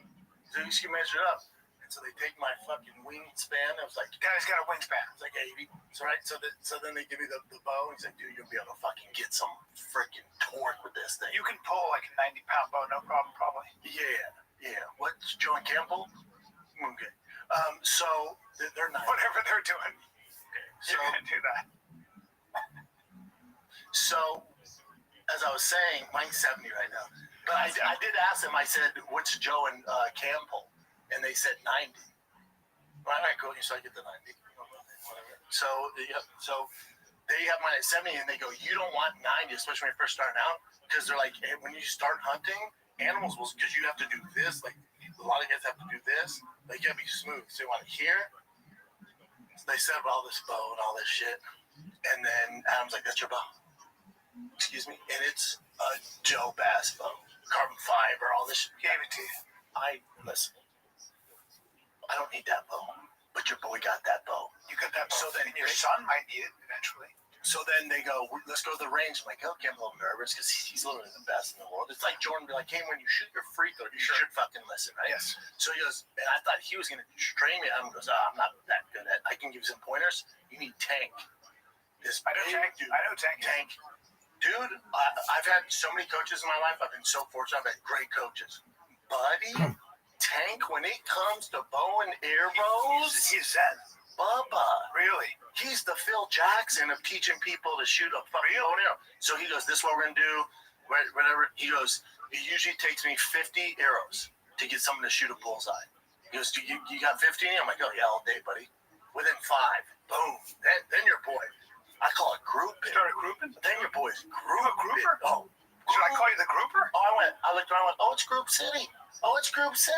Where you want it, Tanky? You all grouped Where up? you want it, Tank? Why? Because your boy, you gave your boy the knowledge, and now it's time. And you got a steady hand because you ain't having a tough time pulling all that stuff. I said, hey, Adam, this is how they do it down under. Shink. How far away were you? You know the range. So then I told Adam, it's the range. Yeah. Sure. So I told Adam, I said, hey, man, like, should I be pulling a 90? So I'm so big, and that's what he told me. He goes, no, because if you even have to do even this a little bit, animals see it, they run. He goes, but they don't see this. He goes, see this. I said, he goes, and I shoot with a 70 or 80. I said, is that powerful enough to take out like big ass animals? He goes, oh mate, it goes through. He goes, I shot, I think he shot 70 or 75. He was telling me. He said he was hunting a water buffalo. They're enormous, and he goes, they're enormous, bro. He goes, the water buffalo, the ribs are, I guess they're like a little slanted. He goes, so when they turn, it's a shield, and it's hard to get through that, even with those big 90-pound air, like 90. Yeah. It's tough to get through it. Wow. He goes, this is how powerful 70 or 80 pounds he was pulling. He goes, at an 80, he said, pulled back, and the only thing he could hit, because it was like kind of steering away from him, shot him in the ass and the butt cheek. He goes through the butt cheek, out his mouth. Goes through the entire body. Yeah. I'm like, what? Wow. Dude, I was there just I couldn't get enough of it. I loved the whole routine. It's very zen. Oh, dude, I loved it. So then they gave me a target at home over the weekend. Wow. Call me Rambo. All of a sudden you got one of those like foam. That's what I have. That's really cool. Yeah, I got one. That's great. I feel like you would like it. I would maybe, yeah. Yeah, maybe. I don't know. Probably. I'll see if they have 10 pounds, right? Got small kids. I'm pretty busy traveling. It is a lot of time. A lot of time. I'd rather spend my time on a jiu-jitsu mat, or in a boxing ring like I do in the mornings. Yeah, I feel you. Yeah, I feel you. You do gotta physically. I gotta work at it. And I feel good. Yeah, I know. It is something where if you're gonna do it, like you gotta do it a lot. I would do it only if I was gonna go hunting. See, I'm going hunting with Adam. That's good. Next week. That's good. Bow hunting? Bow hunting. Where are you going to go? I don't know. He said around here, 2 hours away. Get yourself some meat. I already got meat from my last kill. It's real meat. I'd like a little meat. How about getting a little rice and meat? Get some chorizo. You know what I'm saying? I'll get some chorizo. You want some strap back? Yeah, back strap. Back strap? Strap back? Strap back. Back strap. Hunter. Strap back. Yeah. Strap back. It's a very honest mistake. Strap back. I loved it though. Hunting is really fun when you do it with the right friends because you're just laughing the whole time. I think Adam's an awesome dude. A, we've always hit it off, but B, he's so you would like it because you like greatness. He's so good. Yeah. So I asked Tank because this Tank guy. The way he was coaching me, I'm like, dude, this is insane, dude. You're like the fucking arrow whisperer. What was he telling? Give me an example. So, but I was asking him, I go, how long have you been doing? He goes, oh, buddy, since I was in diapers, my daddy hunt. And he goes, and he's like 500 pounds. Yeah, big boy. He's like jelly roll, but taller. Giant hands. Giant. And he goes, I've always been big. He goes, so when I was a kid, the only thing they would give me is a man's bow and arrow, like a men's. He's like, so I grew up with that. So I got good really fast since I'm talking tiny, dude. He's like, so I've been doing it all my life. I'm like, fuck. How did he teach you? Adam? Like breathing, stance? Yeah, stance, so feet straight, and then you're hearing that socket when you pull back. Yeah. You pull back, and your elbows up, and then you're not doing this. You're like, it's like a pull through. It's a pull. So you're just squeezing your finger, though, right? Like this. Like, and then what are you doing with that arm? That arm can't be just straight because that thing. So you most people, real bow people, you don't hold it like this. You put it like in this crevice here. So you're holding it basically with like this. You hold it like this, and then your forearm's out of the way so it doesn't get all these marks. Because I was getting all these marks. I was like, oh, buddy, you're holding it wrong. You were wearing a forearm guard. No, because that'll cut you deep sometimes. Yeah, I enjoyed it. It's very meditative. Yeah, so I was like, I had to go pick the kids up from school. I got there at 10:30. I go, what time does they go? 3. I'm like, oh fuck, I gotta go. There's a book called I gotta get going. Zen and the Art of Archery. I didn't know it was gay. Very gay. I didn't know shooting guns was gay. He's gay. Man, there's levels to this hunting game too. Especially if you're hunting grizzly bears with a bow and arrow. If you miss, you're going to have a huge problem. I'm a realist. I'm not ready for that yet. No, we're going to stick to hoofed creatures. Those stupid deer. Those deers are well now. Oh no. Yeah. Oh no. Yeah. We're going to get ourselves some deer. That's a good time. Not as loud. Adam told me that kind of hurt my feelings. He goes, let's do pigs for the first time. It was be easy for you. Yeah. They ain't ready. There's time out. I don't. I see the groups though, right? Yeah. You see, I said, can you see over there? Hey, Farther away. Adam, you blind? See the grouping? Piggy Pooh's a little farther away though, right?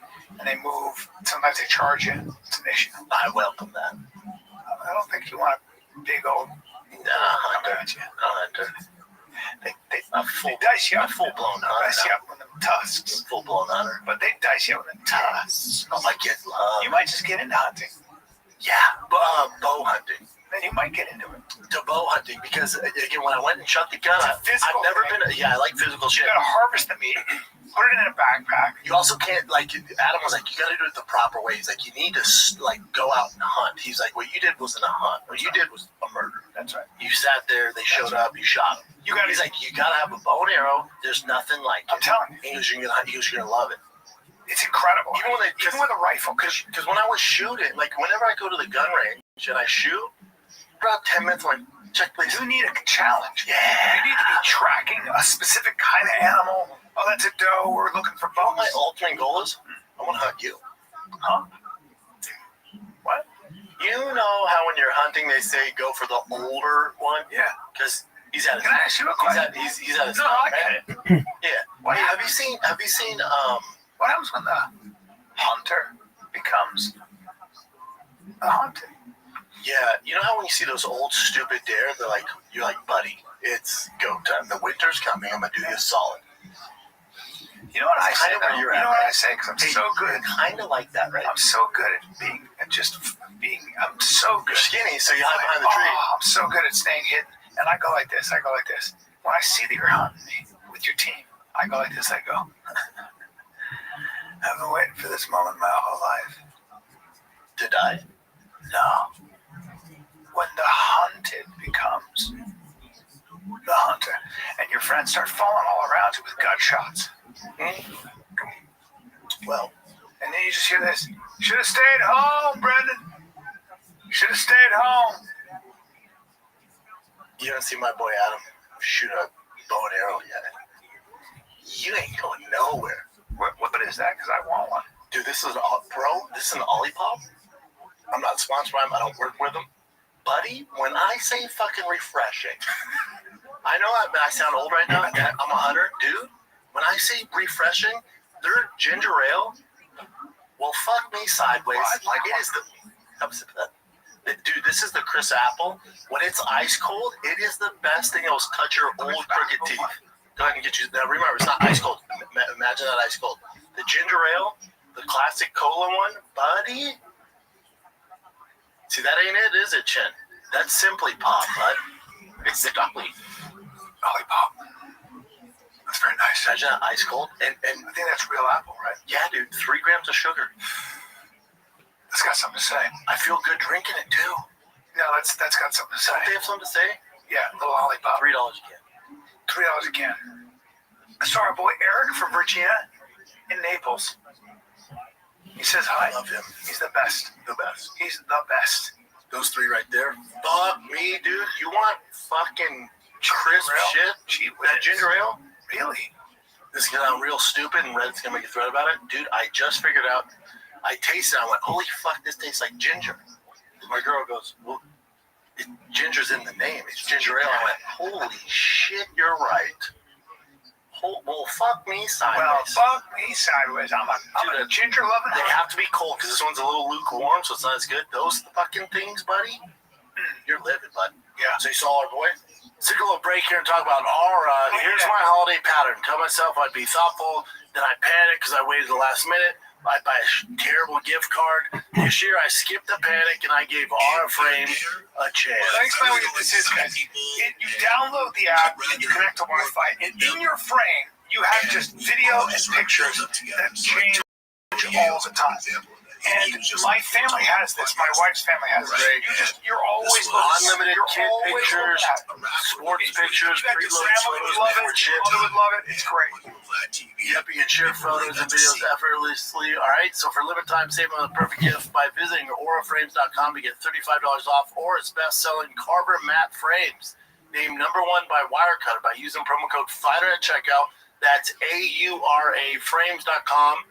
Promo code FIRE. This deal is exclusive to the Fire Kid listeners, and frames sell out fast, so get your order in now in time for the holidays. Terms and conditions apply. Aura. Yeah. So you saw our boy? Yeah, he's cool. Did you go to the restaurant? Every time I'm done, as you know, when you're done with your show, he's got a spread waiting for you. Yeah, the best. I mean, come on. Wyatt, it's pineapple pears. That shit on my face. I bet that root beer is fucking great. What were you gonna ask me? Your wife is in Florida too? The whole fam's in Florida? The whole fam's in Florida? Why? Because she's got family down there. Oh, you're staying down there the whole. Okay, that makes sense.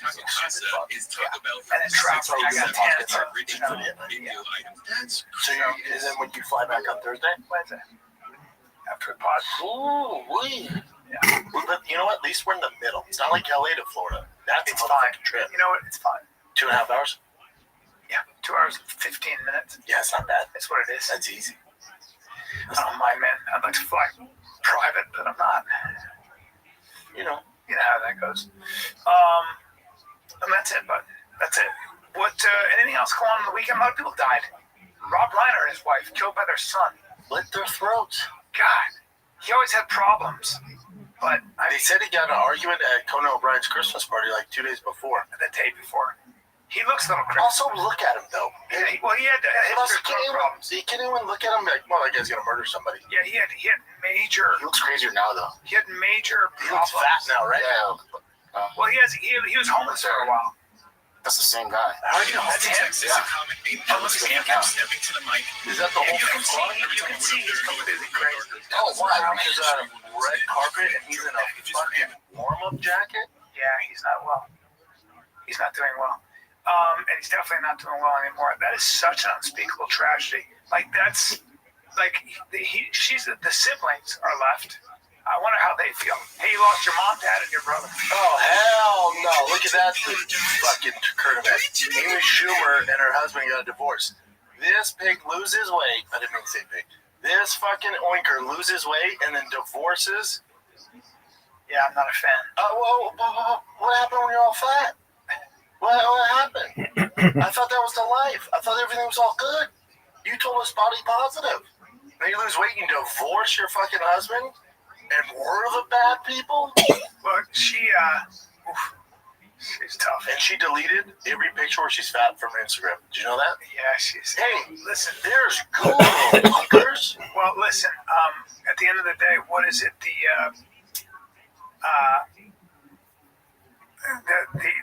Ozempic is like. She put blah blah blah. Chris and I have made a difficult decision to end our marriage after 7 years. We love each other very much. I got skinny. I've moved on to black men. Wow, impressive. I dropped some pounds and thought I could bag a basketball player, not because he's hot. James Beard, award-winning chef, who can still pull some hot tail. Oh, so yeah, basically, that's exactly. I don't give a fuck about her. But anyway, she's a bad person. Yeah. Oof. She's just. Look at him; he's exhausted. Yeah. I'm a fucking chef, and you eat all the goddamn food.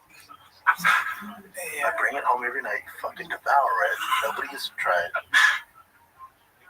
Imagine getting hot, skinny and then fucking divorcing. That's like you getting jacked and then divorcing your wife. Yeah, and I'm gonna get jacked. Well, we'll see. Well, there you go. You know what? He's probably better off. You think? Look at his face in that video. He doesn't look very happy. Yeah. Look at his face. Or look at her. They look miserable. Yeah. It is what it is, man. It is what it is. Yeah, she's gotta look like that. Hey, you know what? You know when we're thinking about moving, everyone goes, get ready for the summers, dude. Get ready. This summer wasn't shit. No, not a single soul went, buddy. These winters are no fun. I went to the gym at 4 a.m. It was 30 degrees. That's right. Don't get into it. It's 30 degrees. Yeah, that's gonna be super cold. It's not the best weather. Okay? I like the summer. I like the summer. We're so used to Los Angeles. Yeah. We're in the best weather. Yeah, but you pay for it. 60%. You pay for it. 60%. You get what you pay for. Yeah. And you do what you do. All that. Did you, I would take this weather all fucking day. All day. Over California and all that bullshit? All day. I just hate this cold. Yeah. Jake Paul and Joshua. This is really happening. I texted her this Friday. You're gonna be on the hey, these fries are fucked up. I'm not gonna be on stage. I'm not gonna be on stage. Joe doesn't want to do a fight companion for that. Well, I texted the group this morning. Nobody answered. I went, yo, we should do a crazy fight campaign for Jake Paul Joshua. Wow. Then I followed up because I was like, crickets. I can't believe this is actually happening this Friday. Crickets. I went, well, fuck. I think Joe gets so many fucking texts. Yeah, it's like this Saturday, dude. So 8 p.m. Eastern at 7 p.m. That means the main event is supposed to walk around 10:30. That probably means 11:30. They're fighting in 4-ounce gloves. No, they're fighting with 8-ounce gloves. 4-ounce. I'm sorry, I meant 10-ounce. 10-ounce. Yes, they're fighting with 4 ounces. You have 3 ounces. Yeah, 10-ounce. They're fighting with 10-ounce gloves. That's. Like, I don't think people realize how small that is. Like they should though. It's like it's a conventional box. It's basically no gloves. It's worse. Yeah, the UFC glove has more protection with 4 ounces than the wrap.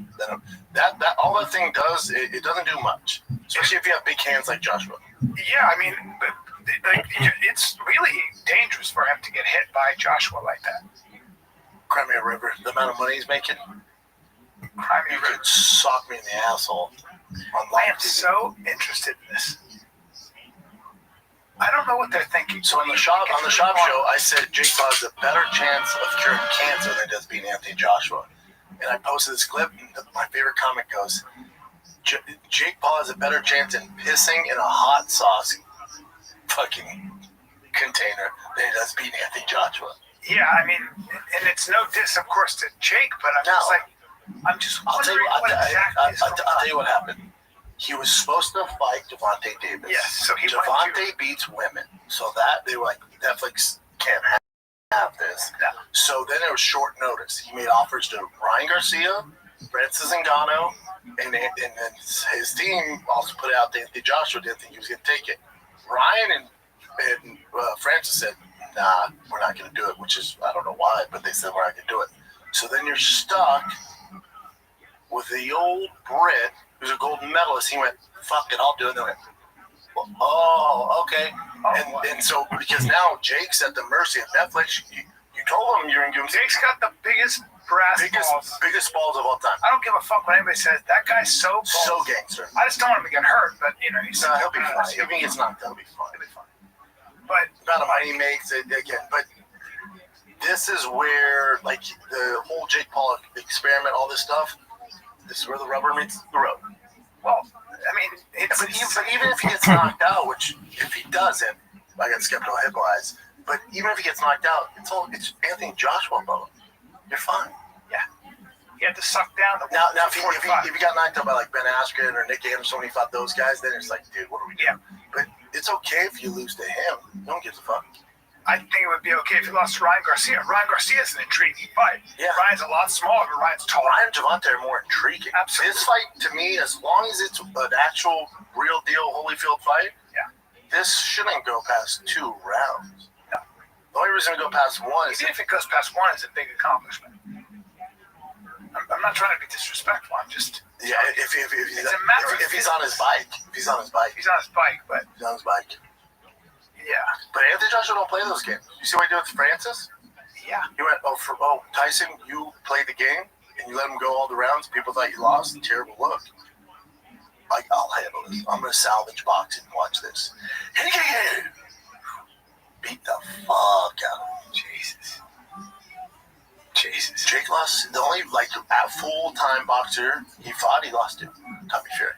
That's right. Now let me ask you this. I'm just talking around the water cooler at 9 o'clock at night. How would Tommy Fury do against Anthony Joshua? Not well, right? No.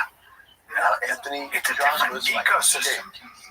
I'll use what Jorge Masvidal said about you. They're not in the same species. He goes, it's a different ecosystem. Yeah. Schaub's a different ecosystem. Yeah. Anthony Joshua, a different ecosystem. Yes. This is just a very different frame. Again, for Jake, more power to him, man. And people think I'm hating on him, like in the comments, like, oh, you're hating on Jake. You should be celebrating. No, I'm not hating on him. Take out my bite. Now, don't get it twisted. I want Jake to win. I don't know Anthony Joshua. I know Jake. I love Jake. I'm rooting for Jake. I hope he lands something. I'm also a realist. I've boxed for a long time. This should not be even remotely competitive. It's just if it is. Yeah. How about, speaking of older guys, did you watch Phillip Rivers almost win? Yeah, his team fucked him up. Yeah. How cool is that, though? See his speech, too, at the end of the game? Yeah. To his kids? Got a little emotional. Hell yeah, man. Motherfucker's 44. Good, pretty good. Incredible. You know why they called him up? Because he knew an offensive scheme. Oh, yeah. Yeah, offensive coordinator, that history. Yeah. Crazy. And there's not a lot of guys. Like, that's great. That's how tough the NFL is to be a quarterback. That's how tough it is where they had to call a guy who's been retired for a hot second and go, hey, man, can you jump in? Because there's no rookies. It's the toughest job in sports. I watched Mahomes when he got hurt. When Mahomes' replacement, that guy, Minshew or whatever it is, stepped in. Yeah. And the dramatic difference. Oh, and it's like the fall off is wild. Why? It's so confusing to me, though. It's just such a hard job. job. He was kind of lofting the ball. Of course, he got an interception. And I understand, but I would imagine that guy who's a second-string quarterback in the NFL, if he played in college, whatever, was probably amazing. Stud. And then he's in the pros, and it's like he's just like, what am I doing here? He looked like he was. He looked like high school quarterback. He did. There's such a gap between first and second string at quarterback. Such a gap. Our boy Kevin Bay, who was with me, and he's awesome. We love him. But Kevin's got strong opinions on sports, and he doesn't think that Mahomes is great yet. Oh, interesting. I was like, that's a horrible thing. I agree with you. I think he's great. I think he's a pussy, and he's changed the game for the worst in a lot of ways. Why? The way the flop. He brought the Euro flop over. How they flop in soccer. You mean he's in pain? No, he pretends he's in pain to get flags. Oh, yeah. He started all that. Yeah, he started all that, which hurts the sport. But he's still great. There's argument he's the greatest of all time. He's great. Yeah, he's not better than Tom. Now, he's not as accomplished as Tom Brady, but he's pretty fucking good. The larger question is, Brady had an amazing line, but he's not a scrambler, not a runner. Brady's great at stepping back in the pocket, and he's incredibly accurate, gets the job done. Brady was the smartest player of all time. Very smart. The smartest, by far. Yeah, well, Peyton Manning as well, but yeah. Tom Brady, for sure. But if you had a choice, if you had a quarterback, if you had to choose quarterback, it's Tom Brady. I want to win. No matter what. Tom's never had a season like this, ever. He hasn't, has he? No. You ever seen him talk to the guys when they're losing? Yes. He gets in their ass. Edelman said that. I was like, he gets in their ass. What the fuck is going on? He gets in their ass. So angry. But Patrick Mahomes, Patrick Mahomes' lines is just the best in the NFL, bubble. They're the most expensive line in the NFL. They're loaded. So it's not like towards ACL. No. If you had to guess, who's going to be in the Super Bowl, let me guess who you would say. I'd say Broncos, Rams. Right? Yeah, and Rams probably win it, unfortunately. How about the Bills? I don't know, maybe. I like the Bills too, though. But I'm going for my Broncos. Broncos are good. Packers too, though. Well, we beat the Packers, and the Packers just lost their best player, Micah Parsons. He's out for the season. I know. You talk about a disrupt. I've been watching so much football. That fucking dude is completely an outlier. You never saw him in college? I never saw him in college. I can't imagine what he did to dudes in college. I can't.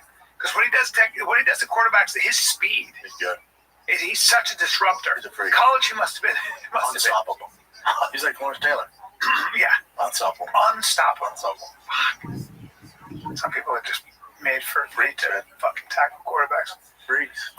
Yeah.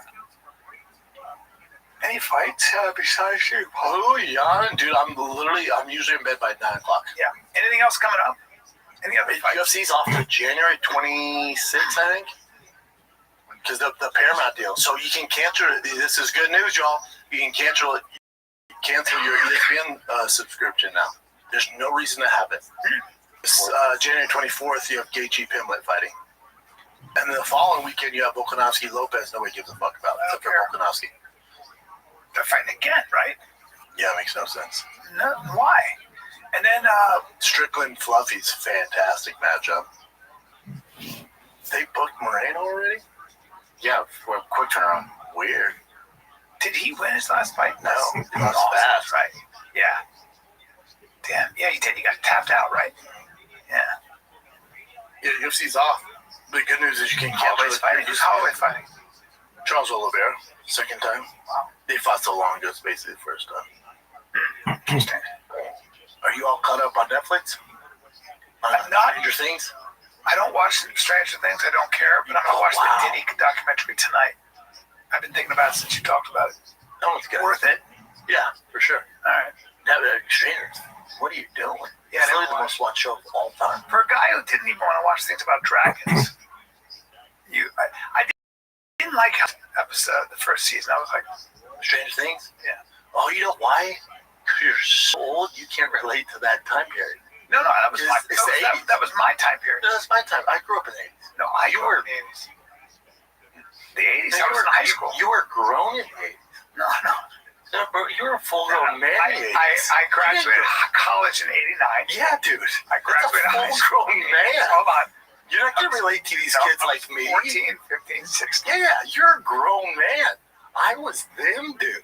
That's why I love it. I remember the 80s. Dude, so for the last 3 episodes, I think the first 2 that they released on Christmas are both an hour and a half. The last one's 2.5 hours. Jesus. 2.5 hours, and they release also in theaters. Wow. Now, nothing can get me to the theater. If anything this would do it, but I'm still not going. I'll be in my jammies watching. But still, theaters are so fucking dead. Nothing. Nothing at all. But I can't fucking wait. This could be good, huh? It's just sad. It's over. It's sad. It's over. They'll do a spin-off, guarantee it. I don't have a show. My wife and I don't have a show right now. That's so sad. I'm so sorry. The show. The Abandons? The what? The Abandons. So it's The Abandons? Yeah. I don't think that's the name of it. Yeah. I don't think that's the Abandons.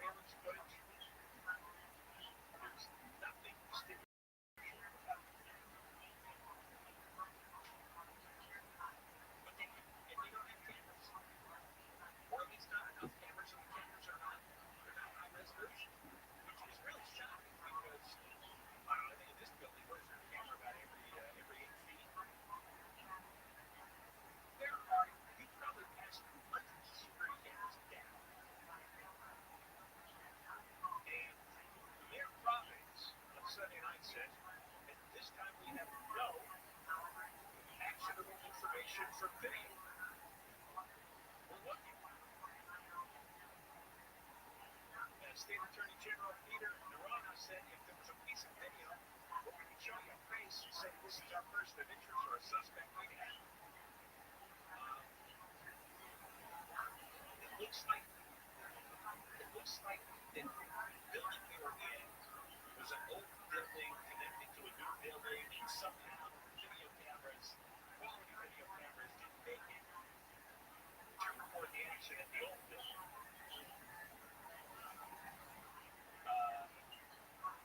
They have 800 cameras at Brown University. But they didn't have any useful in this building, which everybody's stuck by. We're just used to having 17 different angles of a crime being committed. Somebody escaped, they can get their identity very quickly, like it did Charlie Kirk Day killing.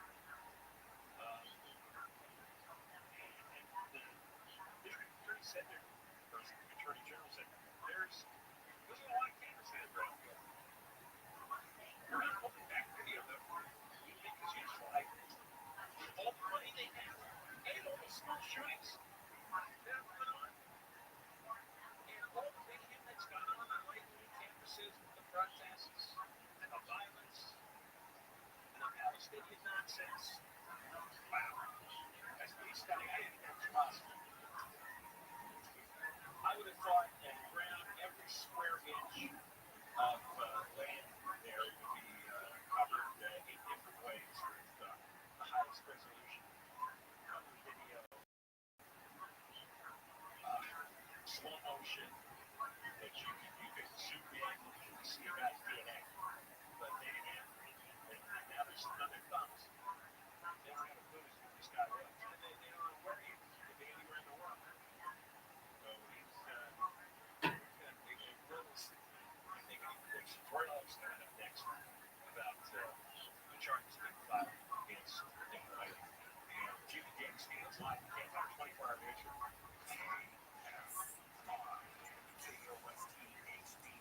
Los Angeles, Orange County, or Stimulating Talk. First degree, I'm Regina Mike's live in the KFI 24-hour newsroom. LA County District Attorney Nathan Hoffman says Nick Reiner is being charged with 2 counts of first-degree murder for the stabbing deaths of his parents. The court has described here as a roller coaster with shifting policy in the White House. A technical problem here. All right, we'll circle back to that a little bit. News by Seller's Advantage. The affordability has reported its 3rd busiest year. The court has described here as a roller coaster with shifting policy in the White House around tariffs and trade wars. Affordability Executive Director Chance Roca says it's been busy for the federal policies that take the toll. Exporters are hurting. The American farmer has been hard to grip, as evidenced now by this conversation about a relief package. Roca says despite the roller coaster, the local border continued in tariffs this year. He says all outbound cargo without congestion or ship back up. Parking rates are about to change in Santa Monica. New setup for the hurricane, which has spent more time in downtown Santa Monica. As the longer they stay, the less they pay. Possible increase at the 3 5-hour marks. Drivers parked more than 3 hours will end up paying a lower rate than they currently do for the same amount of time. Public parking structures are currently free for the first 90 minutes, with them assuming reduced to the first 30 minutes. The new parking rates are expected to generate $9 million annually for the city, which is struggling financially. KFI News. The new rates started January 12th. Instagram has launched Instagram for TV. Users can now watch Reels on the big screen via personalized channels. It's available on Amazon Fire TV in the U.S. with plans to expand to more devices and markets next year. A free trial hearing for Luigi Mangione continues today. ABC's Aaron Peterson says Mangione is accused of shooting and killing United Healthcare's CEO in the streets of New York City last December. For the defendants, they're trying to challenge all of this as irregular. They're saying that there is no authority to search Mangione, either his person or his backpack. The defense is trying to convince the judge that none of this evidence should be allowed when Mangione goes on trial for murdering Brian Thompson. President Trump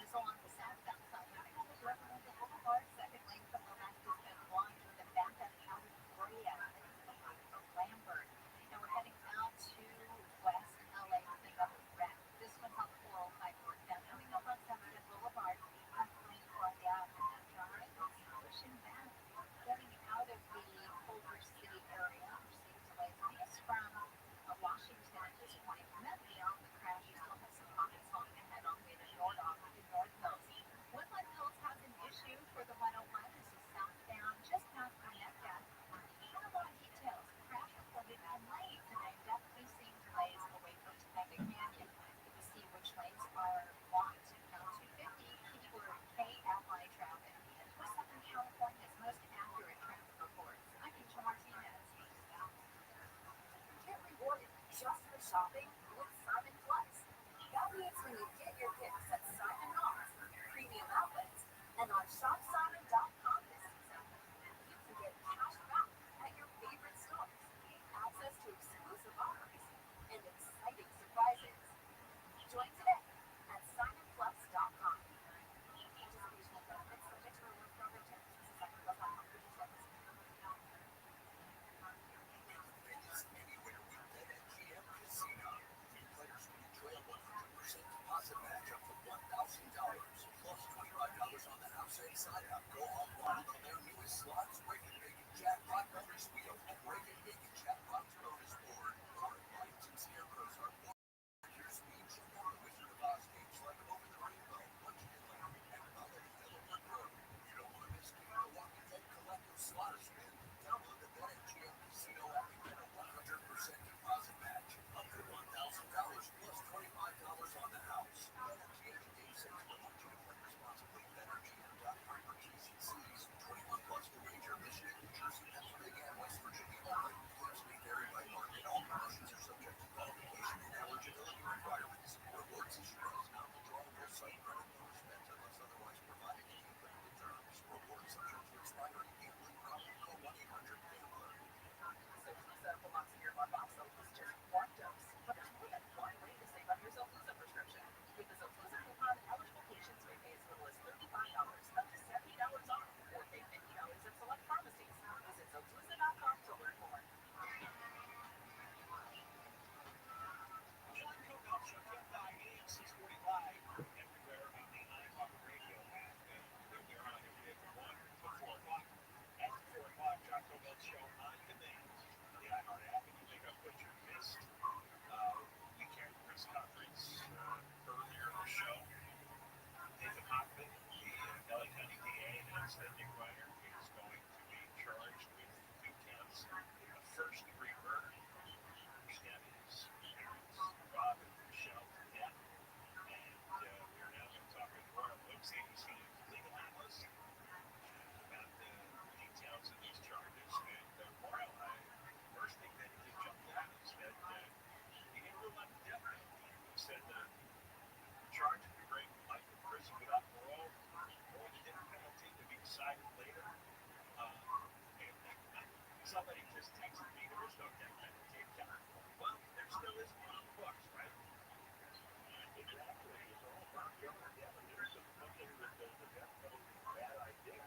Basically, it's just the whole standpoint that a death row and so on. But you say it's on the books. The governor has the ability, with his powers and orders, to block things.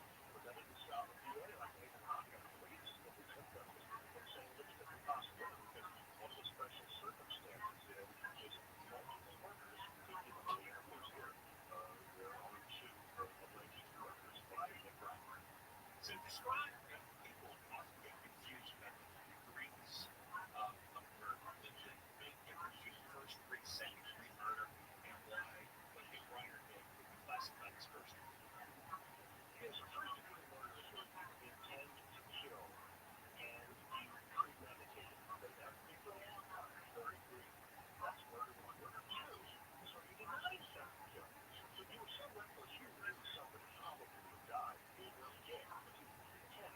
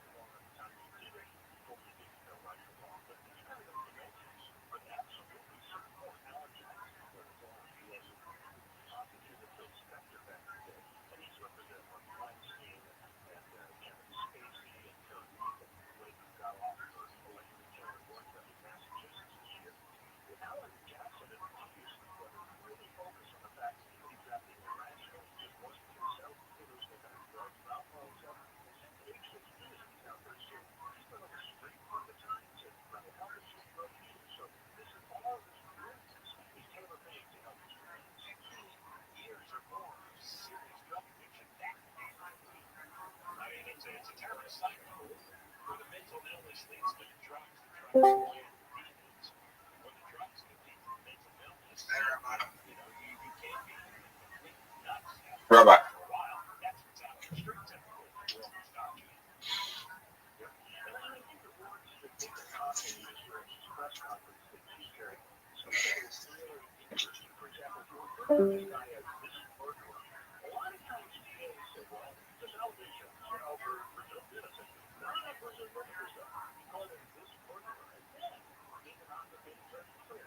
Oh, yes, he's not in court today because he has to be medically cleared before he goes to jail to court. Well, everybody has to be medically cleared. You know, psychotic, suicidal, you know, seizures, and some other issues. So Harvard is trying to send a message right off the bat that you look at the records. We have this court today because he's a not case. Therefore, we would never force action. We never find against him for one. No, we're just doing it because it's routine. But I mean, John, here we go again. I mean, Brentwood, not only suicide, 13 murders. You know, Monroe, suicide in Brentwood. There's another double murder in Menendez, the O.J. Simpson, and the star power here. I mean, the Aniston's family wasn't famous before, but certainly Ron Primary was. And so this could be a huge thing. It's going to be fascinating to see what the judge handles whether a hearing in 2 weeks and then make the trial sits yes cameras. Because this could be a huge step. But the O.J. Simpson camera angle, there were a lot of judges in the last 7 decades said, forget about it. Worthwhile for us, so we're not doing a hearing. And now, O.J.'s team is famous for coming up with alternate theories and charges of racism and planted evidence. What alternatives does Alan Jackson have here other than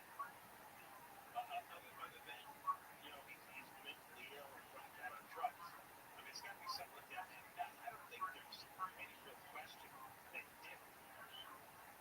So we don't know. For all we know, you know, State of Iowa, we do now know in the last few minutes that he's apprehended by police. Somebody spotted him at a metro station next to his Q1 here at USC 6 hours after their bodies were found. So we know that's how it happened. But we have no idea what the true facts are. We know that it's alleged knife was used. Now, let's assume for the moment that the DA does have a strong case that he did. We don't know, but let's assume for hypothetical purposes. In essence, and that was your line, I think the whole ballroom is going to be dueling experts. The defense will have an expert saying he was literally out of his mind when he did this. He was flying high on some kind of drug. He, you know, thought he was killing a brontosaurus, like somebody on LSD. That is a possible defense. Or even if that is a strong case, just the idea that he was zeroed in on his troubles for the last 15 to 17 years on the streets, off and on, and his dad is Rob Reiner. I mean, this was not normal psyche. So that has to be the essence of it. That it's a racial murder one or two in the manslaughter territory. There's very few years behind. So he's got a 15-plus year battle with his dad over the drugs he's taking. And then supposedly we're fighting about rehab. See, I don't know what's true. Right? You can't trust other reports. But let's just say this conversation. Rob Reiner's trying to get Nick to go back into rehab for the 19th time, and Nick's not having anything of it. And the drugs that he's on diminishes his capacity in a way that he can kill Rob and kill his mother and still not face a full murder charge. Oh, absolutely. California should be calls for racial capacity. Now, California law focuses on voluntary intoxication. So even if you voluntarily drugs, take alcohol, or do something terrible, that can reduce your charge for murder absolutely to manslaughter. The theory being, for a murder charge, you have to prove a specific intent to kill or an awareness that what you're doing might well kill somebody you don't really care. So it's murder one or two. You kick it down to voluntary manslaughter when you have the pursuit of passion and or this situation where basically drugs, because of these issues, never have the ability to form a good moral or good specific intent. I'm going to kill my parent. So, yeah, the fights that he's had over the years go on nothing but fun. That's what, you know, I just remember since I was a kid. And people used to say, you know, being drunk is no excuse now.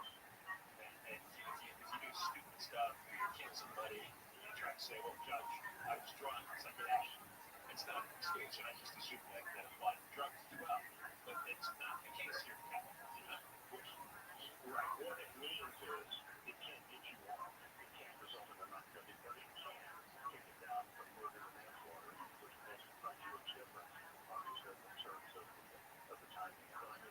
This is just amazing. People have been putting on the Hollywood connection as if we need to get more. The murder house where the Veronica show lived, it used to be owned by Harry Fonda. And it used to be owned by Walter Lear. And if you're in this old movie plot with Casablanca that doesn't look good for Roswell, Paul Henry, he went there as well. So you got to have more solid Hollywood connections for this. Result, obviously, going to stay off people's radar screen. There aren't too many people who can buy a house not being that expensive. We're living on the west side of LA, that narrows it down to Hollywood. And if you go 5 million bucks to over there about 20 years ago. All right, well, thank you very much for coming on. We'll be talking a lot about this case over the next year or so. All right, there you go. Royal Oaks, ABC News legal analyst. We'll continue with Gina Gansden, a lot to get on 24-hour newsrooms. Here's the latest. LA County prosecutors are formally charging Nick Reiner with 2 counts of first-degree murder and the stabbing deaths of his parents, Rob and Michelle Reiner. Governor Newsom says he's confident his side will prevail as the legal fight for Proposition 15 plays out in court. And Australian authorities now say the mass shooting at a Hanukkah celebration at Sydney's Bondi Beach was an ISIS-inspired terrorist attack. Check the 10 freeway next. Year's almost over. You think next year is going to be calm and predictable and dreaming. The world is a mess, and waiting for things to go back to normal is not a plan. That's a gamble. And here's what smart people do to protect themselves. And that's why I recommend my friends at Noble Gold Investments. These guys have created this local theory, helping regular Americans keep their wealth safe with real gold and silver, not some digital nonsense that disappears when the market moves. It's physical, it's tangible, it's yours. So while you're sitting around the holiday table, think about this. The best gift you can give your family is a trade and peace of mind. Noble Gold delivers that. One, go to noblegoldinvestments.com right now. Grab their free wealth protection kit. Noblegoldinvestments.com. Noblegoldinvestments.com. Don't leave your future to chance. Past performance may not be indicative of future results. Investing in precious metals involves risk. Consult your tax attorney or financial professional before making an investment decision. A stall on the 10 in downtown LA. This one falls on the westbound side of the 10 coming up on Los Angeles Street. Some good news, it's out of lanes now. Traffic is picking up quickly coming off of the 5 freeway. The eastbound side of the 10, very slow out of Santa Monica, delays from Cloverfield across Mid-City all the way back to the 5 in Royal Heights. West LA is back on the 405. This is northbound coming up on Sunset. Left lane has been blocked with delays pushing back out of Culver City from almost the 90. And we have that pothole situation in Industry 60 westbound Crossroads Parkway. 3 right lanes blocked. Now traffic is slowing away from the zoo. So Southern California's most accurate traffic reports. I'm Rachel Martinez. Get rewarded just for shopping with Simon Plus. That means when you get your gifts at Simon Malls, premium outlets, and on shopsimon.com this season, you can get cash back at your favorite stores, access to exclusive offers, and exciting surprises. Join today at simonplus.com. Participation in benefits subject to your work program terms. This is up to details. Did you know you can opt out of your Robo, save up to $1,500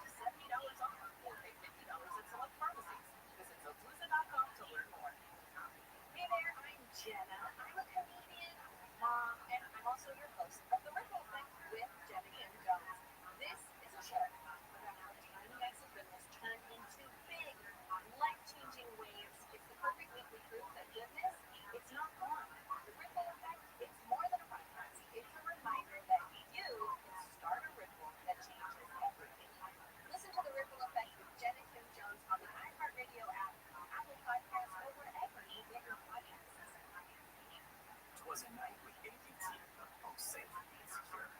No worry, no stress. Your keys was assured.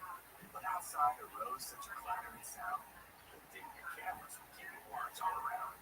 Inside, all was calm. Not a word was repeated. Each loved one protected, enjoying good cheer. So this holiday season, let's savor the key. Every second counts.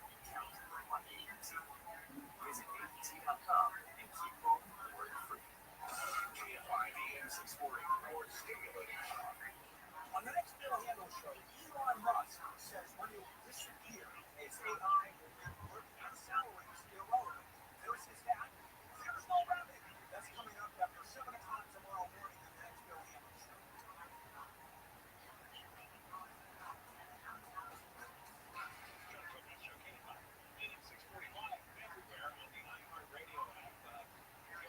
Subscribe to our YouTube channel, and then you'll get the notifications whenever we put a new video up there, because we're running for long-form video segments. You subscribe by going to youtube.com/John Cobell Show.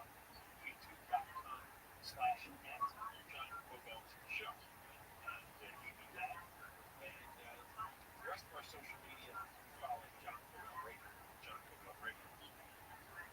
Now, the Department of Health and Human Services is doing some investigation into all that fraud in Minnesota involving the Somali immigrants who billed taxpayers out of $1 million in phony claims. And according to the New York Post, they have 10 letters, and they're gonna investigate whether these tax dollars that were sent to Minnesota social service programs were used to fuel illegal mass migration. Alex Adams is the Assistant Secretary of Health and Human Services, one of their departments, and they sent a letter to Governor Tim Walz and the Minneapolis Mayor Jacob Fry and a nonprofit that got hundreds of thousands of dollars in federal grants. This one to provide Head Start programs. You know, it's education for very young children. And Adams says that we're concerned it might be used to fuel illegal mass migration. And they're trying to track the money. Good luck with that. You might as well just book a one-way flight to Somalia, because you can spend the rest of your life there trying to track the money. Listen to this. In 2019, 40,000 illegal aliens lived in Minnesota. 40,000 in 2019. 4 years later, it's 130,000. Went from 40 to 130,000 in 4 years. 90,000 illegal aliens in Minnesota. It became 2% of the state's population. And I think a lot higher percentage of the social service fund. And Adams says there's other statements from hundreds of Minnesota Department of Human Services workers, state employees, saying that clear warnings of fraud were disregarded. Whistleblowers faced retaliation. And the misuse of federal funds may persist for years. They said that to Tim Walz. And they said, under your leadership. Can you imagine this? If Walz knew what was going on, so did everybody else in the administration. We're not going to deny some of the immigrants this money, even though nobody was entitled to it. And they didn't want to risk not getting their vote in the next election cycle. This is really absurd. The Treasury Department's investigating. The House Oversight Committee is investigating. And it's at least $1 billion, maybe more. Now, they convicted dozens of these fraudsters to account for about $250 million. But that's only a quarter of the known fraud. And like I said, they think it could be many billions more.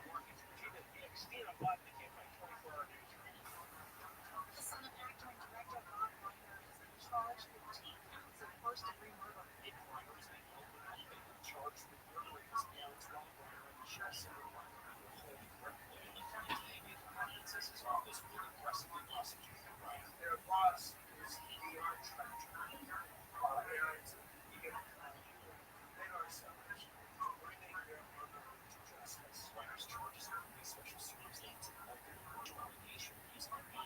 This is without parole, Nearly a year after the Eaton fire devastated parts of Altadena, survivors are urging Southern California Edison to provide housing help. The nonprofit Department of Angels says most affected families are still displaced and running out of money. Survivors say without support, many can't move forward with recovery while facing possible homelessness. Governor Newsom says he's confident his side of Prop 50 will win in court. The people of the state of California overwhelmingly supported the Biden's maps. The governor says if the courts of Texas use their maps, which favor Republicans, then the California map should be legal. The three-judge panel presiding over the case may put an end to the Republican effort to silence voters, but his hands are clean. As it relates to litigation strategy, I leave that to my status. And it is not as a legal expert. Republicans say the California maps favor Latino voters. That's not fair. Jason Campanoni, KFI News. The U.S. job market has slowed in November. Employers added about 64,000 jobs, down from roughly 120,000 in September. ABC's Karen Travers says the unemployment rate also edged higher, rising to about 4.5%. The White House is touting what it calls a strong jobs report, saying President Trump is fixing the damage of the Biden administration. Vice President J.D. Vance at an economy event in Pennsylvania said we are making progress. The November report was delayed by the government shutdown. Australian authorities say the mass shooting at Sydney's Bondi Beach during a Hanukkah celebration over the weekend was a terrorist attack inspired by ISIS. Southern weather from KFI today sunny with highs in the 70s to 80s. Right now it's 71 degrees in Irvine, 72 in Marin. It's good to a crash on the 405 in West LA. This one's on the northbound side, and it's coming up on Sunset Boulevard. Last check, they are still plugging up that left lane.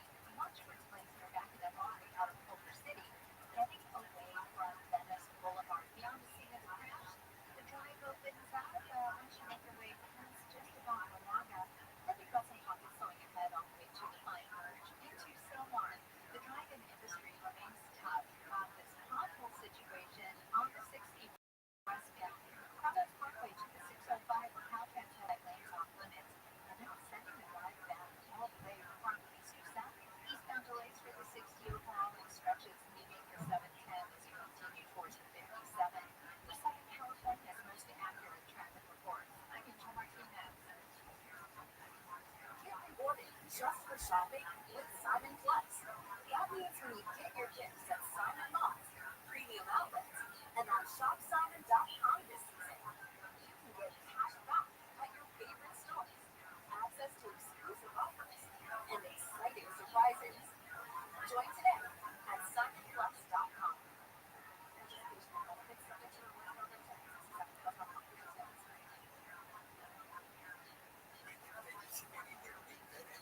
Casino.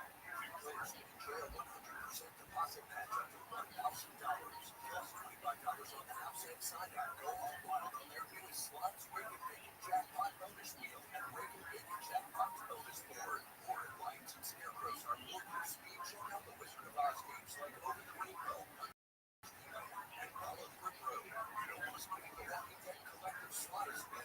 Download the BetMGM Casino app and get a 100% deposit match up to $1,000 plus $25 on the house. BetMGM and Game Search for money to play responsibly. BetMGM.com for T's and C's. 21 plus to wager. Michigan, New Jersey, Pennsylvania, and West Virginia only. Games may vary by market. All promotions are subject to qualification and eligibility requirements. Rewards issued as non-withdrawable site credit or spent unless otherwise provided in applicable terms. Rewards subject to expiring. Gambling not involved. 800. Big Boy Squad. Big Boy Nation.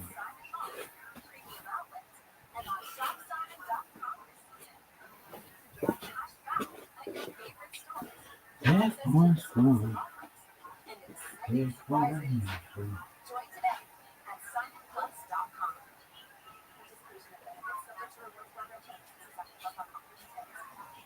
Big Boy Squad. Next, are chasing home inside the action and support the team. Join inside the official U.S. Ski and Snowboard fan loyalty program for exclusive perks. Visit insider.usskiandsnowboard.org to join today. It's time to do life simpler and enjoy a more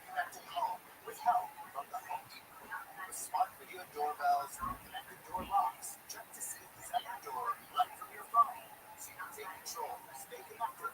Feel safe knowing your home is secure wherever you are. Find all the products you need to do life smarter at our everyday low prices. Smart Home Start here. The Home Depot. Out tours in more time.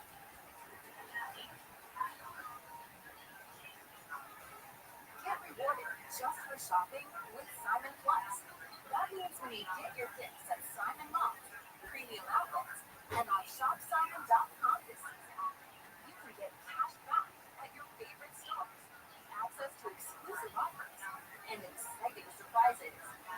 Join today at SimonPlus.com. Participation and benefits subject to a program terms. SimonPlus.com for details. Pizza Hut is hooking you up with more of what you love. Right now, Kyoto large one-topping pizza for $9.99. That's anytime on one of the crust for under $10. It's definitely better than not getting hooked up with everything, or just like some soft fries at the bottom of the bag. So stick with our hook and get a large one-topping pizza on the Pizza Hut app. No outrageous app.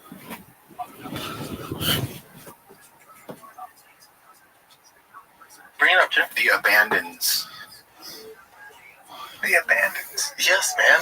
On Netflix. You're right. You piece of shit. Sorry. So the writers from the writers. Damn, I was hoping to catch. I was like with Brighton later. The Abandons. Yes, man. On Netflix. You're right.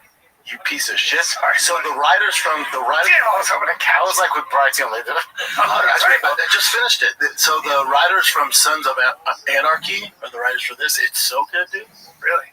So it's about what? Western? Yeah, I love my Western. I'm a hunter now, so all I do is watch Western shit. I'm a hunter now. Hunter. I can just see you getting really into that. Yeah, I love it. It's good. Kurt Sutter, Sons of Anarchy, so good. Oh, yeah, Kurt Sutter. That's good. I just started watching Interview with the Vampire, the newest one. I think it was on Hulu now, but now it's on Netflix. Listen, I can handle two men kissing. This is... I think they made it during COVID when it was like the super woke time. Yeah. But I'm so into vampires, I'm powering through it. Buddy, they butt fuck. Oh, do they? Buddy, you got a black vampire, white vampire, butt fucking. Really? And then I like my wife. Ask you this. My wife. Oh, the white one's doing because the white one's the leader. He's the head man. He's the one that turns everybody. Yeah. But it was so gay. I look at my wife. I go, and she goes, I can't believe you're just gonna power through this. And she's like, I'm like, nope, and I turn it off. And I go, you know, I got this vampire's like thousands of years old. So in my head, I'm thinking, yeah, they fucked so many chicks throughout the years. Yeah, they just go for butts. Well, there's a gay friend of mine who was kind of famous back in the day, still is probably, was saying that we were hanging out in New York. He said, and he was talking about this guy. He was so fucking hot. He was a running back. Nobody knew he was gay. Black, thick black running back. And I used to fuck his brains out. And I was like, and he goes, I'm not homophobic at all. It just makes me feel a little sick. Push his knees right up to his nipples. And I was like, just go balls deep. I'm like, how, like, my head's going down. I don't know where to go with this. Cool, man. It's so interesting. Tear that ass up, dog. Yeah. Yeah, so, you know the guy from another celebrity? Famous as shit. And I always had heard it. Same story I told you? No. Mine's so legit. I wish I could tell you. But this is another one. And I've known it, but famous and gay. And now I know it's true. Because I was always like, because I'd heard it from very, very reliable sources. Incredible. Big time actor? Big time. And I'm like, edit this out, Chip. Dude, let's take a break, buddy. Because listen, the fight is actually happening. Jake Paul, Anthony Joshua. You're gonna put some money on that. Yep, live on Netflix, December 19th. Two worlds collide in the ring, and the DraftKings Sportsbook has the action covered. Bet on every round, every punch, every knockout moment with live betting and fast payouts. You're always ringside for the action. Download the DraftKings Sportsbook app today. New customers bet just $5, and if your bet wins, you'll instantly get paid $200 bonus bets with the code FIGHTER. That's code FIGHTER in partnership with DraftKings. The crown is yours. Gambling problem? Call 1-800-GAMBLER. In New York, call 877-8-OPEN-Y or text OPEN-Y 467-369. In Connecticut, help is available for problem gambling. Call 888-789-7777 or visit ccpg.org. Please play responsibly on behalf of Blue Hill Casino and Resort in Kansas. Half-year per wager tax may apply in Illinois. 21 and over. Age and eligibility varies by jurisdiction. Void in Ontario. Restrictions apply. Bet must win to receive bonus bets which expire in 7 days. Minimum odds required. For additional terms and responsible gaming resources, see dkng.co/audio. Limited time offer. Which makes sense for so many reasons. And with my own personal experience. Because he banged me. No. Bring this up. I think in Romania, because my wife sent me this, I bet who knows if it's AI. Let's see if it's Google. If you Google it. I don't trust Google. In Romania, they're doing a Dracula theme park. My wife sent it to me. She's like, "This get you travel? This would get me a travel. I would fucking go to that." You are so weird. And you would go just to go to and I do theme park. This can piss you off so bad. I would go. Well, listen, dude. Listen. All that history. Where's that at? Where's that at, bro? That's in Hungary. It's in Hungary because that's where Vampiro's at. Dracula. Yeah. Is that in Bucharest? Romania's. Romania. It's not Hungary. Yeah. So here, this can piss you off. So I would go to Dracula Land, at all the rides, eat my funnel cake with blood, and then get back on the fucking plane not seeing you. My wife sent videos because she knows every town she is. This gets you to get on a plane. Bring up Florence. Just bring up the town of Florence. Just put Florence in Italy, right? Yeah, Italy, bro. Now look at that one. Okay, now just let me see that skyline. Zoom in this one. Right there. Now that's Florence, probably. That's not a picture. That's actually Florence. What are we gonna do? Show them the streets of Florence. Cobblestone? Yes. I don't know how to describe it, but it's the most beautiful city in the world. Like, that's... It looks a lot like New Orleans. Looks like New Orleans. No crime. Bring up Austin skyline. No crime. Wait, just give me some more streets. It's the most magical place. You know, when we were younger, before we had kids, it's where we would have hung and had dinner and talked and just look at it. There you go. Like living there, you can walk that whole city in an hour and a half. You can get anywhere, and it's all walking, and it's like that. It's just incredible. It's incredible. Old school. You can walk in bare feet because the stone is so beautiful, and it's just the most incredible place. But it's so incredible that it gets too crowded. But look at that shit. Oh, it's crowded? If you go in the winter, it'll be fine. Like the food and everything. Is that why everyone goes in the winter? Is it cold in the winter? Yeah, but cool like this. It's not that bad. But it's so beautiful. I'll tell you what, I was in the favelas of Brazil, just hanging out on the curb with all the Maoistas who spoke Portuguese. That was fun. Yeah. So think of that though with no crime. Like Florence is so safe. Oh, Diamante? Well, the thing is now we have kids. Yeah. And I'd rather be nowhere else but with my kids. You know what I'm saying?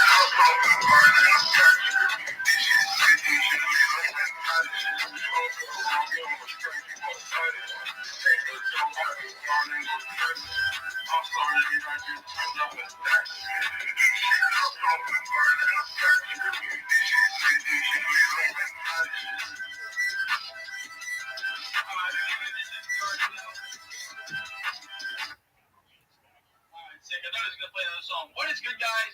Like, comment, repost the space, drop something in the fucking hill. Again, guys, quote repost. Start that shit, guys. Quote repost the space, make some content out of it if you made it to the stage, guys. Hit that request. I want to see what the fuck is good, guys. Invite your friends, invite your homies. Smash this shit in as many group chats. I'm telling you guys, throw this shit in the group chats, get some friends. And also, invite me into your group chats as well. Invite Ship into the group chats. Do all that shit. You know, I want to meet a bunch of people. Connect with me, I'm going to connect with you, bro. I'm going to help out everybody. But yo, again, like, comment, repost the space, and we get this shit started. How's everybody enjoying their day, though? man. Pretty good, bro. Can't complain. You know, we here with it. That's what I'm talking about, my bro. Also, guys, I'm going to be calling the most recent replies in the spaces anyway. Just hit 50, yo. Good shit, guys. Good shit. The next level up is going to be a 100 comments. So I got my bro Wizard. We got Nara. We got Can't Trade. We got Madrista. We got my bro Shrimp. What's good, Shrimp? We got Rabbi Rothschild. We got Screaming Ape. We got Daniel. We got Daniel again. We got Shammy. We got Swig. We got Everlast. We got the Wizard. We got Suzanne. We got Samuel. And we got Kaza. Like, comment, repost space. If you guys want to get shouted out, hit that. Guys, quote repost space. Remember, I want to start that trend, guys. Because I'm telling you what, the quote repost is super beneficial for your page. It's also super beneficial for the space. Pushes it harder into the algorithm and also gives you guys content as well. So yeah, guys, hopefully everybody enjoys the space today. We're gonna have a big one. Also, I'm gonna put something up to the top as well. I think it'd be a cool opportunity for you guys to kind of see what we got cooking. So yeah, guys, partnered up with Fabcoin, guys. So go show them the Fabcoin and Fab for one. Tell them, yo, Shift brought you over. Be like, yo, my bro Shift told me to go check you out. I'm also gonna go on their page as well. They got something that I'm probably gonna show up to in a little bit. So we're all gonna raid this shit, and I think it's gonna be super sick. I want everybody to legitimately,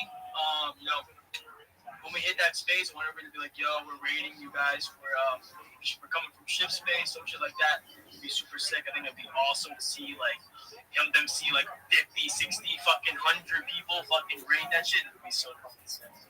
Yeah, I'm gonna go get that. But yeah, Trim, how you feeling, my bro? I'm feeling pretty good, bro. Can't complain, you know. Just vibing, chilling, bro. Yeah. I'm also gonna put this up, guys. If you guys want to get, I want you guys to start getting on these lists. Everybody's space, join this list. There's gonna be a lot of big opportunities.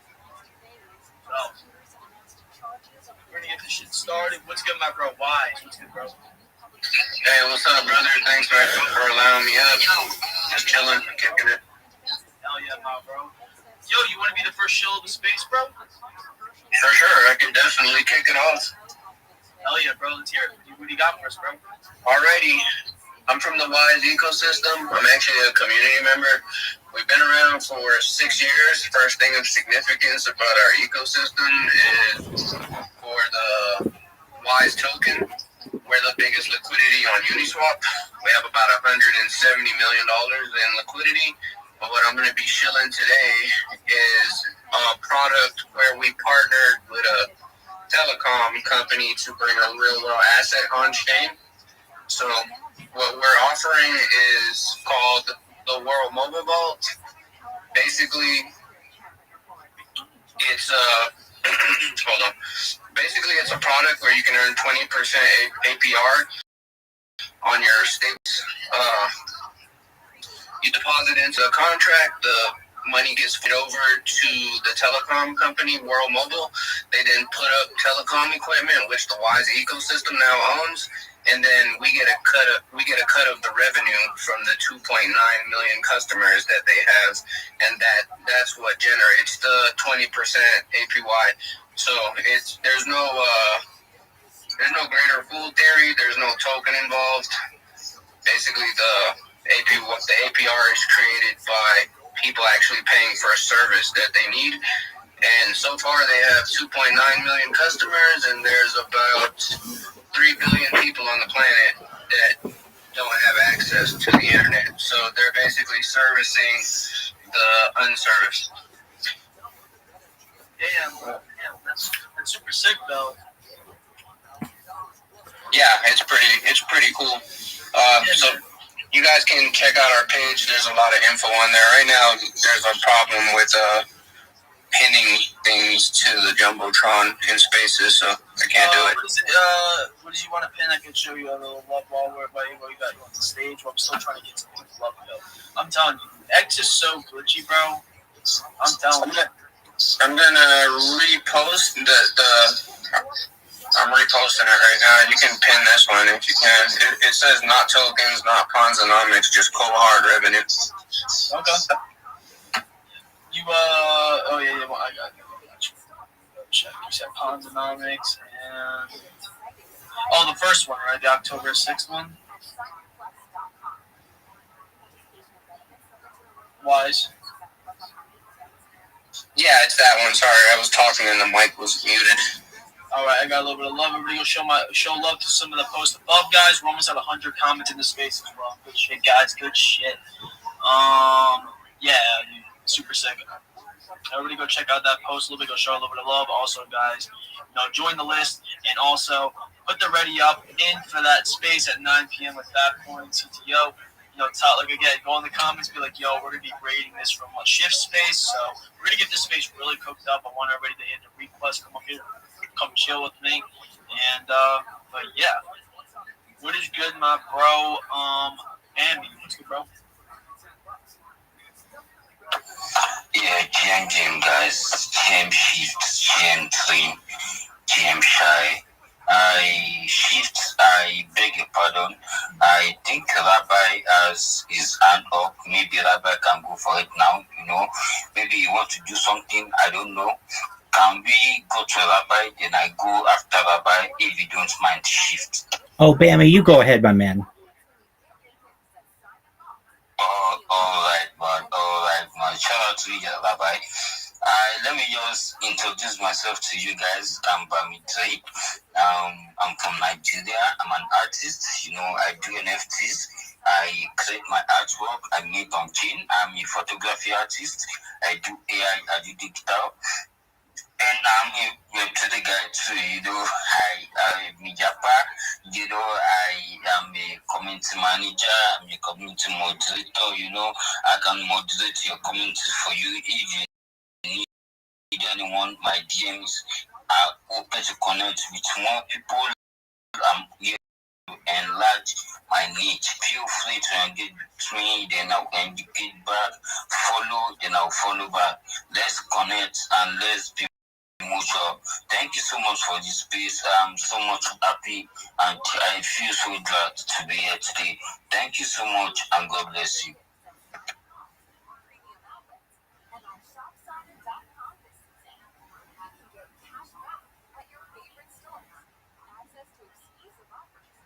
Shift, are you there? Bro, I was doing the same fucking thing, bro. I was talking with the... shit. Anyway, I was just gonna say, yeah, man, I love showing the support. I love, helping my people win. And, I think there's a good opportunity for you guys to, come up on the stage, talk about what you guys want to talk about. And also, you guys gain some knowledge, gain some, awareness on you. And also, guys, like I said, yesterday we were talking about, gaining awareness for your profile. And I was, saying, yo, a lot of people they don't like reposting the space, but I'm gonna tell you straight up, for real, the quote repost is way better for you and the accounts. You guys can start leveraging these big spaces and being like, yo, I've been a part of Shift Space, and you being a speaker, you screenshotting it, using it to your advantage is gonna be very beneficial for you, because being able to come up on these stages and talk, a lot of people are not able to do that. So when you have the ability to do that, it's super sick to be, putting it on your profile and, leveraging that. But yeah.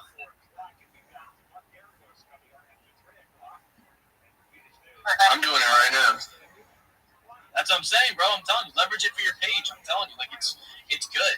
One, it gets more people into the space, which is more alpha. Because again, guys, the reason why we want more people in the space, obviously, the bigger the space gets, the more leverage you guys can use. But also, another thing is it gets more people in the space. It gets more people that hear projects early, get people's point of view and shit like that. Because I want that. I want some alpha in the space. I want to know what is good.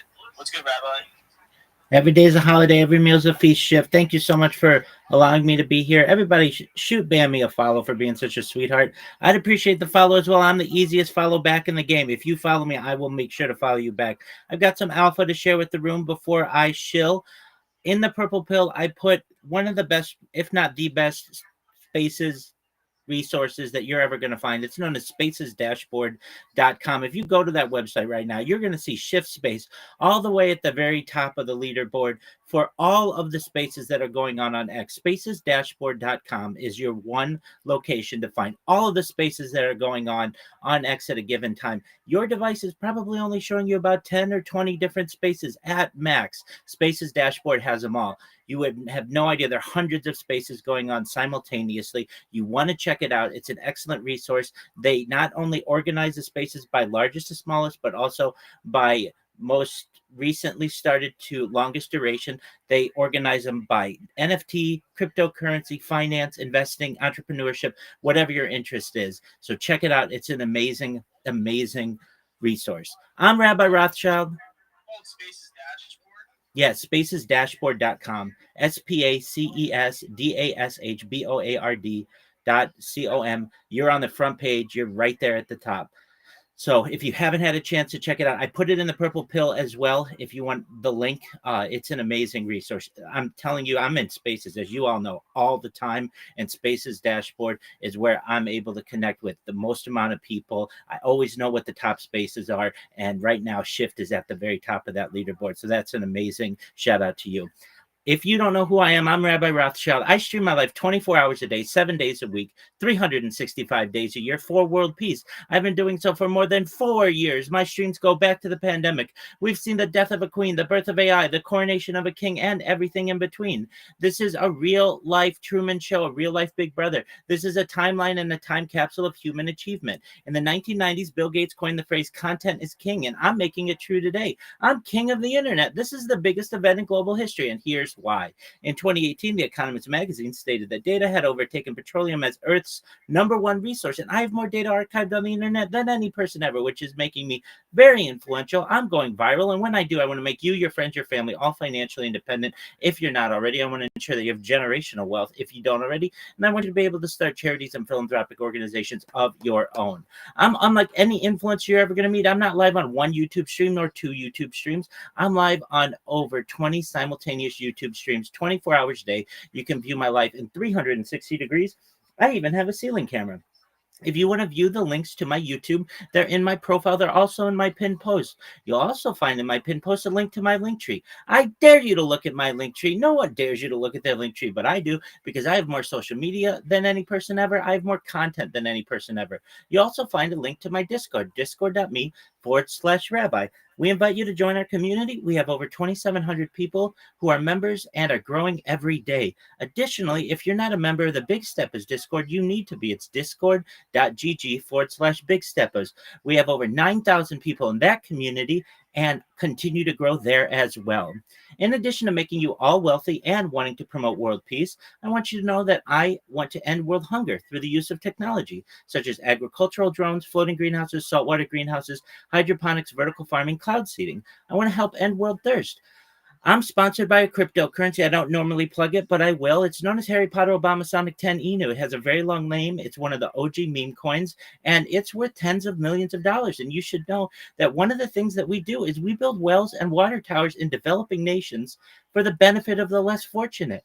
We have built multiple wells, multiple water towers in places like Nigeria. We run toy drives in the United States. We help the homeless globally. We do everything that we can to give back to the community. Additionally, I'm an advocate for the LifeStar program, and most importantly, desalination technology, where we pump Earth's seawater onto land to make it drinkable.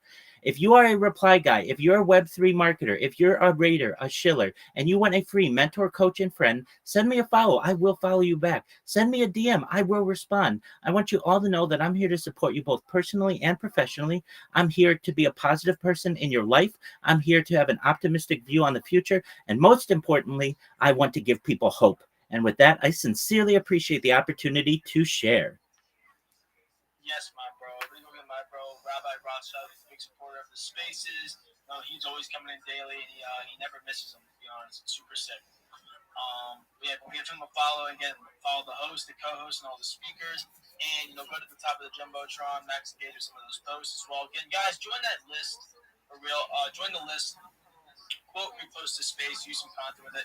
Trim, would you like to shout out some of the most recent replies in this space? We smashed past 100. List for real. Join the list. Quote, repost to space, use some content with it. Trim, would you like to shout out some of the most recent replies in this space? We smashed past 100. Bet, bro. I got you, bro. Let me go straight to it right now. All right, bet. We got, we got Reply 5, bro. We got Dave. We got Alice, bro. We got Nitro Rizzy, bro. We got Rhyme. Bro, WPFP, bro. I ain't gonna lie. I'm tapped in with them Tokyo guys. I ain't gonna lie. But anyways, though, we got Ferris Sassly. We got Dave again, bro. We got the Richie D. Rizzard. We got Mr. Ziku. We got Swig. We got Big Sam. We got CR7TC. And a whole lot more max engagers, bro. Keep max engaging, bro. Do what you have to do, and let's keep this show, bro. That's what I'm talking about, my bro. I'm gonna go give Trim a follow. Go make sure, like, guys, he's also gonna be starting doing spaces as well. Me, Trim, and some other individuals are gonna really start like creating like a little group. So prepare to be kind of like watching us. It's not a branch away from the Big Steppers, it's actually an add-on. So we're going to have like our own little teams inside of Big Steppers that are going to be like kind of like going in circles around running spaces so that you guys kind of have a schedule to follow. Like, if you like our group, me, Trim, and some other individuals, we're going to kind of like have that going so you guys can always know, good times to find us, and always knowing like when you go to Trim, you're going to go to somebody else, you're going to go to somebody else, you're going to go to somebody else, and you're just going to know in your head where exactly to go in the space. I think that it's going to be very beneficial for people to know when we are live, because I mean, look, I went to the gym today. I usually run my spaces around 3 or 4, but I had to hit that gym today.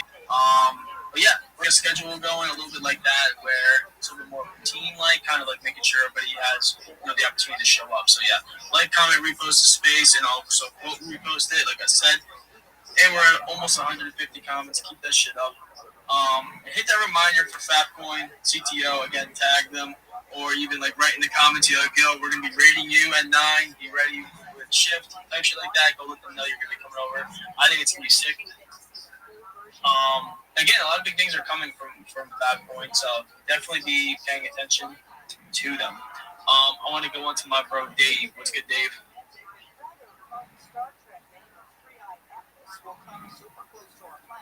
Yo, Dave. Yo, Jim, man, I was in the comments, man. Sorry. How are you doing? No, it's all good, bro. Yeah. I'm doing good, bro. Yeah, Jim, everyone. My name is Dave. I'm always on shoot space sometimes, so this last section, and I don't even come up like that. Thank you for bringing me up. Yeah, thank you very much. Yeah, so I just want to stage, bro. I be letting a lot of people up on the stage, so you're welcome, bro. Thanks, man. So I don't feel about myself. I'm a content writer. I write content for projects. I'm an ambassador, an NFT collector. I love NFTs. And I'm a community moderator and builder. I help in overseeing your servers and all that. Yeah, and also I want to talk about a project, an NFT project. Yeah, Mint is on the 25th of this month. Yeah, I'm talking about 11s. If you check on my profile, my pin post.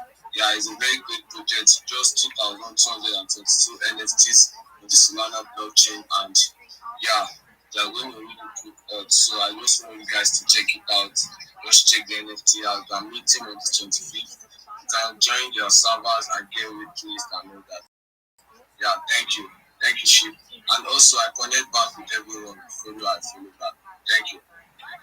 Yep, same, bro, same. I'm gonna be following everybody that also follows that list as well. So if you guys want to follow from me, make sure you are following that list. I'm gonna be making sure, because there's a lot of big things that are gonna be coming out of that list that I think are gonna be some cool opportunities for some people. So yeah, especially people that are like trying to level up their accounts. Like, I know people come here for a little bit of advice. They're like, I'm new to crypto. I want to know how to like start leveling up my account, how to basically how to market myself a little bit, or like a little bit about branding. And you know what? Like, that's just an add-on to the tool belt with this list. So yeah, definitely tap in with that, and share it around too. Share it around that you're in the list. Again, it's going to be very, very useful once we get this shit moving for everybody. So yeah, guys, lock in on that list. Follow the host, the co-host, and all the speakers, and quote repost the space. if you made it up to the space, make a post about it. I'm gonna fucking also reply in that shit as well. Give you guys a little bit more momentum as well. Because enough me replying to the space or replying to your post will push it to the algorithm more. But yo, what is good, Mr. Digit? What's good, bro? What is good? What is good? I hope everyone's having a lovely Tuesday. I'm chilling. Yes, sir. Yes, sir. I'm always locked in as always. Usually, I mean, I don't really pop in spaces like this like I used to, but I think for me, I just like gotta lock in and gotta focus and. Yeah, what the fuck is with that? With me? I don't know why. But I got.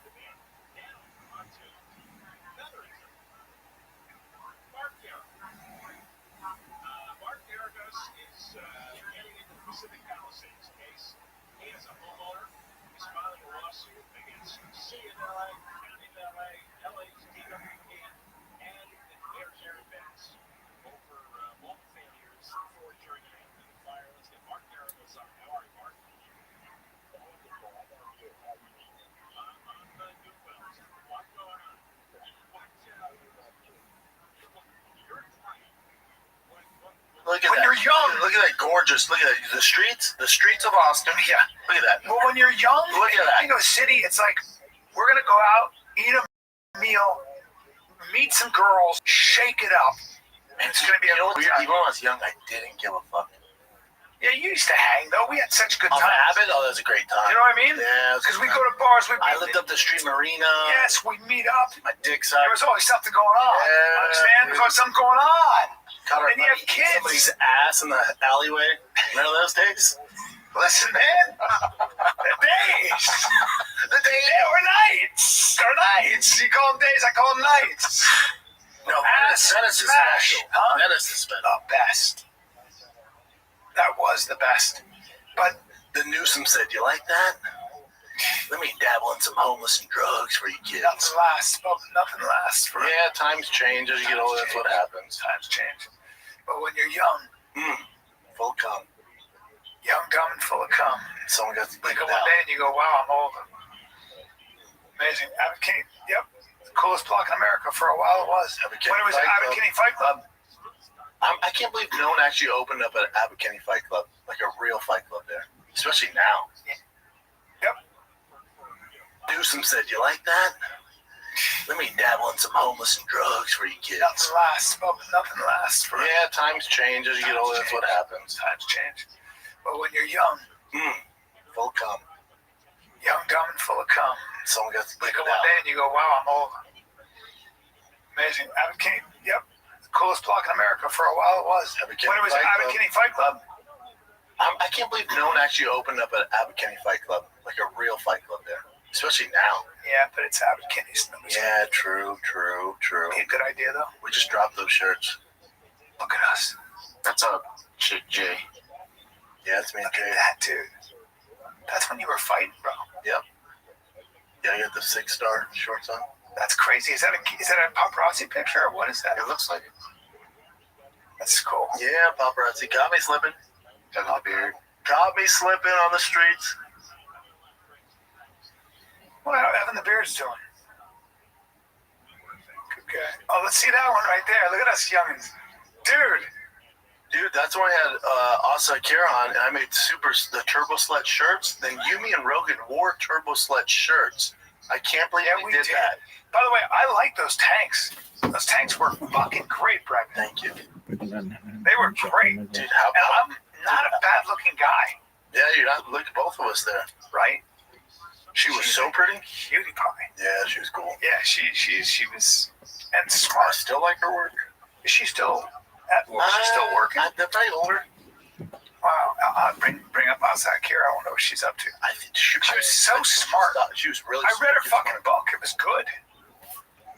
I liked Asa. I really did. I thought she was really...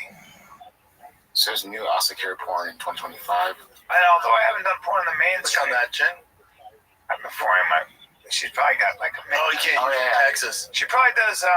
what is it to there? And although I haven't done porn in the mainstream right there, yeah, see what she's saying there? Since 2008, I've been lucky enough to add many times in my career, and although I haven't done porn in the mainstream studio sense for a while, I've been performing on my own amateur style content this whole time. Haven't retired from shooting even 1 millisecond. I've always said I would quit when it wasn't fun anymore. I stand by that. I'm 12 years deep, heavy on the deep, and still wanting for this to get boring. So we'll be like granny porn. So good for her. Jeez. I'll say Kira. She's one of those people who I genuinely believe is just like really actually is a freak, loves it. Yeah, take it easy, cowboy. Yeah, she's always super pretty, smart. Very smart, man. She's no dummy. And just a real expert of her craft. I mean, sometimes like how you know, I don't believe I've ever seen her do. I've never seen one of her porns. I'll send you some. Never seen. I'll send you some clips. It's impressive. You're like, I don't know how we're gonna. She looks great. Yeah. Well, she's Asian. Yeah. She looks really. Is she Korean? No, Japanese. Akira, man. I mean, disrespect you there. It's all good. Just like a regular group of friends. Yeah, she's living. Vida loca. I don't know. La vida loca. It is what it is. She's still doing it. Good for her. Yeah. Yeah, very smart. Very smart human being. Yep. Very smart. Which is rare. Well, now OnlyFans, because it takes out the middleman. So you don't need to give a percentage to these studios. You just hire a dude, film it, upload to your OnlyFans. You get 100% of the money now. Where before, they're kind of like UFC fighters.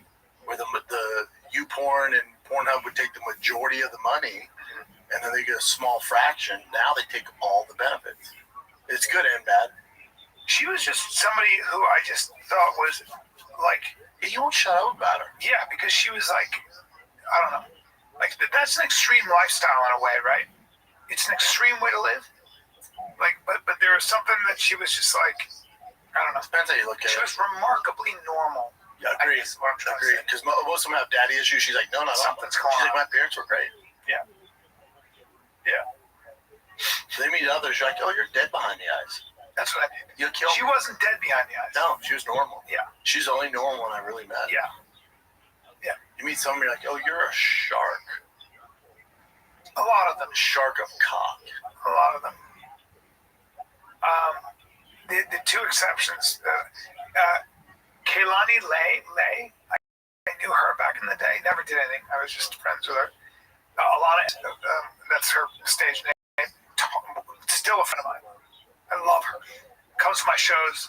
Another one. Always just like just a truly warm human. Don't you think there's a misconception the same way like fighters, oh, they're always super, which isn't far from the truth. They don't fight like porn stars. Oh, they're always dumb and have daddy issues and drug issues. I think there are always exceptions.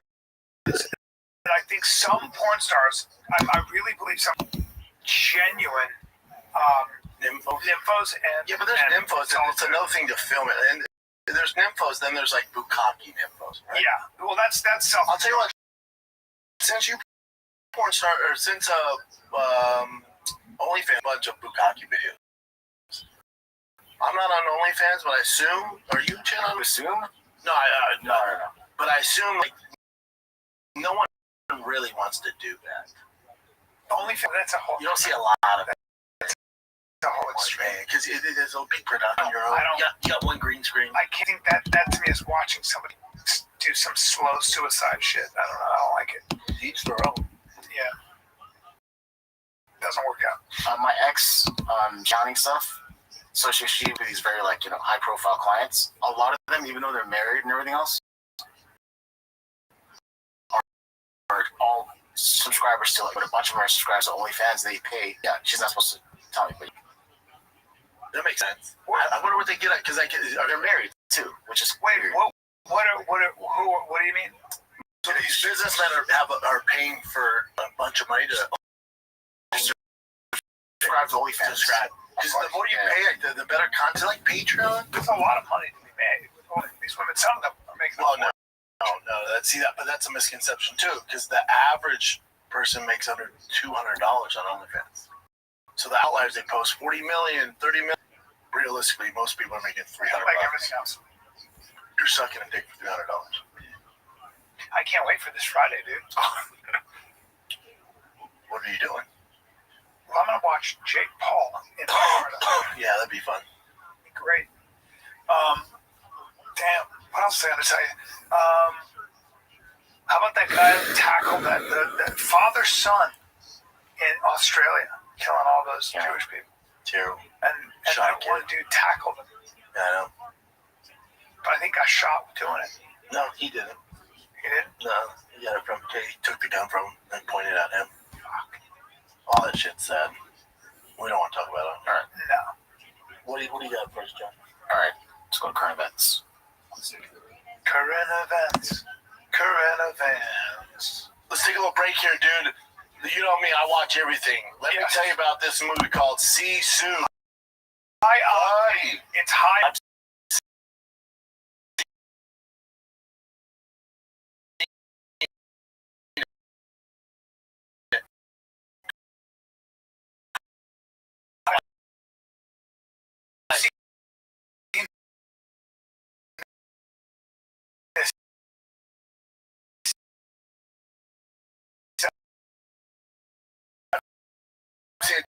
Twice, I've dude. seen this. It's so good.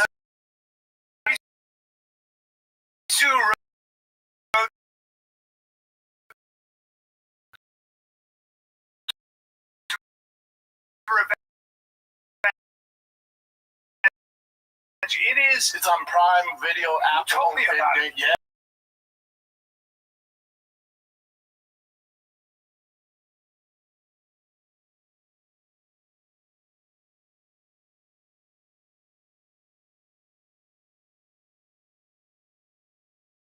To the house where his family was brutally murdered during the war.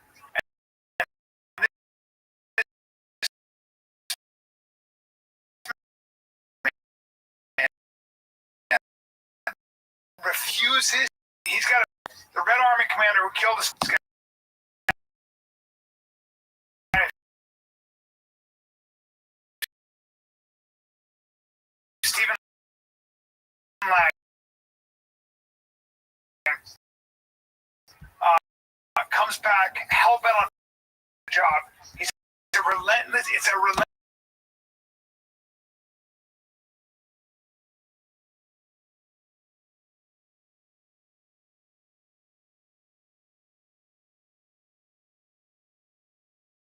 Sisu Road to Revenge.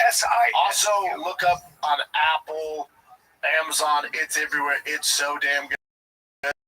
S-I-S. Me and my family watched it twice. Really?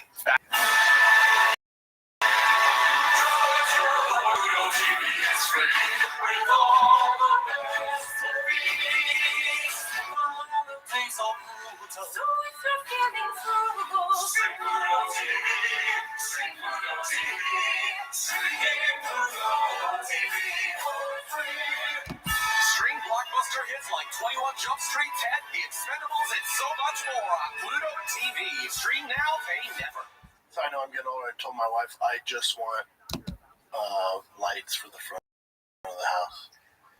Yeah, this guy was always had a drug addiction. I have a theory on this. Rob Reiner's son. I have a theory too. Rob Reiner. So you know Rob Reiner, what a beast he was. Of course, dude. Like director of Harry Met Sally, all that shit. Spinal Tap. Yeah. One of the great directors, one of the great producers, an incredible comedian, basically. And his wife was also, I think, a producer in her own right. A big one. Theory, bud. He had always been in and out of like homeless shelters on the street. He had such severe drug, but I think that he was probably always already crazy and had been trying to self-medicate, figure out a way to make himself normal. There was something going on with that substance abuse. You can look in his eyes, and he looks a little off. Yeah, Am I wrong? No, 100%. Complete piece of shit. He's just crazy about it. Yeah, but how long are we going to keep saying, oh, he's just crazy? I think we're going to find out. You slit your mom and dad's throat? You're not a good guy. I know, but I think we're going to find you're going to find out, B. I think a lot of this, where we keep saying people are crazy, you're going to find out there's a lot of evil people in the world.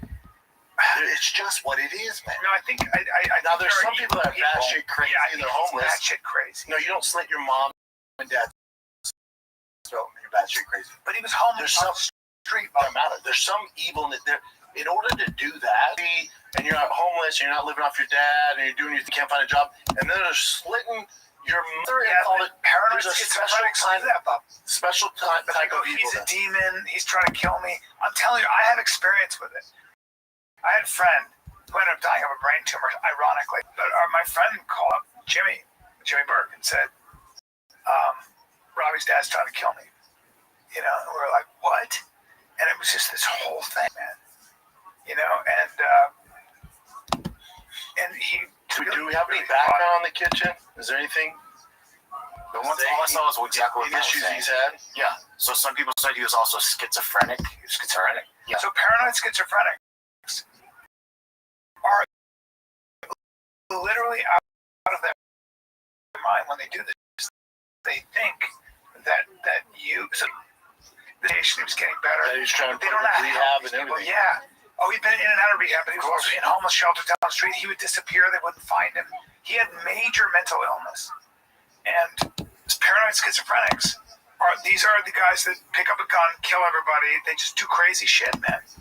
And we don't know why or what it is, but they're never the same. And I'm telling you, Bob, if you talk to people who have family members like this, it's way more tragic than it is. They don't use words like evil. They're like, there's nothing we could do. Look at him. You can see how skinny he is there. You see his eyes? Yeah. There's like a lot of clips coming out too where they're doing interviews because they did a movie together, you know, right? Yeah. But then he's just like dead behind the eyes.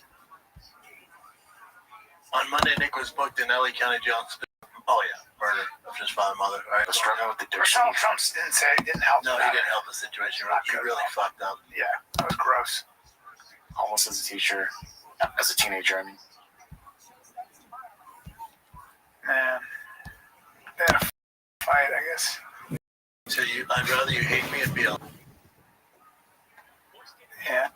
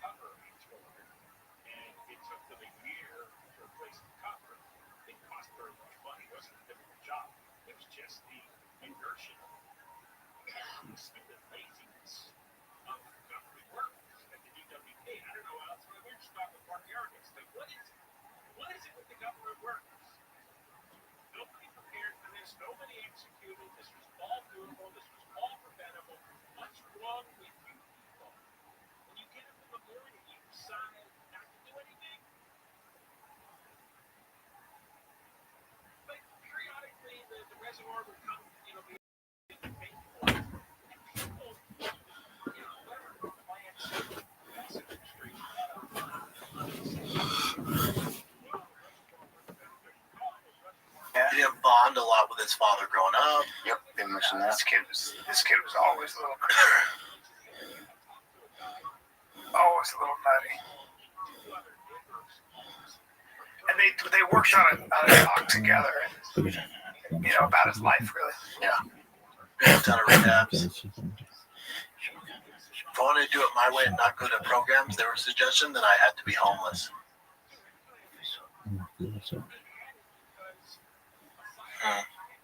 Man. The slitting the throat thing is probably the craziest part of it too, because that's like legitimately wanting to kill, like an evil way to kill someone. And then, you know, when I watch body cams with cops kill, it's up close and personal. Yeah, it's super like what do you call intimate. But then I see a lot of these people they're saying like, oh, there's a voice in my head saying like, I need to kill someone. I need to kill some. Even like at Macy's, I don't know if you saw this recently. Some woman was changing her diapers, kids' diapers, and some woman started stabbing her. Yeah, Friends and family told the Times that Rob and Nick got into an argument on Saturday evening at the party at Conan O'Brien's home, and that many people noticed Nick acting strangely at the party. There you go. You saw that Will Arnett, Conan O'Brien thing? So funny. Yeah. So God, that guy was fortunate that music. Damon's asking if your sister's address is okay to give. got the blue check, you see? I told you that would take long. Tell her make it look like a robbery. Oh, no, you did when I first checked. My bad. All right, don't worry, bro. It'll be minutes. All right, this is going to be infuriating as well. I'm sure you guys have seen this by now. With these tourists that are in Colombia. This was the craziest shit ever. This is going to piss you off so bad. Thank you for making an impact. To sign in the community. Make sure you've signed up for the ambassador program. Oh, Rabbi Rothschild's in the house. Rabbi, just keep watching what's kind of happening wrapping up here. But ring-a-ding at the bell. Yeah, this guy has a giant knife. What's up, Big Ben? Companion chose to step back. Yeah, I have a question about the ambassador. I think I just feel the ambassador program. With the internet walking down the street on vacation in Colombia. Yeah, I just did. I downloaded the area. So looking at the woman trying to steal her phone. According to the She ain't that into that woman. man riding by on a motorcycle that seemed to lose her. You don't have to be into a woman to protect her. Jumping into action to help the woman. The passerby hopped off his bike, hit the Well, motor. you can tell he's a cuck. You just look at the way he's wearing his fanny pack. Passing by also jumped in to help. And he has a backpack on. Colombians don't fuck around, by the way. They do not fuck Also, around. just give up your phone, lady. Yeah, but they don't. You're not fucking with Colombians. They will fuck you up. Now look at him. Now watch. Only once the thief was subdued is her companion seen managing to make his way out from behind the wall. Oh my god. Oh, that's him. Reportedly took the suspect into custody for full identification, but ultimately didn't arrest the man because no theft was committed and no complaint exists from the affected person. This now viral clip has sent shockwaves through the internet, with many criticizing the man's decision not to help his female companion. What a... Oh my god. You can't. You can't. Yeah, they have to go their separate ways. Move somebody. Oh, yeah, no, it's never. Who would want to? No. Well, the Netflix deal should be done, right? Of them buying Warner Brothers. Yeah. But then there was Paramount said they outbidded, but I don't know if it's 100% yet, right? Man, I wish I cared. We'll bypass this one then. It's all the same shit, right? Well, it's always kind of... Doesn't mean that now Netflix have everything? Well, this, like... Hold on. I don't Paramount. Yeah, Paramount does I don't give a fuck if it's on Netflix or Paramount. $108 billion. That's the most money I've ever seen. Great shit. Landman, all that They're stuff. trying to make big moves. Well, you have to keep up with Netflix. Yellowstone. Yeah. Big merger. Wow. That's insane. $108 billion. How the fuck do you have that much money? Also, the less streaming services, the better. Under 2, cool. Mm-hmm. Probably right. Cool. Gotta be like fucking. It's a nightmare. Locking in all the fucking time, locks me out. ESPN absolute worse. It really is. I talked to you about this, but you guys talking about the new series to watch. Have you seen Pluribus at all? Definitely look it up. I just saw one episode. Actually, really intriguing. What's it about, though? I can't say it because it's something like that. I'm out. It's gonna give it away. I'm out. A virus. Kind of like a virus thing, but the way they film it, it's really nice. And then as soon as you watch, it's like 2 episodes. Like, you can't just say Demogorgons and virus. I'm not in the virus. I'm not gonna find. I don't want zombie shit or virus. It's probably not about this virus. No, it is. It's spreading and shit. Who's in it? I think they're all like. You know, do you know what the tourist store is? The M&M store in Times Square. I refuse to watch. Shut up, man. You're making me mad. Pluribus. Yeah, Apple TV. The show, let me see. The show explores. Let me see. Which one are you looking at? Go up. Right there. The show explores what if we all go along premise, even if it seems so improbable to our brains. Oh, you mean COVID in California? Oh, you mean COVID under Newsom? We've been there. You think I want to watch that shit? Yeah. I lived it, brother. Yeah. I think I'm a hunter now. I'm with you on that. Watch the first episode, I'll say. Yeah. I'm telling Brian, I know you're not going to watch it. Watch the vampire. Hey, one vampire you fucks calm the other one. Fuck down, bro. Calm down. All right, Listen to me. give me something else. Interview with the vampire, they butt fuck, dude. It's true. That's good. Okay, let's take a little break.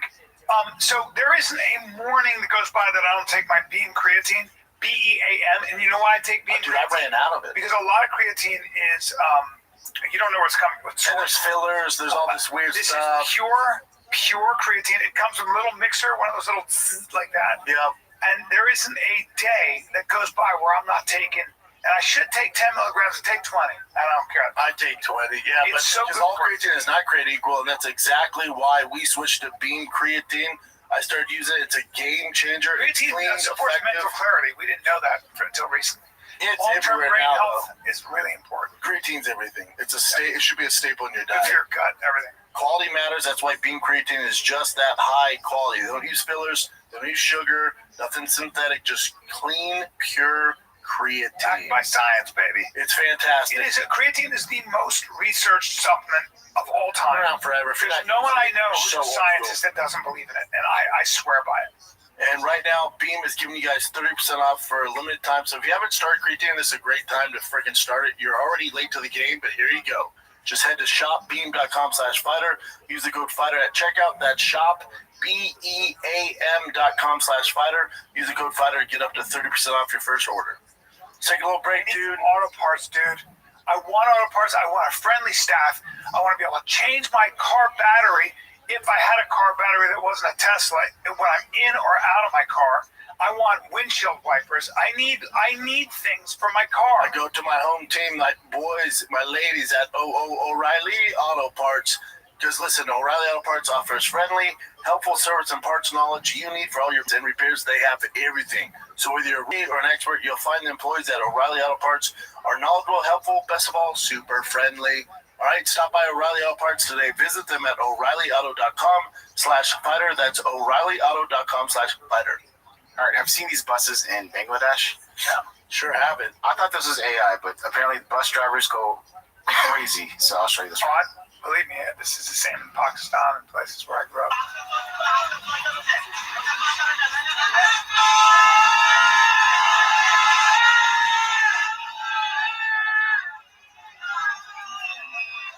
Is this like a video game or this is real? That bus is fucking flying.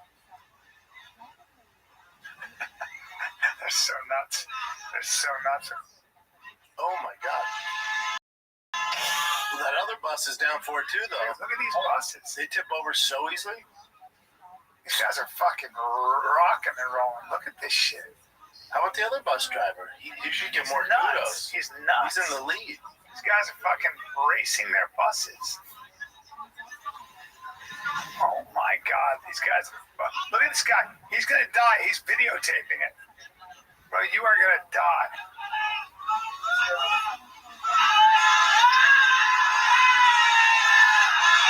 Oh my god, there's not much room. Dude, this might be AI. These guys are nuts. I think this is AI. No, I saw plenty of other videos too. They're just fucking crazy. Oh, that one's gonna tip over. But they all do it, so they kind of like they give a little bit of weight to the people that are behind them. I don't know. This is just a weird thing that they do. It's fantastic. Yeah, they're freaking crazy. Well, they're so bored. Yeah, I wanted to People die all the time. What's this? Hold on, let me give you not this. Actually, this one's pretty funny. Let's see this.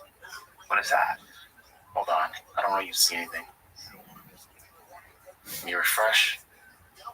So this is an Iran Tech Expo. Yeah. And these are supposed to be actually robots. It's a real guy the way he's walking.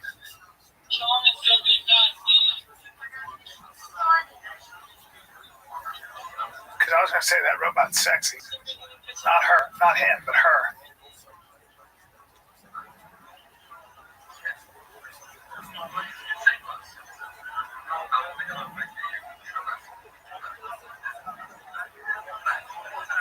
So it's just bullshit. That's not the future. You see the comment there, but she's actually not pretty. Adorable. But the comment there says like, yeah, it was supposed to be this thing where they see how many people that you trick. But actually, no, they did. That robot's got giant tits. Really? Yeah, huge tits. And acne. Oh, that's usually good. She's got. Oh, she has some heavy. She's got some heavies. She's super pretty. Yeah, she's pretty cool. Yeah. Yeah. Iranian women, man, they can be so gorgeous. Jesus Christ. God, she has a set of She really does. She really does. She has some double D battery. Fucking hilarious humanoid robots. They were performers. Yeah. Yeah, well, all right. Not a big deal, but they were actually trying to pretend that they were actual robots. When people found out, they're like, no, we're just testing to see if they can find out. Well, that guy's clearly walking like a human. The acne stains. She has giant tits and acne. Why would a robot have acne? Giant tits is really the giveaway. What is this? This is a police officer. Tell me what you guys' thoughts are on this. So he's alleging racism, and he's suing the police department that he's part of. Fox 11, this is LA.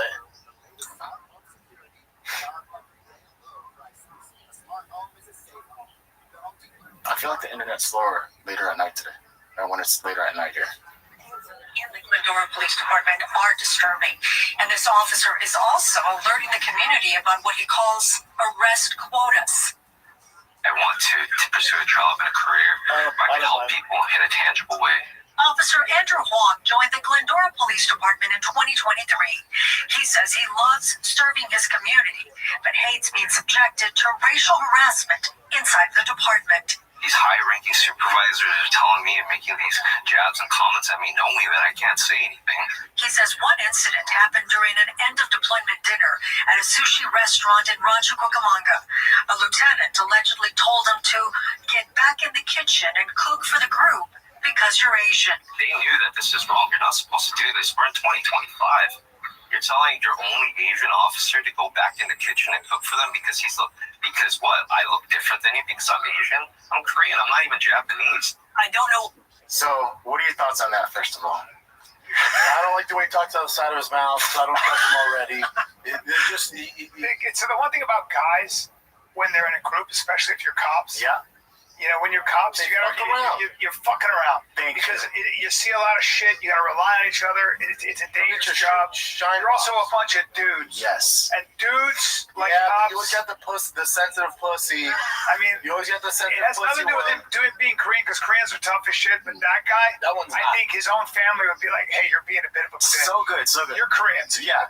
When I first saw this, I'm like, oh, God, what a bitch. Because my closest friends that are Mexican, whatever, we make fun of each other all the time. And if you're cops, especially, yes. And if they were saying that to him, it's out of love, it's like. I text my brother, what do you think of this? He just says, pussy. Yeah, 100%. Yeah. Clearly knows karate. Yeah, and Koreans and like Japanese, Chinese people, they don't really complain. They're way tougher than that. They're like, fuck you. No, they talk shit back in the valley. I guarantee that guy's American. He's not Korean. No, he's American. He's just. And he's suing. He's looking for a payday. Yeah, exactly. He just got. He didn't want to be a cop. Probably a bad cop. Yeah, he didn't want to be like, oh fuck, this job sucks. I feel like he didn't want to be a cop, and he just wanted some money. And he's like, here's. He talks on the side of his mouth. That's the biggest thing. And also, like, get back in the kitchen. Roast him for talking on the side of his mouth. See he's joking. Like, is that really gonna upset you? And he's annoying me. He only look at the one side shut, the other's open. Is he no longer a cop now? Yeah. Absolutely not. Yeah. No, the boys like, get the fuck out of here. We can't trust you. Yeah. Disturbing. I love the report. It's disturbing allegations. I know. It's just like, come on, dude. Shut up. I'm saying sushi martini. It's not very authentic. Correct. I guarantee there weren't too many Japanese people making your food. Hold on, what's this? This is a little bit older. So this is when Terrence Crawford was stripped of his belt because he didn't pay these fees, the sanctioning fees. Have you heard about this? When they win these belts, they have to pay money to keep the belt. And upwards of what? $300,000. So he's like, fuck it, just keep the belt. Interesting. He didn't want to pay it. He made $50 million from that fight, but yeah. I mean, why would you pay $300,000 in, Not 6%? He's like, I'd rather have my money, keep the belt. Yeah. I get it. And it's kind of like, I was going to compare it to the college stuff. Like, I don't give a fuck. Yeah. Everyone knows I'm the greatest. So good. So good. Alrighty, Tim. We didn't talk about it, but Conor McGregor's lawsuit against the sexual assault thing was dropped. I'm pretty sure you guys know that, right? Oh, wow. I saw that. Yeah, so that's good. It got cleared, at least in this country, right? Yeah. The one in Miami? Now the woman, the final baseball NBA finals. Oh yeah. Oh yeah, the one that was in the big one. We knew that was the big one's in Ireland. That's the big one. Well, he lost that one in civil. Yeah. Why is there a criminal case? No. And someone said, I want to show you one more after this. But what is that? This is some sort of jiu-jitsu event, and the referee is very small. And this is Gordon Ryan, and there's some other dudes, and it was like someone from Patreon said, like, yeah, it is. Some other dudes, Chin. That's John. I'm not in the jiu-jitsu community, but yeah, it's John Dollar though, dude. But check it out. So the whole thing is about the ref. Imagine these two guys coming in, and the ref is like, folks, look at this athleticism.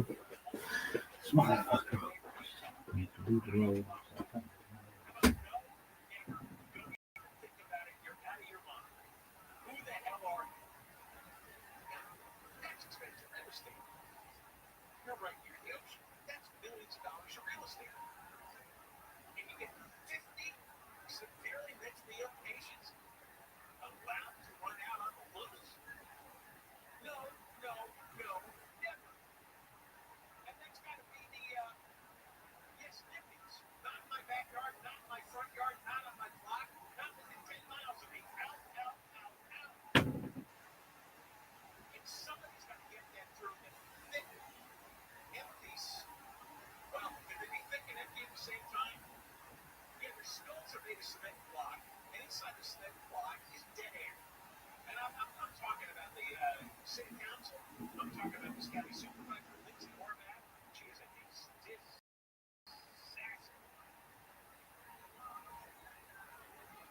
And she claims she was blindsided by this. The Department of Mental Health didn't inform her office about the project until the funding had been secured. Oh, stop. How many people know about a project where a guy comes in and goes, I'm going to run 2 buildings, 50 bedrooms, and I'm taking gas for the year. like this tiny dude trying to break it up between all these killers. I love that Gordon got up. Look at Gordon. Yeah, he was smiling first, like, and then boom. Oh, fuck with Gordon. This guy was holding on to the choke. No, sorry. This guy had a choke on him that was held out for too long, so he probably went at the other guy, and then that's when their teams came up. Interesting. A lot of testosterone. Yeah. A lot of testosterone. All right, let me just go scan through all these real quick, because there's a good zillion. Daddy's tie. You tie. Yeah. Just one more. Tie. I saw this. No, not this one. I'll leave. I'll let you watch it. That's a fast-moving river.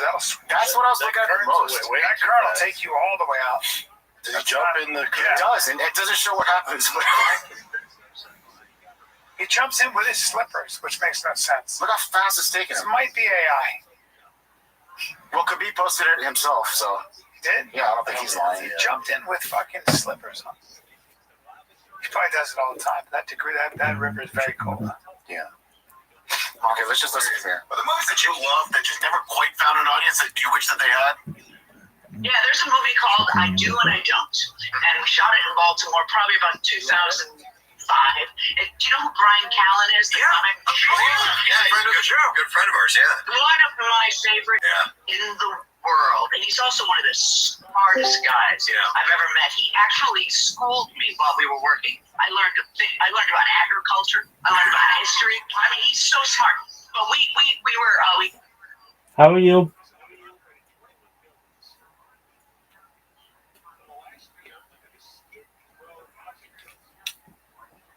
Hope you're doing well. I play, and I forget the guy who was my husband, but we're, what do you call that thing when you're Catholic and you're getting married and you're pre-Cana? Yeah. We're pre-Cana instructors, and he's getting married. And they come to us, and we insane and drug-addled. We kind of take them hostage in our house, and it's really funny. It's called I Don't. Oh, I have to check that out. Okay, so I love it. When I hear that title, I do and I don't, I immediately think of Best in Show because that was. But yeah, she's giving you props. I love Jane You're the so much. smartest. She's so talented. Yeah, I love Jane. She's We awesome. had so much fun. We had so much fun doing that movie. She's so funny in role models. Oh yeah, she's such a great human being. I miss her. I had so much fun on that set. That was really cool. That's cool. Good way to end it. Good way to end it. I'll see you this weekend, guys. Not this weekend. I'll see you December 26th, 27th, 28th, Tampa, Florida. And then over the New Year, I'll be in Tacoma, Washington at the Tacoma Comedy Club. December 31st, January 1st, and I'm going to get on a plane, go over to Spokane, January 2nd and 3rd, doing Spokane Comedy Club. Can't wait. And then January 8, 9, and 10, Appleton, Wisconsin, Skyline Comedy Club. God bless. All right, guys. Just broke the set. If you're enjoying the show, you want ad-free, go to the Patreon right now. We just uploaded. What did we upload, Chin? TRX. The TRX truck breakdown. We had some. I brought my watch collection. We got Q&As on there, so you get extra behind-the-scenes content, fan questions, all this and more. It's just $5 a month. Get you some. It's patreon.com/TFATK. All shows are ad-free. You get 2 extended ad-free episodes. And all shop show are ad-free as well. All right? Patreon.com/TFATK. This is Byron Kid. We're out.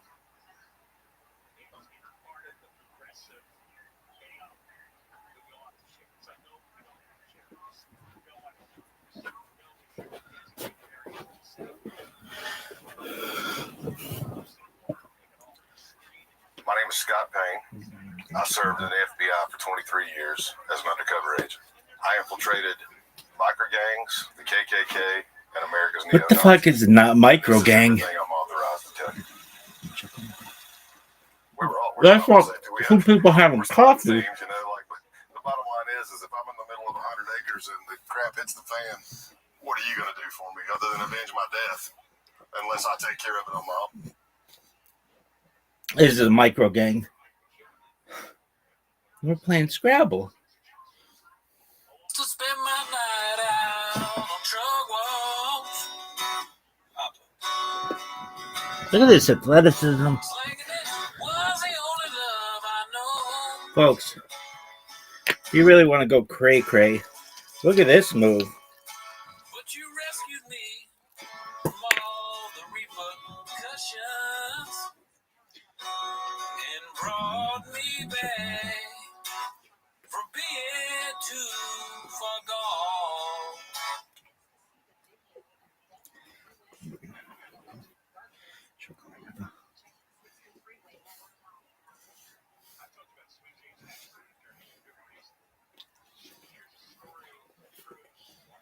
Welcome to Douglas. Willkommen zu deinen Die will ich Geschenken. Douglas, welcome to beautiful. Jibber jabber.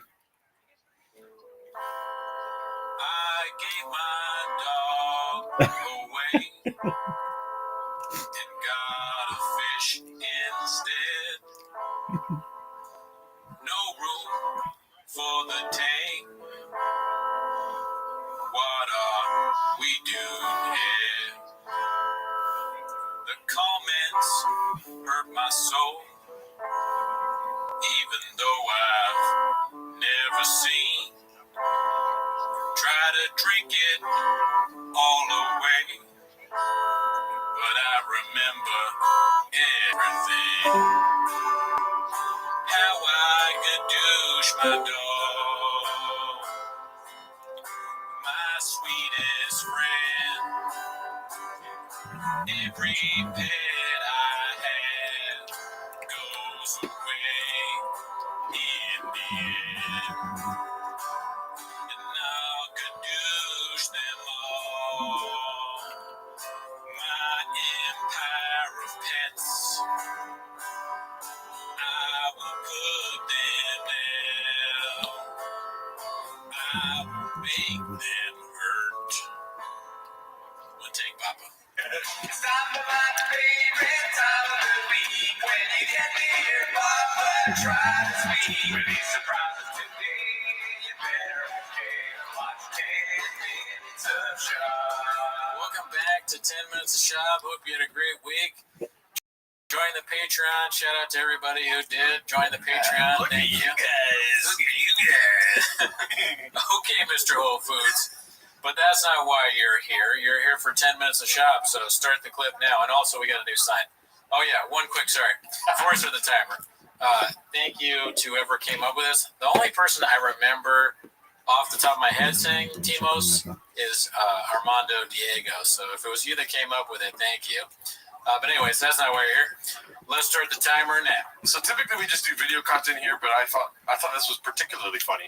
This one was posted by Neil Bench, and it says, "This has got to be the most uninviting thumbnail I've ever seen in any facet." And then it's that. Look at their faces. They're so sad. They've been through it, man. They just read. Looks like they just read some comments. Yeah. They just checked social media. I guess they've also done hours and hours of podcasts, probably. Yeah. This is right after Food Truck Diaries and whatever. Maybe Brian has his sandal podcast or whatever it's called, the flip flops. It looks like Brian's thinking like, "Oh my God, did Brendan really buy a gold chain like that, dude?" You know? He's thinking what all these people are thinking. I'm trapped. My own actions have trapped me in this timeline with Shop. I never will be able to get out. I monetized my life. I thought that was funny. And then, so the first clip today is posted by No Cauliflower 4577. It's called "Open Micer Calls Out Papa in front of the Undertoad Gets Props." Okay. Chaos. We're all dressed up. So good. Yeah. What'd you rate it? How'd you rate it? On a scale of Brandon Shaw to 10, what'd you rate it?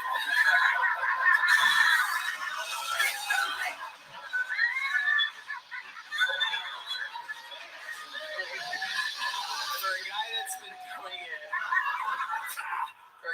it, how long have you been doing this? 5 months? 5 months. 5 months. Yeah.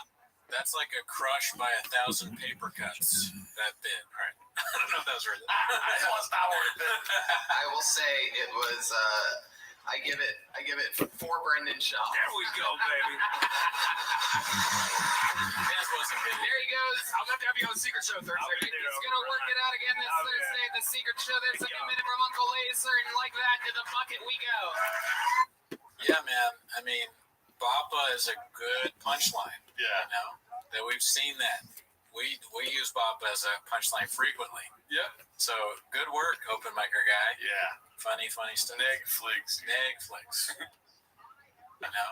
That we've seen that. We use Bappa as... That's that bit. All right. I don't know if that was worth it. It was not worth it. I will say it was.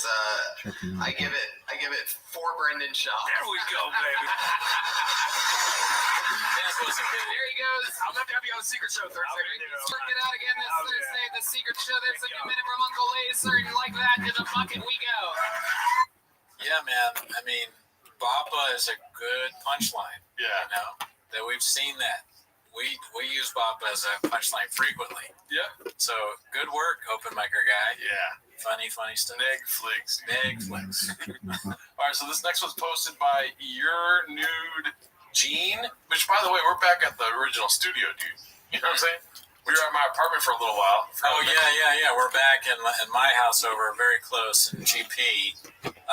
So I think like there was probably one comment. There's like, hey, I know I'm being Blockbuster here, but I like the old view better. So for that one guy, here's to you, bud. Here's to you, B.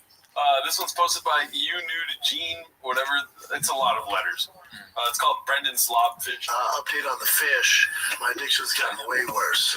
Start off with one tank, 130-gallon tank, and then it just reignited my passion for fish since I was a kid. I used to be balls deep in fish as a young boy. And then it just opened up Pandora's box into this fish world, and it is deep. I like the little added feature of the hat. It's a Cleveland Indians hat. That's very good. Yeah, he has the Chief Wahoo hat, which is probably, I think they discontinued it. You can't even get that hat anymore. So he must have had that in his hat treasure trove.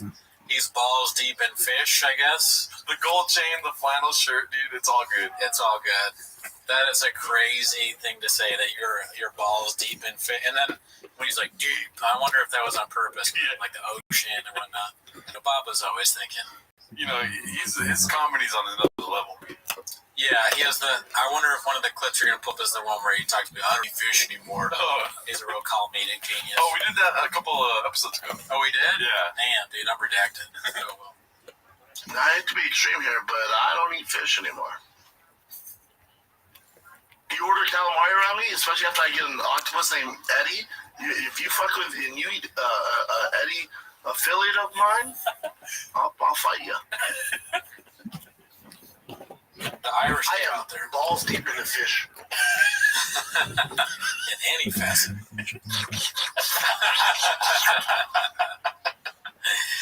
If I see fish, I'm all like, hell yeah. Look at you, fish. Look at that people are like, fish. Hell yeah. All right, so this one's posted by X Anarchy Camp X.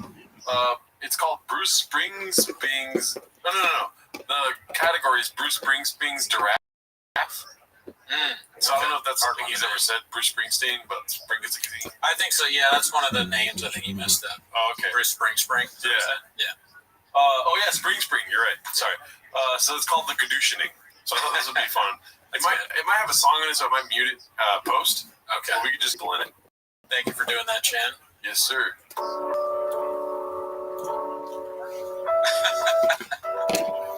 The roommate. Yeah. You can douche him through a window. Evan the Baird. I don't know who that is. Probably an old podcast person. Special K. Don't know who that is. This might be from the era that you didn't watch. Agent A. No clue. Yeah, you gotta fill us in, cats. Dog, yeah. He's been getting rid of dogs left and right. MJ. That's when I was listening. Yeah. Turn right. Josh Wolf. Stand up. I don't know that guy. Mike Catherwood. We'll have to ask Axe J about that. Derek Poston, he wrote some of the Gringo Pape, apparently. Aaron, no. Malik B. Amen. Amen. Amen. Shrimp. Not only good Malik, backflip. Because he does backflips on stage. Cat, of course. Great actress. Never seen her. Great actress, never seen her. Hot shit. I don't want that. Perfect. Chompies. I will never understand why. And take. Oh man, damn. That hits me in the feels.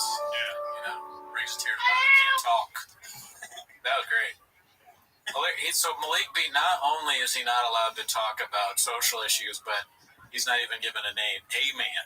Amen is even more ridiculous because it's Malik B. Where does the A come from? We're redacted, so we don't know. I think they're just saying a man. Like, this is just a man. Oh, maybe. Yeah. We'll have to check the Ultimate Streamables. I'm sure we'll get comments. Yeah, the comments will tell us. Sometimes the comments are like, hey, this is what it is. Other times the comments are like, how dare you? Yeah, you. It's like a head chef stepping in. Dreadful. I've never seen this kind of work in my life as a chef. I've never seen the comments, so that's true. We don't read social media. Yeah, as you know. This one's posted by Warren Tates 1. Warren _Tates 1. It's called Liar Liar Remastered. So here it goes, B. When I say I didn't hang out with Chris, I'm saying I didn't hang out with him because the times I saw him were at the Comedy Store. Our relationship was Comedy Store. Oh, really, dude? And when we were work, right? It was always work. It's important to say we haven't spoken to Chris. No. And we've never been on the road with him. I was on the road with him about 14 years ago once. When he was, just beginning, but I've never been on the road with him, so I don't know. I don't know what to think, and I don't know. In the light of that clip where Brennan is like, I thought we were gonna fight. Yeah. I thought we were gonna, and then it's just them being like, we've never even met him. Yeah, like honestly, we don't know who the guy is. Nothing in this universe ever ends up making any sense because that clip comes out. Baby boy. And now Chris is. What up, son? Are you ready to lose? No, I'm not gonna play right now. Well, what the fuck? Why the fuck not, dog? Just don't feel it playing. Okay, but can you start to feel like playing? Maybe. All right, I'll send you an invite, dog. How's your day going? Yeah, boy. Okay, well, when's your friend come? Sometimes I don't want to wake. Sometimes I just don't want to wake up. Oh, don't say that, Zoot. But sometimes my dreams are so fucking awesome that I don't want to fucking wake up for real life. Okay, baby. Have you ever had like a dream where you're like, oh, I don't want to fucking wake up right now. This is fucking awesome. Yeah, I think everybody's had those kind of dreams. Have you ever played Mancala? Yeah. All right. Well, my friend, you should know that you have an invitation. Attaboy, Zoot. Good job, big dog.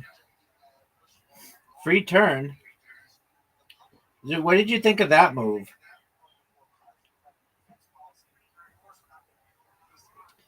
Remember when we first played this game, we were like, man, it is so confusing. I don't even know what to do. And now it's like, oh, the rules are super simple.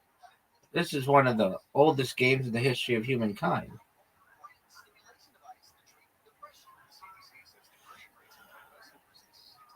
What do you think of this move, Zoot?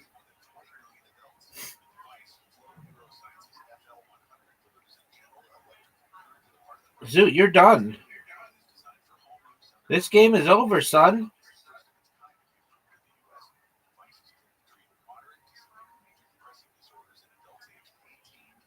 Big dog. You're done. Oh, no, you're not. No, you are not. You still have life, baby.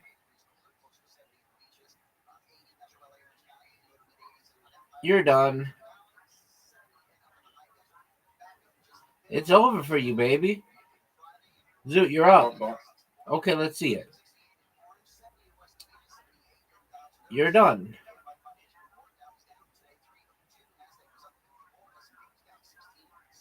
That was a big time win. Zoot, the score 42-6. That's one of the biggest. That's the highest score you ever got. I think that one. Previous, I think the best ever done was 40. 42, though. That was wild. You proud? Oh, yeah, big time, baby. Do you know what James McCann's full name is?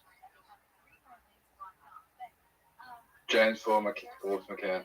Yeah, good job, big dog. Boy, you know this motherfucker almost as well as you know Bonnie Blue. I met a few people, but my friends that are open for that I was talking to open for Theo Vaughn. I know you told me that yesterday. Are you proud? Huh. To open for Theo Vaughn? Did they open for Theo Vaughn in the? Did they open for 2019? Did they open for Theo Vaughn? Did they open for Theo? Dog, I can't. Yeah. Did they open for Theo Vaughn? Dude, quit interrupting me. Did they open for Theo Vaughn in the United States or in Australia? In Australia. Okay, I mean, yeah, that's still pretty big. Was he big? Was he big in 2019? Dude, he's been big since like 2003 because he was on a television show on MTV called Road Rules, and maybe even before 2003. He's on Last Comic Standing. Okay. Well, being on Road Rules is like a shortcut to being famous. I mean, they don't have that show anymore, but there were a bunch of famous people who came from that show, including, do you know who Christina P is? She's Tom Segura's wife.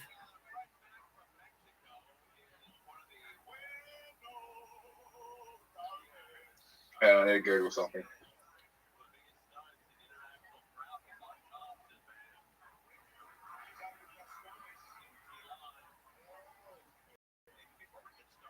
Are you ready for another invitation of a different game?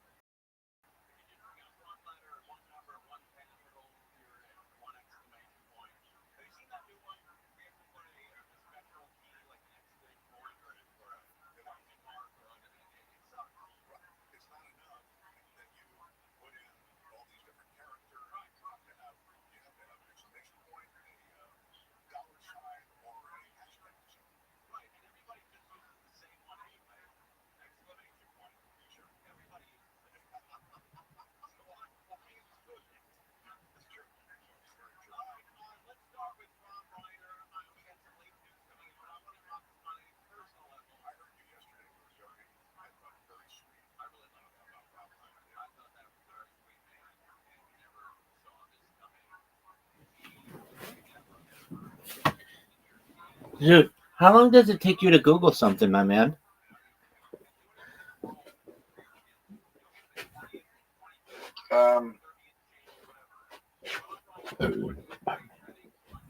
Long enough.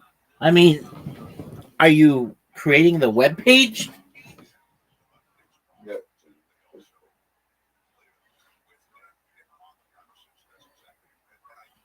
The biggest names you've seen, they're in, like fitness influencers, like Mecca. They're all the biggest names you've seen. They're in there. They're in there.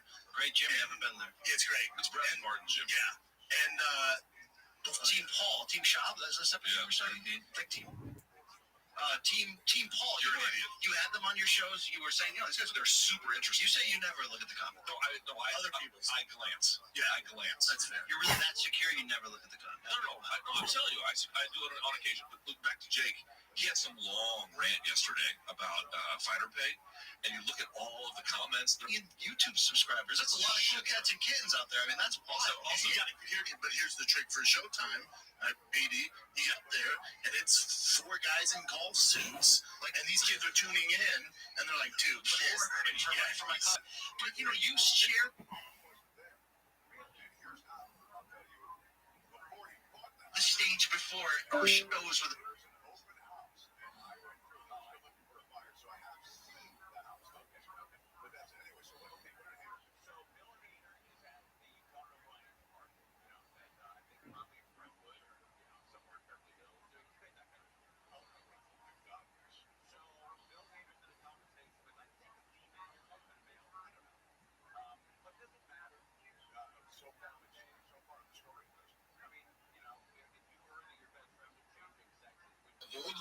You know, I love it. He's going crazy.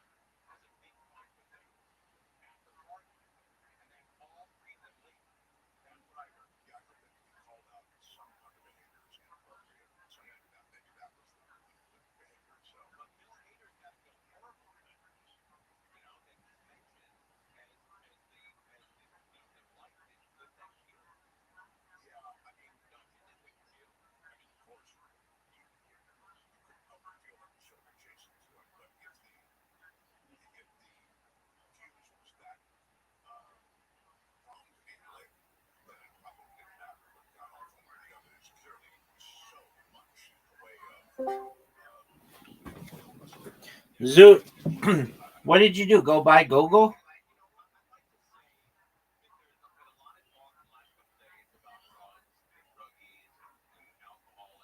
Yeah.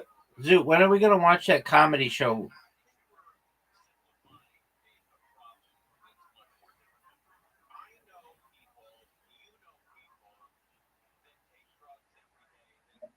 YouTube? Okay, play it.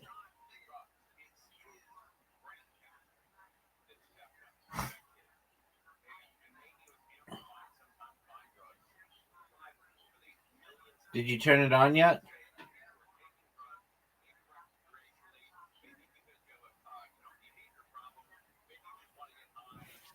Zoot, did you watch Kill Tony yesterday?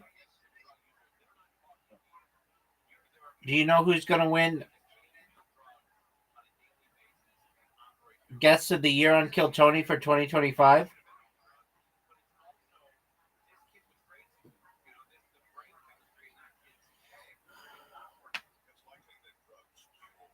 Zoot, do you know who's going to win 2025 Guest of the Year on Kill Tony?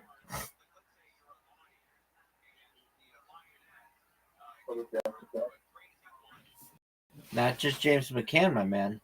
It's Ford McCann. James Forbes McCann. What are your thoughts on this?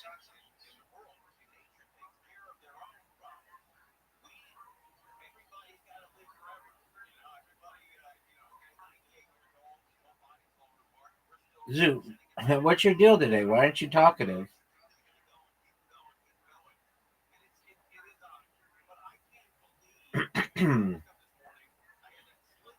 Zoo, what's going on, big dog?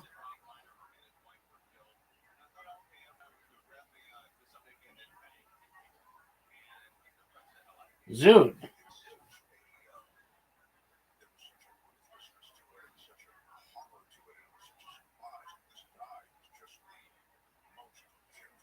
Zoot. I'll be back. Okay, are you going to be cooler when you come back? I hope so.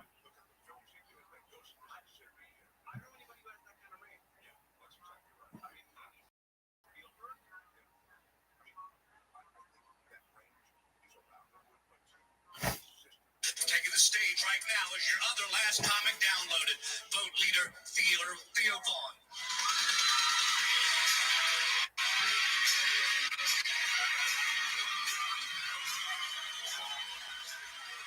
Yes, indeed. Thank you.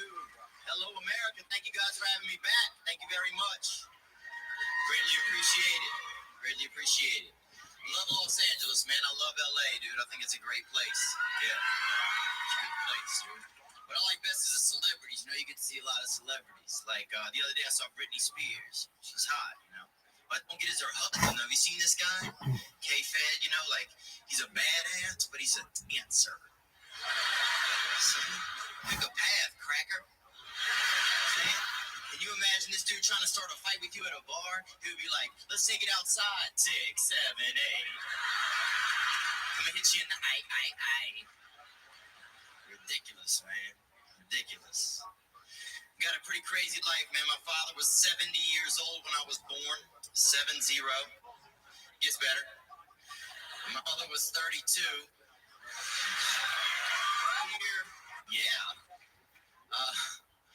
Basically make me a product of loose skin and loose morals, if you look at it like that. It's interesting growing up with a father in his 70s because of the quality time that we would spend. Shortly after I was born, my dad had one of his strokes. So we were both learning to walk at the same time. We used to have little races for cookies. Soft batch. And we would play games like catch or don't. And my favorite is Dad sleeping or is he no longer with us? Your turn to hold the mirror under its nose. It's a real party. Got a defibrillator for Christmas one year. 6 years old. That's a heavy gift. Play superheroes with my buddies. Are like, I'm Batman. You're like, I'm Clear Man. You girls who play house, we played assisted living center. You got to build a bunch of ramps. Everybody eats at 4 in the afternoon and get out of hand. The teacher at school will be like, Theo, eat all your vegetables. Don't you want to grow up big and strong like your daddy? My dad can't turn his neck. And he sits when he pees. I don't know what I want to eat, lady. Just don't want to go home. And the kids at school will be like, well, my dad can beat up your dad. Well, yeah. Your dad's got more organs than my dad. But my dad used to bang your grandmother.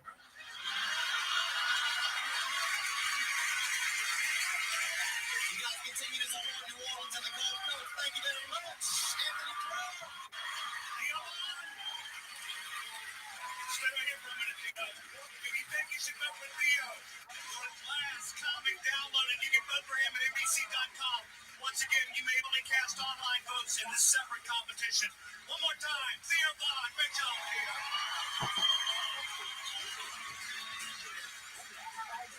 All right, we'll see Theo or Josh back here tomorrow night and we'll find out which one of them will be our first ever last comic downloaded. Prizes. We'll tell you more at the end of the show, so stay tuned for all.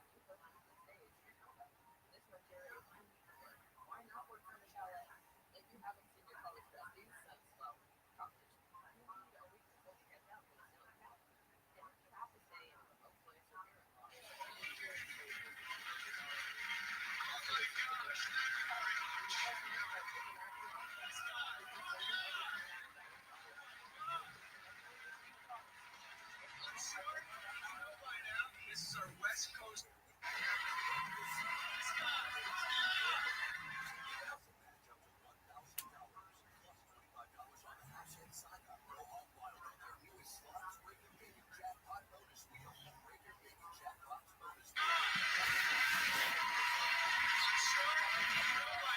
This is our West Coast semifinal.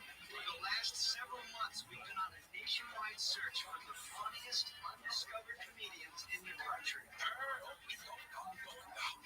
Along the way, we've been entertained by thousands of comedians. Some performances were original. I'm broke. I'm so broke, I'm writing my postcards on the back of stage. No way, there's that lady. The last several months, we've been on a nationwide search for the funniest undiscovered comedians in the country. Along the way, we've been entertained by thousands of comedians.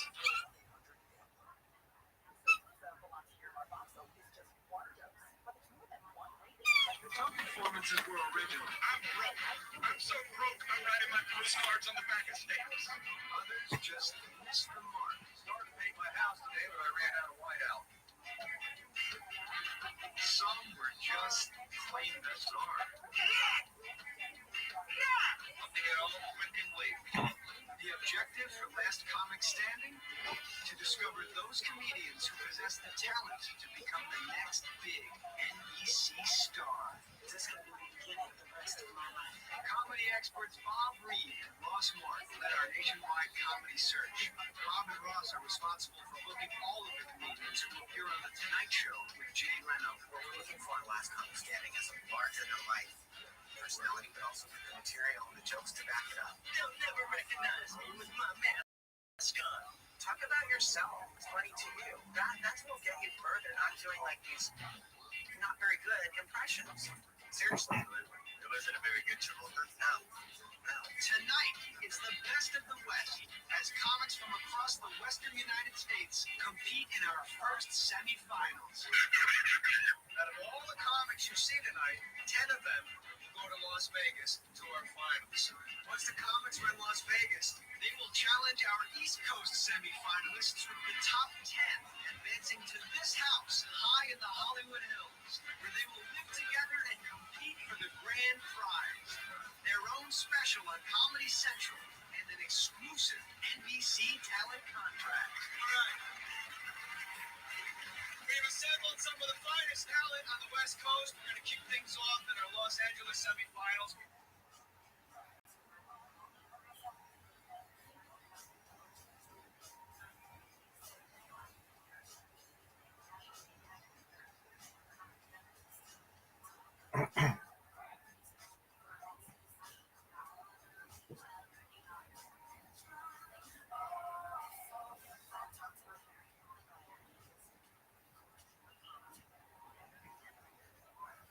Get rewarded just for shopping?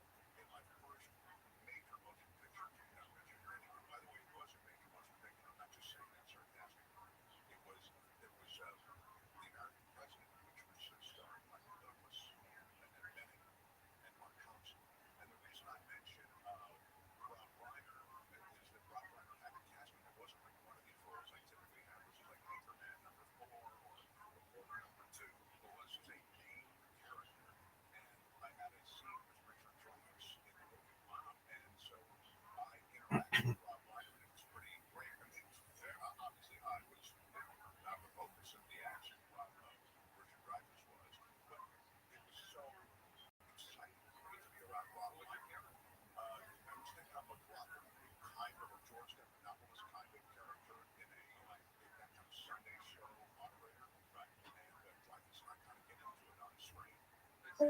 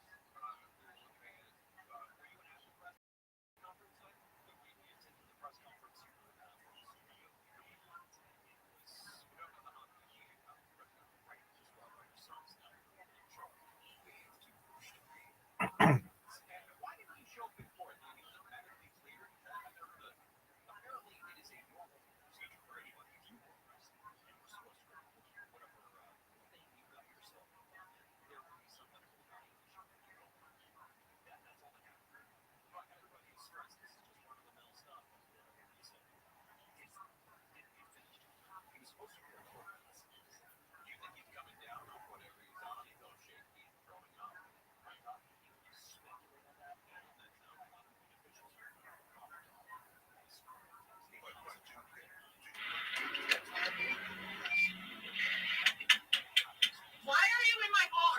I'm just wondering if you take me to the bar. Oh wait. Are you kidding me? Sorry. Yeah, but no! Hold the door! Don't you get over here now! What in your mind would make you think that you should get into the back of the cop car? I'm sorry. Give me your ID now. I'm sorry.